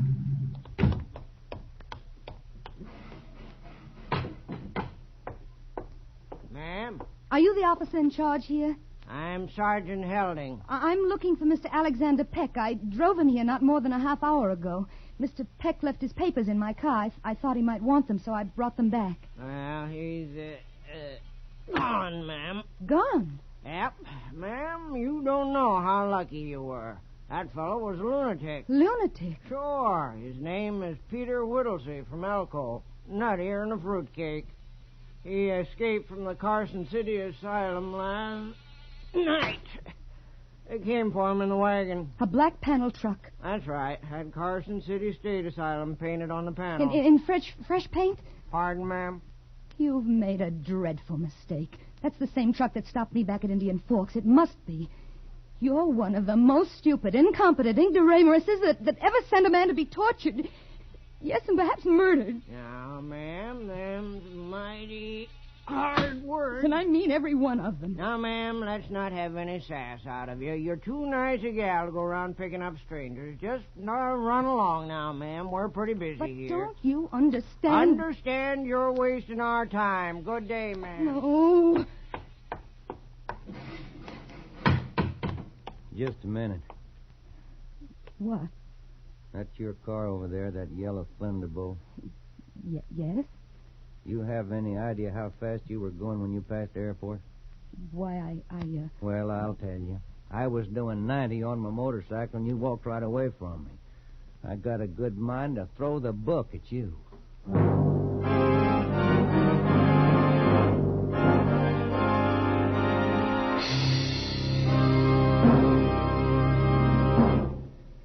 Here's a free offer you won't want to miss. A free offer by your Richfield gasoline dealer. Just for the asking, you can get a new 32-page baseball book that's a hit in any league. This new Richfield baseball book is the most interesting book of its kind ever published. It contains all the major league schedules and many minor league schedules. It shows the World Series box scores, and it has a special baseball quiz you can try on your friends. In the free Richfield baseball book, you'll also find seating diagrams of leading stadiums and dozens of other interesting facts on America's #1 sport. But the supply is limited, so be sure to get your free copy tomorrow from your Richfield gasoline dealer. Stop where you see the Richfield Eagle on the cream and blue pumps. Ask for your free copy of the new Richfield baseball book tomorrow. And now we return you to Escape, starring Miss Nancy Kelly. He was tall and capable looking, this state trooper. had a kind face, even if he was threatening to throw the book at me. I told him the whole story, every bit of it, and he believed me. And you will help me, won't you? That van can't go much faster than 50, 55 miles an hour, and my motorcycle can do close to 100. We didn't run into the van coming into town from the north, so I guess it's traveling along the highway south to Reno, maybe to California. I can catch it and stop it, sure, so what? How do I know the guy isn't a lunatic and the van isn't on the level? I got to have an identification. You'd like me to drive behind you? If you can identify those guys as the same guys who stopped you and tried to shoot you, I got a case. I'll make them wish they were never born. Let's go.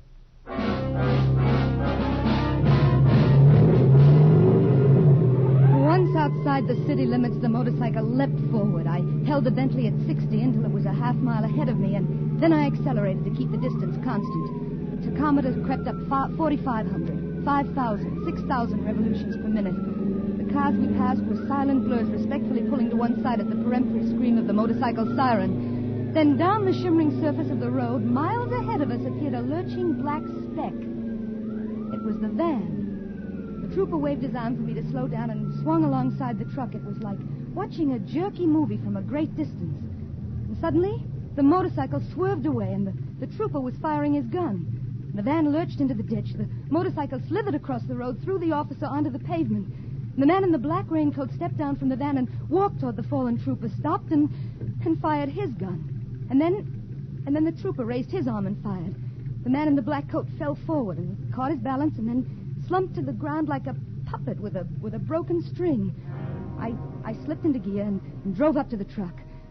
The man in the black raincoat was lying on his back, staring sightlessly at the sky, a little red hole in his forehead. The trooper was sprawled out on the shoulder of the road, a trickle of blood from his chest soaking into the sand. Another man was slumped against the wheel of the van. They were all dead. And neither of the two men from the truck was Mr. Smith. Neither had pinkish red hair. Mr. Smith wasn't there. Mr. Smith still lived to avenge and pursue. But somebody else in this silent scene of death was alive. Somebody inside the truck, scratching at the bolted door. I unlocked the black doors of the van. And there he was. There, strapped in a straitjacket, was Alex. It was not until I'd untied him and had him safely out of the truck that I became faint.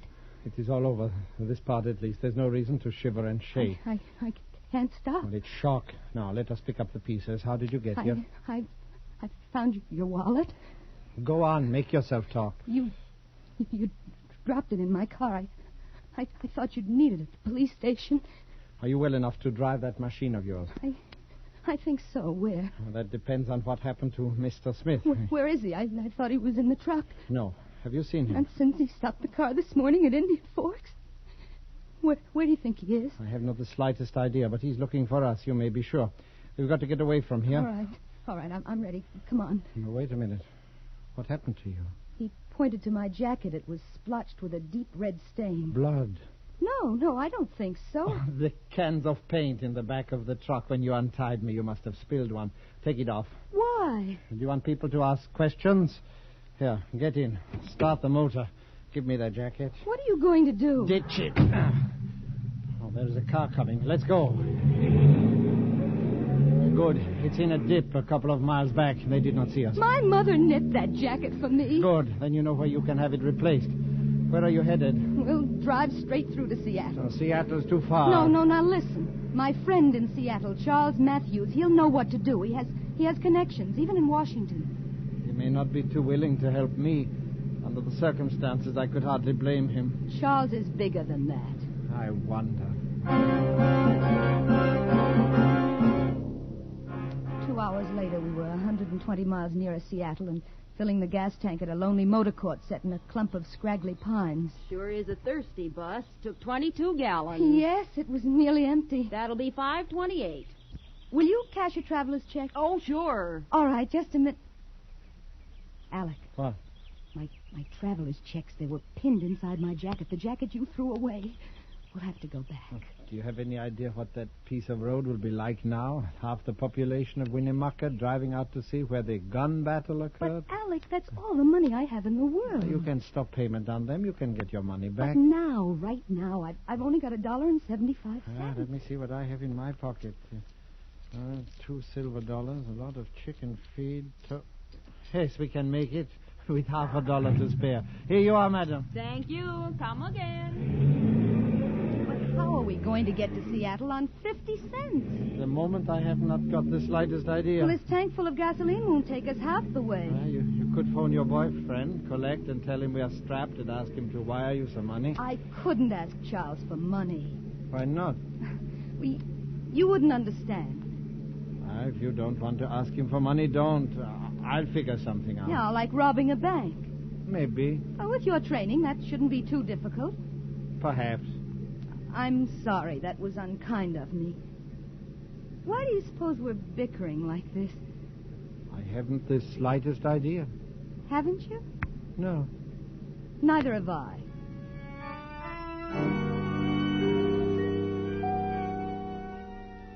Payette, Idaho was the first big town. It was dark when we got there. Alec told me to pull up in front of the hotel. You can get a room and a hot bath while you're putting in your call to Charles. I can't get a room for 50 cents. Look across the street. That's what I've been looking for. What? A pawn shop. My watch should be good for a few dollars. It's Swiss, international currency, you know, Swiss watches. Now beat it. Get a bath. I'll take Torkel with me and call you in your room in half an hour. Come on, Torkel. The hotel clerk showed me to a room on the second floor. It wasn't a very quiet room. On the corner beneath my window, the people of Payette were celebrating Old Timers' Day. They'd set up a kangaroo court and were trying their fellow townsmen who'd failed to cooperate by refusing to raise beards and wear pioneer clothes. But I couldn't waste time watching the fun. I had to get through to Charles. I placed the call and started the bathwater running when there was a knock on the door. Who is it? Here, your towels, ma'am. As I unbolted the door, I happened to glance into the bathroom. There on the rack above the tub, fluffy and white, were my towels. I tried to push the door shut, but it was too late. Mr. Smith shouldered into the room. I started to shout for help, but the sound never came. He hit me in the pit of the stomach with his fist, and I fell across the bed, gasping for breath as the phone started to ring. I couldn't move. I couldn't make a sound. I lay there with the wind knocked out of me, watching Mr. Smith as he picked up the receiver. Hello? How much delay? Oh, just a minute. I'll ask my wife. She says to cancel the call. We'll try later. Thank you. Now, young lady, no monkey business. You try to yell, and I'll cut off your wind for good. You two, you and Peck, have caused me a good deal of trouble. I had a lot of trouble finding you. You should not have done that. How did you find us? The left arm never fails. Where's Peck? I don't know. You are lying. But I have plenty of time. I'll wait for him here. He is sure to return for you. I had to get to Alex. I had to warn him. The bathroom door was open. Smith was holding my arm, but for a moment he relaxed his grip. I swung away from him and threw myself into the bathroom, pulling the door shut and locking it. I expected him to shoot through the door, and I ran to the window ready to jump, but it wasn't necessary. There was a rickety fire escape. I crawled through and ran down the shaky steel stairs, dropped 6 feet to the mud, and ran around the corner of the building toward the old-timers kangaroo court on the corner, and there was Smith coming toward me through the crowd. He reached out his hand for me. I whirled around and shouldered my way through the crowd to the table where the man was sitting with the microphone. Please help me. Oh, hello there, miss. Now, give me your microphone. Now, just a minute, miss. You can't interrupt this. Please, it's a matter of life or death. Alec! Stay where you are. They found me. And then Smith came for me. He and a big man with a beard. And then a tawny streak tore through the crowd. Torkel. He'd heard my voice. He ripped the big man's leg. He jumped for Smith's throat. But before he reached it, the man with the beard pulled out a revolver. And Torkel lay there quiet. Mad dog. That dog was mad. I tried to bend over him, but I knew it was no use. He was dead, and Smith had me now, holding me. I told her that dog was sick. Your dog? Yes. To see her, you think my wife cared more for the dog than she did for me. I told her a dozen times that dog was sick. Let me go. I'm not your wife. Now listen to me. Listen to me, please. You people, this man, He's a spy. He's a monster. He's trying to kill me. Listen to her. Go on, folks. Listen to her. Drunk. That's what she is, drunk. Such a thing to say about your own husband. Well, I declare. Now, I'm going to take you on home to the ranch and put you to bed. You ought to be ashamed of yourself. Wait a minute there. Now, just a minute. Maybe you don't know, but I'm the county veterinarian. You can't leave that dog dead in the street. According to the law, we got to make an examination of any dog that's dead or alive and suspected of rabies. Now, you get that dog in the police wagon. But my wife... I don't care about your wife. She wasn't bit. Now, you say you own that dog. Your friend here was bit in the leg, and you was scratched in the arm. Now, you get that dog in the wagon, and you follow him. And you, too. Now, look here. Now, you look here. That's the law. Now, get. Or do you want a little help from the rest of these good citizens? Smith loosened his grip. I turned and edged through the crowd which was moving in on him and the bearded drunk. I got to the French, to the open street, and I ran toward the Bentley, and there coming towards me was Alex, coming from the pawn shop. Alex, alive, whole, limping but alive. Alex! Oh, Alex, my dear. Get in the car, quick. Torkel, they killed Torkel. Get in, tell me about it later.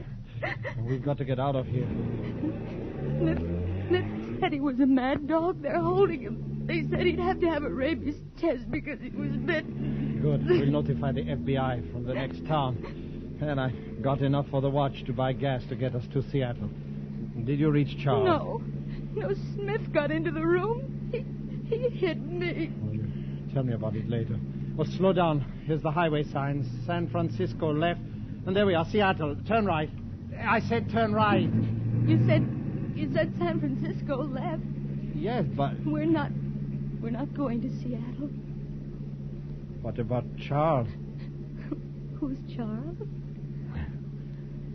But I only got $20 for the watch. I think I can get a little more for the car in San Francisco. Hey. Go to sleep, darling. You must be worn out. I don't know why I gave him a lift that day, but I'm awfully glad I did.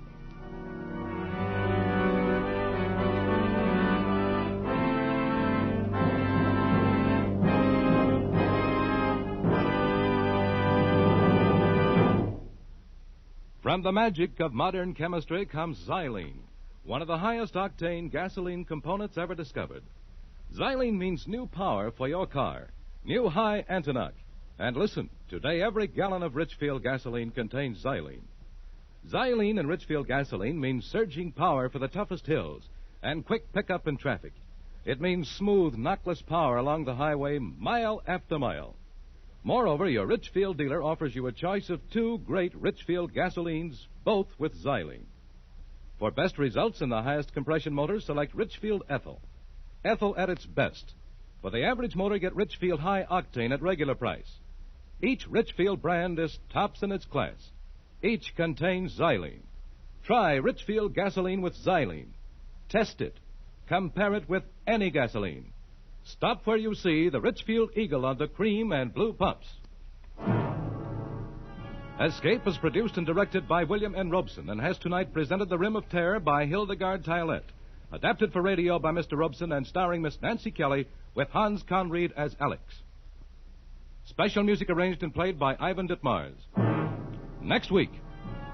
You're being haunted through the war-torn ruins of Berlin by a phony music hall mind reader who has stumbled on a secret that can send you to the gallows and from whom there is no escape.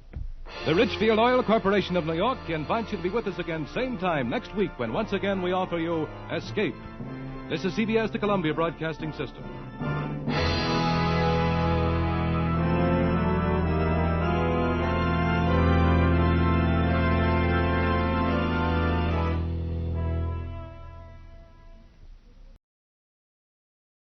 Tired of the everyday routine?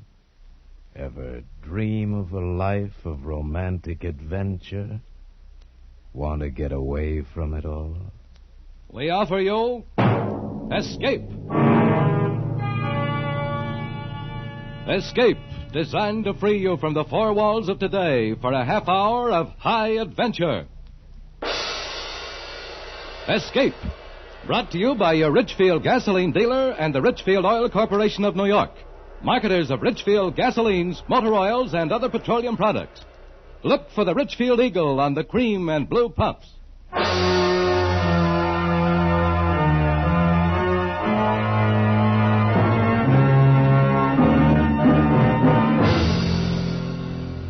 Tonight, we escape to Berlin and the story of an occupation GI trying desperately to break through a web of death that is being spun around him, as Morton Fine and David Friedkin tell it in their exciting story, Pass to Berlin.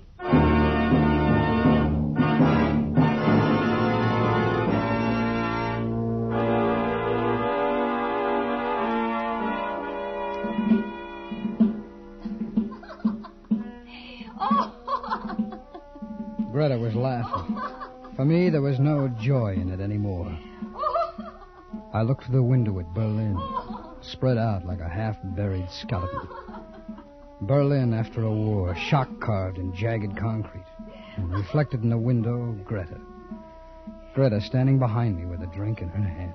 Oh, Schatz. Oh, Liebchen. Oh, drink your drink. Oh, drink with me, soldier boy. No, forget it, Greta, will you? Oh, such a pretty name. Ed Sawyer. Such a handsome face. But such a frown. Now, come. Make Greta laugh. That's all Greta wants. To laugh a little. To forget her loneliness. Sure. Laugh and forget, just the two of us. Me and Greta, and let the rest of the world go by. Well, you made your loneliness, baby. You and Hitler. Oh, you... I'm funny, huh? A real funny man, huh? Oh, great. I should have met you a long time ago. Greta likes you, soldier boy. Well, nurse a broken heart, kid, because I'm leaving. Like that. Leaving. Greta remembers when you said love to her. Yeah, I remember, too. Only now I remember why I'm in Berlin wearing a soldier suit. American, ist Schwein. Candy bar American soldier. The conqueror from the cigarette democracy. Now, just dream it, kid. Dream your dream about how an American soldier was once nice to you. Right now, that's all. Wait. Oh, wait a minute. Come on, Greta, get out of my way, will you? Oh, Greta is sorry. See? Look, Greta is sorry. She's sorry. Please, don't go. Well, the mood moves you real fast, kid. All right, so now you're sorry. Oh, kiss me, big soldier boy.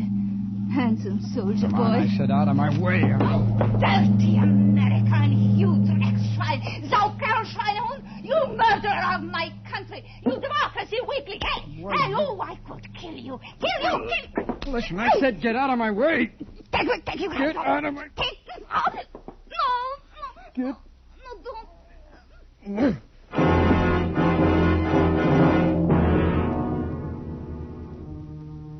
For a second, I stared where she'd fallen, motionless. Her head lay against the lead piping of the wash basin. I watched a small pearl of blood squeeze through her lips. Then it died, too. Then I remembered. Fingerprints. I'd handled two things in that room. Greta and the highball glass. I smashed it to the floor and ground it with my heel. Outside, it was raining. That was a break. Because the rain had washed away the human rubbish that litters the Berlin pavements at night, and no one saw me leave the house. I walked, turned some corners, walked some more. Then a splash of neon smeared across the wet pavement, and I looked up. A theater. A theater for the amusement of GIs and the rehabilitated natives. I bought a ticket and went inside and found a seat. Ladies and gentlemen, the headline attraction of the evening, the most astounding mind-reading act of the century. Direct from London, the great Stanley and his lovely assistant, Mona. Mona, who sees all, knows all, and tells all.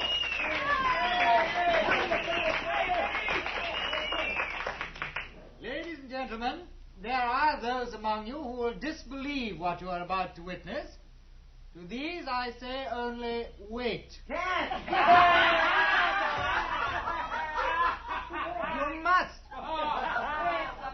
I will descend among you, walk down the aisle, And here I ask one of the audience for some small object whose description is known only to himself. Do you have such an object, sir? Yeah, I got something. You call that something? That's your barracks bag, you guys. Yeah, here, give me a reading. Thank you. Mona? I listen, Stanley. What is it that I hold in my hand? It is something that has come from far away. An envelope, postmarked Vincennes, Indiana. Yes, correct. An envelope postmarked Vincennes, Indiana. Mona? I listen, Stanley. What precious thing do I hold in my hand now, Mona? Stanley, reach into the spaces beyond space and tell me, what do I hold in my hand? a locket. Ja, das ist right, ein Locket. A golden locket, and inside there is a strand of golden hair. A child. Ja, das ist das Haar von meinem Kind. Na, also sowas! Oh, they were good, the great Stanley and Mona. Slick, poised, and professional. Two glittering phonies who knew the score, and they kept it up. Mona! I listen. Do not lose your concentration. Now, identify this object. Stanley? You must, Mona. You must. There's darkness here. Only darkness. Come on, what's that? Something stands in the way.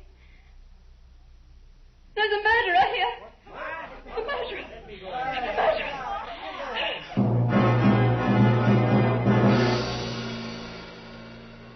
They rang down the curtain, and I sat there until the next act came on. Sat there and knew there was no way anyone could have guessed about Greta. No way. It was just a cheap, rotten, dramatic trick to suck the audience in, and it had worked. Oh, some of the audience was laughing. Others were obviously affected by it. Moronic idiots with their mouths open and their eyes uneasy. And me? Well, maybe I was being naive, ridiculous, but I had to find out. I waited until the audience began to give attention to a tired blonde singer. There was a door to the left of the orchestra pit that led backstage. I slipped from my seat and headed for it like it was my business. I walked down a corridor. There were cells on each side tagged with performers' names. Mona's door had a star on it. The star was gilt, and the gilt was peeling. One moment. Yes? She was taller than I thought. Her face was delicate with an almost wistful expression, but it was her eyes. Gray and soft, as if the color had been strained through gauze.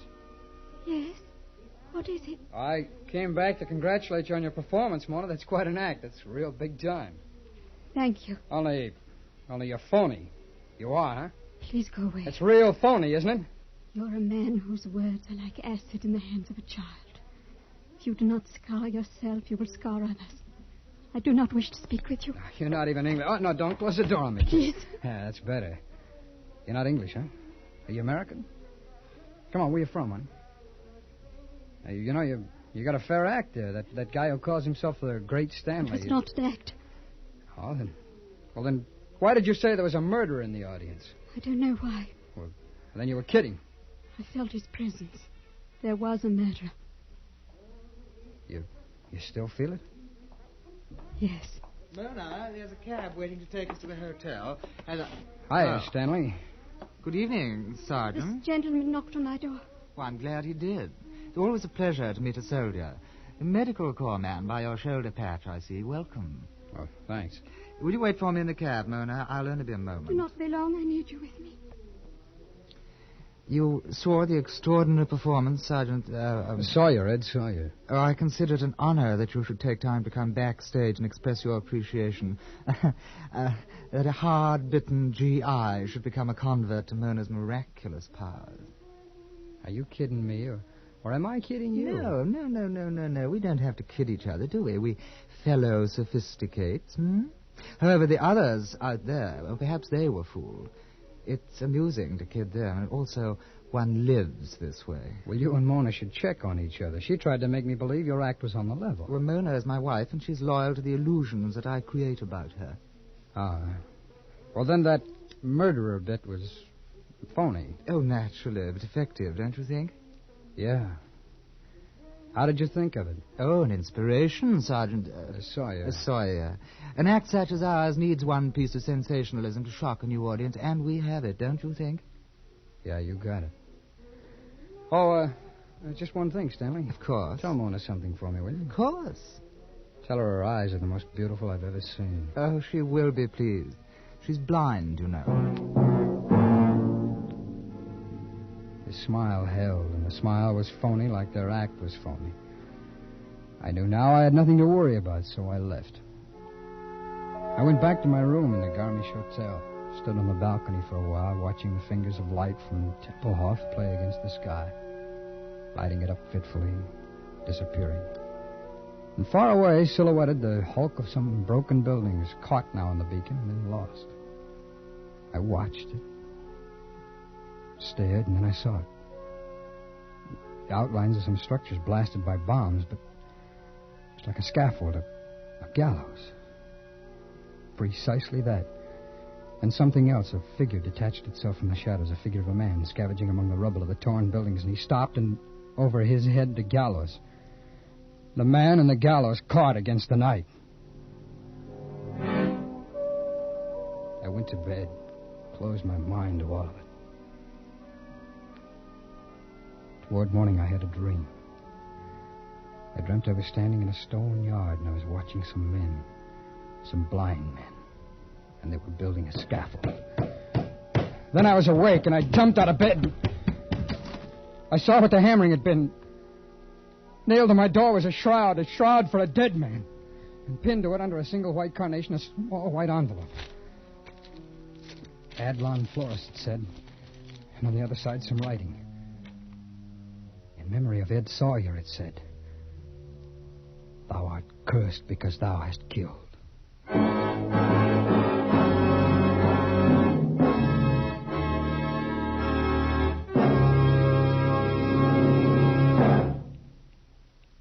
What does the word xylene mean?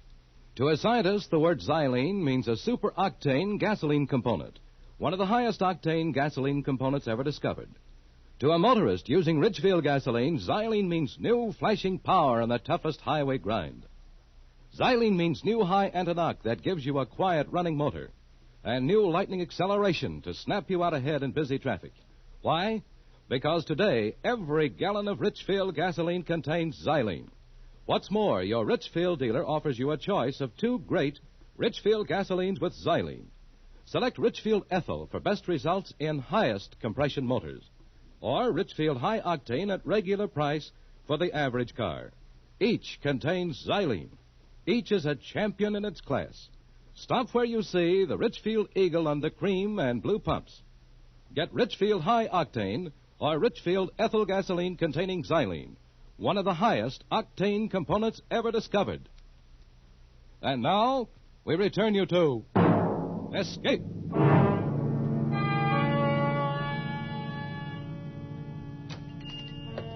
Guten Morgen. I may do something for you, Sergeant? Yes, you can. You're fortunate, Sergeant. Just arrived this morning, fresh-cut camellias, flown in from Italy. No flowers. A shroud. Talk to me about a shroud. A shroud? My heartfelt condolences, Sergeant. A shroud, of course. If you will come this way... A shroud that was delivered to the Garmisch Hotel, room 312, this morning from your shop. Yeah, natürlich. I remember such an order. I pray it met the requirements. I'm crazy about it. Why was it nailed on my door? Why? I do not understand. I didn't order it. Who did? Why, early this morning, Sergeant. Early this morning by special post. In order for a shroud and a wreath with instructions for their disposition. Who wrote the order? Who gave these instructions? That I do not know, Sergeant. It was a typewritten, unsigned, and more than a sufficient amount of American money to take care of everything. I thought somebody who wished to remain anonymous. Well, here's some more American money. Now tell your boy to tear that thing off my door. Yeah, but Sergeant... Tell him, Florist.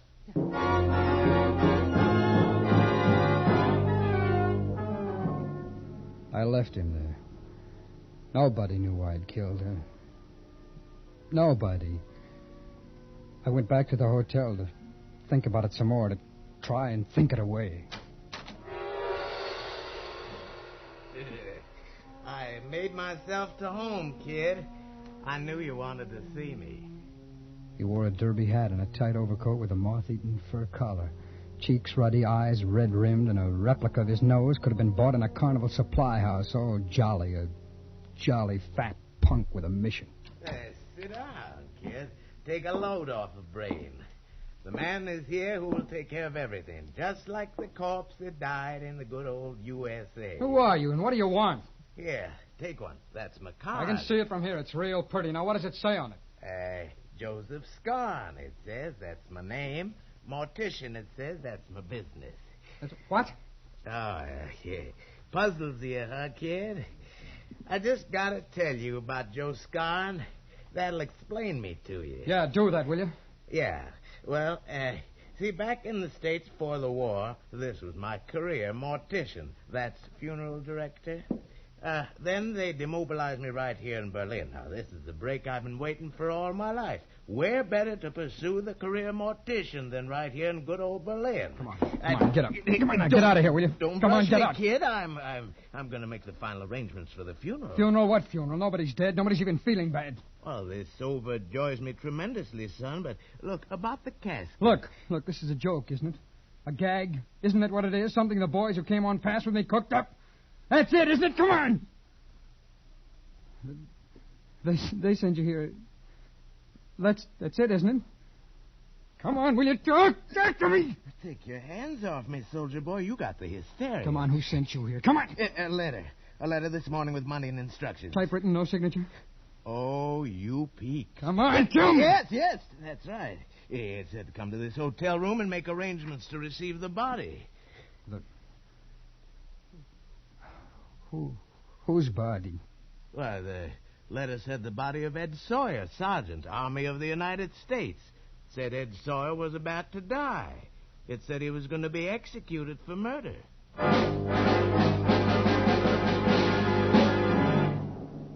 All of a sudden, there were no more words. His jaws were moving, but there was no sound. Even when the folds of his fat face moved into a chuckle, I got nothing. He was out of focus, all blurry. I ran past him and out onto the street. It took me an hour to push my way through Berlin's derelict, scarred alleys to Greta's rooming house. If someone in that house recognized me as a murderer, I would know it. No matter how he tried to hide it, I would know it. Face him and take it from there. That was what I had to do. Bitte? Was wollen Sie? Have you ever seen me before? Bitte? Oh, don't kid me, all you krauts know English when you need it. Now, have you ever seen me before? Come on, talk, will you? Lassen Sie mich Answer me, los! lady. Come on. Heinrich! Kommen Sie schnell! Ja, was ist, Ilsa? Was ist los? Was ist... Der Soldat will etwas wissen. Yeah. What you want, Sergeant? Well, that's better. Our papers are in order. Everything in our houses, as you Americans have ordered. Wait, I will show... No, don't fret yourself, Dad. It's just that I have a feeling I've been to this house before, and I've got to find out. Is this some kind of a drunken joke you're playing with us? Just tell me if you've ever seen me before. Ah, you're sick. Please go away from us. Yes, that's right. I'm sick. It happens like this lots of times. Amnesia, you know, it's the war, but... Now, look at me, look. Yeah. You're sure you've never seen me before? Yeah, we are sure, Sergeant. Yeah. Come sit down. No, wait a minute, will you? Come and sit. Yeah. Your other guests. Could I see them? What is the need, Sergeant? One has been drunk for 3 days. Yeah. He will stay drunk for 3 days more. Yeah. Another Ilsa and I have not seen for a week. Nein. And the third is in the morgue.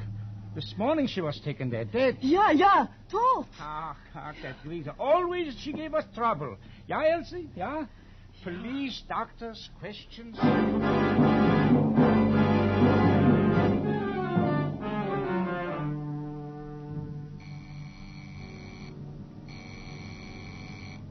All right, I'm coming. Yeah. Sergeant Sawyer? Sergeant Edward Sawyer? Yeah? This is Stanley speaking. The great Stanley. Oh. Will you do me the honor to meet me at 11:30 tonight in the Tiergarten in the Seekers Alley? The statue of Frederick the Great will be a charming spot. Well, charm me over the phone, Stanley. I don't like the cold night air. It can be healthful. Bring penicillin with you. Bring what? Penicillin. They're so desperate for it here in Berlin, they pay fabulous wads of money for it on the black market. Bring all you can. And later, as I ask you for it, you'll bring more. Oh, look, For an American soldier in the medical corps, it's so easy. You gone crazy, Stanley? Oh, my dear Sergeant, a murderer. A murderer does not question another's sanity. The him, all other beings are insane. Haven't you found it so? How would I know about murderers? Ask Greater. Greater? How did you find out about her? You told me, my dear boy, when you were so curious about a murder after the performance. You told me when you permitted the grisly humors of the shroud and casket to force you to revisit the scene of death. You followed me. Yes, of course I followed you. Each of your flights of terror was more and more promising. And when you went to the rooming house, I made inquiries. They told me of the lonely girl who'd been murdered. They were very accommodating. You're still there, Sergeant. Yes, I'm still here. But then I can expect you then at 11:30. It'll give me time to change after the performance. Sure, 11:30. I'll be glad to do you the honor, Stanley.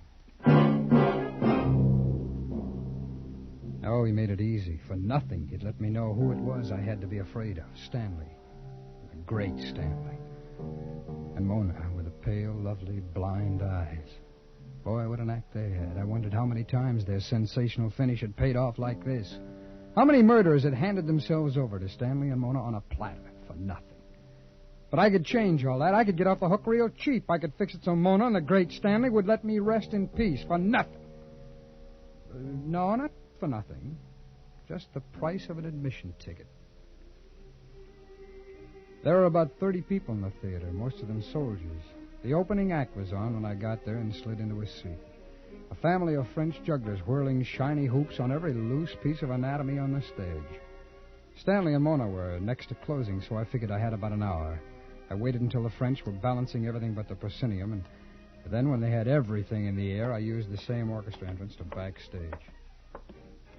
The door to Mona's dressing room was open. The room was dark. I eased inside just as the next act came hurrying down the corridor, still hooking up their costumes. I brushed against a moldy curtain that hung from wooden rings. I pulled it back, hid behind it, and waited. Still, I cannot understand why you must leave me tonight, Stanley. What is so important at 11:30? Through the dim light of the corridor, I saw Mona walk into the room and sit down at her dressing table. Stanley was right behind. He was reaching for the light switch when my hands found his mouth and his throat, and I began to strangle him. My fingers dug into his flesh, and I crushed his breath back into him. He made no sound. There was only the soft laughter that seeped through the theater, and his soft throat in my hands. And then Mona's soft voice. Why do you not answer, Stanley? Is it a rendezvous? Stanley? Stanley, what is it? Why are you so silent? Stanley? Stanley! Suddenly her fingers were on my face, frightened and quick, like the wings of a wounded bird. Then slowly they began to search the empty air for the dead Stanley. She turned and her blind eyes stared right at me, and I brushed her aside and ran down the corridor. An old doorman sat reading a newspaper at the stage door. I couldn't get out that way without her seeing me. Only one way, back through the theater. Ich bin ein bisschen verrückt geworden. Ihr Knallgriff wollen lasst, dass der Kind auch nicht mehr passt. I started up the aisle, and then I knew I was doing the wrong thing. There was an MP at the head of the aisle, a corporal from the MPs, the braid, the white spats, and the club. In this tiny audience, if I left in the middle of the act, he'd remember me. So I sat down on the row that was the most filled. When I looked back at the end of the act, there were other MPs standing at each exit. Then the curtain rose. Mona stood there with a man you see on every street in Berlin, a German policeman in the natty German police uniform. Ladies and gentlemen, tonight I shall descend among you accompanied by this esteemed gentleman and read your mind through my fingertips. You, sir. I can read your innermost secrets by touching your face. Oh. Sir, you and this girl beside you. You told your wife you were working late at the office tonight. She worked her way up the aisle, coming closer and closer. And you, sir, my fingers reveal that you have bought an escape from KP duty.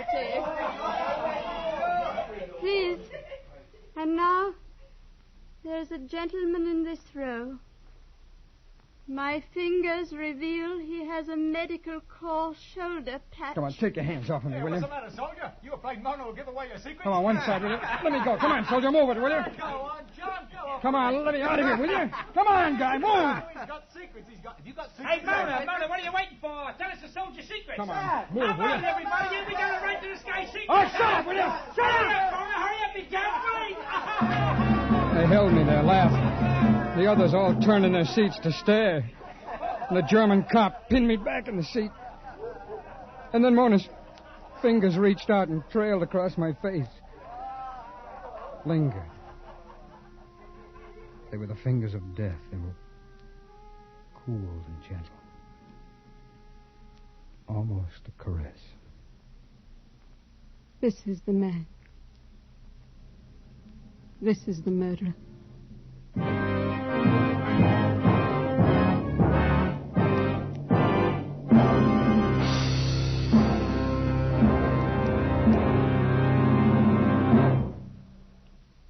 Spring weather is hard to figure. Cool one day, summer heat the next.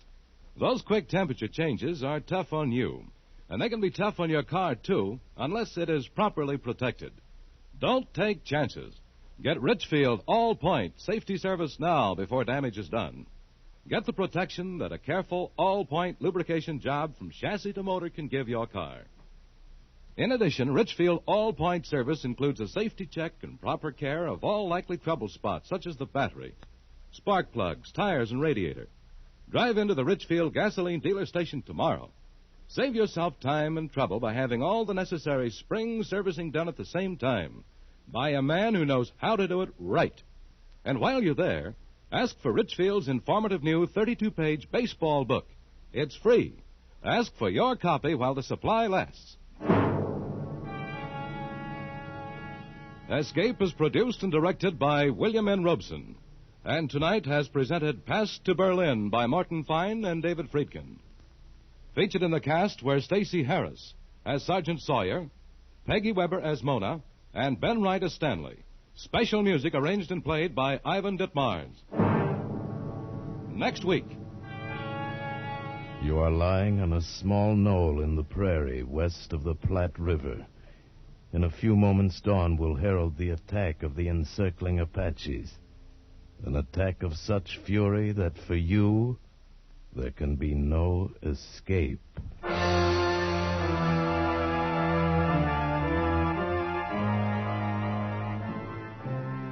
Next week at this time, the Richfield Oil Corporation of New York invites you to escape with an exciting tale of the Old West. As James Warner Bella tells it in his thrilling story, Command. Be listening.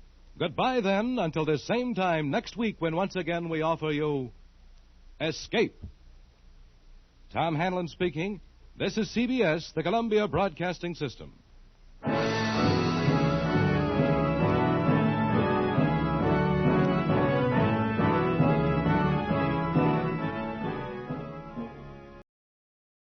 Tired of the everyday routine?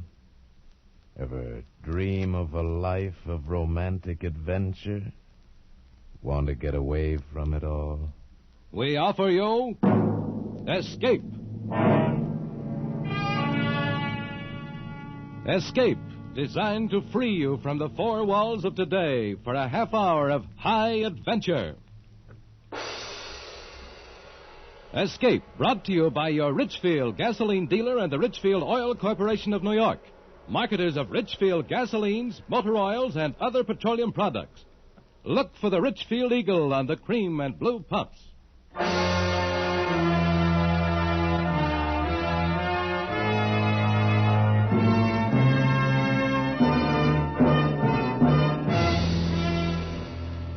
Tonight, we escape to the prairie west of the Platte River and to the Indian fighting U.S. cavalry of the Old West, as James Warner Bella describes it in his exciting tale, Command.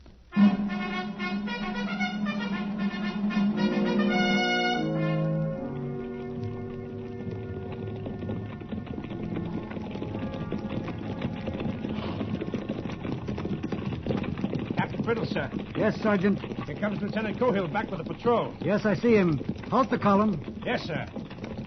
Helm! Helm! Helm! Helm! Helm! Hand me my field glasses, Sergeant. Yes, sir.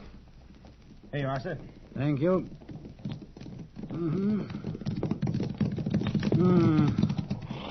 Captain Brittles. Well, Mr. Cohill. Here's the best body of grass, sir. This slope with the small run below for water. This is the best bivouac for tonight. Mr. Cohill, do you see the rise there to the left behind you across the valley? Yes, sir. What are those shapes lying on that slope? A small herd of buffalo. Sleeping, it seems. We didn't go that far, sir. We turned back when we saw them.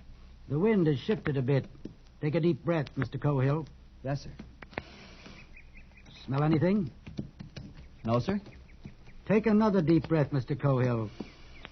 Get it in your nostrils and tell me if what you smell is sleeping buffalo.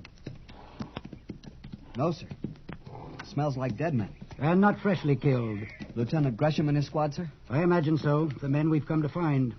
We'll make sure after nightfall. Mr. Cohill, there are several fairly obvious differences between the Great Plains and a classroom at West Point. There you can fail and try again. Here you may not have that chance.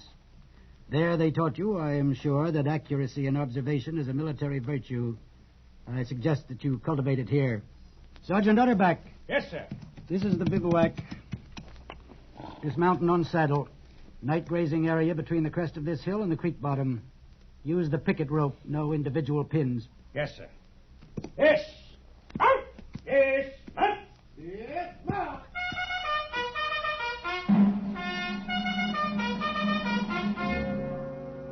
Yes, sir, Captain Brittles. No, sir, Captain Brittles.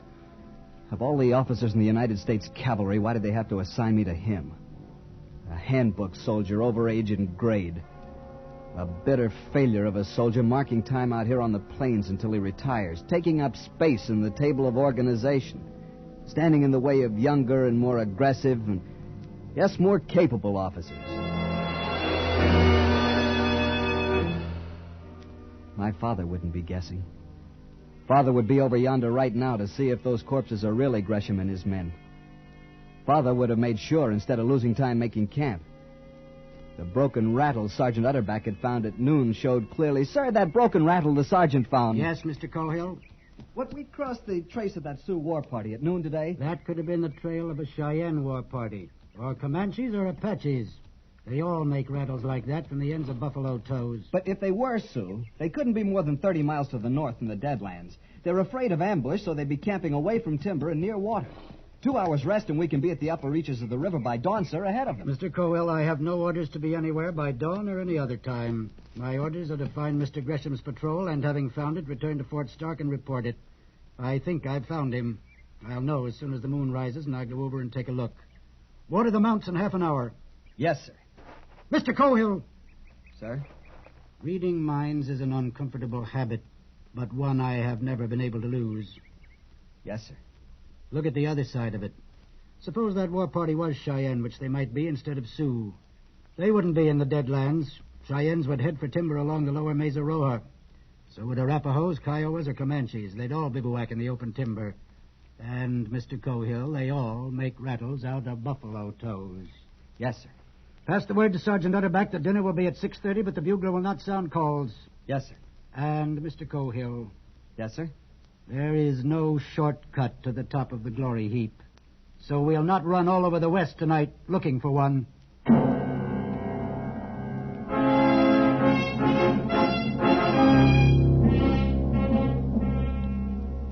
But if death in battle is a soldier's path to glory, Mr. Gresham and his patrol had found a shortcut.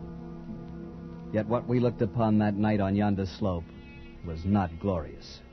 Well, at least they respected them as fighting men. How's that, Sergeant? Every one of them skinned bald-headed so he can cross the shadow waters without trouble. And whoever did it don't want to fight him again. Why? Hands and feet cut off, that's why, sir.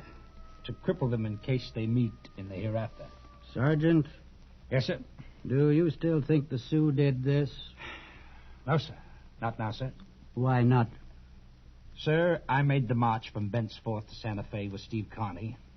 And I know an Apache arrow when I see one, sir. even 1,000 miles from where they're made. Yes, but that Sioux Trail we crossed this morning, that war party could have brushed with an Apache war party and come by Apache arrows that way. No, sir. No, sir, this job is 2 days old, sir. It wasn't that Sioux war party. This is Apache work. How do you figure that? Mostly because the captain knows it's Apache work, too, sir. Lieutenant Cohill. Sir? Take the grave detail. Yes, sir. Sergeant. Yes, sir. We shall move the company out at 10 tonight. Yes, sir. We will return to Fort Stark to report this massacre as fast as we can. Yes, sir. So he's showing me.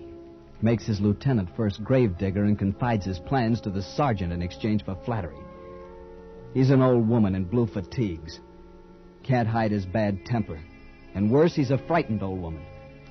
Instead of striking when he has the advantage, he's going to cut and run. In a stiff action, I'd probably have to shoot him and take over the command.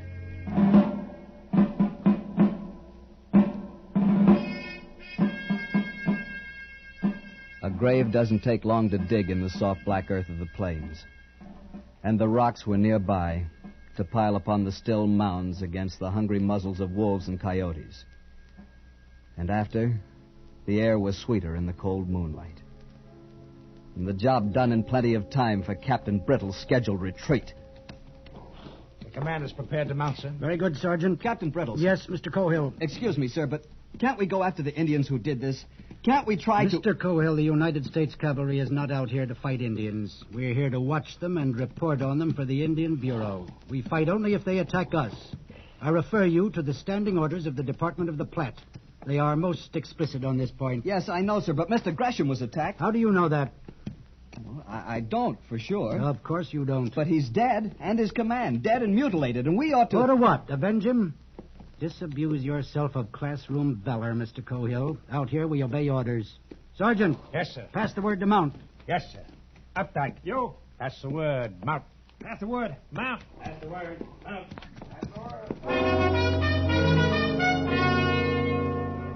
30 miles already that day, and who knows how many miles ahead of us tonight. The men are tired. The horses are tired. Cavalry is a delicate arm of the service, Captain Brittles. Hour after hour, as the moon threw our lengthening shadows ahead of us. Hour after hour. Walk 30 minutes, trot 5 minutes, dismount and lead 10 minutes, unbit and graze 15 minutes, every hour.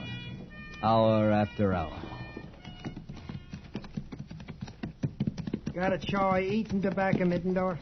Ain't got much. Well, give me a loan of some. You can get some more at the fort tomorrow. Yeah. Why don't you ever have any of your own? Don't approve of chawing tobacco. My ma don't, that is. Thanks. God free mighty. Mexico wasn't like this. Do tell. No, sir. When I was with Winfield Scott, the time we took Chapultepec... Hey, Mittendorf. Chavez back in the Mexican campaign again. Pity he didn't stay there. Yeah. Just the same, the army was the army in them days. You slept in tents, and when you took a town, there was girls, senoritas, not squaws. So if you like us so darn much, why don't you go back with those girls? 'Cause I was gold brick. You was what? Gold brick. Oh. I joined up again 'cause they said there'd be fighting out here. Only fighting I seen west of the Missouris on Saturday nights in the barracks. Boy, sure ain't like the old Sergeant Utterback. Yes, sir. I'd like to ask you a question. Yes, sir. How did you know the captain thought they were Apaches that killed Mr. Gresham's detail? Well, I've been his first sergeant for a long time, sir. You get to know. I see. Do I get to know? This is a different kind of service out here, sir. It ain't full-dress war, but it's the only kind the captain and I ever served in, sir. And you get to know it just like you get to know siege operations or saber charge by company front after you've had enough of them. I see.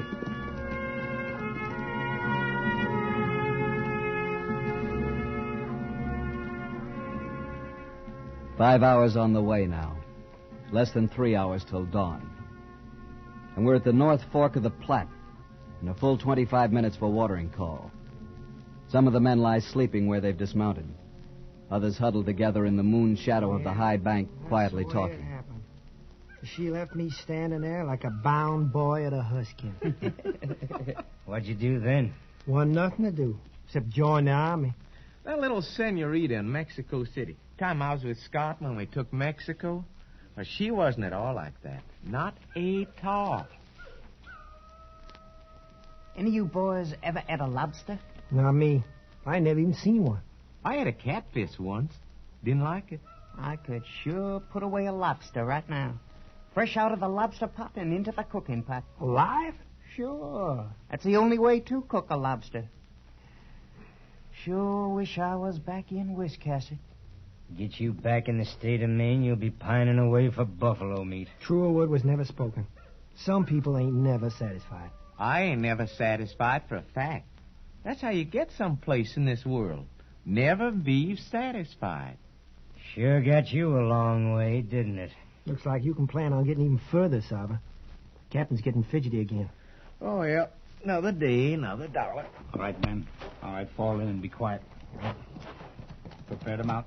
Pass the word. Prepare to mount. Pass the word. Prepare to mount. Pass it. Prepare to mount. Pass it. Mount. Mount. Route step. Forward. Route step. Forward. Route step. Forward. March. Go. Go.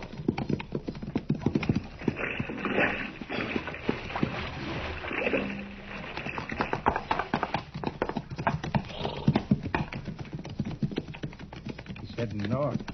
How's that, Sergeant? North, sir. Captain's heading north. You're right, Sergeant. Red Mesa should be to our left. Instead, it's dead ahead. Doesn't make any sense, Sergeant. Yes, sir. My father would have done things differently. In the cold, dying moonlight, I could imagine him. Young Major Cohill riding out of St. Joe to convoy the wagon trains bound west on the Oregon Trail. What a figure he must have been out here in the old days when the Missouri River itself was the jumping-off place. Killer Cohill, as men had called him. But the wide-roaming Arapahoes had another name for him. Blue Devil with eyes in the back of his head. By this time, Father would have cut those Apaches into coyote meat as they lay sleeping around their smoldering campfire. Mr. Cohill. Mr. Cohill, sir. Yes, Sergeant? Were you dozing, sir? No, of course not. I was just thinking. Captain Biddles wants you at the head of the column, sir. Thank you, Sergeant.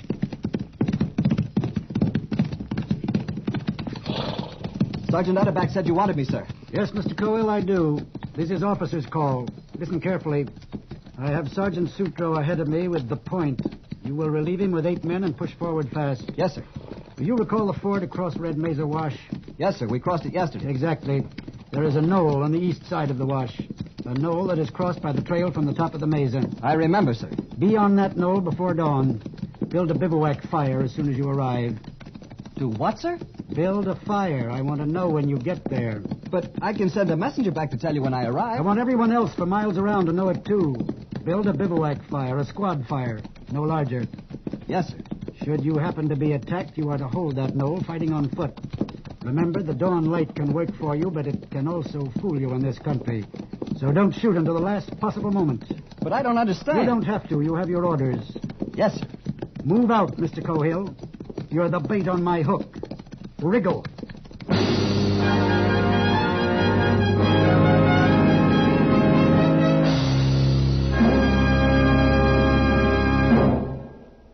It's new. It's free. Don't miss it. Don't miss this free offer by your Richfield gasoline dealer. It's the new Richfield baseball book.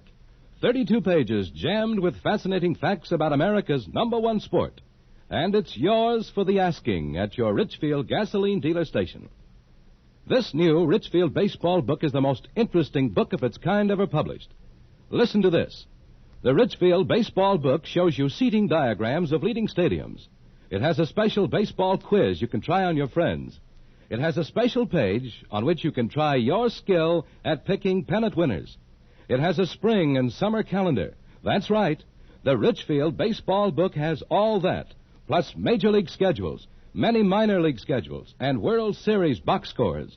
So be sure to get your free copy tomorrow while the supply lasts. Drive in where you see the Richfield Eagle on the cream and blue pumps. Ask your Richfield dealer for your free copy of the new Richfield baseball book. And now we return you to Escape.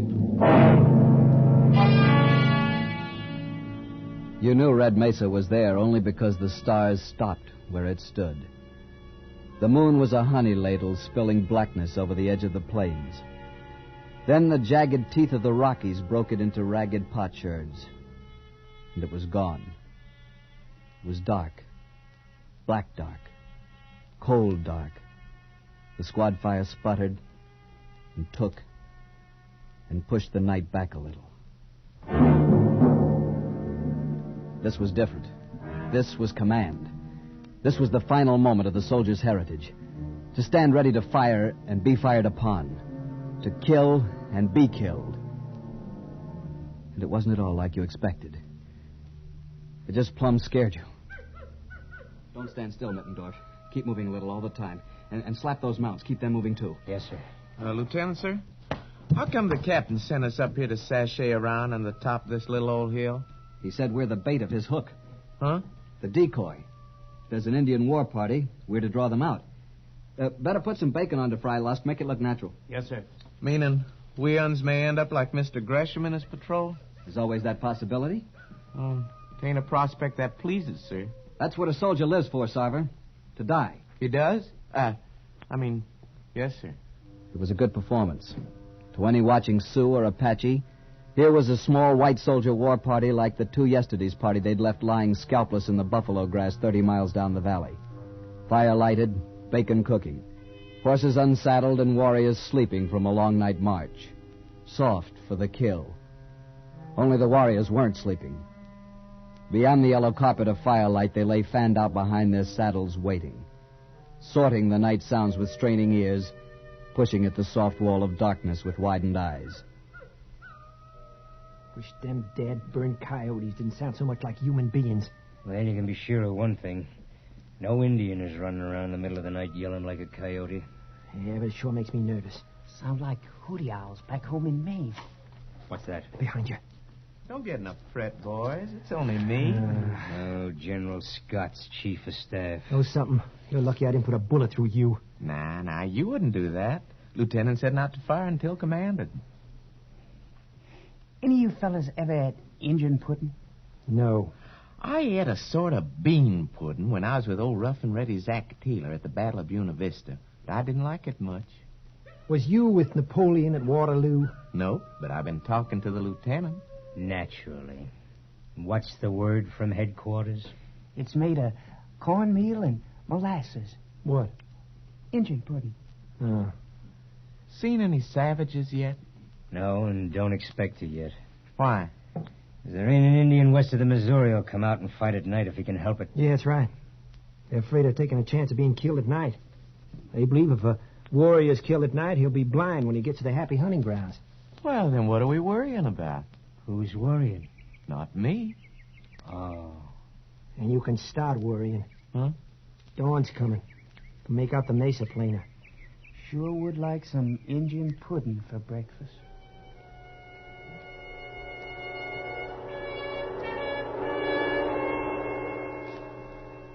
Slowly, the light came. First, you could see the outline of the mesa. Then down below, the silver of the water in the wash.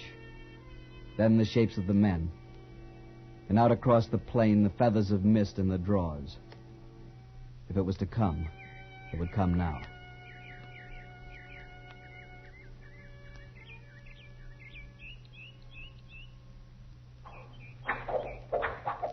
Hold your fire, men.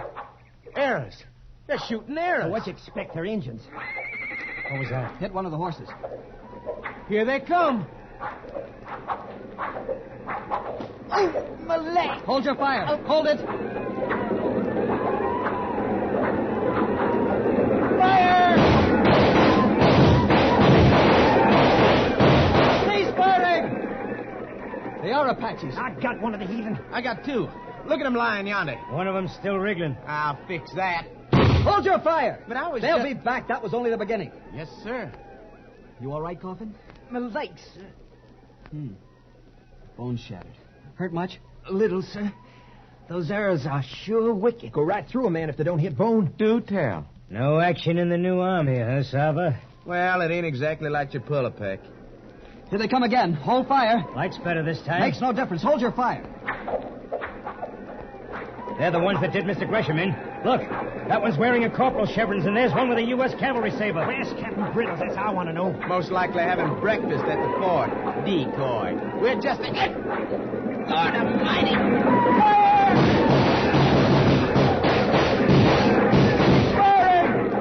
Well, they took care of almost half of them. They'll be back.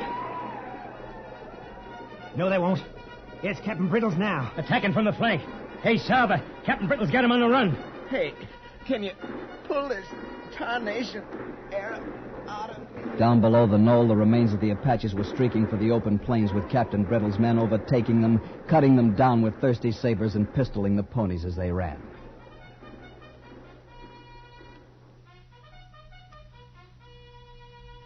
And then it was quiet, and not an Indian or his pony was left alive.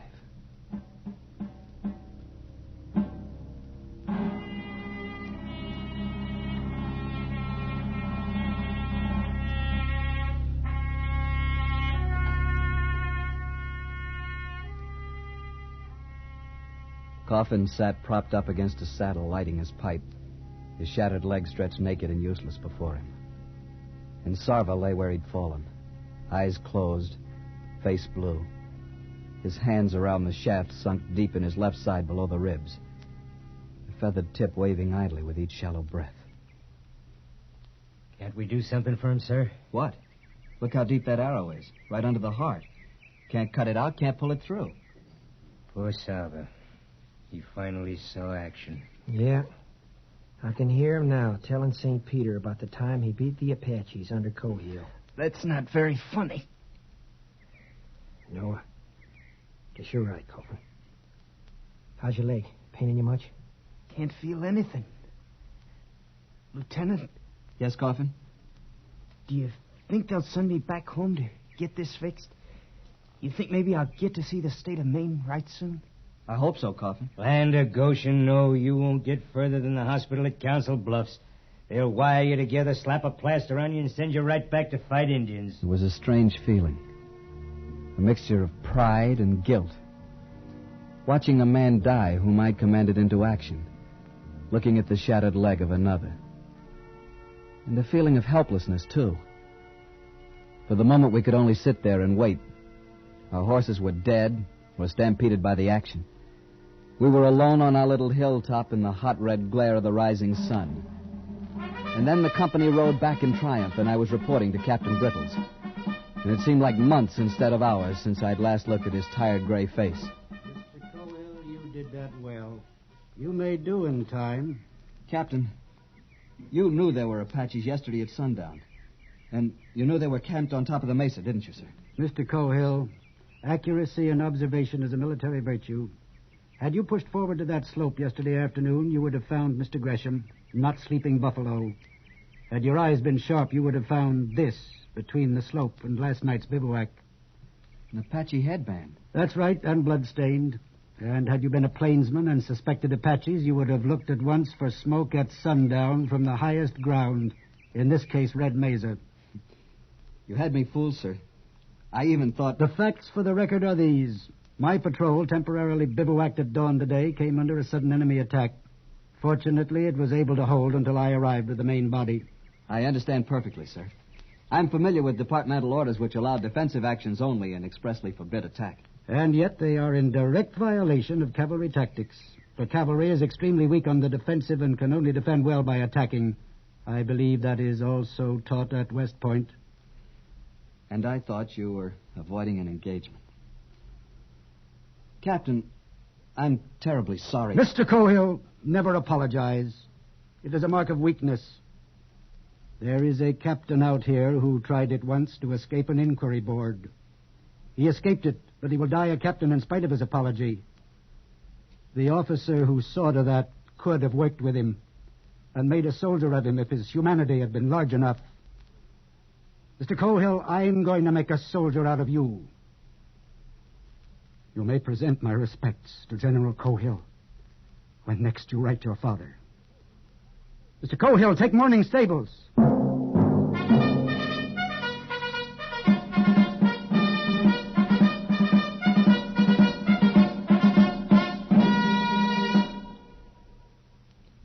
If you drive a car, remember this strange-sounding word, xylene. Xylene is one of the highest octane gasoline components known to science.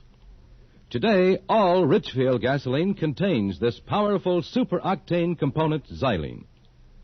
With a tank full of Richfield gasoline containing xylene, you've got dynamic power at the tip of your toe. Smooth, knockless power to put you out ahead in traffic.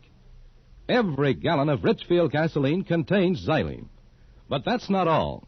There is a Richfield gasoline especially refined to fit the power requirements of your particular car. By Richfield Ethyl.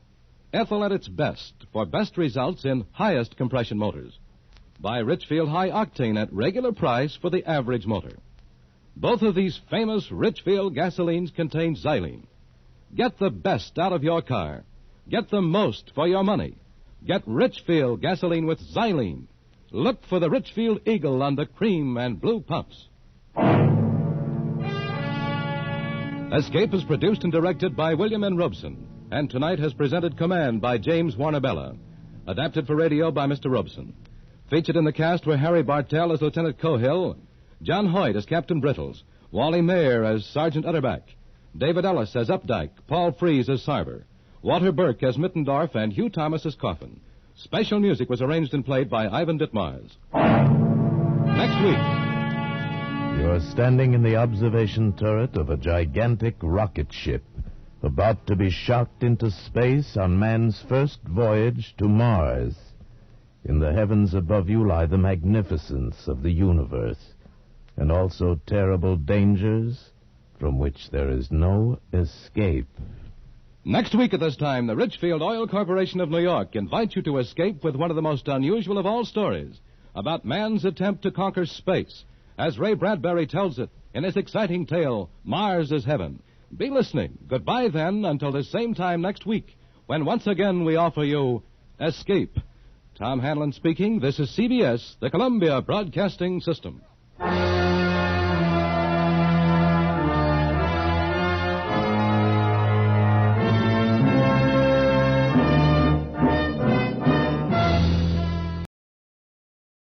Tired of the everyday routine?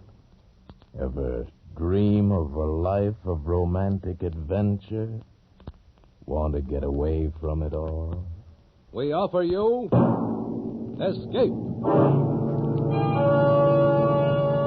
Escape, designed to free you from the four walls of today for a half hour of high adventure. Escape, brought to you by your Richfield gasoline dealer and the Richfield Oil Corporation of New York, marketers of Richfield gasolines, motor oils, and other petroleum products. Look for the Richfield Eagle on the cream and blue pumps.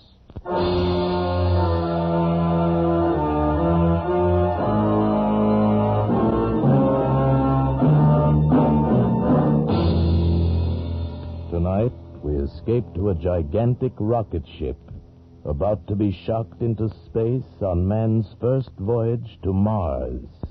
As Ray Bradbury tells it in his famous science fiction story, Mars is heaven.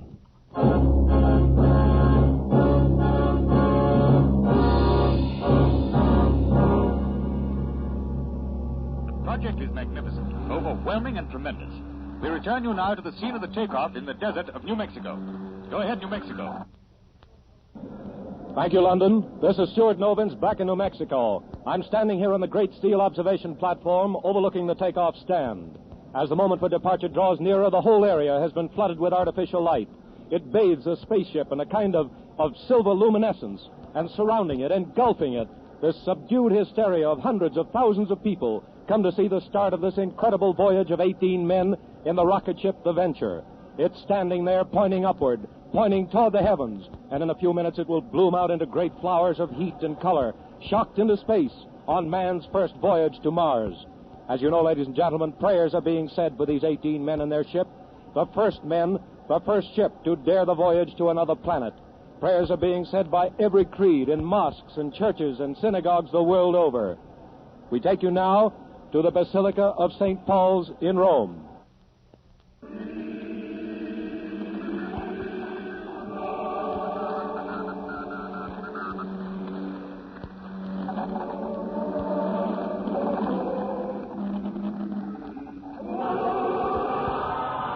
This is New Mexico again. We're sorry to cut in, but that roar you're hearing, the roar of the crowd, it's the moment we've been waiting for. I can see the crew of the Venture walking up the catwalk that leads to the spaceship. The men are entering, and now the escape hatch is closed. Now the men are in the ship. This silence, this great, awful silence of the crowd, it's the voiceless prayer that's in every heart. They're about ready now. Some lights from the ship just blinked on and off. It's a signal. In just a few seconds, a few more. Stand by. Stand by.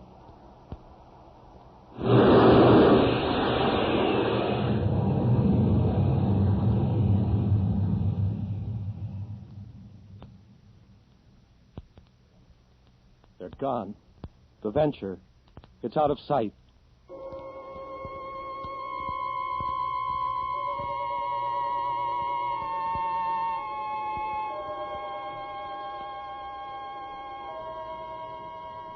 Log entry, U.S. rocket ship Venture. 1 hour out from Earth. Destination Mars. Past Keneally Heaviside layer without incident. Rate of speed, 450,000 miles per hour. With planet Mars at its closest point to Earth, 35 million miles. Calculate duration of voyage to be roughly 3.5 days. Captain John Black, Master.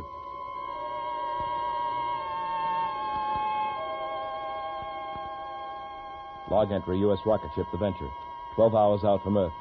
While navigating supertension atmospheric forces, port shield generator broke down. Replaced by booster. Yes? Lieutenant Lustig reporting, sir. Come in, Pete. Has a report on the trajectory, sir? I'll put it on my desk. Pete? Yes, sir. How do you feel? Feel? Why, just wonderful, sir. Sitting up there in the observation turret, I don't know just how to say it. The sights, I mean. Moon so close and Earth looking like... And Mars, sir. Sir? Do you really think we'll make it?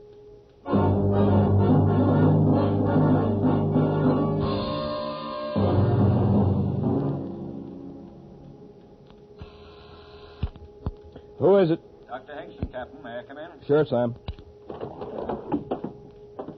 You want to sleep, were you, John? Oh, no, Sam. Just sitting here thinking. Well, don't think about it too much. Sleep instead. You need all the sleep you can get. Who sleeps? Who sleeps and has no way of knowing what's waiting for him? Look at it through the porthole, Sam. Mars. How would you describe it, that glittering blob of red? That's good enough. Will it consume us?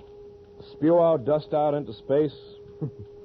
Maybe it's the Elysian fields, all charm and sweetness and moonlight shining on the restless dead. Which will it be, Sam?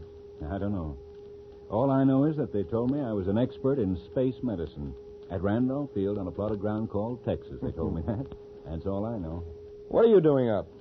You're supposed to be in the sack. Well, I'll tell you, Captain. Sometimes a man can't sleep. That happens to me sometimes. So I just wander through the ship, check on the boys, see that they're tucked in properly. That's what you were doing with me, huh? No. I just... What made them do it, Sam? What made them volunteer? Man keeps looking for something. There are no new frontiers now, only new worlds. And there'll always be men who want to conquer them.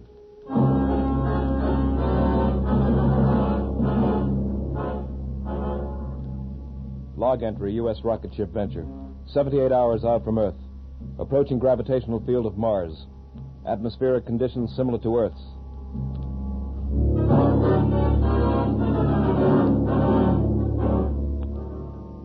Log entry, U.S. rocket ship Venture. 79 hours out from Earth. Have this moment landed on Mars at 1700 hours. We made it. Chemical analysis indicated on ship's instruments shows air to be breathable and will sustain human life. Gravity comparable with that of Earth's. Ready, John? Yes. How the men in sick bay, Sam? Happy? They're all right, John. You ready? First one thing. Captain to crew, your attention. We have landed on Mars. No man is to leave this ship under penalty of court-martial. Dr. Hingston and I will make a brief reconnaissance. Crew will proceed with repair of ship's hull. As you know, our ship is armed against any possible aggression. I can't impress it upon you too strongly. No man will leave this ship until Dr. Hingston and I ascertain that we are not in a hostile world.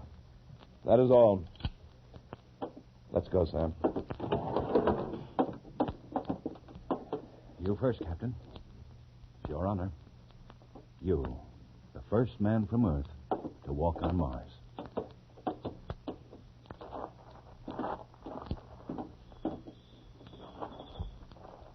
This grass. It's a well-kept lawn. John, look over there. A house. A Victorian house. Colored glass and scrolls and everything. I don't believe it. Come on. Sam, look at these. 2 iron deer on this lawn. We had a pair of these when I was a kid. Sam, you hear that? That piano from that house. Sam, this isn't Mars. It can't be. It just can't be. It can't be, John, but it is. Welcome to Mars.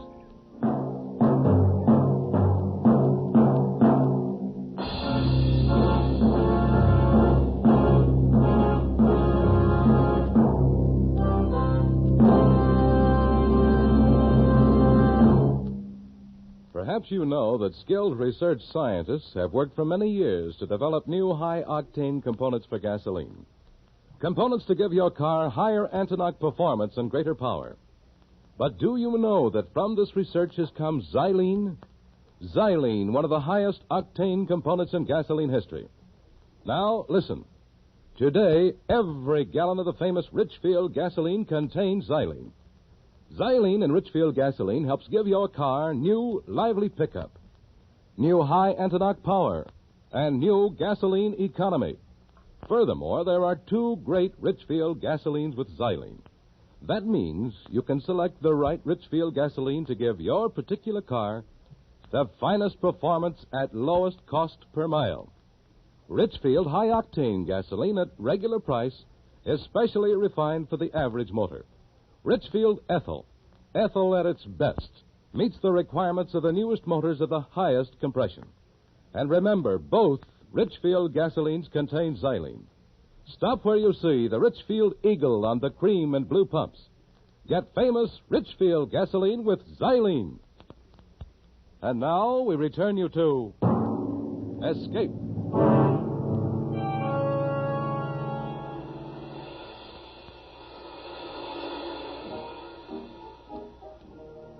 What did I say, Sam? Somewhere back there in space? That Mars was the Elysian fields, all sweetness and charm. No, John, it isn't that. It's what you see. A world like ours on Earth. And this? A small town with good air in it. A small town like the one I was born in. Same smell of flowers, the same sound. You think that the civilizations of 2 planets can progress at the same rate, develop in the same way? I do now. Well, I don't. Oh, look at that house. A Victorian house on Mars? You expect me to believe that? A house with lace-curtained windows, with porch swings, with something that sounds like a piano and probably is a piano, playing beautiful Ohio. You believe all that? I believe it. I admit it's strange, but I believe it. Strange nuts. It's impossible. We're going back to the ship. Wait, John. It could be. It could be that there are similar patterns of thought, movement, civilization on every planet in our system. Maybe we're on the threshold of the great psychological and metaphysical discovery of our time. Maybe we... Well, go on, Sam. Maybe this proves the existence of God. Not everyone needs proof. I don't. But how else can you explain all this? John, it fills me with terror and joy. I don't know whether to laugh or cry. I admit it looks peaceful and cool. Pretty much like Council Bluffs, where I was born. That was a good, quiet place, Council Bluffs, Iowa. Do you see that, Sam? Do you hear it? I see it and hear it. It's there. A horse and carriage going down the street. Just suppose that by accident or something, we landed on a planet in space in another time. Suppose that this is Earth, 30 or 50 years ago. Maybe we got lost in the dimensions. What do you think, Sam? So much like my hometown. That house. That room up there with a beaded lamp near the window. When I was a kid, I used to sleep and do my lessons in a room just like that. I'd lie there in the night, and I'd be awake, and I could hear the freight trains across the river, and... John, do you hear that? I hear it. Let's go. Where? We're going up to that house and ask questions. Where else? Come on.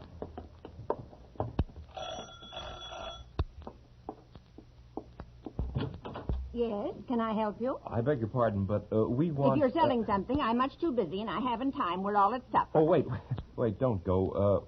What town is this? What do you mean, what town is this? How could you be in a town and not know what town it was? Oh, I beg your pardon, but we're strangers here. We're from Earth. And we want to know how this town got here, how you got here. Are you census taker? No. What do you want, then? How long has this town been here? It was built in 1868. Is this a game? Oh, no, not a game. Look, try to understand. We're from Earth. From where? From Earth. Where's that? The Earth? What? Out of the ground, you mean? Oh, no, from the planet Earth. Come out on the porch, please, and I'll show you. No, I won't come out there. You're evidently quite mad from this town. Let me try, John. Lady, we came in a flying ship across space among the stars. We came from the third planet from the sun, Earth, to this planet, which is Mars. Now, do you understand? You're touched from the sun, too. Go away now before I call my husband from his supper. He'll beat you up. That's what he'll do. But this is Mars, isn't it? This is Green Lake, Ohio, on the continent of America, surrounded by the Pacific and Atlantic Oceans on a place called the world, or sometimes the Earth. Go away now. Go away. Let's take a walk, Sam. Yeah.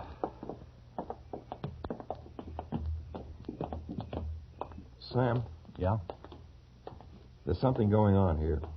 Something we don't understand. I want you to go back to the ship. If anything out of the way happens, lift the ship and get out. But, John... That's an order, Sam. All right, if it's an order. John, look. Look at that woman walking toward us. Oh, what about her? Well, she looks like... Sam! Oh, Sam, you look fine, so grown up. Sam, don't you know me? It's your grandma, your old grandma. Grandmother? What's wrong, Sam? This is a happy meeting. And who is this friend of yours? This is Captain John Black. John, this is my grandmother. Grandmother? So help me. So help me, John. This is my grandmother. She's dead. Died 30 years ago. But this is my grandmother. Well, there's no sense standing here on the street. You just come along to my house. We've so much to talk about. You too, Captain. And a friend of my grandson's is mine, too. Now, don't stand there with your mouths open. Come on.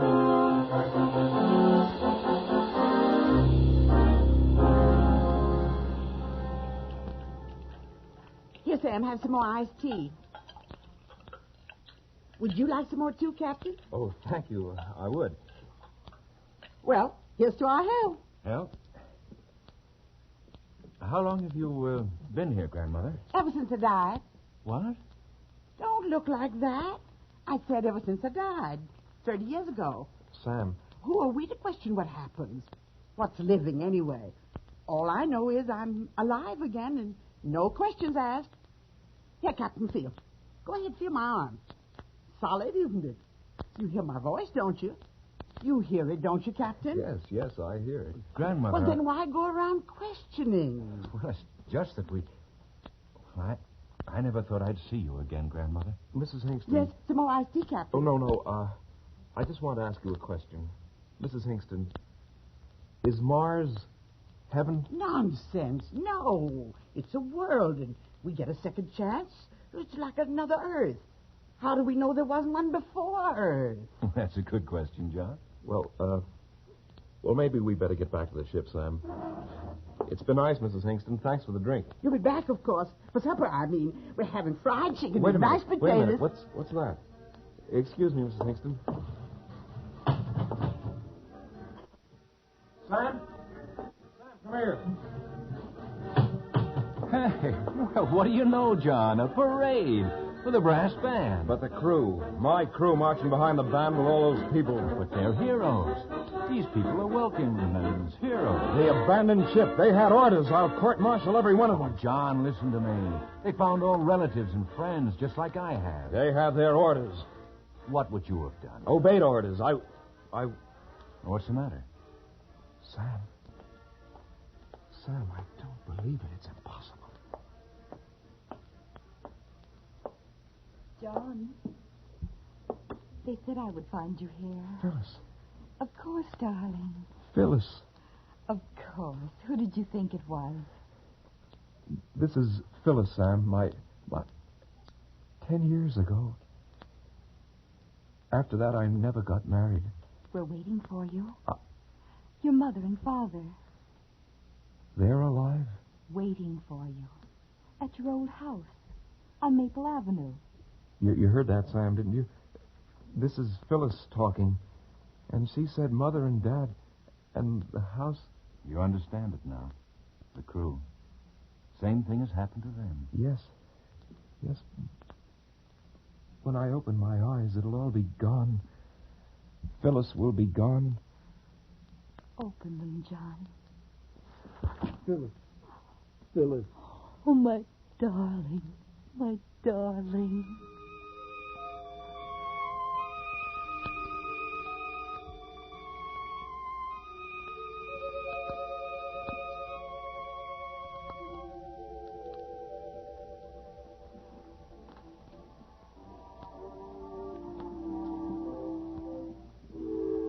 It's good to see you children dancing together again.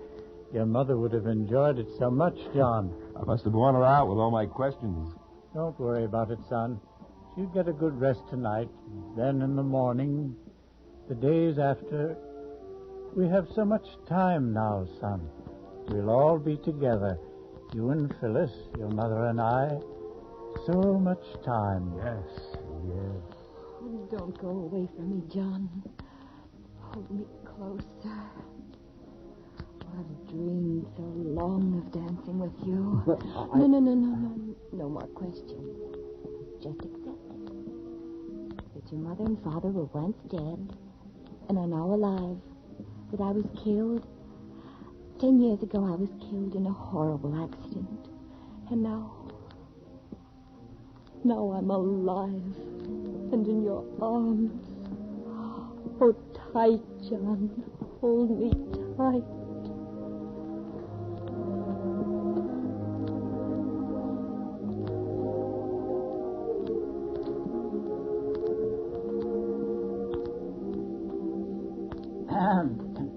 Well, I think I'll run along to bed now.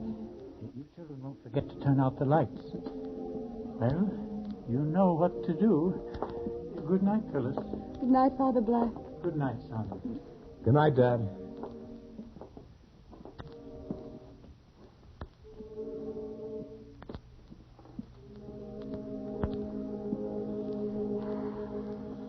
Shall we go out on the back porch, John?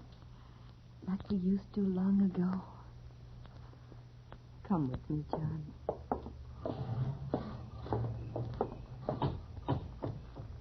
Here. Let's sit here on the steps. Remember that grape arbor? You built it. Oh, I remember you hit your thumb with a hammer, and I cried. You're very silent, John. Is anything wrong? Phyllis, I've just had a crazy notion. Suppose this were Mars. But it isn't. Humanly, Phyllis. Suppose it were Mars, and the Martians saw our ship coming and saw us inside our ship and hated us, and they wanted to destroy us, but in a very clever way. Yes.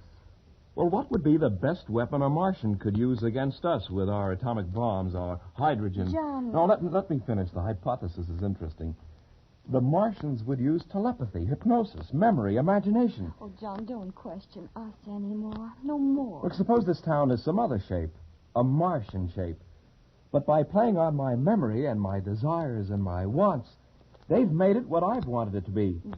Or suppose my mother and father weren't that at all, but two Martians, incredibly brilliant, keeping me under this dreaming hypnosis as other Martians have done it to my men. To Sam. But me. You've had your arms around me. You kissed me. We shared old secrets. Was that a Martian hypnosis, John? Phyllis, Yes, what is it, John? Where are you going?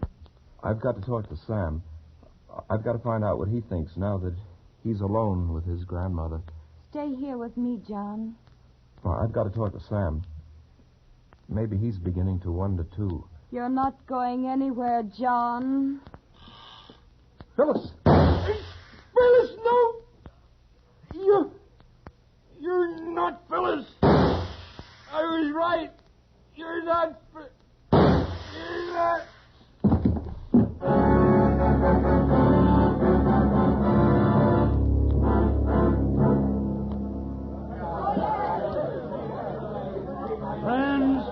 Friends, comrades, fellow Martians, this is a great day for Mars, a day of great rejoicing.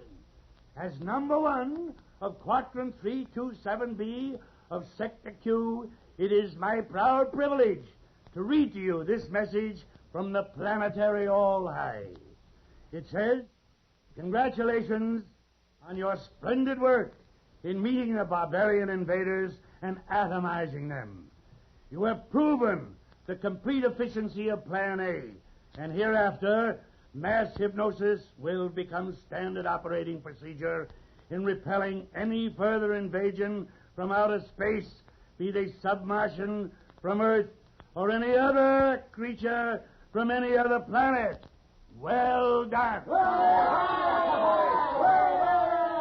I can add little to this unstinted praise from the All-High, but I would like to point out to you that what you have accomplished could not have been done had it not been for our space heroes who have risked so much and often given all in recent years to keep the planet Earth under close surveillance. This surveillance, as you know, has been accomplished by our space patrols, known to Earthmen as flying saucers. They were courageous, these Earth creatures, to brave space in that crude ship, but they were inferior beings, and therefore they had to be atomized. Their extinction was necessary to ensure our way of life. Yet perhaps, since this has been your first encounter with creatures from outer space, you whose glorious victory this has been, may want to say something. Is there anyone who wants to say something? You? Yes. It was a very interesting experience. He said his name was John Black. He was a nice young being. Nice. He thought I was his father, whatever that is. I guess that's all I want to say. And you? No, I don't think so. Well, I thought of something, but I forgot. I see. And you? One of them asked me if Mars was heaven. What's heaven? I don't know. Now for the business at hand. The ship they came in. The destruction of it. Disintegrator squad. Ready. Proceed. Compress charge. 16 atmospheres. Charges compressed. Low velocity. Trajectory 2. Low velocity. Trajectory 2. Release. Charge!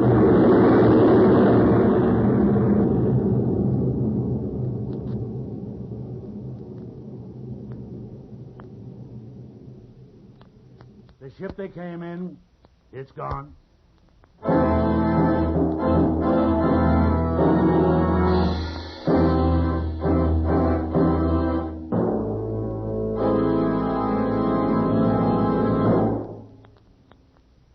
Motorists, did you ever consider that taking care of a car is something like caring for a baby? It's easier when you've got a system. And in caring for your car, the Richfield gasoline dealer has a system. It's called Richfield All-Point Safety Service. Have the Richfield dealer service your car tomorrow, because hot weather is hard on lubricants. Wear and sudden breakdown can occur before you realize there's anything wrong. With All-Point service, the Richfield dealer will change your oil to fresh, Rich Lube all-weather motor oil and give your car a careful All-Point lubrication job. Chassis, differential, front wheels, and transmission. And that includes service of automatic transmissions with the new Richfield automatic transmission fluid. Richfield All-Point Safety Service also includes inspection and care of all the likely trouble spots, such as battery, spark plugs, tires, and radiator. So save time, save money with this one-stop service. Get warm weather protection for your car now with Richfield All-Point Safety Service. Look for the Richfield Eagle on the cream and blue pumps.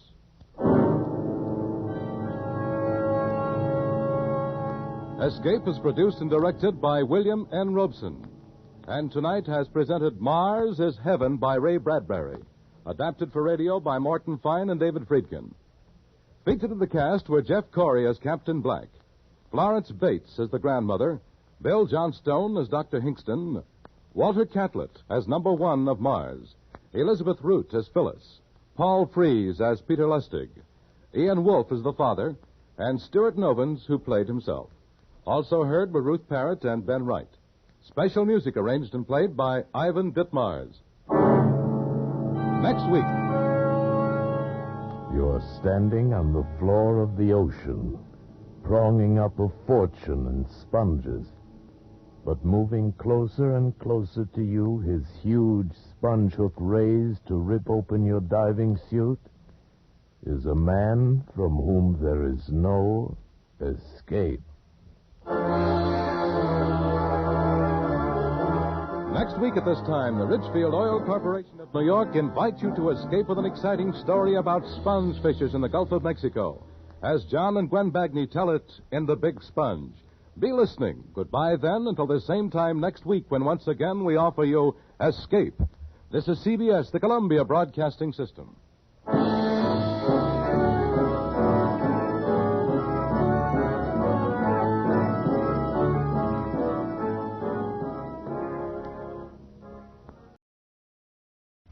Tired of the everyday routine? Ever dream of a life of romantic adventure? Want to get away from it all? We offer you Escape. Escape, designed to free you from the four walls of today for a half hour of high adventure. Escape, brought to you by your Richfield gasoline dealer and the Richfield Oil Corporation of New York. Marketers of Richfield gasolines, motor oils, and other petroleum products. Look for the Richfield Eagle on the cream and blue pumps.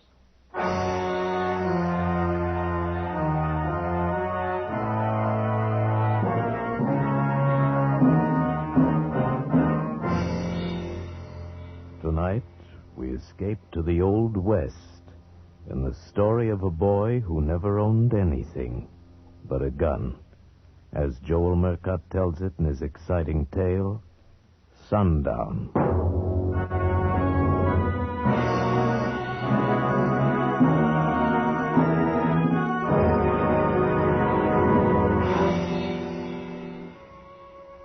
The sun is kissing the top of the mountains, and in a minute the shadows will start to sneak along the street. It's sundown, and you can't do nothing to stop it. Everybody knows that.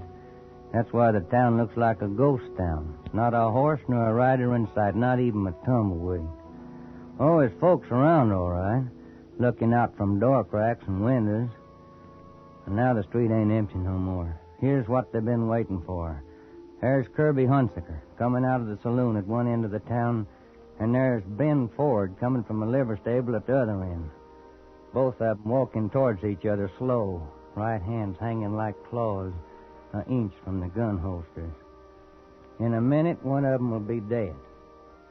Kirby Hunsaker or Ben Ford. Little Ben. Nothing but a baby when I picked him up off of the desert 15 years ago. Hold up a minute, Sam. What is it? Over there, a dried out hole, see ya? Yeah, looks like a man. Let's have a look. Yeah, it's a man right enough, or what's left of him. Oh. He's come a long way for water. Come to the wrong place. Give me a hand with him. You alive? I don't know. Yeah, he's alive. Can't he? Here, friend. Swig this. You better hold it to him. Huh? Son's got his eyes. He's blind. Oh. Drink you. Drink just a little bit of it. It ain't going to help him much. Burn clean through. Yeah. That better? Thanks. My wife and my kid. Yeah, where they? Back there. Where I left the wagon. Animals died. I came for water. Better give him some more, Dan. No, he don't need it no more. All we can do is find his wife and kid, if there's anything left to find.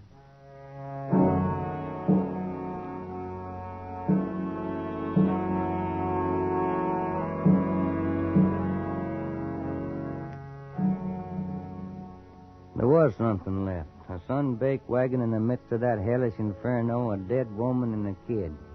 5-year-old boy. His face was burned, his lips was cracked with fever, but his eyes stared out across that desert like they was following some nightmare that nobody else could see. He didn't cry, he didn't whimper, he didn't talk. We gave him water and he took it. Wasn't no place to send him, and he just stood there watching us as we buried his mother. Now, what do we do about him? A kid? Take him with us, I reckon. Ain't much else we can do. Well, ain't nobody on the ranch to take care of him. No, ain't nobody here neither. He's like a little cactus, Sam. He'll grow or he'll die.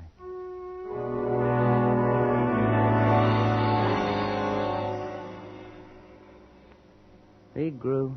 Big, raw-boned kid, and by the time he was 12, he could handle a man's work. And I had a feeling for him, a feeling like he was my own. A feeling that could make me hurt when I looked at him. Dan? Yeah, Ben? Do I have any money? Well, yeah, I reckon you have. You work for your keep. How much do I have, Dan? Well, now, I don't know. It takes some figuring. But this is your home, boy. Everything that's here is yours. Do I have enough to buy a horse? Why, I reckon so. Then I want my own horse. See. All right, boy. Take your pick. That 3-year-old black with a star on his face. I want him. All right. You just bought yourself a horse.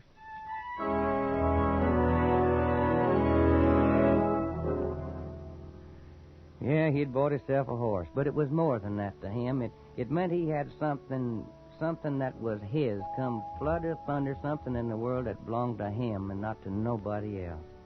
It gave him a reason for being alive, and he started to build his life around that black horse. No horse ever got care like that.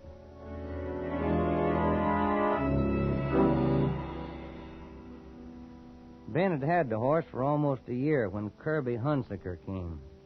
He rode in one afternoon while me and Sam was down at the corral. Ben was in town with a buckboard picking up supplies when Hunsaker rode in, just pounding leather.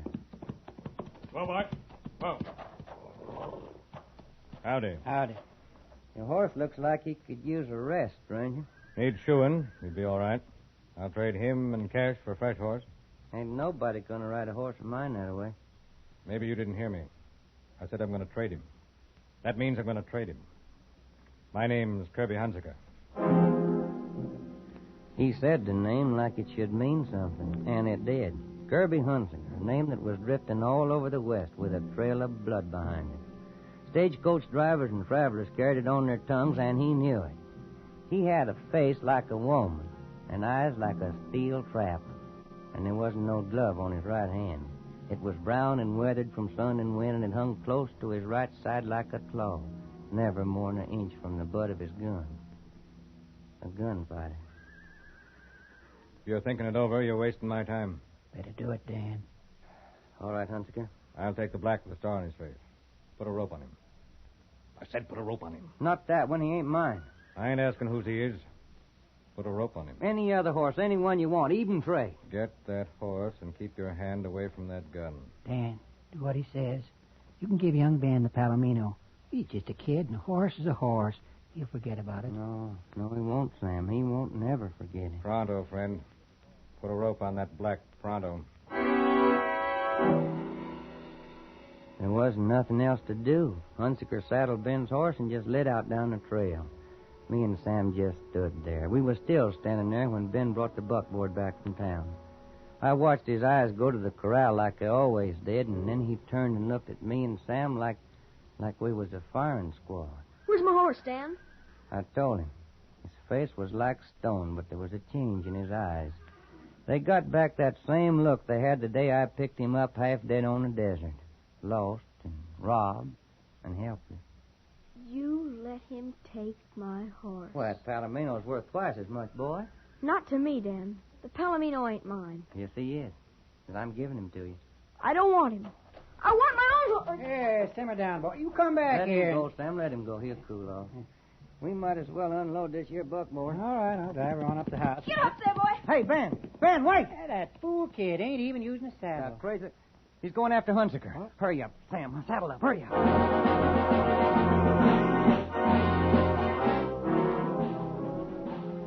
He was riding hard and light, and we was distance before we even got started. But we followed the cloud of dust that trailed after him. Then sundown hit, and he was lost somewheres in the night. There ain't much chance to find him now, unless he stops and strikes fire. He won't stop. Yeah, be a moon pretty quick. Hey, wait. Listen. Yeah, it's a horse. Oh. Must be over at the edge of that ridge. Hey, let's take a look. It's a horse, all right. Looks like the roan the kid was riding. Something else there, too, on the ground. We rode up. There was another horse on the ground. And in the light of the moon, I could see the white star on its black face. Ben was sitting on the ground beside it. A few feet away was the body of a man. I rolled it over face up. It was an Indian. There was a bullet hole in his head. What happened, Ben? I don't know. This is the way I found him. What's wrong with Star, Ben? His leg's broken. Oh. Or I must have stepped in a chuck hole. Yeah. Then the Indian come by and Hunziker gave him a bullet in exchange for his horse. Huh? Tracks in the dirt there. It's a good thing the boy didn't catch up with him. Yeah, it is. That's a bad break he's got there, boy. I know. Ain't nothing you can do for him. I know. Well, now, why don't you just ride on back to the ranch of Sam? Yeah. I'll stay here for a while and catch up with you later. You don't have to do that. Lend me your gun. Oh, now, look, boy, let's ride off, you and me. No. He's my horse, Dan, and I've got the right to shoot him. Yeah, Ben, I reckon you have. Here's my gun.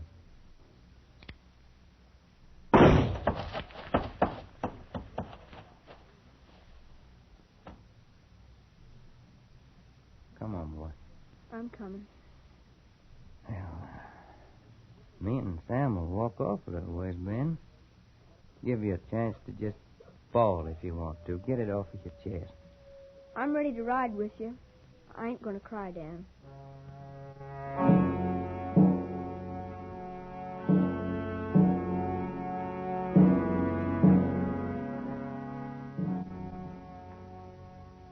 He didn't cry. He hadn't cried when I picked him up off of the desert, and he didn't cry then. But the tears was inside of him someplace where they couldn't get out. Never showed in his eyes, though. Something else showed there instead. It was hate. A hate like a pure white flame. I could see it burning there when we got back to the ranch that night. What'd you say his name was, Dan? Who's that? Whose name? The man who took Star. Hannigan, I think. Yeah, Jim Hannigan. That isn't what you said before, Dan. I want to know. Hunziker. Kirby Hunziker. You better go in and get some sleep, boy. Ben, you can have your pick of anything in the corral. I don't want another horse. Well, when you see something that you do want, you just holler it's yours. That's a promise. Anything, Dan? Anything. All right, then. I'll take your gun. My gun? You promised, Dan. I promise. Here. It's yours. Good night, Dan. Good night, Ben.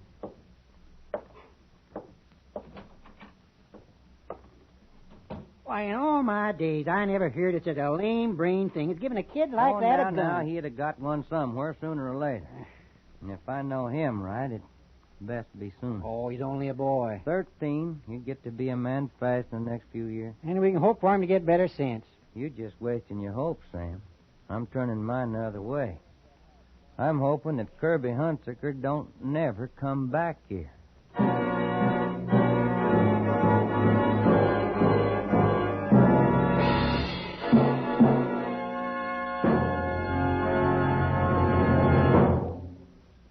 Sometimes, after years of scientific research, there comes a discovery that benefits everyone. Xylene is that kind of discovery. Xylene is a super gasoline component with one of the highest anti-knock ratings known to science. And today, Xylene benefits you whenever you use Richfield gasoline. Your car comes alive with new flashing power when you use Richfield gasoline with Xylene.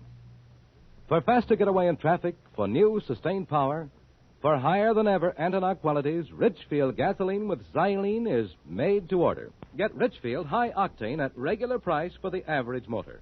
Or Richfield ethyl. Ethyl at its best for finest results in the highest compression motors. Each Richfield gasoline contains Xylene. Each is a leader in its class. Tomorrow, get a tank full of Richfield gasoline with Xylene. Test it against the gasoline you're now using. Feel that Xylene zip. Stop where you see the Richfield Eagle on the cream and blue pumps for Richfield gasoline with Xylene. And now we return you to Escape.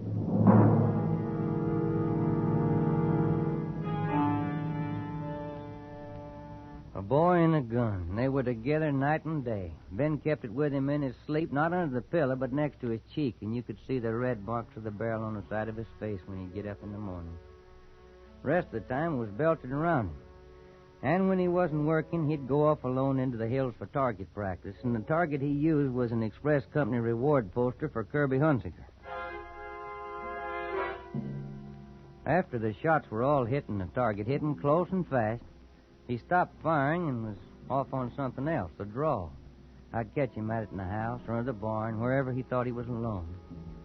He started to wear his belt different, too, with the gun holster tied low on his right hip and his right hand hung by his side like a claw. And it got more claw-like with the passing years. The rest of him had changed, too. He wasn't a boy no more. He was a man.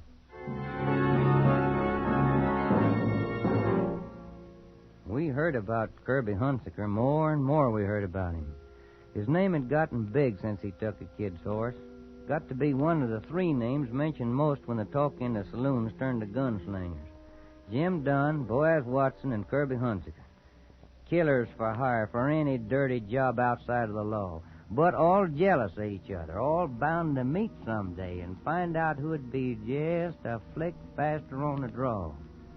And Ben had to be there the night a stray cowpuncher stopped in to rest his horse. More coffee, stranger? Thanks. Reckon I will. Watered your horse. Sure needed it. You must have come a long way. Yeah, from Goldfield. Been riding lucky, though. I come through Flagstaff just in time to see the fight. What fight? You mean you ain't heard about it? I must have been riding faster than I thought. You ought to have seen it. Never was a gunfight like it. Who was in it? Two of the best. Big Jim Dunn and Kirby Hunsaker.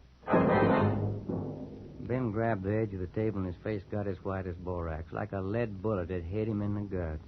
Which one of them got it? I prayed for the right answer. The answer that would have been right for me, not the one that Ben wanted. Oh, Hunsaker beat him. Dunn never cleared his holster.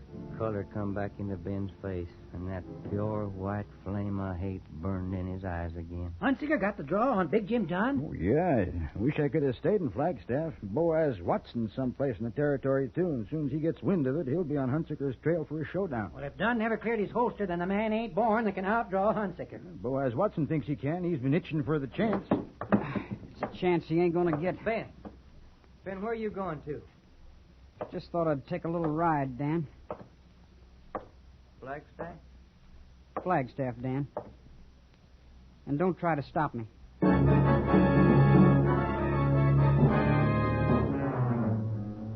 Trying to stop him would have been like trying to stop an avalanche, but he couldn't stop me from following neither.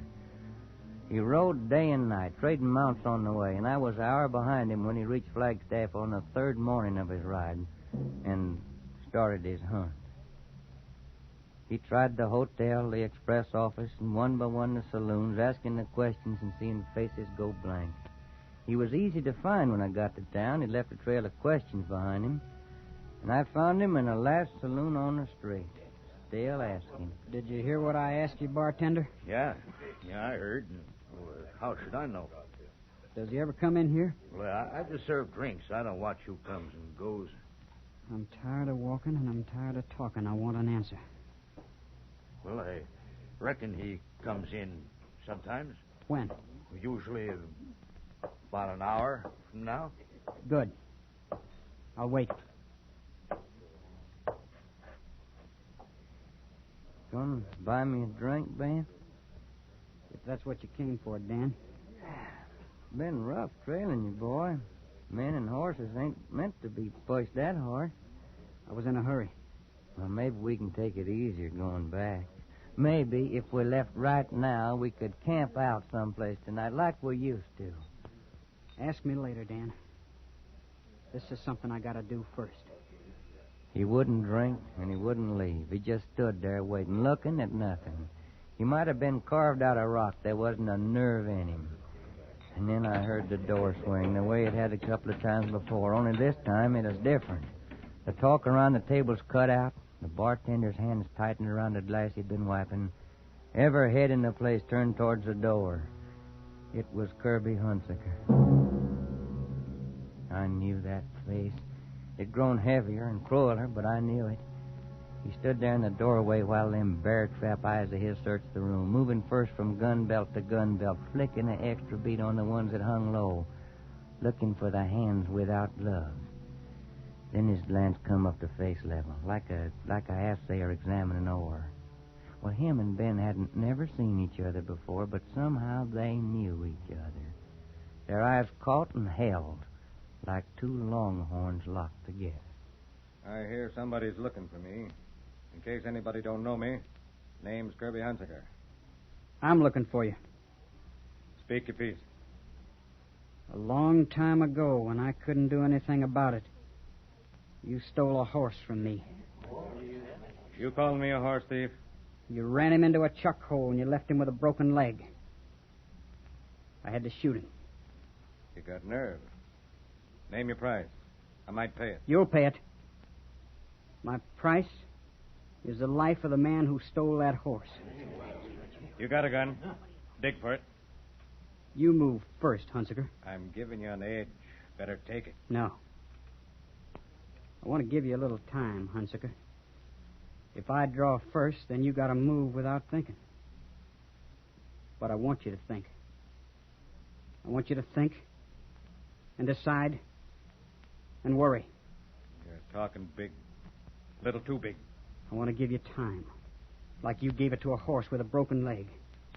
Because you won't draw fast enough, Hunsaker. Not even if you move first. I'm going down to the livery stable to take a nap. At sundown, I'm coming back up the street, and I don't want anybody on it. You better shoot me in the back while I'm going out that door, because if you don't, I'm going to kill you, Hunsaker.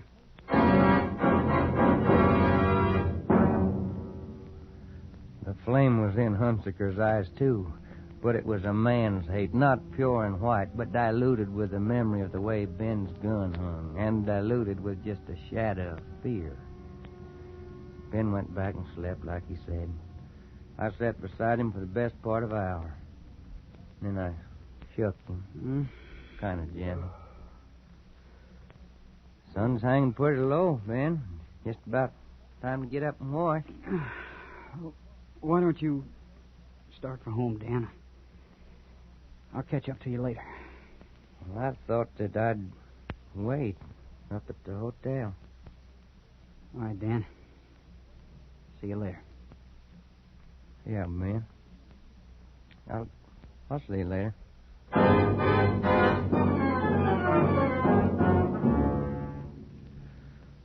So here I am, in the window of the hotel, and yonder he is in the street, him and Kirby Hunsaker, walking towards each other. And the town is so quiet you can hear their steps on the boardwalk.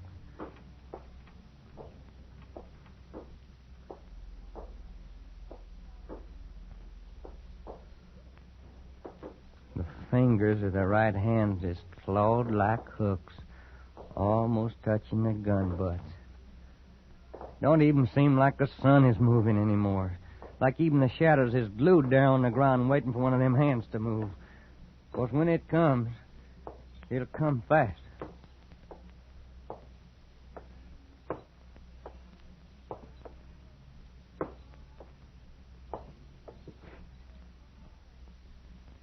better dig, Hunsaker. You punk. I'm going to collect for that horse. Dirty little.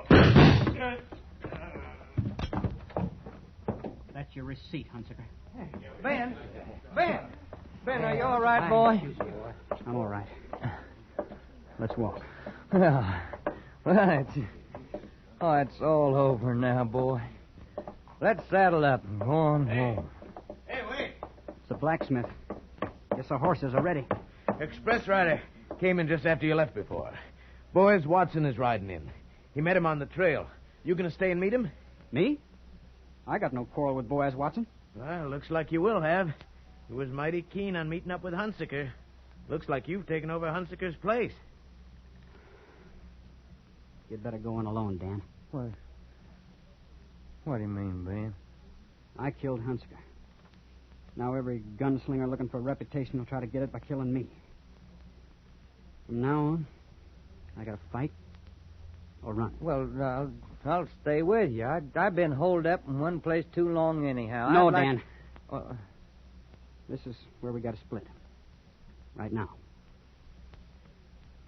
Thanks for everything. I'll never forget you. Goodbye, Dan. Goodbye, Ben. Goodbye, boy. Goodbye, son.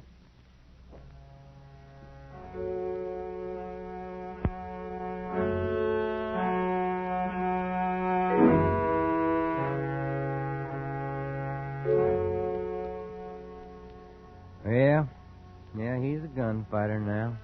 A gunslinging madman will see to that. But he won't never be an outlaw like Kirby Hunsaker or Boaz Watson or Jim Dunn. He kill if they force him to it. But ain't nobody never gonna buy his gun for killing. 'Cause he's got to own something. Desert took his family. I couldn't make up for him. Kirby Hunsaker took his horse, and he'll never really own another one. But there's one thing he's got in this world. That gun. That gun is his. He owns it.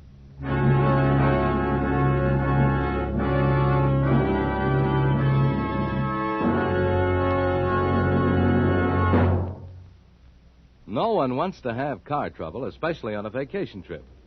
But sometimes we forget that faulty or neglected lubrication can cause wear and breakdown in any car. To keep trouble away, see the Richfield gasoline dealer tomorrow. Get all-point protection against summer wear and breakdown with Richfield all-point safety service.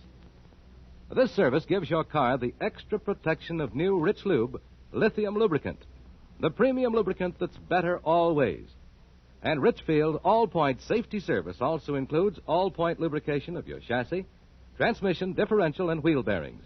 And to protect your motor in hot summer driving, the Richfield dealer puts in fresh, clean, Rich Lube all-weather motor oil. The Pennsylvania premium grade oil that cleans as it lubricates. But that's not all. As a final precaution, the Richfield dealer makes a safety check of your battery, tires, spark plugs, and radiator. So tomorrow, stop where you see the Richfield Eagle and the cream and blue pumps. Protect your car with Richfield all-point safety service. Escape is produced and directed by William N. Robeson, and tonight has presented Sundown by Joel Murcott. Featured in the cast were Barton Yarbrough as Dan, Sam Edwards as Ben, Will Gear as Sam, Ted Osborne as Hunsaker, John Ramsey Hill as young Ben, and also heard were Paul Freese and John Daner. Special music arranged and played by Ivan Ditmars. Next week. You are trapped on a dwindling sandbar amid the rushing waters of a South American jungle river. Night is coming, and with it hordes of Amazonian vampire bats. The river surrounding you teems with ferocious piranha, the cannibal fish, from whom there is no escape.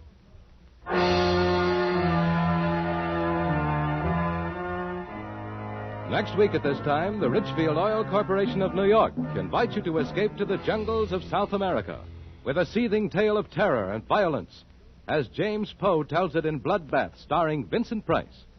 Goodbye, then, until this same time next week, when once again we offer you Escape. Tom Hanlon speaking. This is CBS, the Columbia Broadcasting System.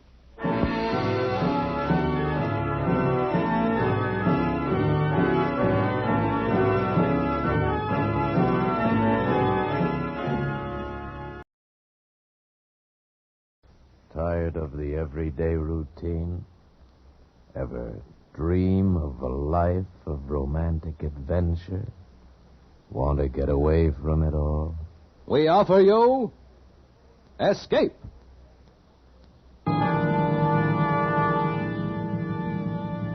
Escape, designed to free you from the four walls of today for a half hour of high adventure. Escape, brought to you by your Richfield gasoline dealer and the Richfield Oil Corporation of New York. Marketers of Richfield gasolines with xylene, Rich Lube, all-weather motor oil, and other famous petroleum products. Look for the Richfield Eagle on the cream and blue pumps.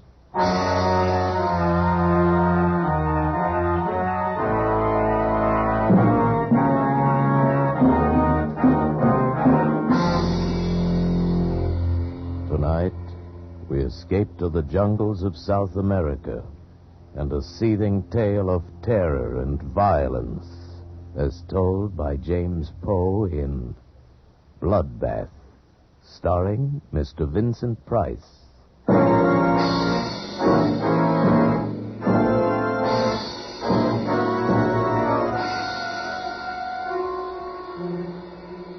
By portaging the rapids and walking the mules in the shallower stretches, we'd managed to get our supplies and equipment more than 1,700 miles up the river. After this, further navigable passage being impossible, we'd traveled by foot, hacking our way through the thick, steaming jungle, coaxing and goading the heavily laden beasts. We'd left the jungle and begun the climb. 11 days later, high in the Andes, we found our objective. We set to work, hard work. And then, on a hazy afternoon in late May, we found it. I shall never forget the scene.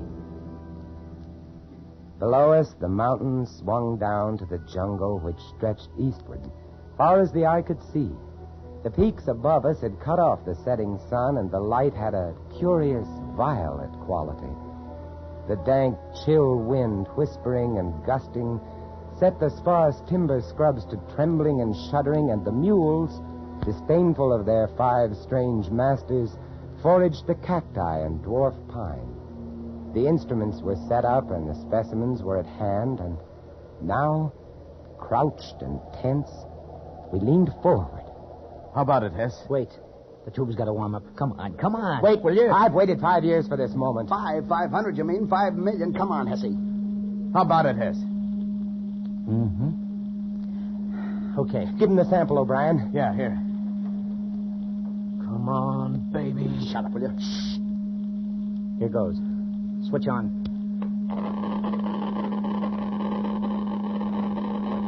Holy cow. Good. It's fantastic. Fantastic. Yeah? Come on, Hessie. What's the word? Yeah, Hessie, give. Gentlemen. Unless this machine is busted, unless this Geiger counter has forgotten its multiplication table, we have discovered the richest lode of uranium ore known to man.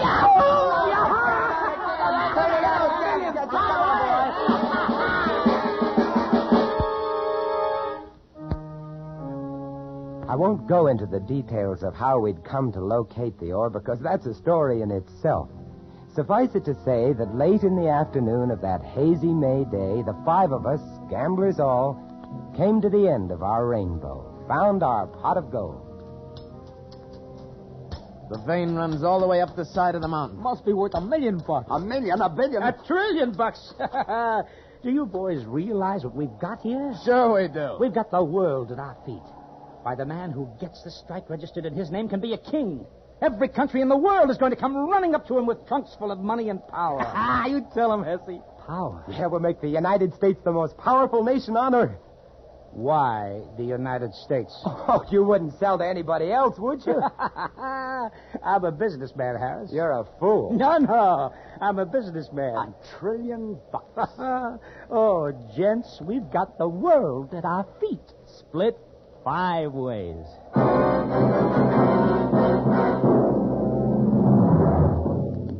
The world at our feet, split 5 ways. That night, as I lay huddled under my thin blanket, I wondered what it would be like, being a wealthy man. Wondered if it were really true. Wondered how it would affect the others, how it would affect me. In the morning, we were to set off on the long return journey down to the jungle and through the jungle to the launch and down the river to civilization. There, we'd register our claim, purchase, if need be, the land, lease it perhaps from the government. Oh, millionaires. World at our feet. Uranium. Enough to blow up the whole universe. Power. Harris, wake up. Wake up, Harris, wake up. Oh, good morning, millionaire. Weems, wake up. The sun's coming up. Hey, where are the others? They've gone. Gone? Yes, Dumont and O'Brien. They took the mules and most of the food and cut out. When? How do I know when? Sometime during the night. But why? Why? $1 trillion, that's why. Oh, no. Once they get down to the jungle, they'll have to travel on foot. There's 10 days' march to the river. If they beat us to the boat, we're stuck with 1,500 miles of jungle between us and safety. 50? Impossible. We'd never make 100. That's right. We've got to catch them, or we're dead.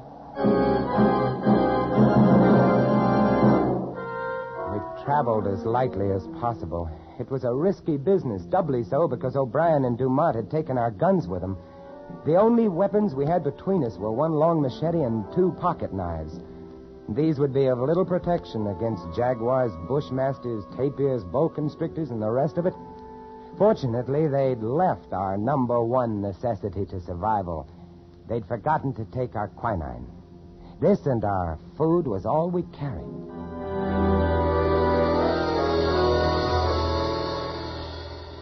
The long descent to the jungle was slow going on foot. It was here that we nearly gave up hope. We moved as fast as we could, but we were no match for men who were riding. But we reached the jungle. Then things took a better turn. Here, the thick vines and heavy undergrowth was, we knew, almost an impossible hazard for a riding man. And we could see their boot prints mingled with those of the mules. We knew that they were having trouble, too. The animals were afraid of many things in the jungle, would balk suddenly, require careful handling. We pushed ahead as rapidly as possible, battling mosquitoes, pume flies, matukas, and the blood-sucking carpato ticks, and, of course, the jungle itself with its never-ending barrage of razor grasses, needle vines, swamps, bog traps, and so forth. It was hot, stinking hot, and the going was hard, but we had to make it.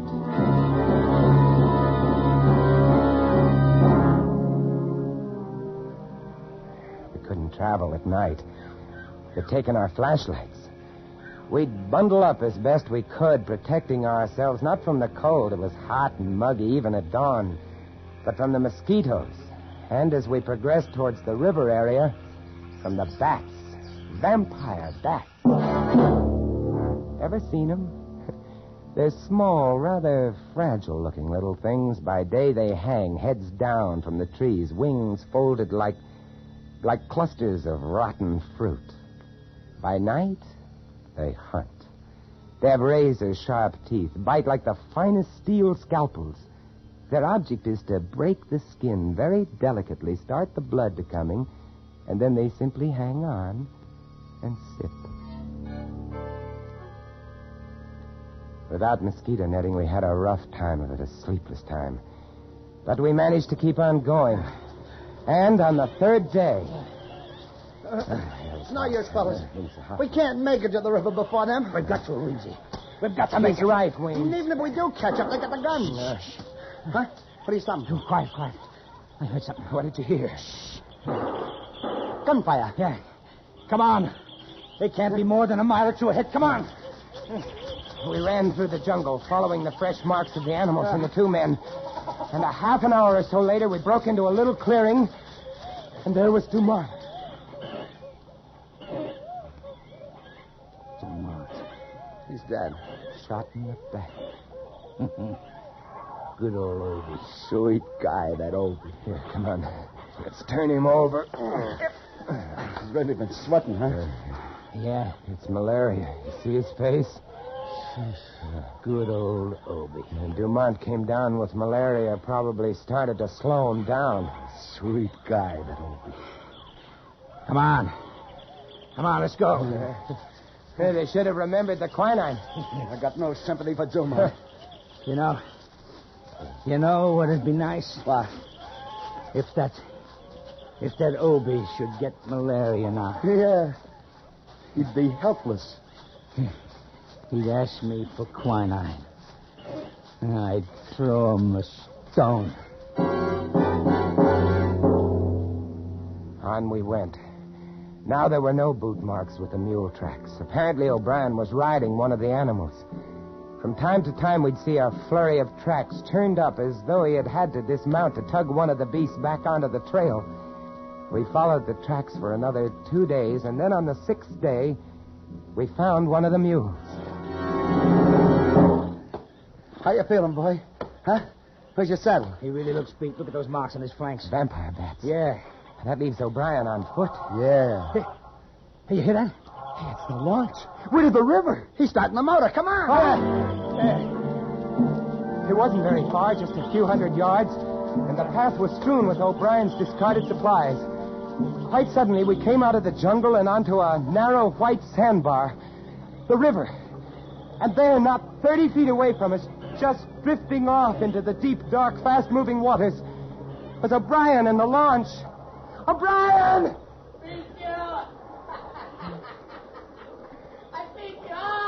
Look at him. He's like a skeleton. Obi! Wait for us, Obi! The launch lurched dizzily as it floated downstream. O'Brien was feeble, sweating, possessed. He had the fever, had it bad. Come on, let's go after him. You can't. This is piranha water. Cannibal fish. They'll eat you. Yeah. Hey, Obi! Hey, you know me, Obi! Your old pal Hesse! Hey, what do you say, Obi, huh? Huh? He staggered dizzily about the cockpit, trying to start the engine. He was laughing, and he was so weak that he could barely spin the flywheel to the kicker. Obi! He slipped! Good Lord, he's in the water. The fish, the piranhas. They got it. I ain't gonna look at this. One moment we saw him swimming weakly, his large, fever-ridden eyes turned imploringly toward us, and the next moment he was gone, leaving only a large red churning patch on the water. The piranhas are small, rarely more than 12 or 14 inches long, small fish with large, powerful jaws, teeth like broken glass, and an insatiable, maniacal appetite for flesh. The launch, caught by the deep, fast-moving waters, rocked softly this way and that and moved on downstream. Away. Away around a bend and out of sight.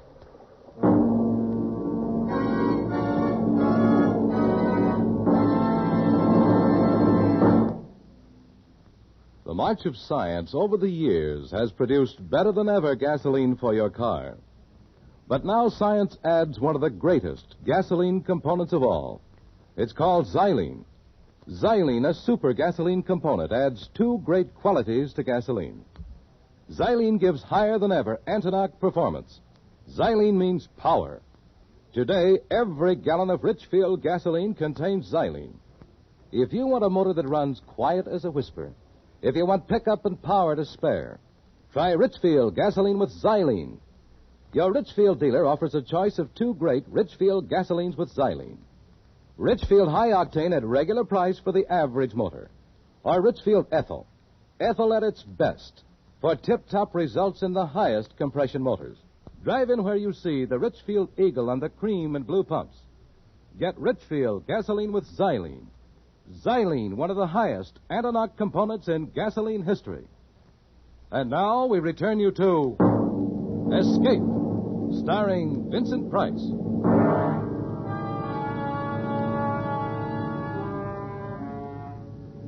We picked over the supplies O'Brien had left on the shore. There wasn't much we wanted. A gun without ammunition, a few tins of food, a tent and some bedding, cooking equipment, a coil of rope.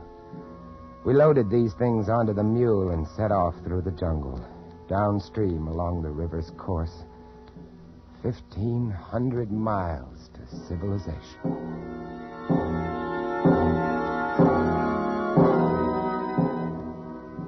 We had it tough. The jungle was thick along the river's bank, and we made little progress. Not more than 5 miles that day, but the next day, we rounded a bend, keeping close to the shore, and there, about a quarter mile below us and nuzzling the opposite shore, grounded on the sand, lay the launch.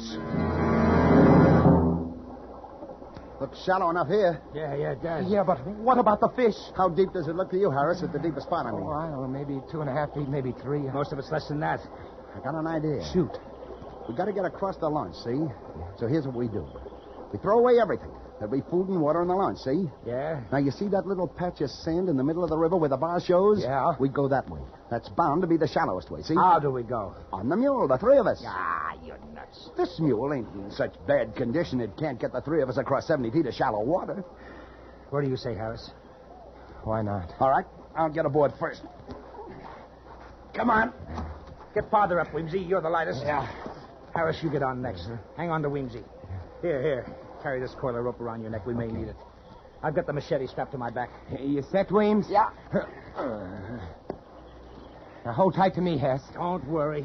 If I go, you go too. And if he goes, I go. So let's hang on, gents. Yeah. Let's really hang on. As long as he's moving fast, he can't get at his legs. Ain't that right? He's not showing anything to him but hoofs and hair. Hold his head up, Weems. Don't let him look down. Now, you all set? Yeah, all set. All right, here we go. All right, get off. Come on. Come on, baby. I felt the mule lurch when he baby. stepped into the Put water. your ears up. The sand was softer here than on the shore. Sand, huh? Ahead, not 40 feet away, lay the little spit of land. The mule refused to run, couldn't run, and before he'd taken 10 steps, I knew he was too weak to support the 3 of us. From every direction in the swirling water about us came small, shadowy, dark shapes. The piranhas. Don't stop. Come on, baby. Keep moving, baby. Come on. Move along, baby. He can't do it. You gotta do it, baby. Come on. Sweet mother. What are those? The piranhas were churning the water about us, and coming in from beyond them were 4 or 5 long, dark shapes, 6 and 7 feet long, thick and wriggling eels, electric eels. They'll sting him. Get along to the bar. Get him to the sandbar. Faster. Come on. Made it. It's true about electric eels. They can throw a jolt that'll kill a jaguar. They got jaws like a vice. So, here we are, gentlemen, stuck. Just 30 feet of water between us and the shore. Get across it, and we can get to the launch and to civilization and all the rest. Oh, the 3 of us are too much for that mule. Only 30 feet. Why, you could run it in seconds. You see those little shadows around us in the water? I see those little shadows around us. You don't have to draw pictures. Hey, Oh, here's another bright idea coming up. as a matter of fact, yeah. Yeah, hold on to your hat, Harris. We got that curl of rope. Yes. The mule could carry one of us. That mule's not in such bad shape, you know. Yes. Tie the rope over his bridle. Then one of us pulls him over with him fast. You see, one rides, and then the other 2 pull him back. Yeah? And the next one gets on. Yeah. What do you say? Oh, he can't stay here. It's a natural. Who goes first? Me, on account I'm the lightest. I won't tire him so much. How about it, Harris? All right. Well, get going then. Okay. Tie that rope to his bridle. I'm doing it. All right, give me the machete. What do you want the machete for? I want it, that's all. Give me. No. Okay. All right, Here. now you 2 get at the end of the spit. So as when you pay out the line, you don't get it caught in his legs. Well, you think of everything. That's right. I'm a smart boy. Ready with the line. You sure it's tied fast to the bridle? Yeah, I'm sure. No funny business, Weems. All we got to do is jerk this rope once while you're over that water and you're done for. You're a sharp article. That's right. But not sharp enough. Hey, Weems! you cut the rope! So long, suckers! The rope. Our only salvation was cut. And now Weems, grinning and riding, was out into the stream, heading for the shore and safe. He went not 15 feet when one of the long, dark, wriggling shapes made for the mule and got his leg. The mule reared up on his hind legs, the eel clinging to his foot, pumping paralyzing shocks into him. Weems clutched his neck with one hand and slapped him on the flank with the flat of the machete with the other. The mule came down, and more eels went for his legs. He began to lurch sideways.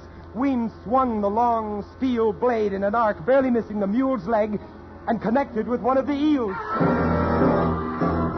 Hair seemed to stand on end.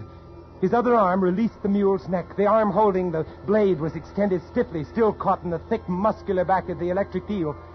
And then the mule reared again, and Weems fell back into the water.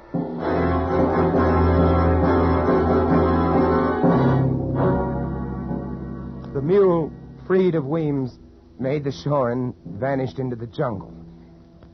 We turned away. No man could watch what was happening to Weems and retain his sanity. And so, there we were, Hess and I, on that sand spit which the river was slowly washing away. Night coming, the vampire bats coming, and all about us, the electric eels and the little cannibal fish waiting.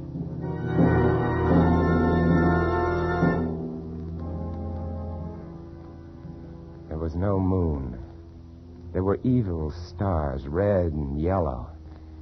There was a black sky, and against it, blacker shapes, the vampire bats. We waved our arms and kept them off, but again and again during that long and terrible night, they brushed against us, squealing and squeaking, trying to get us. Dark, evil, thirsting bats.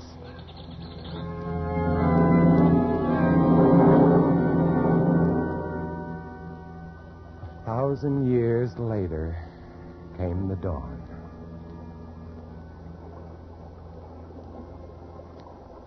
That water's taken a lot of sand away. This thing isn't much bigger than a card table. Look at them. Look at those fish. You'd think they had enough to eat yesterday. Listen, Harris. No matter what happens now, at least you and I have played it square, right? Yeah, that's right, Hess. Shake my hand, Harris. All right. Because I think I got an idea on how we can get out of here. What? Yeah. Look up there. Yeah. See that vine hanging down from the big tree? It's over the water, and it must be 15 feet up. Yeah, but if you were on it, you could do a Tarzan to the shore. The rope? That's right. Now, if we can just lasso the end of that and pull tight, we'll have enough swing to make it across. Swing like a pendulum, if you follow me. One guy gets on the other's shoulders to swing over to get the start, see? Then, when he gets to shore, he fastens a rock and swings the rope back to the other. That vine will hold. It'll work. It took us 2 hours before we managed to lasso the end of that vine. And then we tested it again and again until we were positive it would hold a man's weight. And then we were ready. Stand good and steady now, pal. I'm going to go easy on you, but don't shake. Because if you spill me in that water, I'm a gone guy. I'm ready. I'm ready. Good luck. Here. I felt his feet leave my shoulders, and then he was off, skimming the water with his feet drawn up, and then, miraculously, he was on the shore. Good boy! Good boy! Yeah. Like a breeze, huh? Like a breeze. Hey, any rocks around there? Sorry. He smiled at me and shrugged, and then looked down the stream at the launch. I knew that smile, that $1 trillion smile. It said, "So long, sucker." Don't do it, Hess. Send me the rope. You're too nice a guy, Harris. You and I would never get along. You can have it all, Hess. Every scrap of it. Only for the love of mercy, send me the rope. No, you'd want some. You wouldn't approve of what I mean to do with it. Hess! He stood there laughing at me and shaking his head slowly. But above him, just over his head, was another vine, thick and mottled, and it was moving. Look out, Hess! Hess! He didn't understand or didn't hear me. Just stood there smiling and shaking his head. The boa constrictor dropped heavily and accurately, a thrashing tangle of scaly muscles.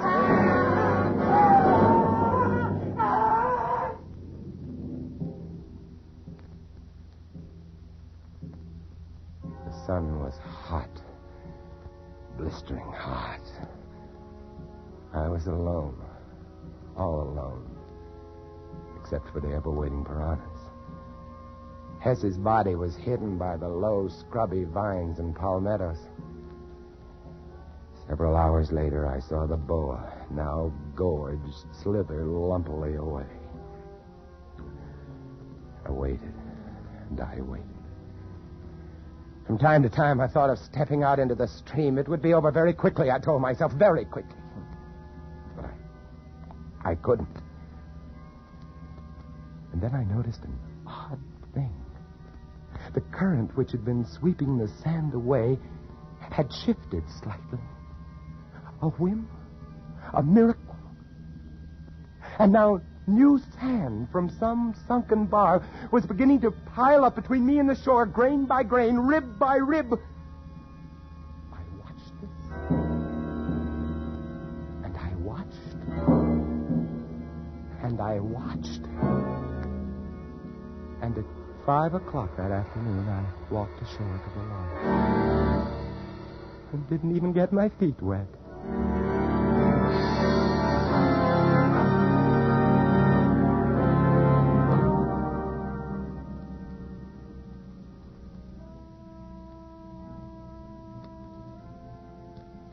It's nice where I live.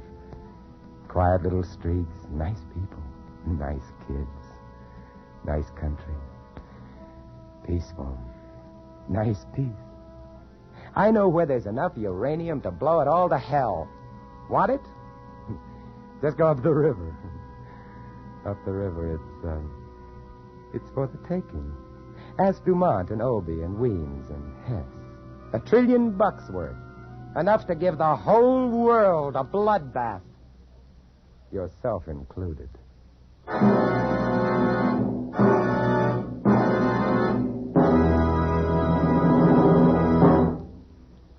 Warm summer weather makes you think of baseball games, picnics, and holiday driving. But be sure your car's ready when you are. Get Richfield All-Point Safety Service, the service that puts your car in top shape for warm weather driving. With Richfield All-Point Safety Service, you get a careful all-point lubrication job that protects the chassis, transmission, and differential. You get lubricants that stick to your car's ribs no matter what the temperature. You get the protection of Rich Lube, all-weather motor oil, the Pennsylvania premium-grade oil that cleans as it lubricates. You also get a safety check of batteries, spark plugs, tires, and radiator, and expert service if your car has automatic transmission. The Richfield gasoline dealer is specially trained to protect your car against wear and breakdown. So get Richfield All-Point Safety Service tomorrow. Look for the Richfield Eagle on the cream and blue pumps. Escape is produced and directed by William N. Robeson, and tonight starred Mr. Vincent Price. Bloodbath was written by James Poe. Others in the cast were Wally Mayer, Ted DeCorsia, Paul Frees, and Tony Barrett. Special music arranged and played by Ivan Ditmars. Next week. You are groping your way slowly through the dark hold of a ship at sea, moving carefully, step by step, dreading to find what you know is there. Death in the form of a deadly bushmaster from which there is no escape. Next week at this time, the Richfield Oil Corporation of New York invites you to escape to the Caribbean and a grim voyage of impending death, as Martin Storm tells it in his exciting tale, A Shipment of Mute Fate. Goodbye, then, until this same time next week, when once again we offer you Escape. Tom Hanlon speaking. This is CBS, the Columbia Broadcasting System.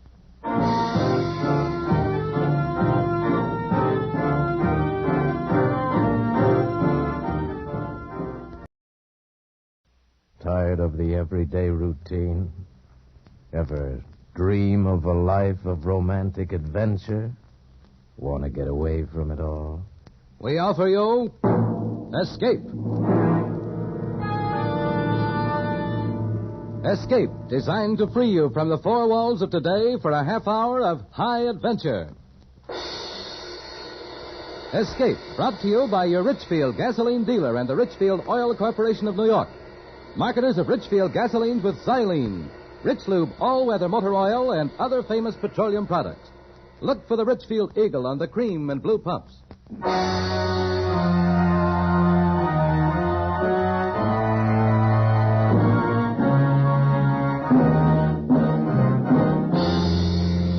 Tonight, we escape to a charter fishing boat in the waters off the little Central American country of Nicaragua, and the story of the violence and terror that suddenly developed there, as Anthony Ellis tells it in his exciting tale, Shark Bait.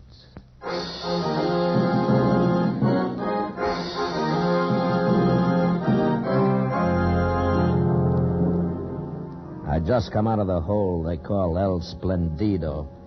Passes for a hotel in Puerto Morazan. They call it El Splendido, I guess, because of the bigger and better cockroaches. Funny thing is, there are always a few Americans there. They come down to Nicaragua for the fishing. Two of them, a man named Williams and his daughter, had chartered my boat for the next morning. It was getting dark when I walked down to where the boat was tied up, and as I came to the shack that palmed itself off as a cocktail bar, I knew it was time for a drink. The joint was called Joe's. Nobody knew why, since it belonged to a fat, happy Portuguese named Miguel Pereira, who in his spare time dabbled in everything from cut-rate murder to dope. He was a good man not to trust. Went to a table, and he stopped plunking his guitar long enough to bring me a warm beer. Buenos tardes, Capitan Hook. Hi, Mike. Here's hot today, eh? Yeah. You are the first person for cocktails all day today. Now, that's tough. But when it gets dark, the Americanos will come in. Then I make up my loss. I'll bet you do. I have heard some interesting talk today. Is that so? And I would not breathe it to a soul but you. Go on. Across the border, they are ready. Oh, the rebels again? So they say. Oh, those Hondurans. I have heard something else. Huh? They are bringing guns in for the attempt. No kidding. See. They pick them up from a Honduras fishing trawler off the coast tomorrow night. Then take them to Point Maria here in Nicaragua. Well, that's the point, a couple of miles below Puerto Morazan, is it? See, from there they carry the guns across the border to Honduras. Well, that's pretty slick. These things I have heard, amigo. You're a true conspirator, Miguelito. There is something more, and believe me, dear friend, I would tell it to no one but you. The guns arrive at Point Maria at 30 minutes past 10 tomorrow night. Well, that's valuable information, Mike. You'd better not tell anybody else. You know, you might get yourself into trouble. Oh, but of course I would not. You I tell because I can trust you as you can trust me, Capitan Hook? Yeah. Come, I bring you another beer, On Joe's Cocktail Bar, free.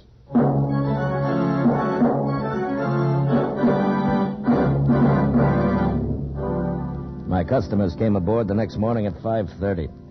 Mr. Williams, short and fat, with a prissy little mouth that smiled and sparkling eyes. His daughter looked all right. There were two other men with them. I didn't like that, though. Strangers in Central America, particularly these days, can mean trouble, and that was something I didn't want. My deckhand, Sam, was standing by to cast off. Hey, Captain Hook. I should like you to meet Mr. Baxter and Mr. Gordon. How do you do? Gentlemen. They're staying at the El Splendido. Missed you last night when we made the charter. They're coming with us. Now, wait a minute, Mr. Williams. Wonderful day. It should be great for fishing. Look, Mr. Williams, my charter calls for only two, you and your daughter. Well, my dear fellow, Mr. Baxter and Mr. Gordon are my guests. You'll be paid accordingly. Now, that's settled. Shall we shove off? Okay. All right, Sam, cast off. See you, Jocko.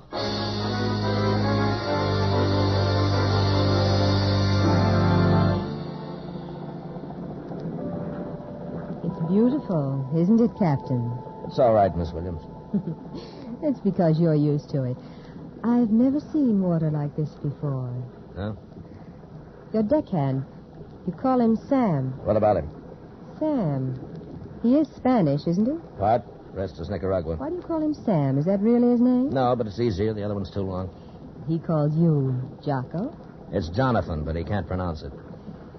Strange to find a man like you down here running a charter fishing boat, and with a name like Captain Hook. It's very romantic. I'm glad you like it. Oh. Am I annoying you? No, of course not, Miss Williams. It's my job to answer questions. I see. Captain, that dark patch of water over there. See? Yeah. It seems to be moving. It is. Manta ray. Manta ray? A giant manta ray. We stay away from him. It's healthy. Oh, my camera. I must get a shot. Can you get closer? I can, but I won't. Well, now, look here. There's no need to use that tone with me. I'm hiring you. I want to get a picture of the beast. I'm sorry. I'm chartered for fishing. This is a 46-footer. Your beast is about 35 feet across, and he's bad-tempered, too. Nothing doing. Huh. Oh, very well. Choco! What? Albacore! Where? On the port bow. I see him.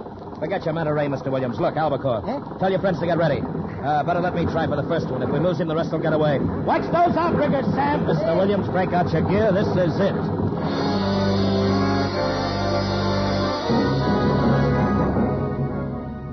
There's a school of fish you see once in a lifetime. When you tie onto one of those babies, you got something.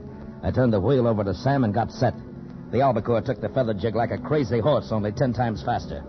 I knew that if I lost him, it was goodbye school. That's the way albacore are. Oh, you've got him. Come on, get those lines wet. Over on the other side of me, Baxter. Right. No, Baxter, look out. You're crossing my line. I'm sorry. Now get around me. Here, not that way, you fool. You're fouling me. Under me. That did it. There goes the line. I'm sorry, Captain. Forget it. Well, you won't see albacore again today, Mr. Williams. There they go. Dear. Too bad. Oh, well, that's luck. Come along, Baxter. We'd better have a beer. Good idea. After all that excitement, I could almost feel the fight in them. It's really too bad, but accidents will happen. All right, Sammy, I'll take the wheel. See you, Joko. Perhaps we catch something else later. Yeah. You're angry, aren't you, Captain? What? No. Oh, yes, you are. Mr. Baxter hadn't been so clumsy, we would have caught albacore. That's right. And I'll tell you something else. What? I don't think that either Baxter or his friend Gordon are fishermen. They are. The hotel last night, they said so. Don't kid yourself. Not the way Baxter handles a rod. But they and said... another thing, he's carrying 2 guns and shoulder holsters. Oh? Yeah. Well, I guess it's their business. Mine's to find fish. You're not afraid of very much, are you? Listen, why don't you go and sit up forward? Are you afraid of me? Look, I've taken too many spoiled dames on these trips. Like smallpox, I'm immune. And I'm bored. You talk like a bad movie. Now go cut up mullet or something. I'm not expendable. We cruised for another couple of hours. Sighted one marlin, tied into another. That is, Mr. Williams did, but he lost it. Baxter and his quiet friend didn't fish much. They watched. I didn't like that any better. We landed a few barracuda. Big, nasty devils that could rip the meat off your arm in a second. And it was hot. Sun bounced back from the glassy water and made you wish you were somewhere else. And then it was afternoon. Those 2 guys just sat. They were making me nervous. Williams drank beer and perspired while his daughter kept casing me. I figured she was getting ready for another try when we saw the boat. It was a fisherman flying the Honduran flag. Oh, not very good sport today, Captain. It may get better. It's too bad I missed that marlin. There'll be another. I hope so. First the albacore and then marlin. Hey, on your right. Huh? What sort of craft is that? That's commercial fishermen. Oh, quite large, isn't she? They take a lot of fish. Of course. I'd like to get a picture, if I may. I thought you wanted fish. I do. Right, then I'm headed down the coast. Well, would it take long to get close enough for a picture? No, it wouldn't be worth it. Huh? She's Honduran. I don't want trouble. Trouble, Captain? In case you haven't heard, Honduras is ripe for another revolution. What? We're under the Nicaraguan flag. I'm not taking any chances. I don't understand. It depends whose side the fishermen are on. If they're Honduras government, it's all right. If they're not, they might like to have my boat. What? It's happened before. Incredible. Yeah. Revolution. Well. Captain, that ship, she seems to be signaling. No, what about it? Mr. Gordon knows a little about signal pennants. Does he? Like he knows how to fish? I think it's a distress signal. Yes, you ought to find out. Distress. Is that so, Captain Hook? Could be.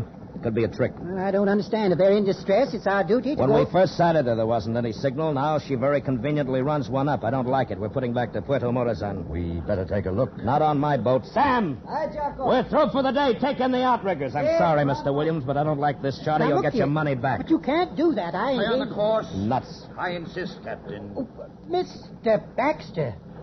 What are you doing with a gun? Are you crazy? Walk over here slowly, Hook. Come on. I mean it. Well... All right, Gordon, take over. Right.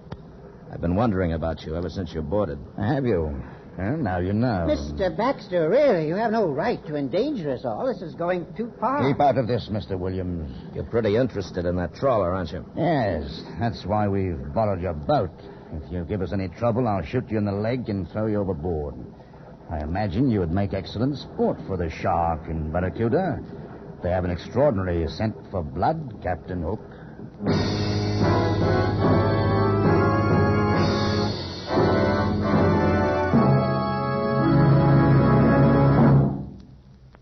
Did you know that today's motor car is the most powerful ever built? But it needs gasoline to match. It needs gasoline containing xylene. Xylene, a great discovery of modern science, puts a new dynamic wallop in gasoline. That's because xylene is one of the highest anti-knock gasoline components ever discovered.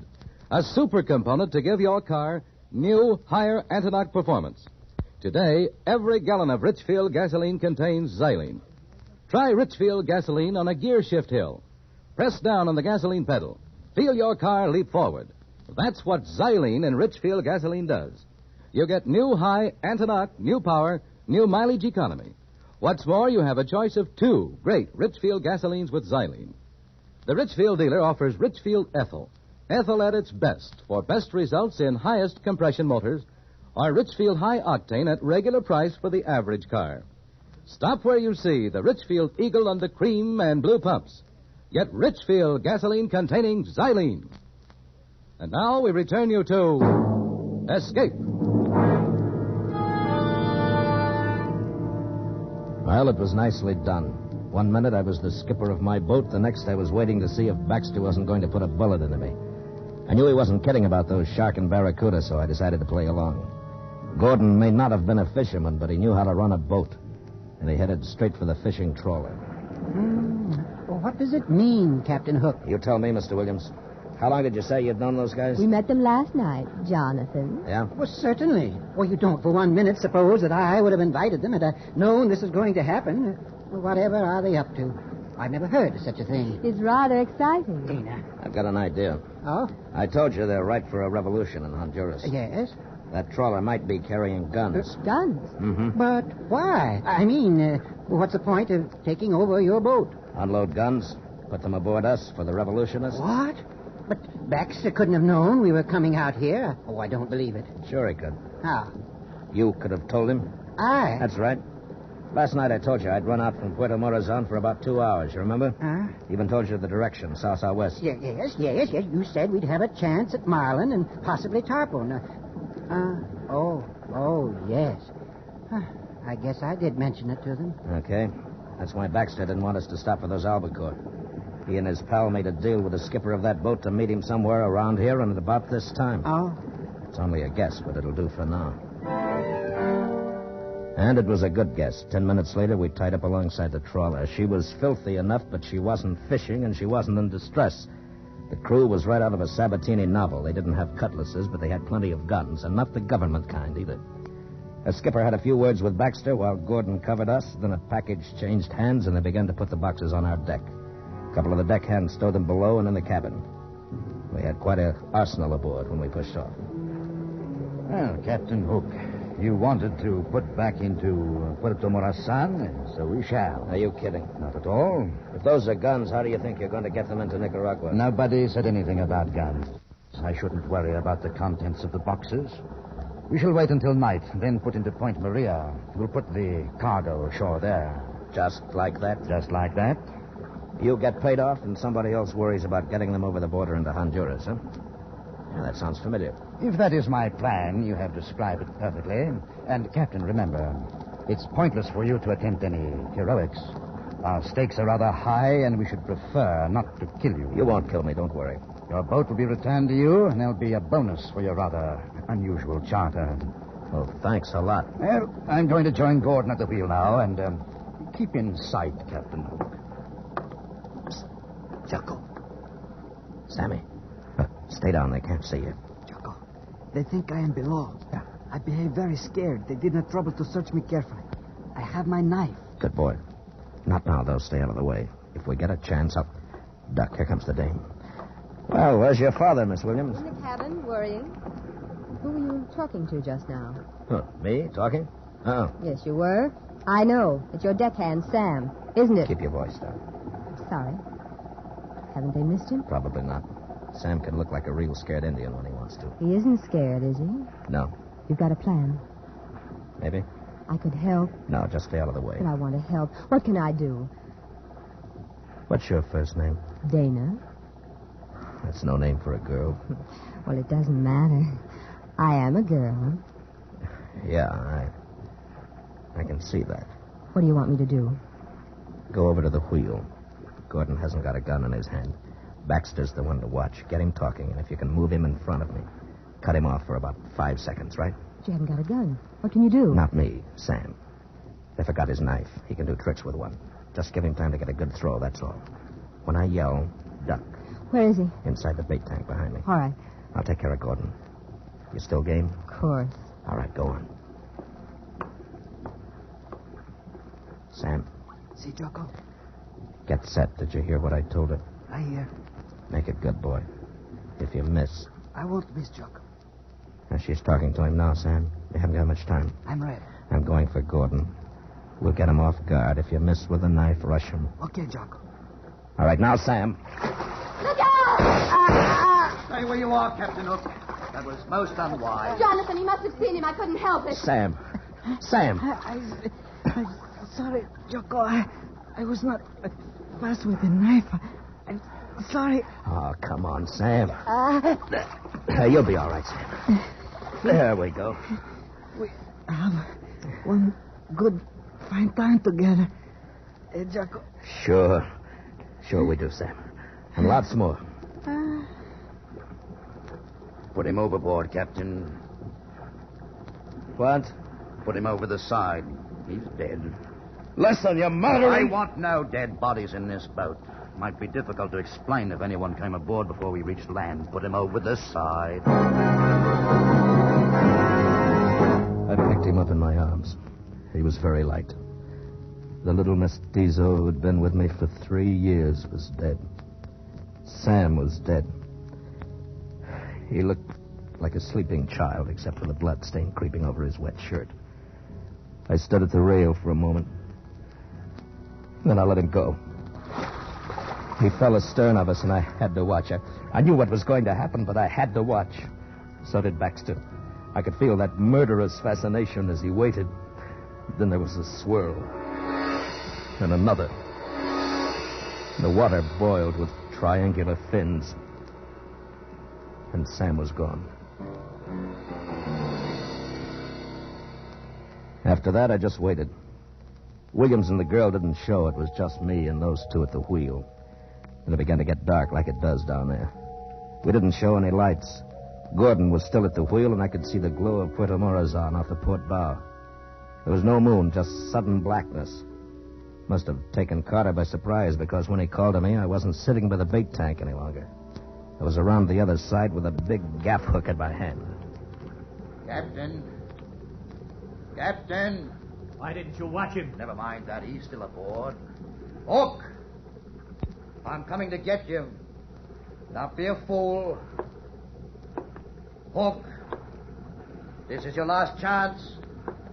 I swear I'll shoot. I caught sight of his figure for a second against the glow of the town, and then he was gone. But I was ready. I could hear him. Just a couple of more steps. 1, 2, 3. Hook, you're a fool. I'll put on the light. No. They'll see us from shore. Then I could hear him breathing. And I hit out with a gaff, and I caught next her in the throat. He went down hard, dying fast. I grabbed his gun and moved quietly toward Gordon at the wheel. Did you kill him? Baxter can't hear you, Gordon. He's dead. All right, drop it. Drop it!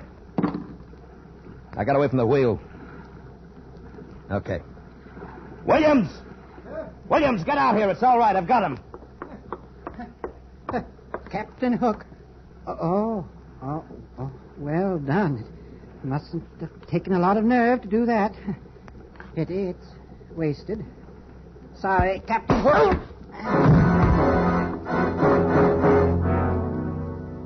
It was dark again when I came around.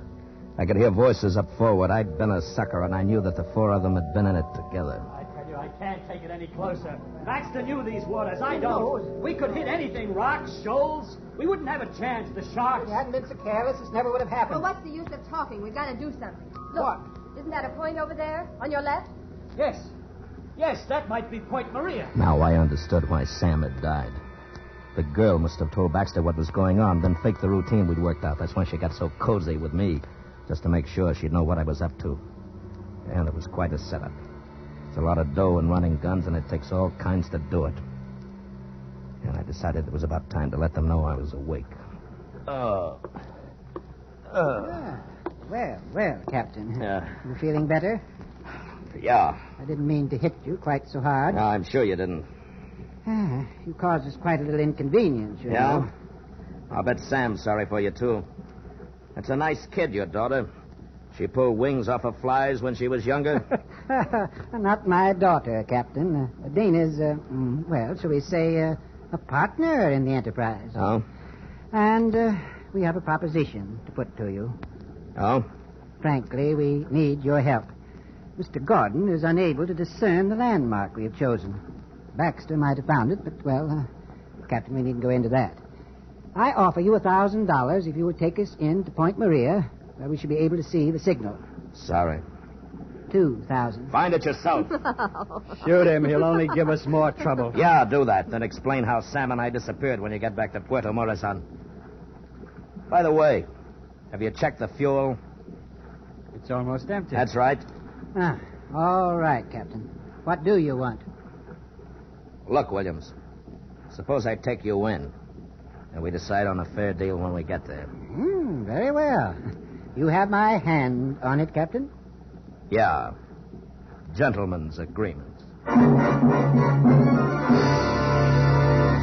you sure this is Point Maria? I'm sure. Do you want me to signal? No, we'll wait. We are to pick up the guns at 10:30. The boats will put out from shore. It's 10:30 now. We'll wait. It's okay with me. 5 minutes went by, and we heard the sound of muffled oars. From out of the blackness, riding out to us on the swells, came 3 boats.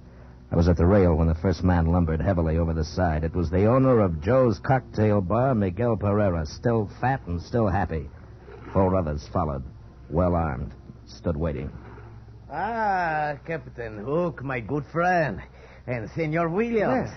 But I did not know that you were acquainted. The captain was kind enough to assist in delivering your consignment, Senor Pereira. So? Now I understand. You and the captain have become partners, eh? You used his boat for the task. Very good. Not partners, Mike. These are my guns. Oh, now come now, Captain Hook. You're getting a little out of your depth, aren't you? You might as well start unloading, Mike. But there is only one consignment? That's right, mine. Williams wasn't able to pick his up. Wait a minute. Are you in us, too? You, Captain? You're running guns? Yeah. It wasn't nice of Mike not to tell you about me, and it wasn't nice of him not to tell me about you. What?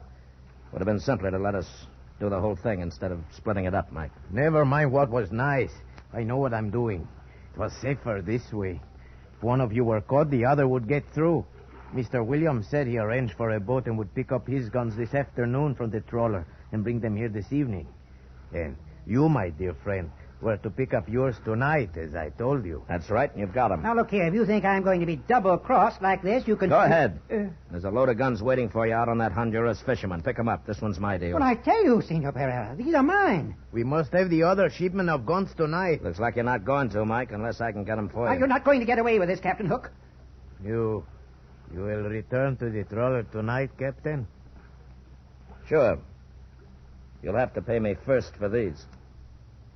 It is done. Oh, no. We made a deal, Pereira. I am not You did not keep your bargain, senor. Obviously, these are the captain's guns. Please, no violence. My men are nervous. That is better. Here is the money, my friend. Thanks, Mike. I'll give it to Sam's wife. It won't make her feel any better about Sammy, but it may help a bit. Well, Captain Hook, you've done quite well, haven't you? Where does all this leave us? Out, Mr. Williams. And if you're smart, right out of Central America. And if I were you, I'd do my fishing in a lake from here on. It's healthier.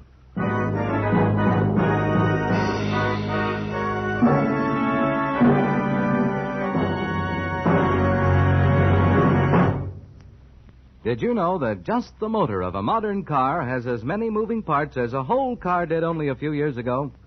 That means your motor oil has a bigger than ever job to do. That's why it's more important than ever to use Rich Lube all-weather motor oil. Rich Lube is refined 100% from the costliest Pennsylvania crude. It protects moving engine parts with a tough elastic oil film that stands up under the hardest driving conditions. Rich Lube keeps your motor cool by carrying excess heat away from vital engine parts. In addition, it cleans your motor of harmful deposits as you drive.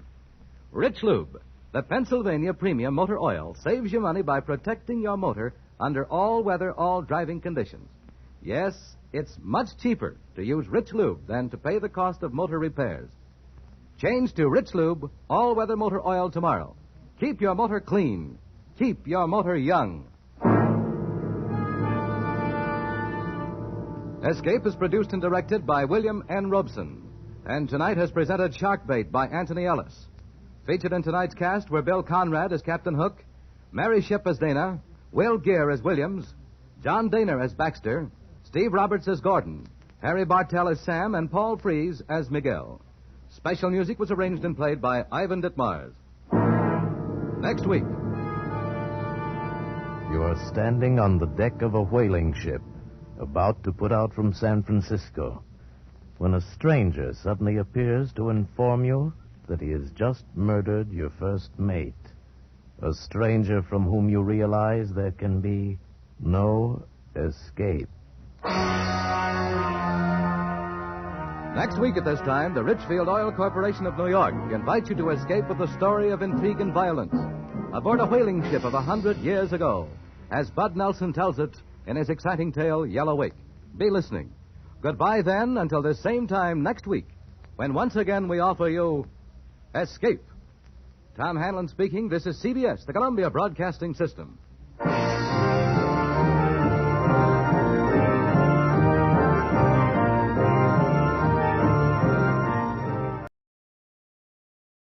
Tired of the everyday routine? Ever dream of a life of romantic adventure? Want to get away from it all? We offer you Escape. Escape, designed to free you from the four walls of today for a half hour of high adventure. Escape, brought to you by your Richfield gasoline dealer and the Richfield Oil Corporation of New York. Marketers of Richfield gasolines with Xylene, Rich Lube all-weather motor oil, and other famous petroleum products. Look for the Richfield Eagle on the cream and blue pumps.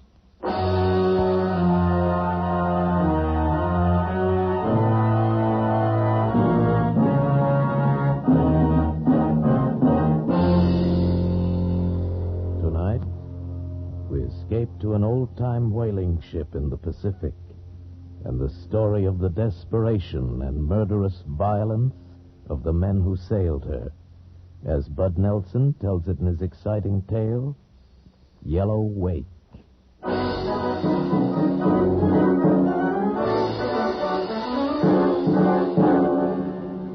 Panama. Great chests of gold. The end of Sanford's rainbow. Stupid Sanford. Whiskey loose Sanford. And he put it right in my hand. Aye. His boast of an ancient book and a chart of buried treasure reeked of whiskey. Till he flashed that poke of pieces of 8 in the San Francisco saloon, and I took care of the rest. There was no time before I was walking up the gangplank of his ship, the whaling vessel Congo Queen, knocking on the door of the captain's cabin. Who's there? Captain Thixton? Aye. What is this? Fine watch I have that lets strangers board without challenge? Maybe your anchor watch is a little loose, Captain, but I'll tighten it. My name's Love. Jonas Love. Love, is it? What's your business aboard? I'm your new first mate. Where's Sanford? He won't be coming back. Sanford jumped ship? I don't believe it. Jumping for dead, Captain. Shot, sir. Shot in a brawl. Aye, whiskey, no doubt. I'd warned him. It had to happen someday. You were a friend? For a time. Whiskey makes all men friends. Or enemies. I shot him. You shot him? You shoot my mate and you got the sand to come here telling me about it? I shot him in the smoke of his own gun, Captain. In San Francisco, that's a fair contest. I want his job. You want his job, eh? You kill a man and ask for his job. What sort do you take me for that I'd take you on in the light of what you tell me? For an intelligent man, Captain. One who won't pass up a chance to take on a better man than Sanford. You won't find another qualified mate on the California coast. You got a good deal of talk, Mr. Love, but talk don't run a whaler. A ship's a ship, sir, whether she runs whale oil or slaves. Well, now you want to change the diggings. Where's your papers? Papers don't run a vessel any more than talk. Here, you'll find I speak the truth. Well, maybe we can come to terms. Where's your gear? Sanford won't need his. What? Mr. Love, you've got an uncommon gall. You kill a man, ask for his job, and now you take his very worldly possessions. I scarce think you'd stop at his wife. Did he have one? Well, it's a fair thing you didn't. You're a heartless man, Mr. Love, and I don't admire you for it. But it takes a heartless man to run this crew. I dare say there's worse ones on board. Get your men in hand, Mr. Love. We sail in half the hour. South's the course.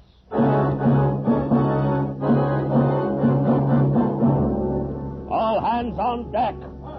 Bear a hand below there. Starboard watch, man the captain. Port! Stand by to make sail. Lively now, men. Make sail!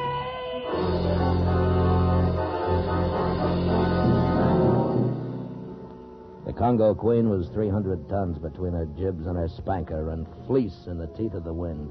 A three-masted ship with canvas 5 high and the smell of her trade and her wood. I beat her to windward, cleared the bay, turned her south, and took a fresh wind over her stern, trimmed and sailing free for the end of Sanford's rainbow. Sanford. His berth was mine, the key to his sea chest hung from my neck. Secure inside his iron-bound chest was the proof of his drunken boast. Notes, more coins green with age, a leather-bound book, and a parchment chart of Spanish legend. All I lacked was the name of the men who were in it with him, but I knew they'd show themselves soon enough. They'd be the ones who hated me most. Meantime, I had the whaling trade to learn, my life to guard against unknown men, and a new captain to please. I joined Captain Thixton at the wheel. I've been expecting you, Mr. Love. Aye, sir. Belay the formality, man. Respect is not in your nature. You're right, Captain. And wrong. What's our destination? Well, you might as well know you're not just my first officer. You're a confessed killer, and this is the high seas. One false step, and you're my prisoner. The matter is closed. Closed it is, but not locked, sir. Our destination, Captain. You go as far as your behavior takes you. We, the Queen, and the rest of my crew hail New Bedford in time. First the Horn and the 60 latitudes, God willing. 60 latitudes, huh? Ice, then. Aye, ice. But also whales, many and big. Sperm, blues, humpback. We should fill quick with luck. You'll see, Mr. Love. Secure the watch. Aye, sir. From now on, it's watch and watch. 4 and 4. Keep 'em moving smart. Tired men don't make trouble. That includes you, Mr. Love. Watch and watch. 4 and 4 it is, sir. She was a tight ship under Thixton. Still, I added my bit to the squeeze. I drove the crew hard, made 'em hate my guts, and spit at my back. They left me alone, and that's what I wanted. Kept my cabin secure inside or out while I fit Sanford's plan with my own. Oh, how the fool could have waited, I'll never know. The cache of gold was described in his notes. He'd been to the site from the Caribbean side, yet he sailed halfway around the world because he needed 4 men. 4 men who were on board. 4 men who would kill to put hand to my book and my chart. Well, we were fast hauling south.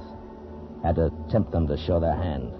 The bait was the book with some pages cut out, a false rolled chart, and an open hatch. We were in Mexican waters, sailing hard on the wind. I was in my hammock, a tired dog, and sleep was a fitful thing.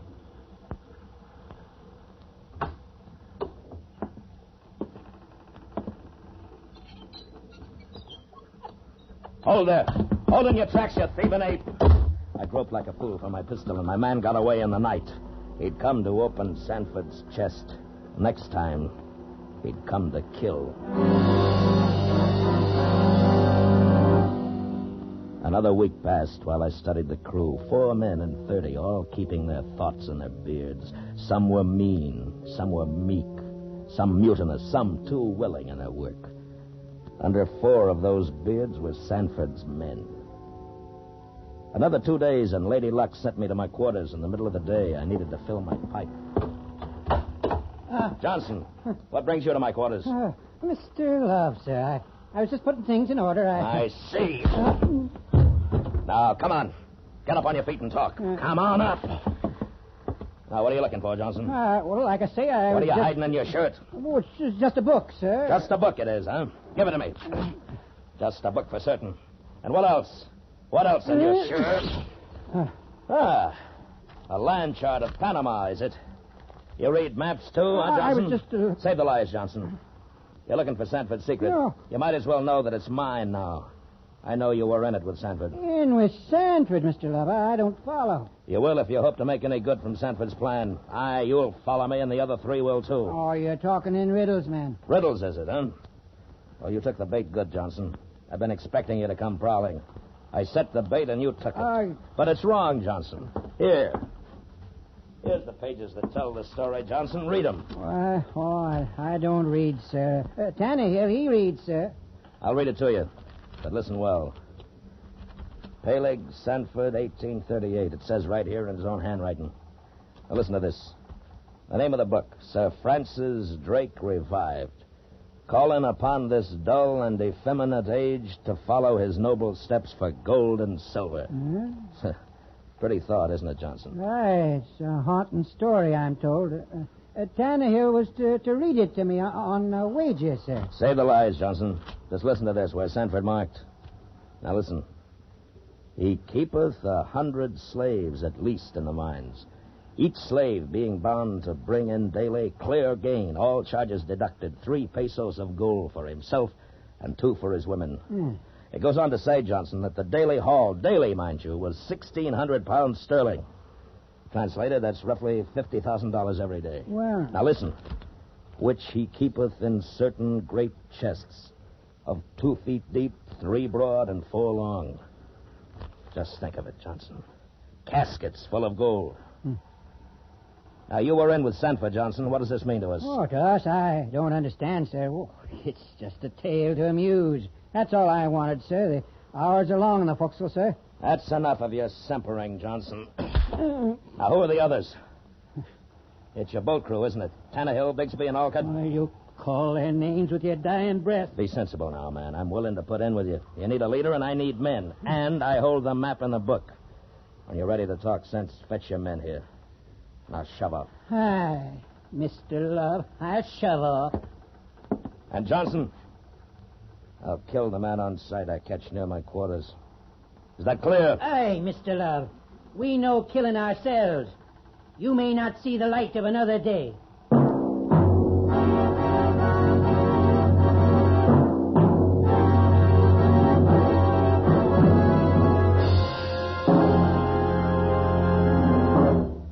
Motorists, do you realize how many practical improvements science has given you for your car? For example, you get better gasoline because scientific research discovered xylene. Xylene is one of the highest anti-knock components in gasoline history.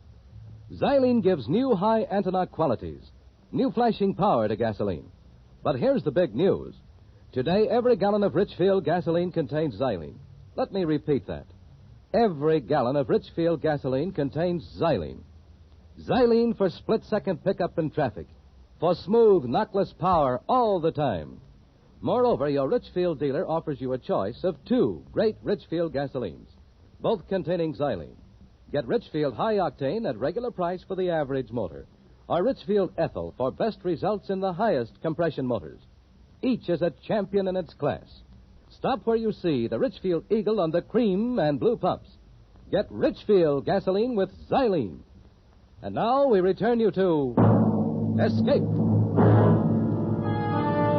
I let Johnson go because I needed him. I needed his men to be my crew, to sail a ship, to fight a jungle, to move a mine. I thought I could wait till they came to me, but the devil's bait is a gilded hook. When it catches your flesh, you can't shake it loose. So I read and reread and traced and retraced in my mind, and it grew and it grew and it grew, and it said, Gold. Well, we were south of Mexico, and time was growing short. I went to Johnson on deck and took a desperate move. Johnson? Aye, sir. This is your last chance. Show up tonight with your men, or I pick my own and leave you out. Now, don't be a fool. You'll kill it for all of us. All but me, Johnson. Well, I'll take you in if it's all right with my crew, my men. Your crew, huh? Your boat crew. Just as I thought. Do I use yours or get my own? We'll talk it out.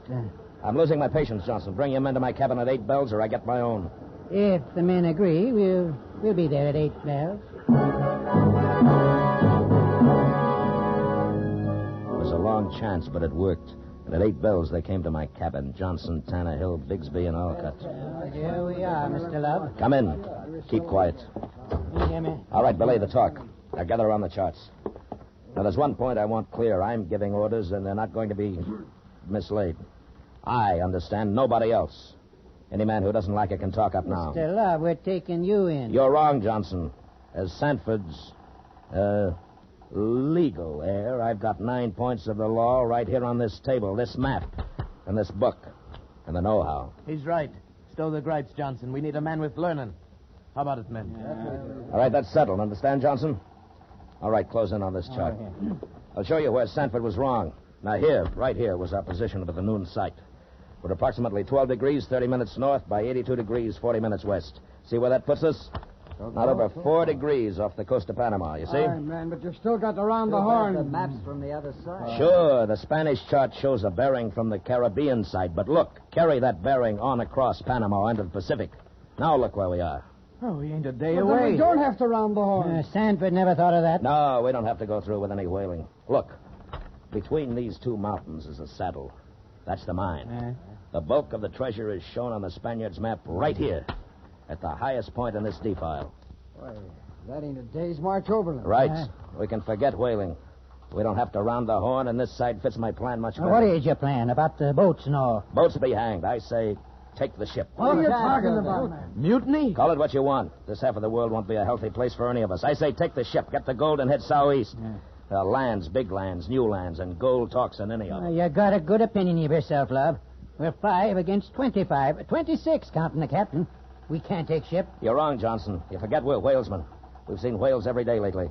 The order was given, 5 boats out after whales would take care of 25 men. The captain won't take whale till we're south of the Horn. He'll never give the order. That's the first time you've been right, Johnson. He won't give the order, but I will.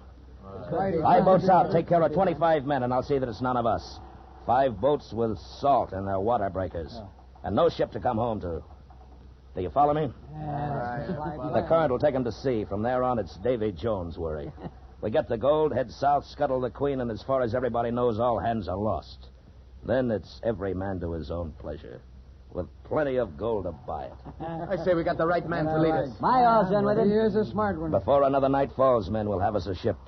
In a week, we'll have gold for ballast, enough to buy us a kingdom. Now, break it up quiet and mind your actions. As far as Thixton's concerned, there's nothing changed. And I'll still flog the man that fouls an order. Now, lay down to quarters, sharp and quiet. I'll pass the word when the time comes. All we need is a whale, men. One whale and the ship is ours.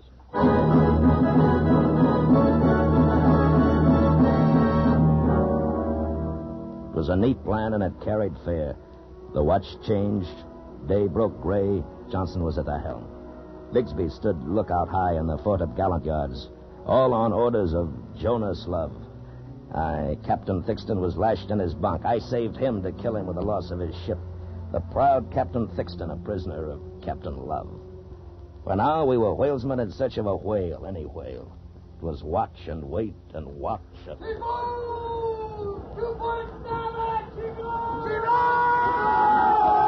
to the helm! Aye, sir. Bring her up.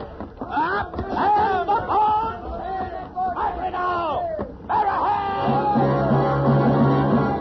Clear on the port side! Roar away! Have it clear, roar away!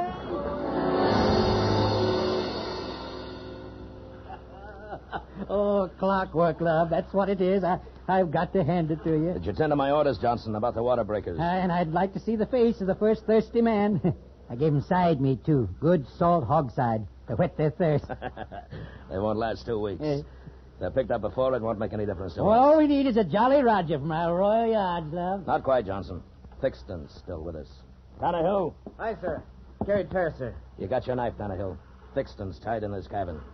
Make it fast and sure. Aye, sir. Fast and sure it is. Do I bring her about, love? You'll bring her about when I tell you to, Johnson, and you'll belay the mister when I tell you to, not before. Is that understood? Well, that's it. Bring her about, Johnson. East by south, steady as you go. Our next step is Panama, man. Golden Panama. It'll pay you to know, love. Now all our stations is equal. It's 4-1 against you, and all of us views the same. Johnson, it'll pay you to know that the man who crosses me cuts those odds by 1. Now, fill out on your course. The wind took us east and the current went west, carrying before it the crew of the Queen. 5 drifting whaleboats of hopeless men lay at our stern. Our bow, like a finger, points to fortune's door, Panama. A land green-black with tropic growth and our treasure cradled in a mountain nest on our backbone. I put into fair anchorage in the lee of a point, paid out the hook and called my men. We ride out tonight here in this bay, men. Well, there she is, right up the mountain. The low point between those two peaks. We're still some daylight, love. I say move now. You'll do no saying, Johnson. We move now right enough, but we'll do it on board. We're provisioning the whaleboat for 10 days. 10 days? Why, it scarce looks a league. That it does, Tannehill, but it's a stormy course. That's jungle growth. We'll have to fight it all the way to the top. And we'll have no more crossing. Bigsby, look at provisions. Load the whaleboat. Tannehill and Alcott, break out the forge and fashion knives from flensing tools. Make them short in the handle and keen on the edge. You 3 men staying aboard. You'll take up the work till me and Johnson cast off. We'll need our strength. Us staying aboard? You take us for fools. You'll stay aboard. That's an order. The man who thinks different, step up and speak. You got the map, Mr. Love. The men don't like it that way. Well, what say you, men? It ain't fair. What's to keep you from going straight out the other side? Yes, how do we know you're coming back? Hold it. Aye, I've got the map. You're right. It's not fair that one man should have it. Tannehill, give me your knife. Aye, sir. You men don't trust me. You do trust Johnson. That's very well. So, here, Johnson. Half for you, half for me. Now, does that satisfy you? Aye. Aye. Johnson's for us, fair enough. But you'd better come back. We'll follow you to the gates of hell if you don't. It's fools who'd leave a ship unmanned. You'll get your share when we open the trail, Johnson and me. All right, now, turn to. Bear a hand. There's a fortune waiting the dawn.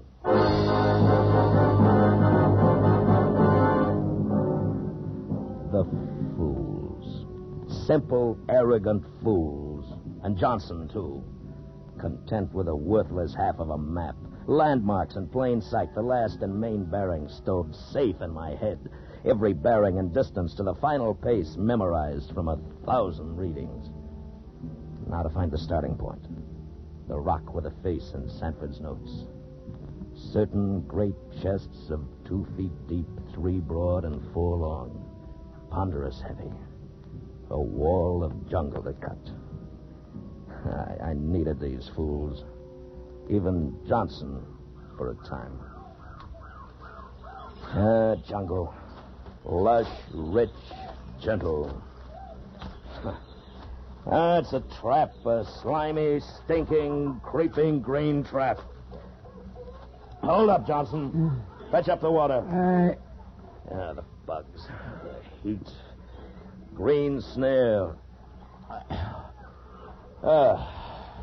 Take the lead, Johnson. No man can keep this up. I say belay it and rest. We need a strength. We move on, Johnson. We've hacked half a day and we're not a cable's length from the sea. Take the lead. We'll not last if we hold this pace. Look at the blasted insects. They hang in clouds. I say make camp. Likely tomorrow we'll get our second wind. We'll get it on the move, Johnson. There's still 3 hours of day. Now take the lead and swing that knife. For 5 killing days, it was hack, slash, hack. Move up the gear, creep on at a tortoise pace. The 6th day, the mountain fanned out on our course, and we rose above that green wall of jungle, and we could see the sea. The masts of the Queen waved gently, not 4 leagues down the slope. The sea breeze caught us and cooled our brow, and the jungle's web thinned, and we rested. We ate and we smoked. We've passed the worst of it. Another day at the most, Johnson. No more.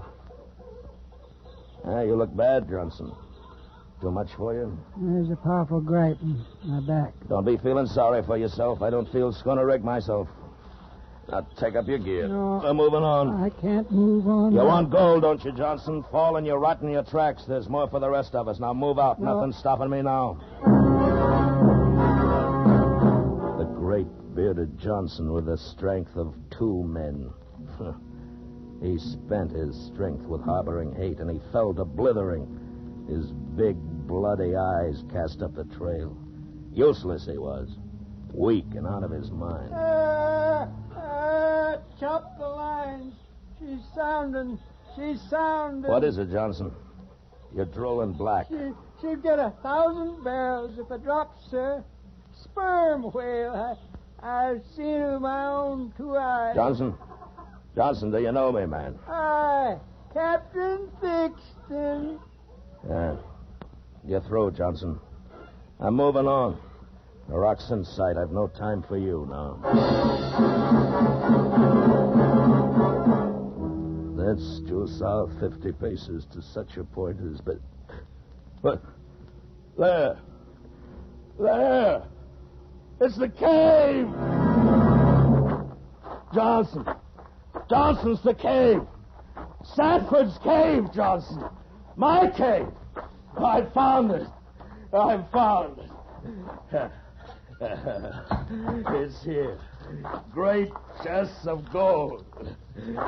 Johnson, we found it! Chests of it, Johnson! Look, Johnson. I brought back a handful. Gold. Johnson, look, Lord of mercy. Dead he is. Dead of the fever. And yellow as gold. His face, his hands, all yellow like gold. Oh, my hands. No, it's not the blight like Johnson. It's just gold dust. It'll wash off. It's not the blight.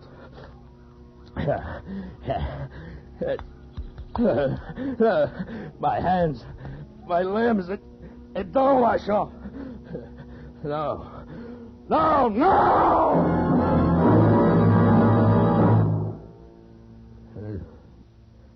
It's the devil's bait on a gilded hook. This fever's the devil's breath. I can feel it now. Boiling out my bile, painting me gold. It'll cook out my soul and leave me poor. This fever, this devil's yellow blight.